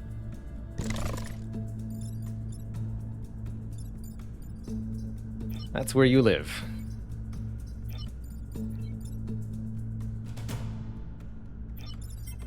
You are a technician, right? So you can block a spawn. Do it. Even says technician. I love that the order even shows you fire damage, then technician. That's cool. So again, this misses. This is also gonna miss.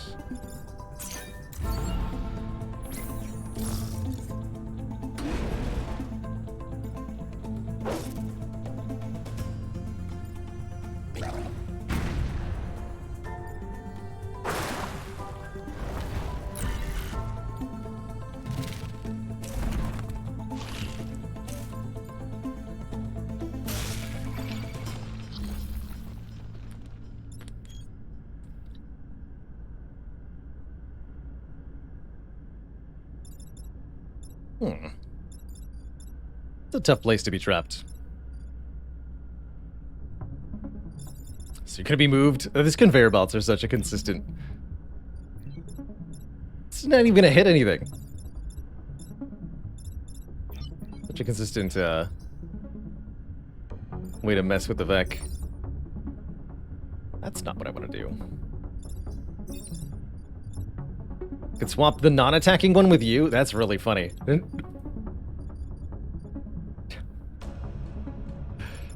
Oh, that's good.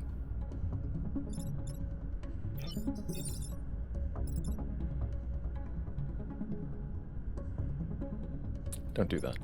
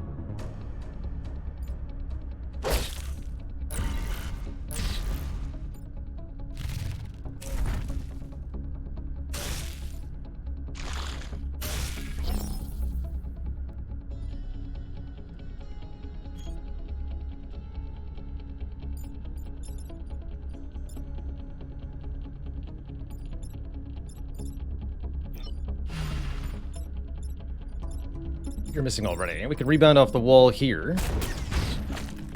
Ain't that cool?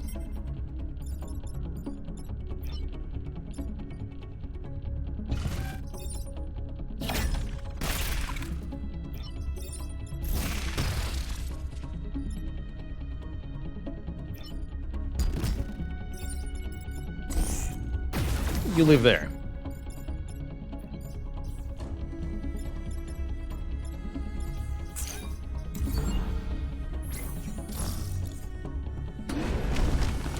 I was wondering if the rock would explode when dunked into acid. Good stuff.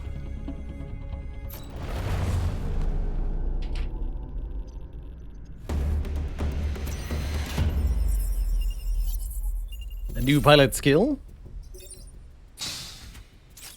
And a new pilot. Unaffected by webbing and smoke. Unaffected by webbing is pretty sweet. 3 grid defense, less so. And opener. Boost and +2 move on the first turn. So we have opener and finisher. How cool is that? Boost on turn 1 and turn 4. Defend the train, huh? How about I don't do that? I think more move on the tank is decent.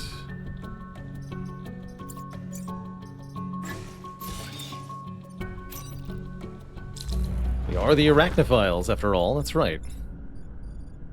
This looks trickier. Very little to mess with our foes here.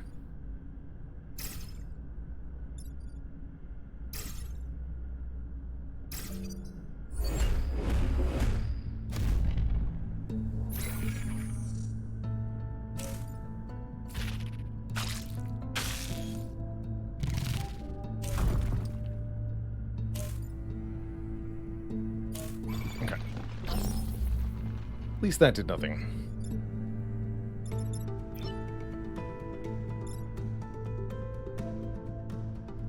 Shift this way solves 2 problems. Could swap the rock with one of these. That's even better, because then we get some friendly fire damage. This has to be pushed up. 1, 2, 3, 4, no. So that's gonna be the one that I swap then. And you'll hit your friend here. Actually, yeah, swap this guy with this guy. And then you are... still not easily solved.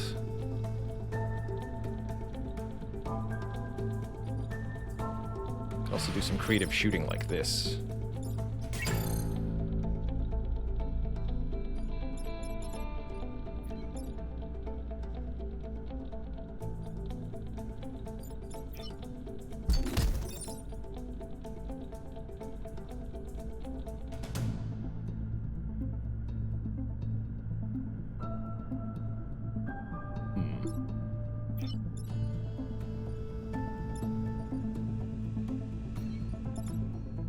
D3 pushable by a spooter.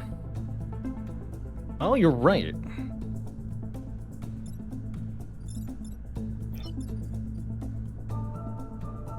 Okay, I see how we can solve then.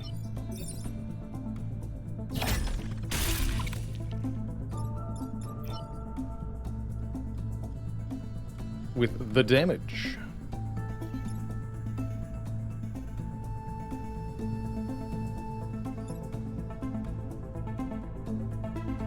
Well, actually, wait.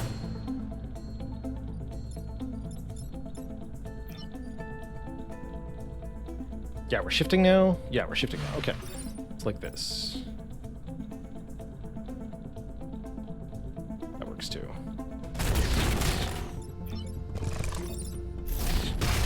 Oh, could have done acid first, actually.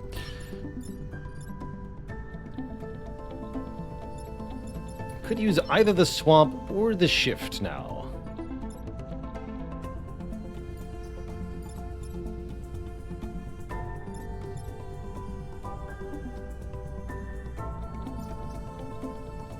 Don't know if there's much reason.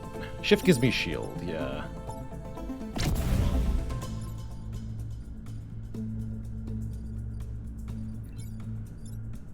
Maybe you wanted to be able to block. I don't think it's a big deal, though.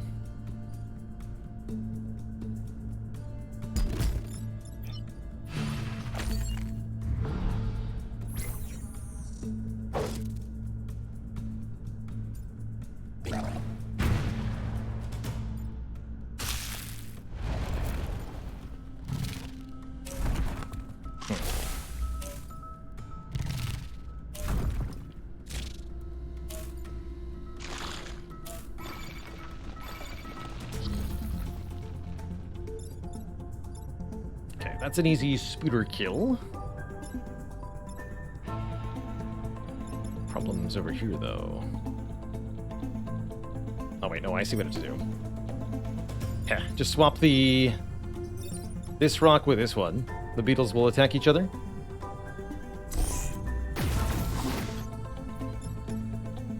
Perfect. You die.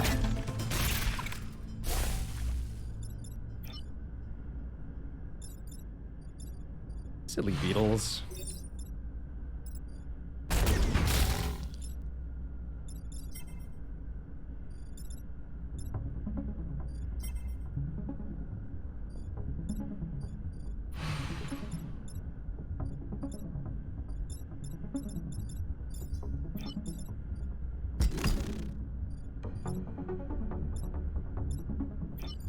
Damage plus acid?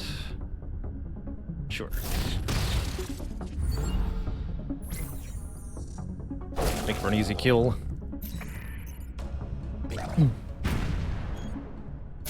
What if there's a way to detect and not send that message if we're not playing Spire?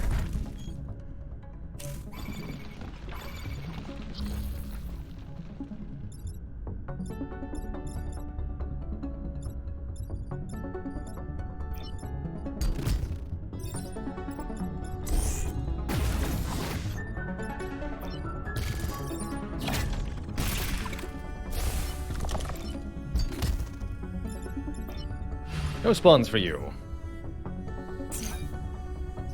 Oh, I gotta kill at least 7 enemies, though, so we have to be able to kill this thing next turn. That's very doable. Okay.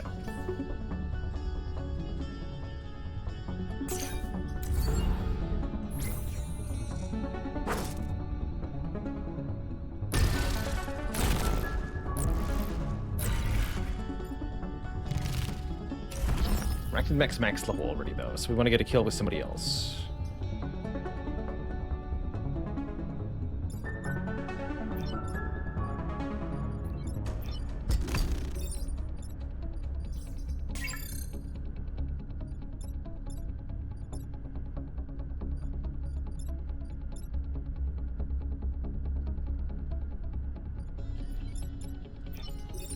It'll explode.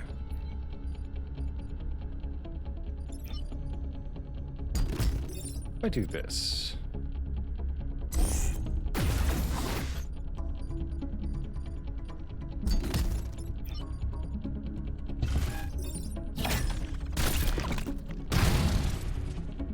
Huh.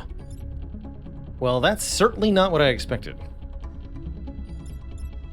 The spider gets killed by the boulder exploding, even though the spider killed the boulder. Let's reset turn. Definitely not how I thought that was going to work.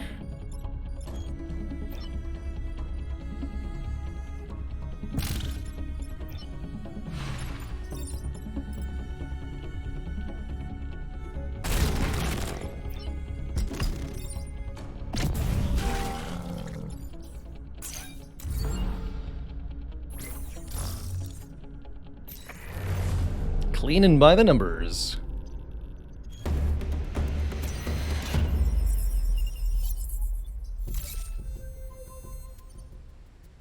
I'd like to get over here, so let's try the nanite farms. Kill 4 enemies inflicted with acid. With our spiders able to inflict acid, that shouldn't be too bad. Although I worry about the enemy types. Blood Scion. All of the Vec heal 1. And we have an acid tank. Beautiful. Try the swap mech here, or here for more mobility. More options.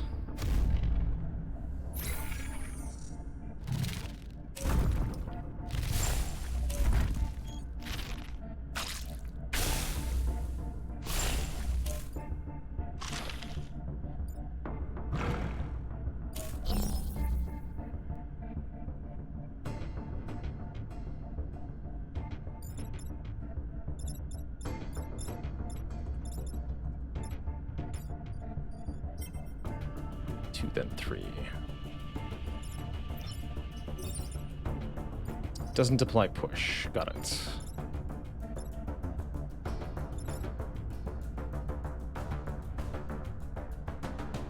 We swap this rock with this beetle. Yes. That solves 2 of our problems. How do we deal with this? Launch a thingy at it. Okay, that seems easy enough then.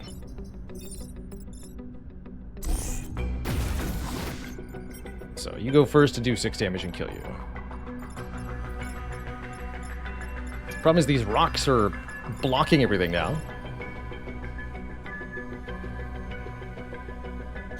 Don't know what to do about that. These rocks will chain react in a most unpleasant way.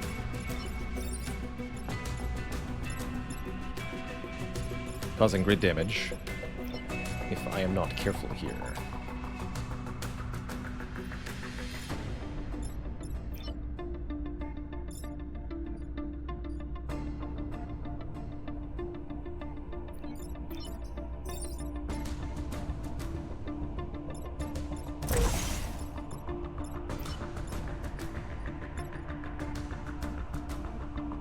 Continue to clog this up in our favor here. And you're not even able to reasonably move. Just stay where you are.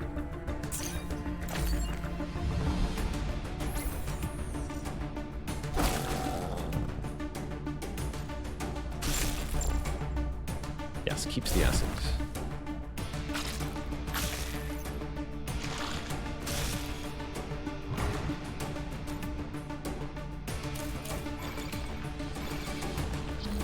Swapping is so good at dealing with these exploding rock enemies.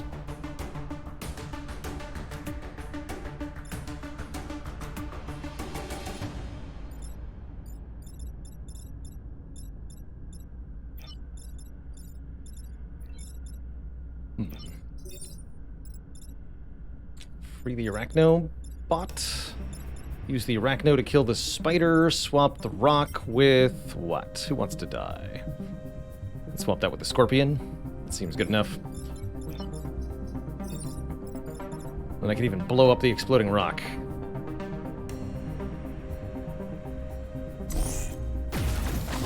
Not that there's much advantage in doing so. Alright, well, Acid Tank seems to be dead one way or another. This is fine, then.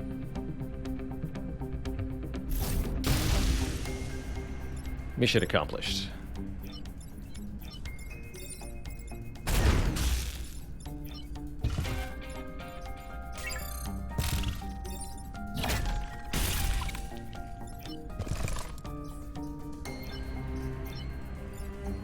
Go all the way over here?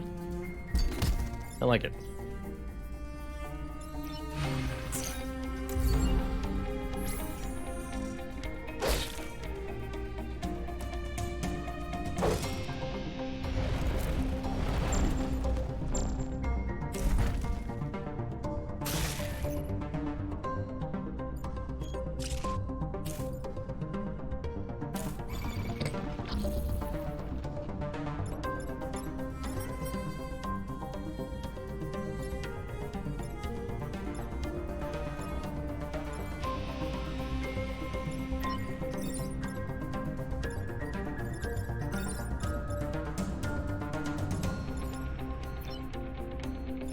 Ultimate turd.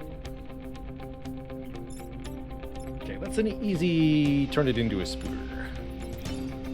Actually, I could do this. Oh, I like that. Although that'll kill the spooter, so we move the spooter first.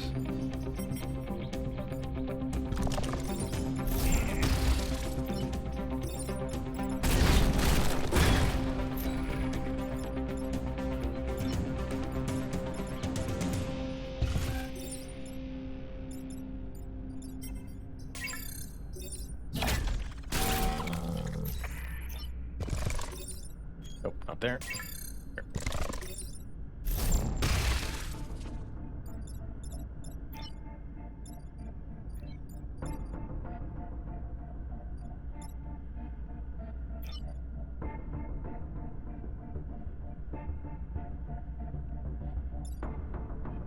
Lock that.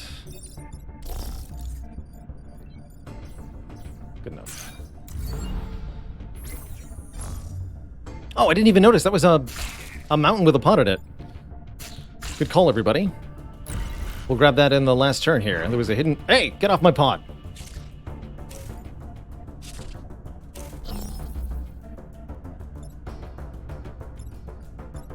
Yes, there totally is a glowy thing there. I did not notice that at all. So props to chat members for spotting it. Here, let's get creative. Swap your location and your location. I think it's some sort of beacon.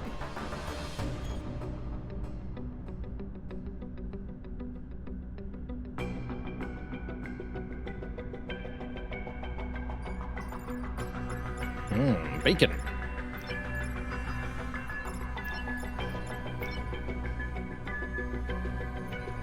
Is that from advanced mode? No, that's a secret. Is what that is.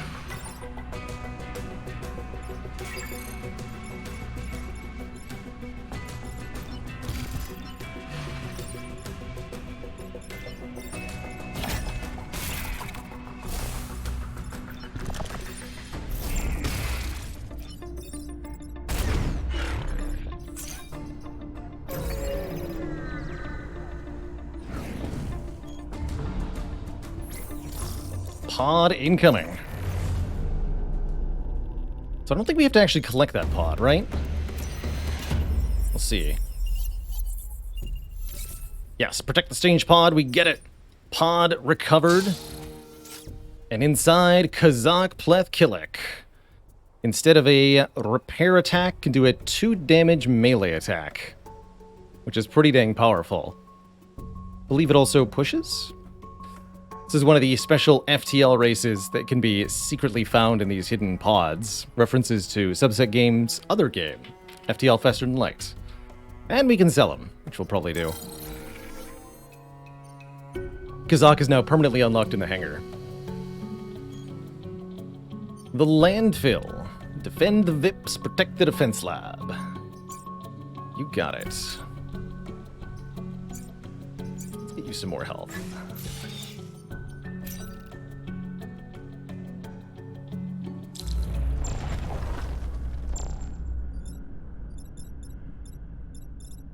Should be a fun challenge. Another blood scion. Not too bad.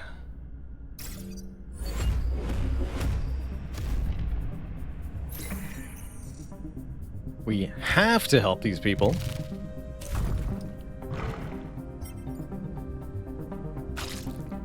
Hey.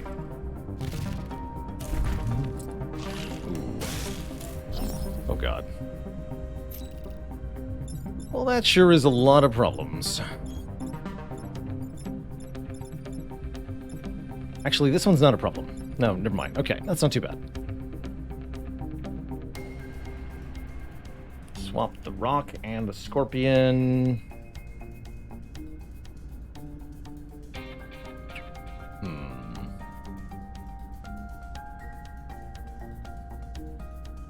do I stop you?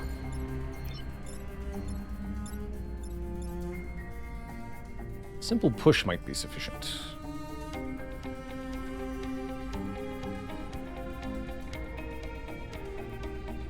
Swap our webbed item with a webbed VIP? I think that's allowed. I think that is allowed. Oh yeah, because we can't just go anywhere we want, because we are entangled here. That's an additional problematic factor. Dare I say.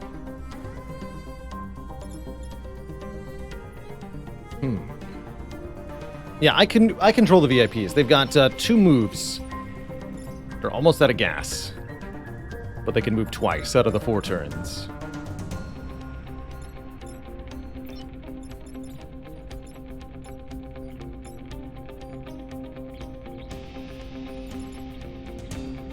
So I swapped these 2. We still have to deal with this and this.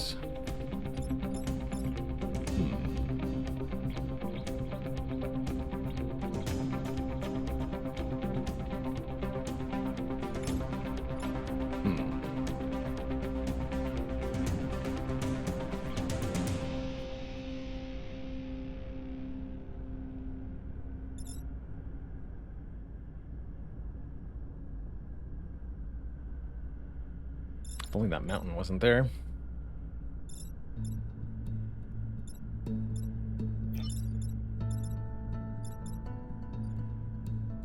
Can't push the VIPs.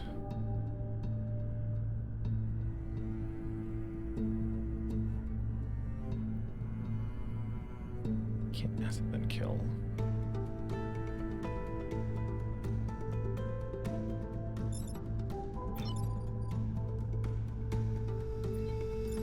Can't get far enough over unless I can also make the bulk mech take damage somehow. Seems pretty difficult to do.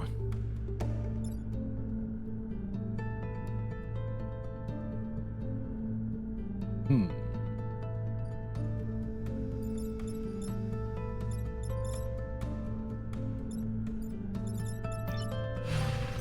something like this. Shoot there. This is tough. This is quite tough.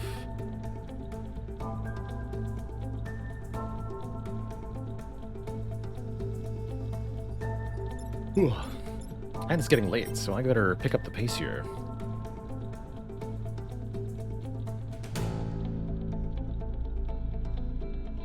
Problem is, all objectives are being threatened.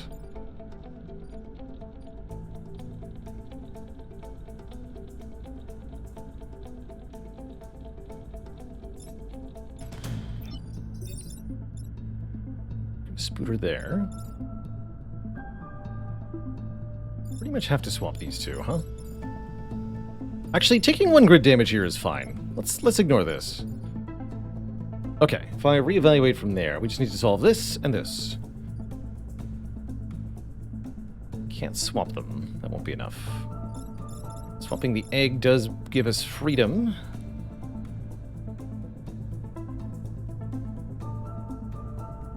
Freedom to do what? Is there any way to deal with that scarab other than the swap? That's my question.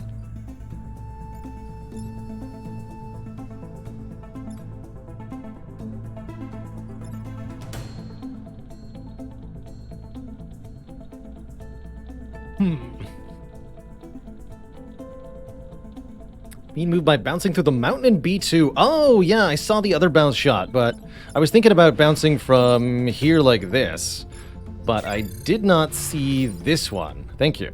I think that's what I was missing. Okay, that lets me solve that rear problem, which means we can do some other good stuff here. Yeah, that is surely the move that I was looking for. Okay. So what are we going to do here? How do I swap?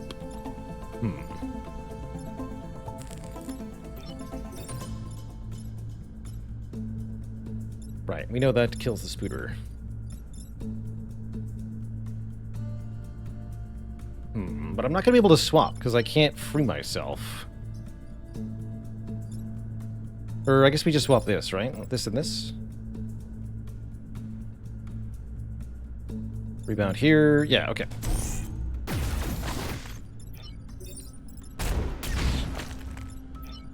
Good spot. You drive away.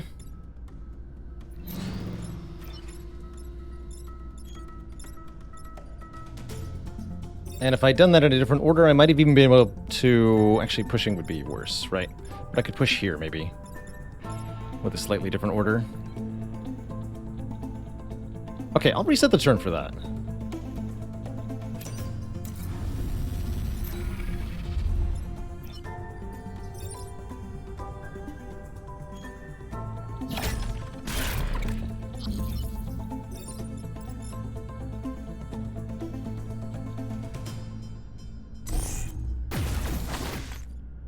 Oh, right, no. I'm a fool. That egg got there a different way. Never mind.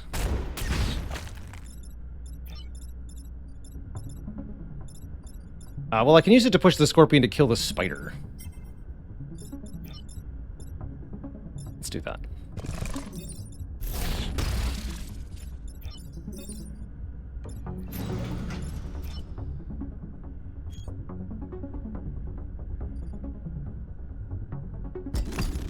It's only 1 damage, right? Yeah.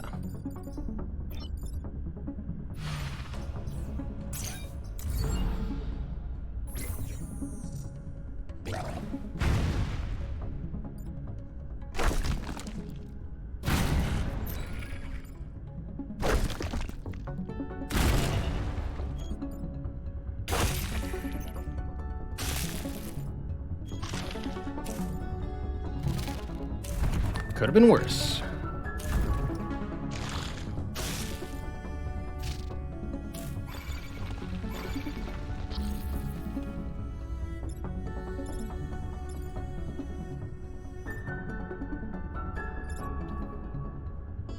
Swap this and this.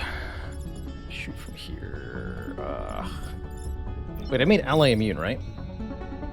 No? Oh, ally immune is not building immune. Got it. Ugh.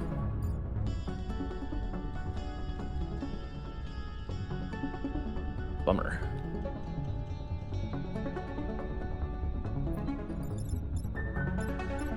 So you're kind of trapped, huh?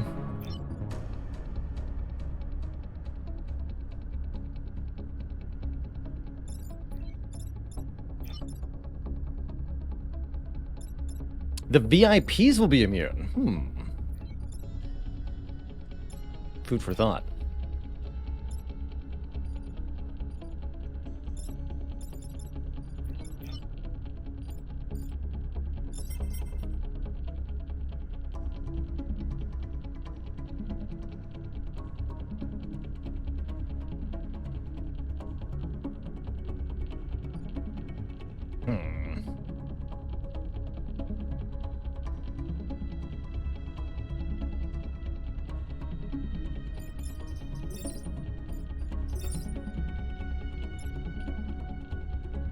Actually, that's a pretty sweet solve here.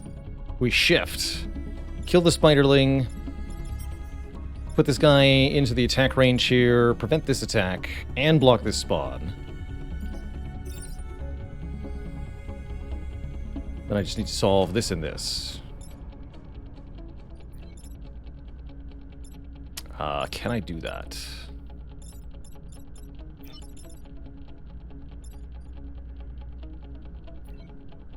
No.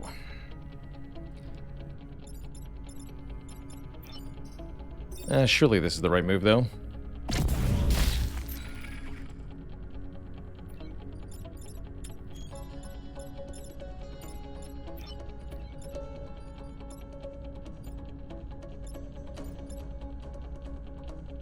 But I can't protect both of these buildings.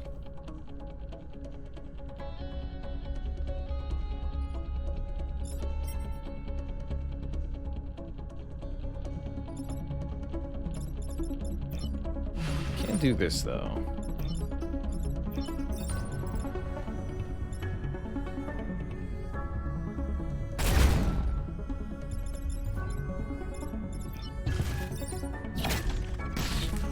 Good enough. Could block this spawn instead. I don't think I want to.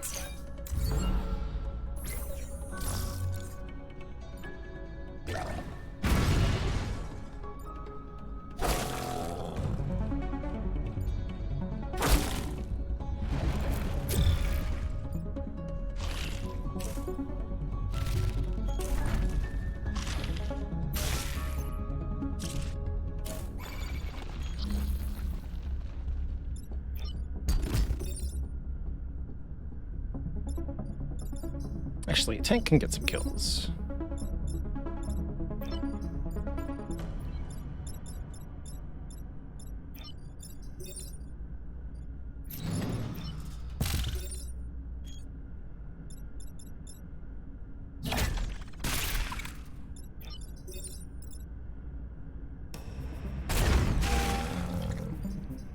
One more XP.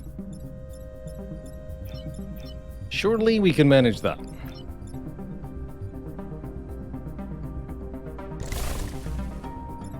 Absorb the acid.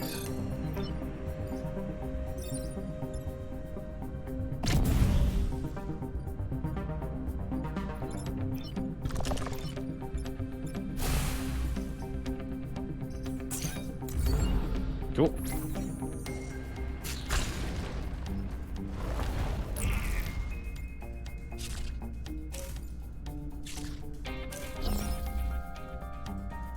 Finish them.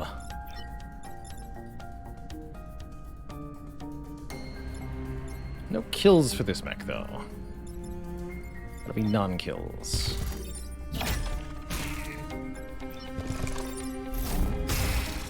There we go.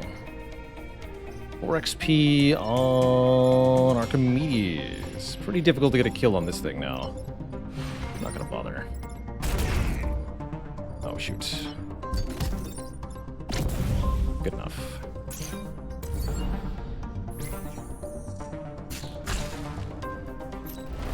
Excellent.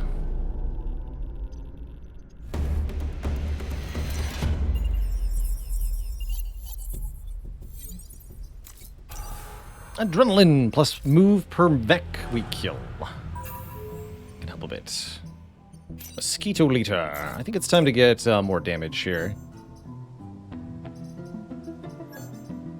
On the ricochet rocket.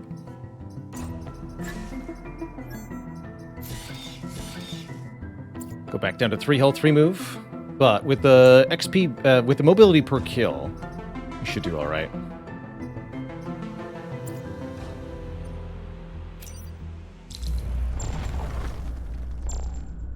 Yeah, with these things being 2 health, especially.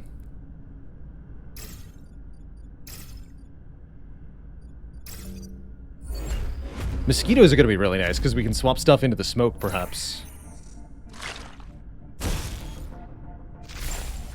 Oh, the leader also entangles, huh? That's evil.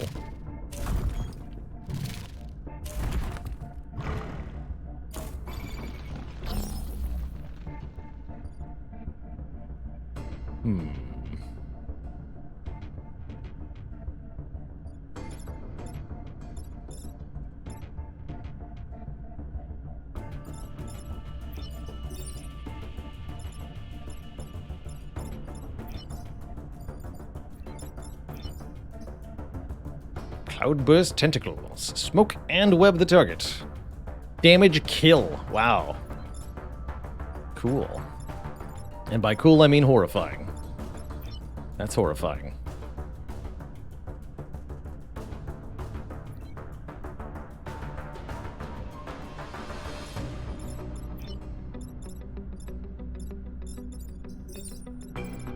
That's a fun way to get out of there.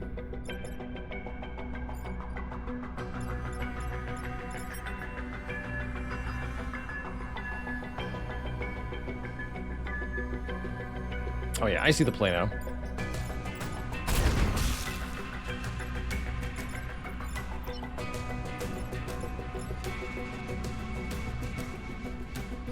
Actually, wait, do I?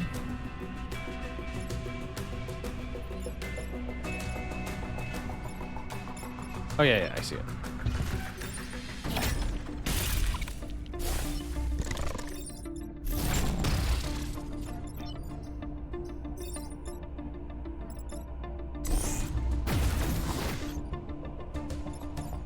And the fact that we can move after the swap is so OP here. So 3 hits for... yeah, 3 hits for... 4 hits the leader. So we do tons of damage. The regen will be a little annoying here. But what can you do?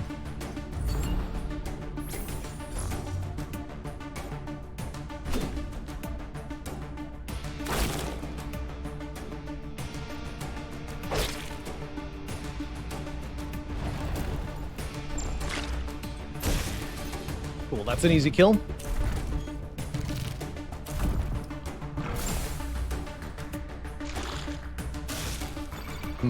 Oh yeah, that's actually even better, right? Because we can just do this. Oh, I'm smoked. Oh, shoot. Smoke. Smoke is nasty. Smoke is really nasty.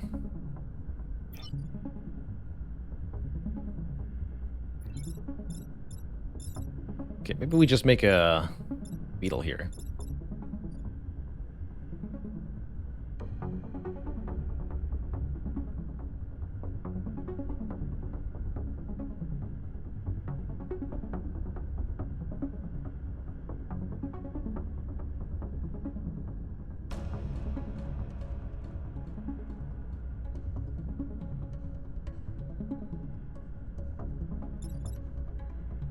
Swapping the 2 beetles. This one, wait. Oh yeah, 3 goes first, right? So that would cause 3 to kill 4. 4 doesn't hit the tower. That's pretty good.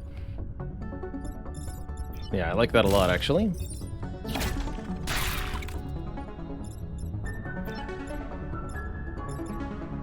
also do some fun stuff.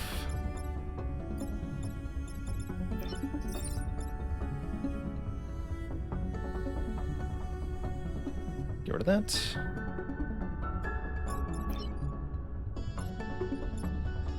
Let's need to be shot here. Push it this way. Applying acid to that is a good idea. Get it out of here. So that's a bad idea. Because the explosion kills.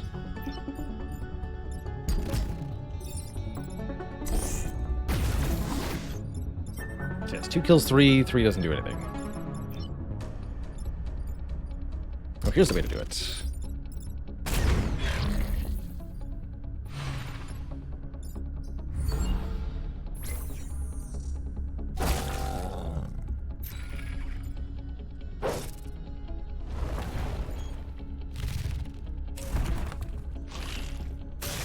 Completely surrounded by explosive rocks. What a mess.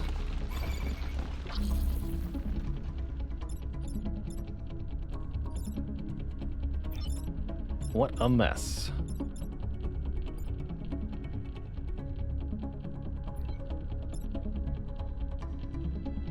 Can swap my bulk mech with that beetle? That's funny.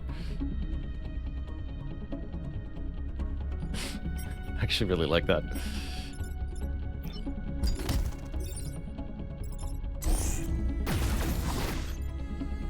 Of course, we're trapped here now, but I can trap a Vec in this spot next turn.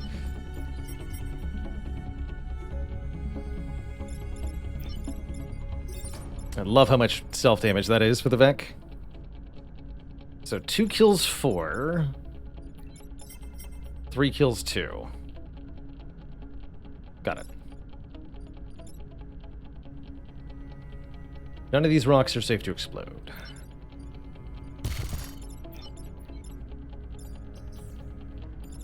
I haven't even used either of these actions, and I don't think I care.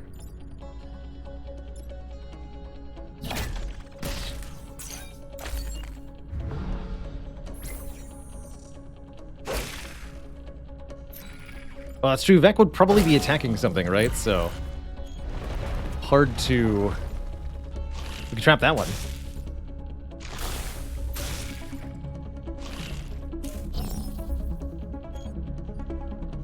Not that it's doing anything.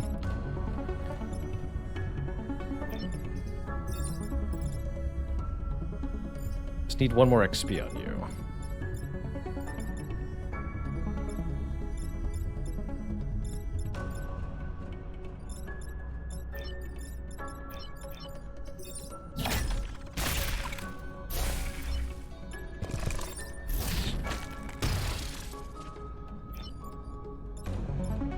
See a way to kill you. Yeah, whatever.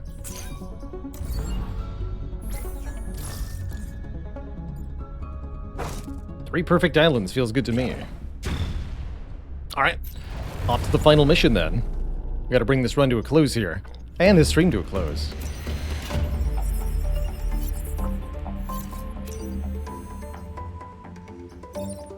Corporate bylaws dictate we get a bonus. On reset turn, gain shield and +2 move. That's really cool, Adam. Astra bombs. Leap over any distance, dropping a bomb on each tile as you pass. Seems like a sweet brute class weapon to get. Let's grab that.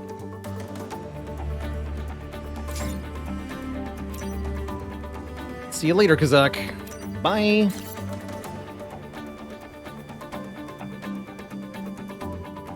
Mass confusion caused nearby enemies to flip their attack direction. Damage and push adjacent tiles. Ah, the flood drill. That's got some decent use to it. Not as good as I thought. We had a hard time using it last time.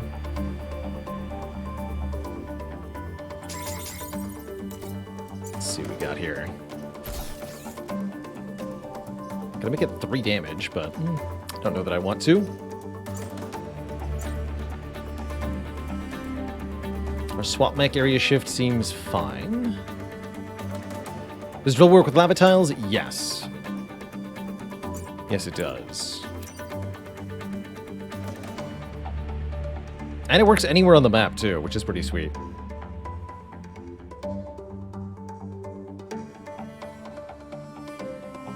I like mass confusion a lot, though.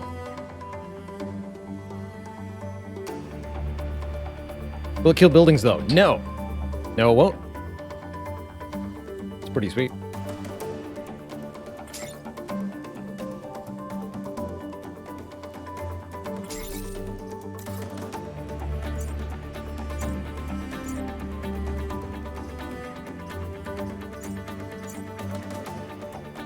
Science class. So if I want this to be reasonable, it has to go on the spooter. Okay.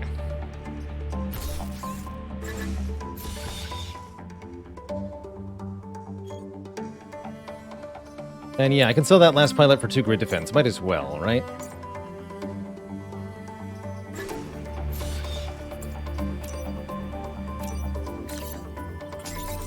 Alright, off we go. To the Volcanic Hive. This is the final stand against the Vec. It's a nasty 2-part mission where we have to solve some really annoying Vec while we defend power pylons, essentially.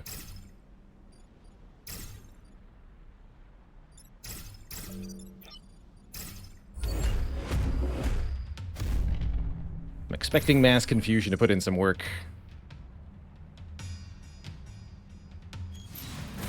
Deploying remote power pylons. And our objective is to keep those power pylons alive during this final mission. Yeah, I figured you'd do that.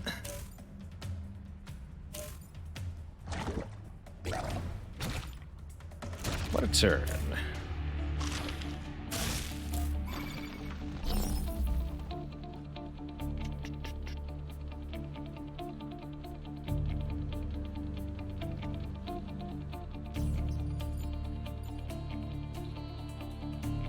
So these tiles will turn into lava. Lava's so annoying, but not excessively dangerous.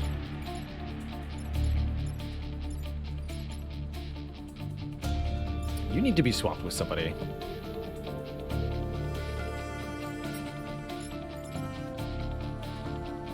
Maybe swap this and this. I can't do that. Not without shooting myself, anyway. Actually, a reasonable choice. Shoot myself. The science mech with 5 move can go 1, 2, 3, 4, 5. Here, swap these 2. That kills the charge beetle.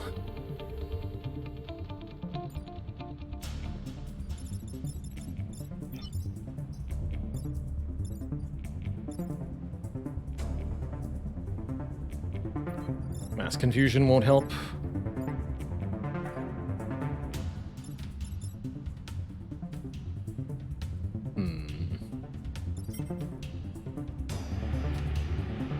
It's got to involve mass confusion. Swapping this will help a lot. This doesn't do anything. This doesn't really do anything. It's mostly about this guy. Only I could get onto this pylon tile. Yeah. Okay, so if I do that, what can I do?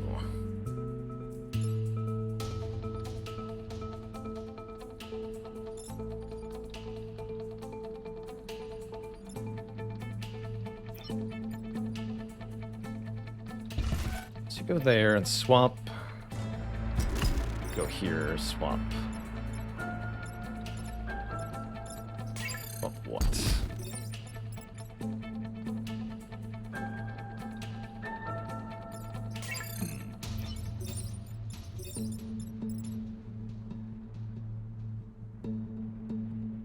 It does 3 damage to the leader, actually.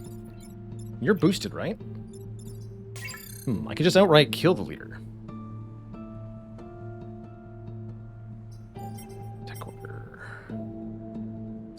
First.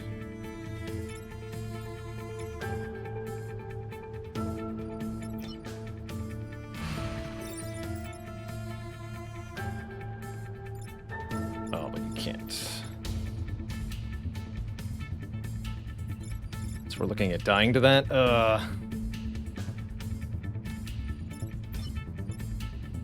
Oh no, you can just move afterwards, but that means getting donked. Damn it.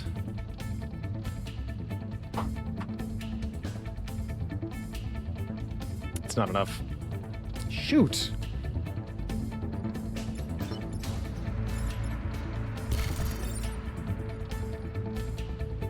Very frustrating.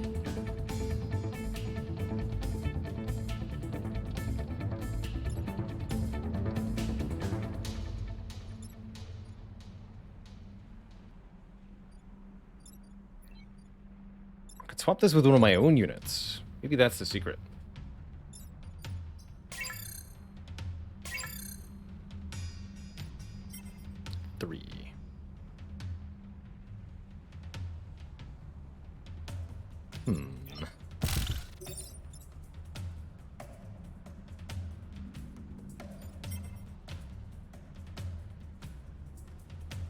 That might be the secret.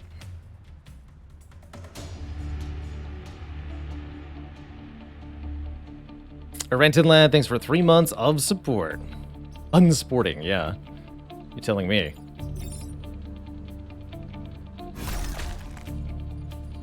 Okay, so you go there. Problem is that's happening now? Oh, right.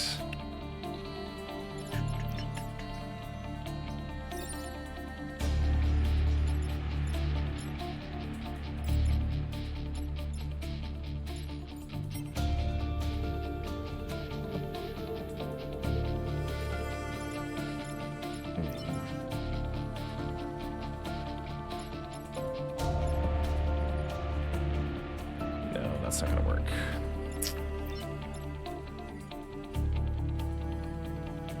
Oh, what about this though? Swap you and you.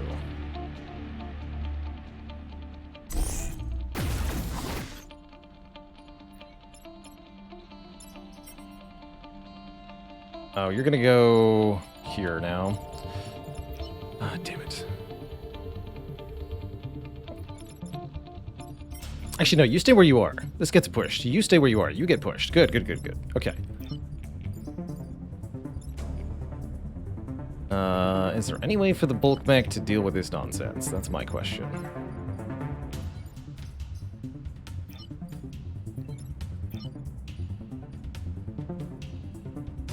Fortunately, I don't think so. I think we have to take the 2 grid damage. 3 grid damage? I know, 2 grid damage. Because I can't stand in the way of the shot like I'd like to be able to do. Man, these turn 1s on the unfair mode are definitely living up to their name. Oh, that even does. Okay, no. From here.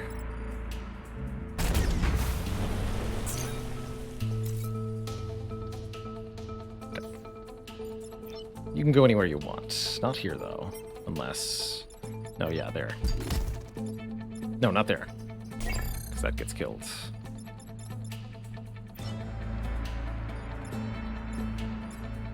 Here's fine.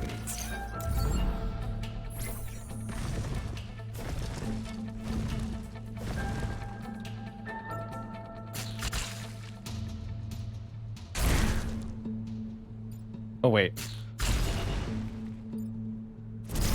That didn't go how I thought it was going to go, actually. I'm okay with that outcome. Whatever, I'll take it.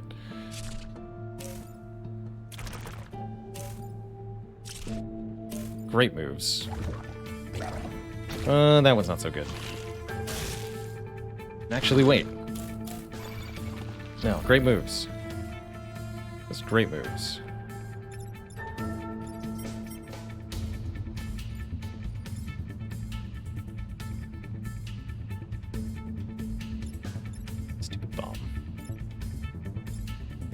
No, that won't work it the way that I want it to either. I want to get like over here somehow. So you're dead, you're non-existent, you're charging out of the way, that's not a problem. And shift you to die, that's decent. Puts me in the lava though.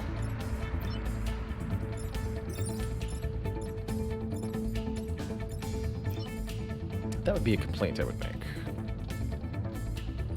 Can also shove the arachnoid mech into the lava at the same time. Curious.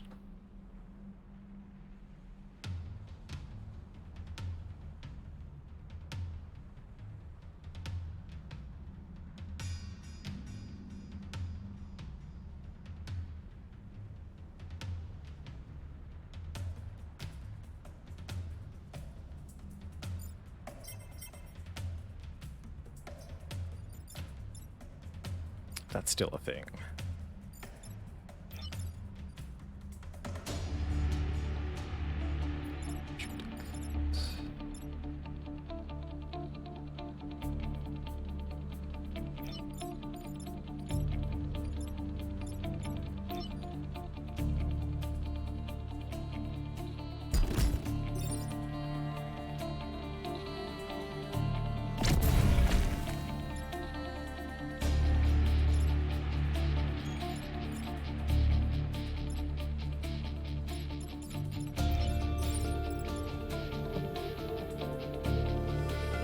That's fun.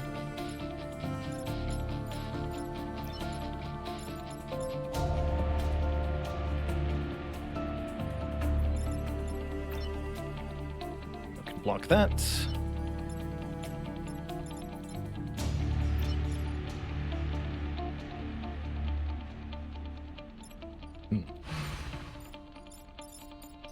Actually, wait.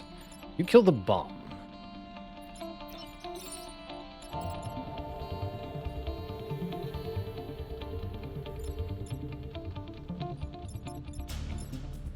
Okay, yeah.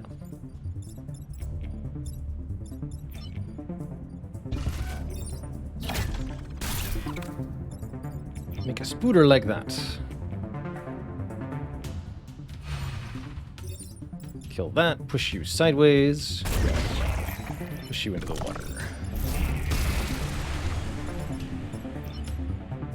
Oh, can't move that to tile though. Slight mistake. Not gonna reset the turn over that.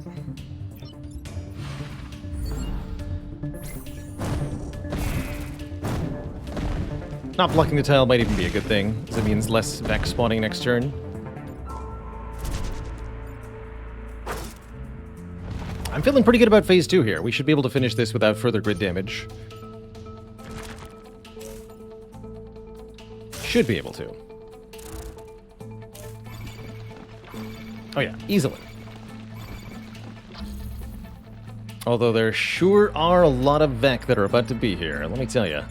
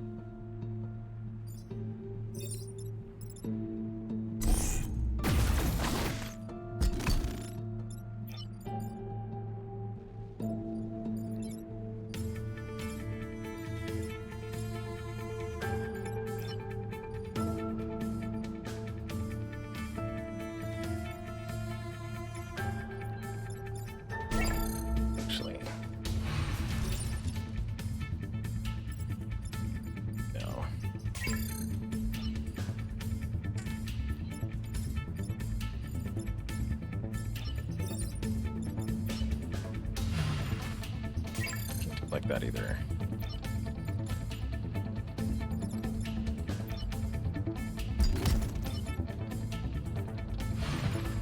Guess that's fine then. Don't push him that way. Just damage the Hornet. Just damage the Hornet.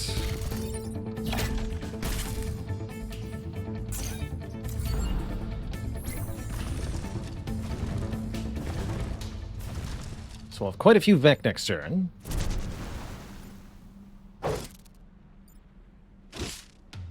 I think we can manage.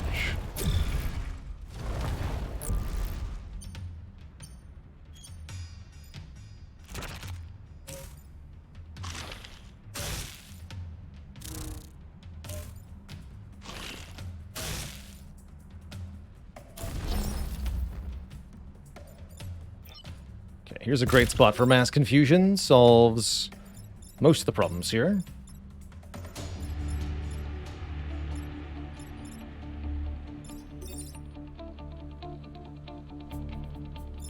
Solve this easily with a ricochet shot.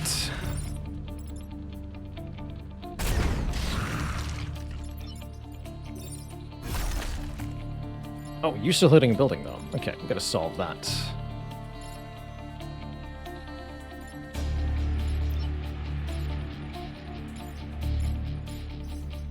Oh, you've already moved? You've already moved.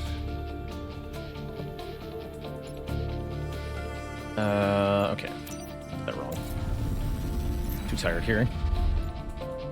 Okay, so you're in between two things. Oh, I see. Actually, he's on fire, so... do something like this. That solves this and this. That leaves 1, 2, 3. Mass confusion won't help here. Could also make a spiderling here. Spiderling pushes this out of the way. Tank does the shot thing. Guess we don't... or I can just make a spiderling here. And then what?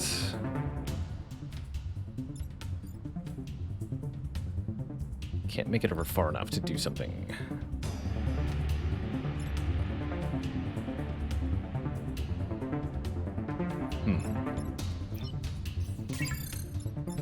Okay, I think we have to teleport this guy out of the way.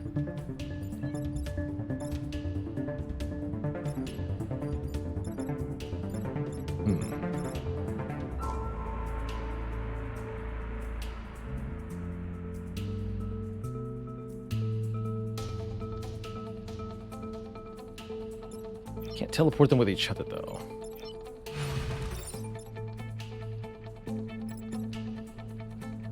Actually, wait, can I?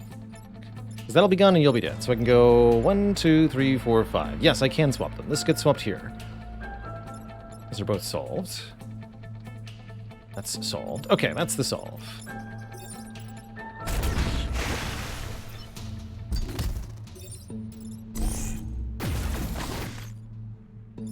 You die.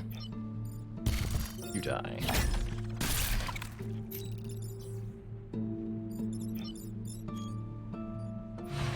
Don't be on a kill tile.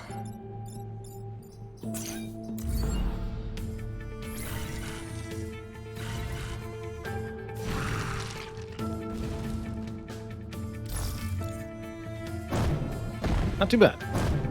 I think with 5 grid defense for phase 2, we have a pretty good odds of success here.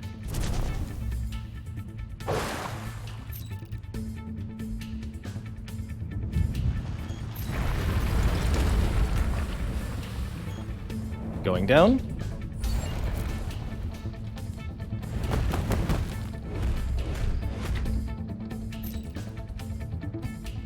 Don't have any more.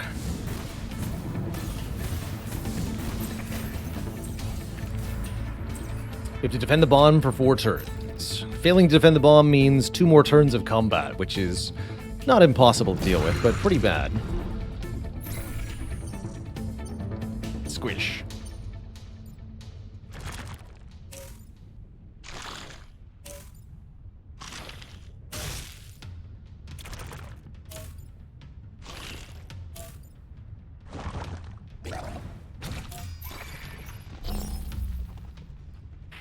Jeez. Okay.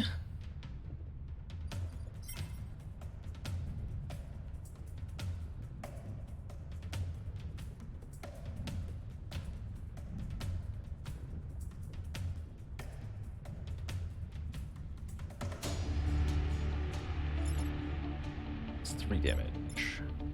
I think I might have the bomb take 1 damage this turn. Yeah, classic.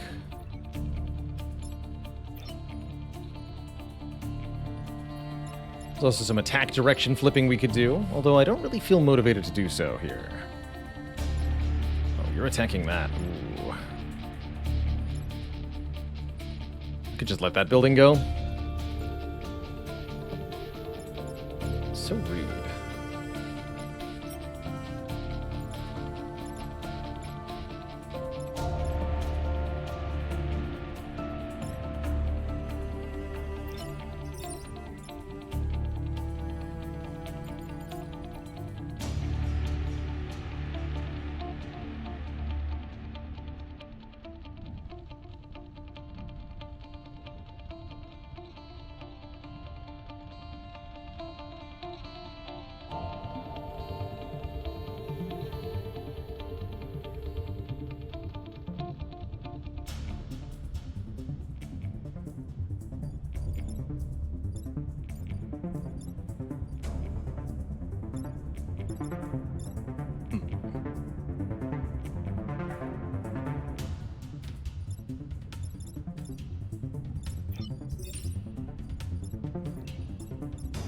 Charge into fire.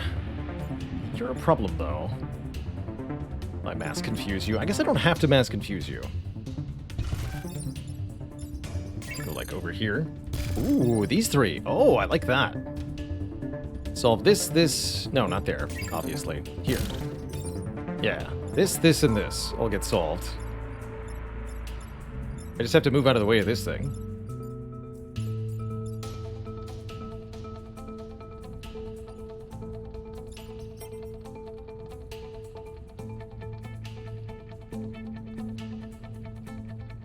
I'd like to kill a couple threats. It's not necessarily required, though.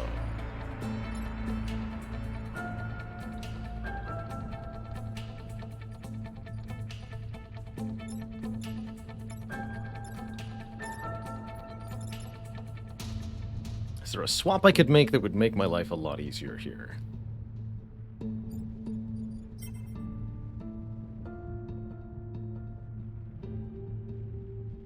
I can swap the Renfield bomb.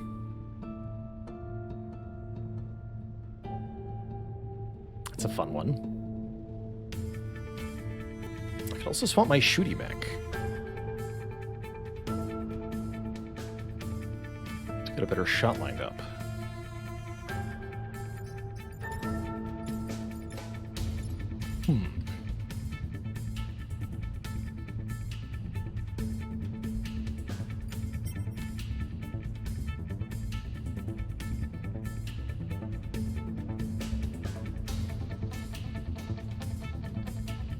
So many possibilities. Dare I ask, how difficult has Unfair felt so far? It's certainly a brain scratcher, that's for sure. It's not quite living up to the name Unfair, but it's definitely tough. Grid damage is almost unavoidable. And you have to have consistently good play to get through without getting worn down. It's not bad.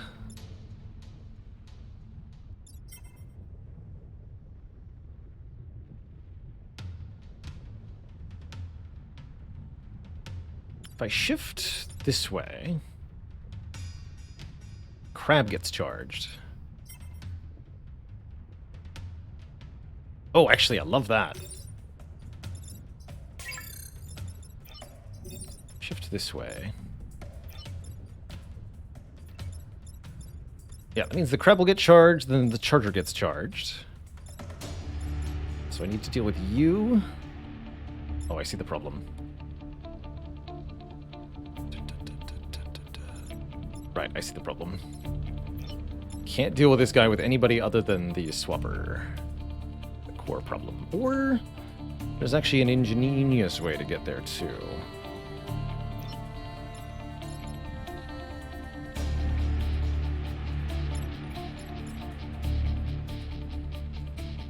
I could bonk bonk too. That's another fun option. Solves this and this. Again, just get out of that guy's way.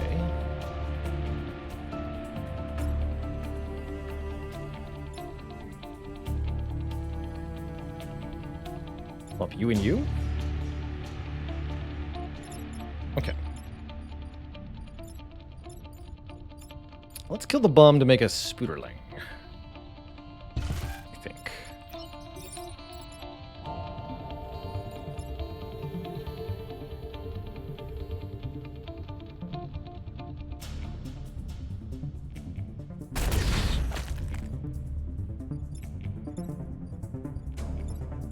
Charge, then you charge.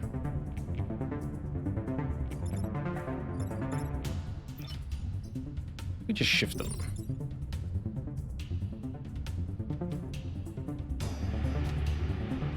It's actually good because it'll boost the damage on the mobility on the tank if I do that.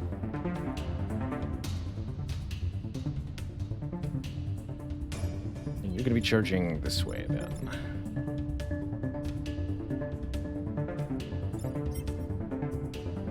Doesn't seem like a good thing.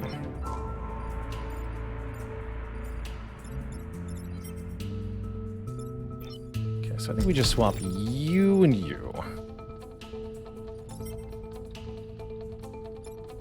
That's actually going to hit this, right? Seems good.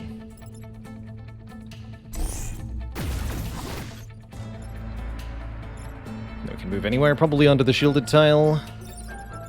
You're going to do this.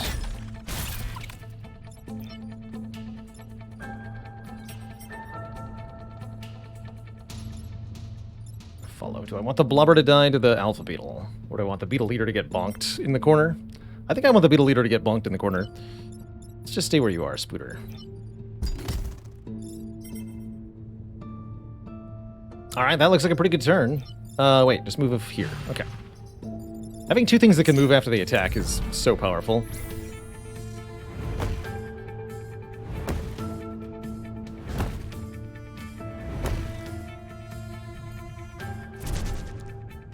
Alright. Peter runs away. It's fine. Enjoy your corner.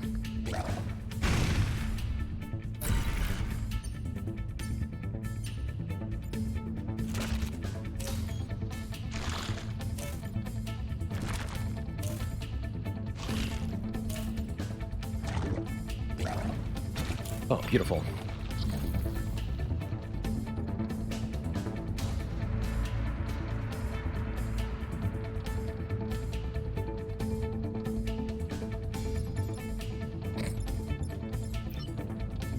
Good time to swap with my own mech's locations. We can have the beetle leader get killed by the tentacles here. Easy. With a swap. Oh no, wait, that doesn't work how I want it to, huh?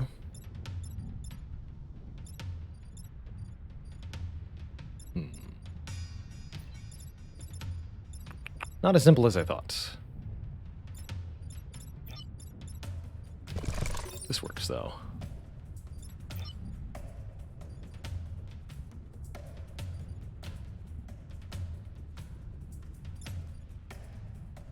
Maybe. Mass Confusion's available again. Doesn't seem that useful. Kill the crab with the artillery. Get another spooter. Double spooter. And then I can do that shot that I want. Alright, I think I'm actually going to swap the two beetle locations, otherwise I can't deal with both of them. Right, I have no way to deal with this.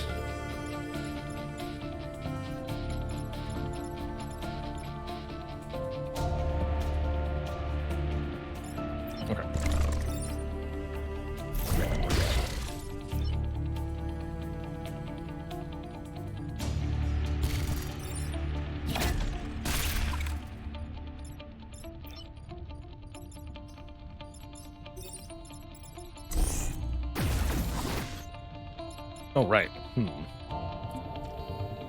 That's not how I want that to go.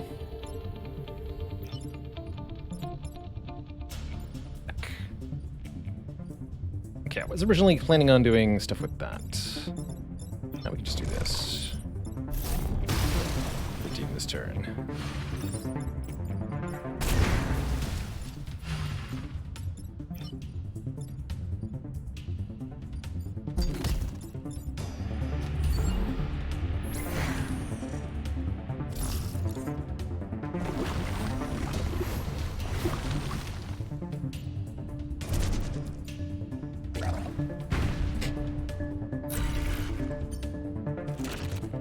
Okay, pretty hard to lose from here, I think.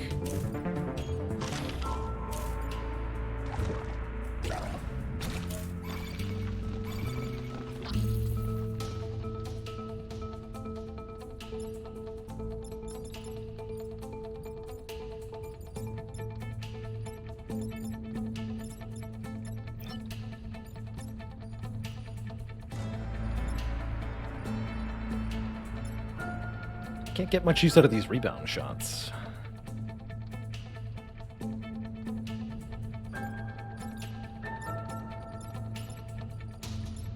Right, I can push you, so if I can solve both of these, we're good. Also cool just taking one if that's what's necessary here. Seems like it might be.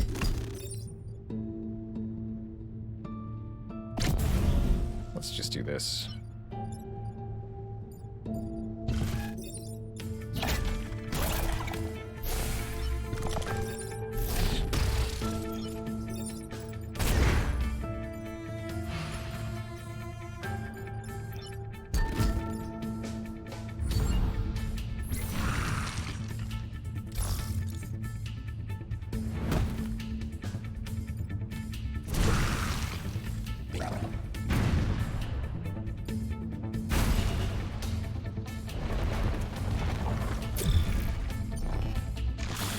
No problemo.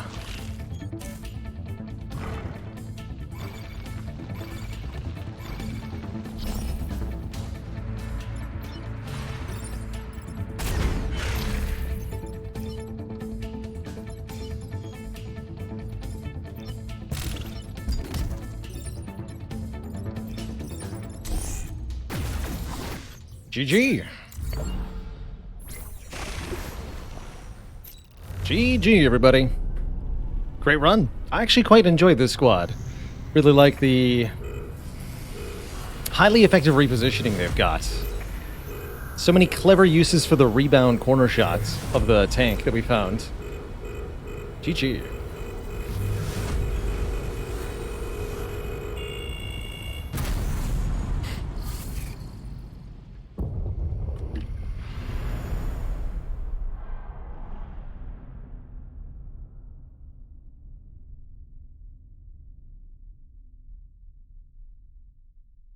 And humanity was saved.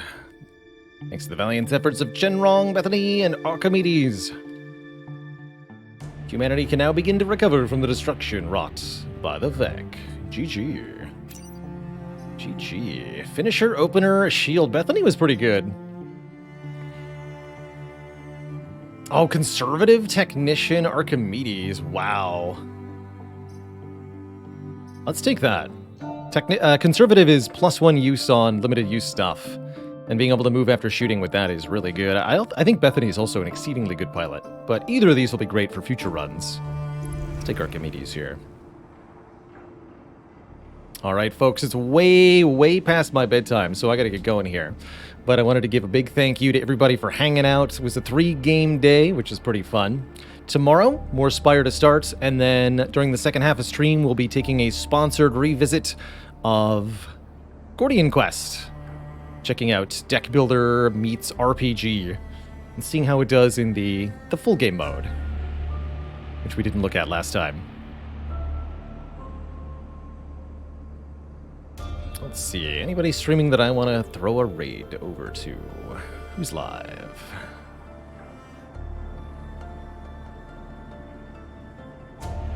Gamer Merle detected. And he's just started too? Heck yeah. We have a support command now. Yeah. Have a warm follow and hello to Merle. Merle's playing some Spire. Doing the Ironclad on Ascension 20. Wish him some luck. Say hello from me. And have a good night, everybody. Thank you so much for watching. Ta-ta for now. See y'all next time. Till then, stay cozy, be kind to one another, and stay cool. It's hot out there. All right, folks. I'm out of here. Have a great night. Toodaloo. And good night.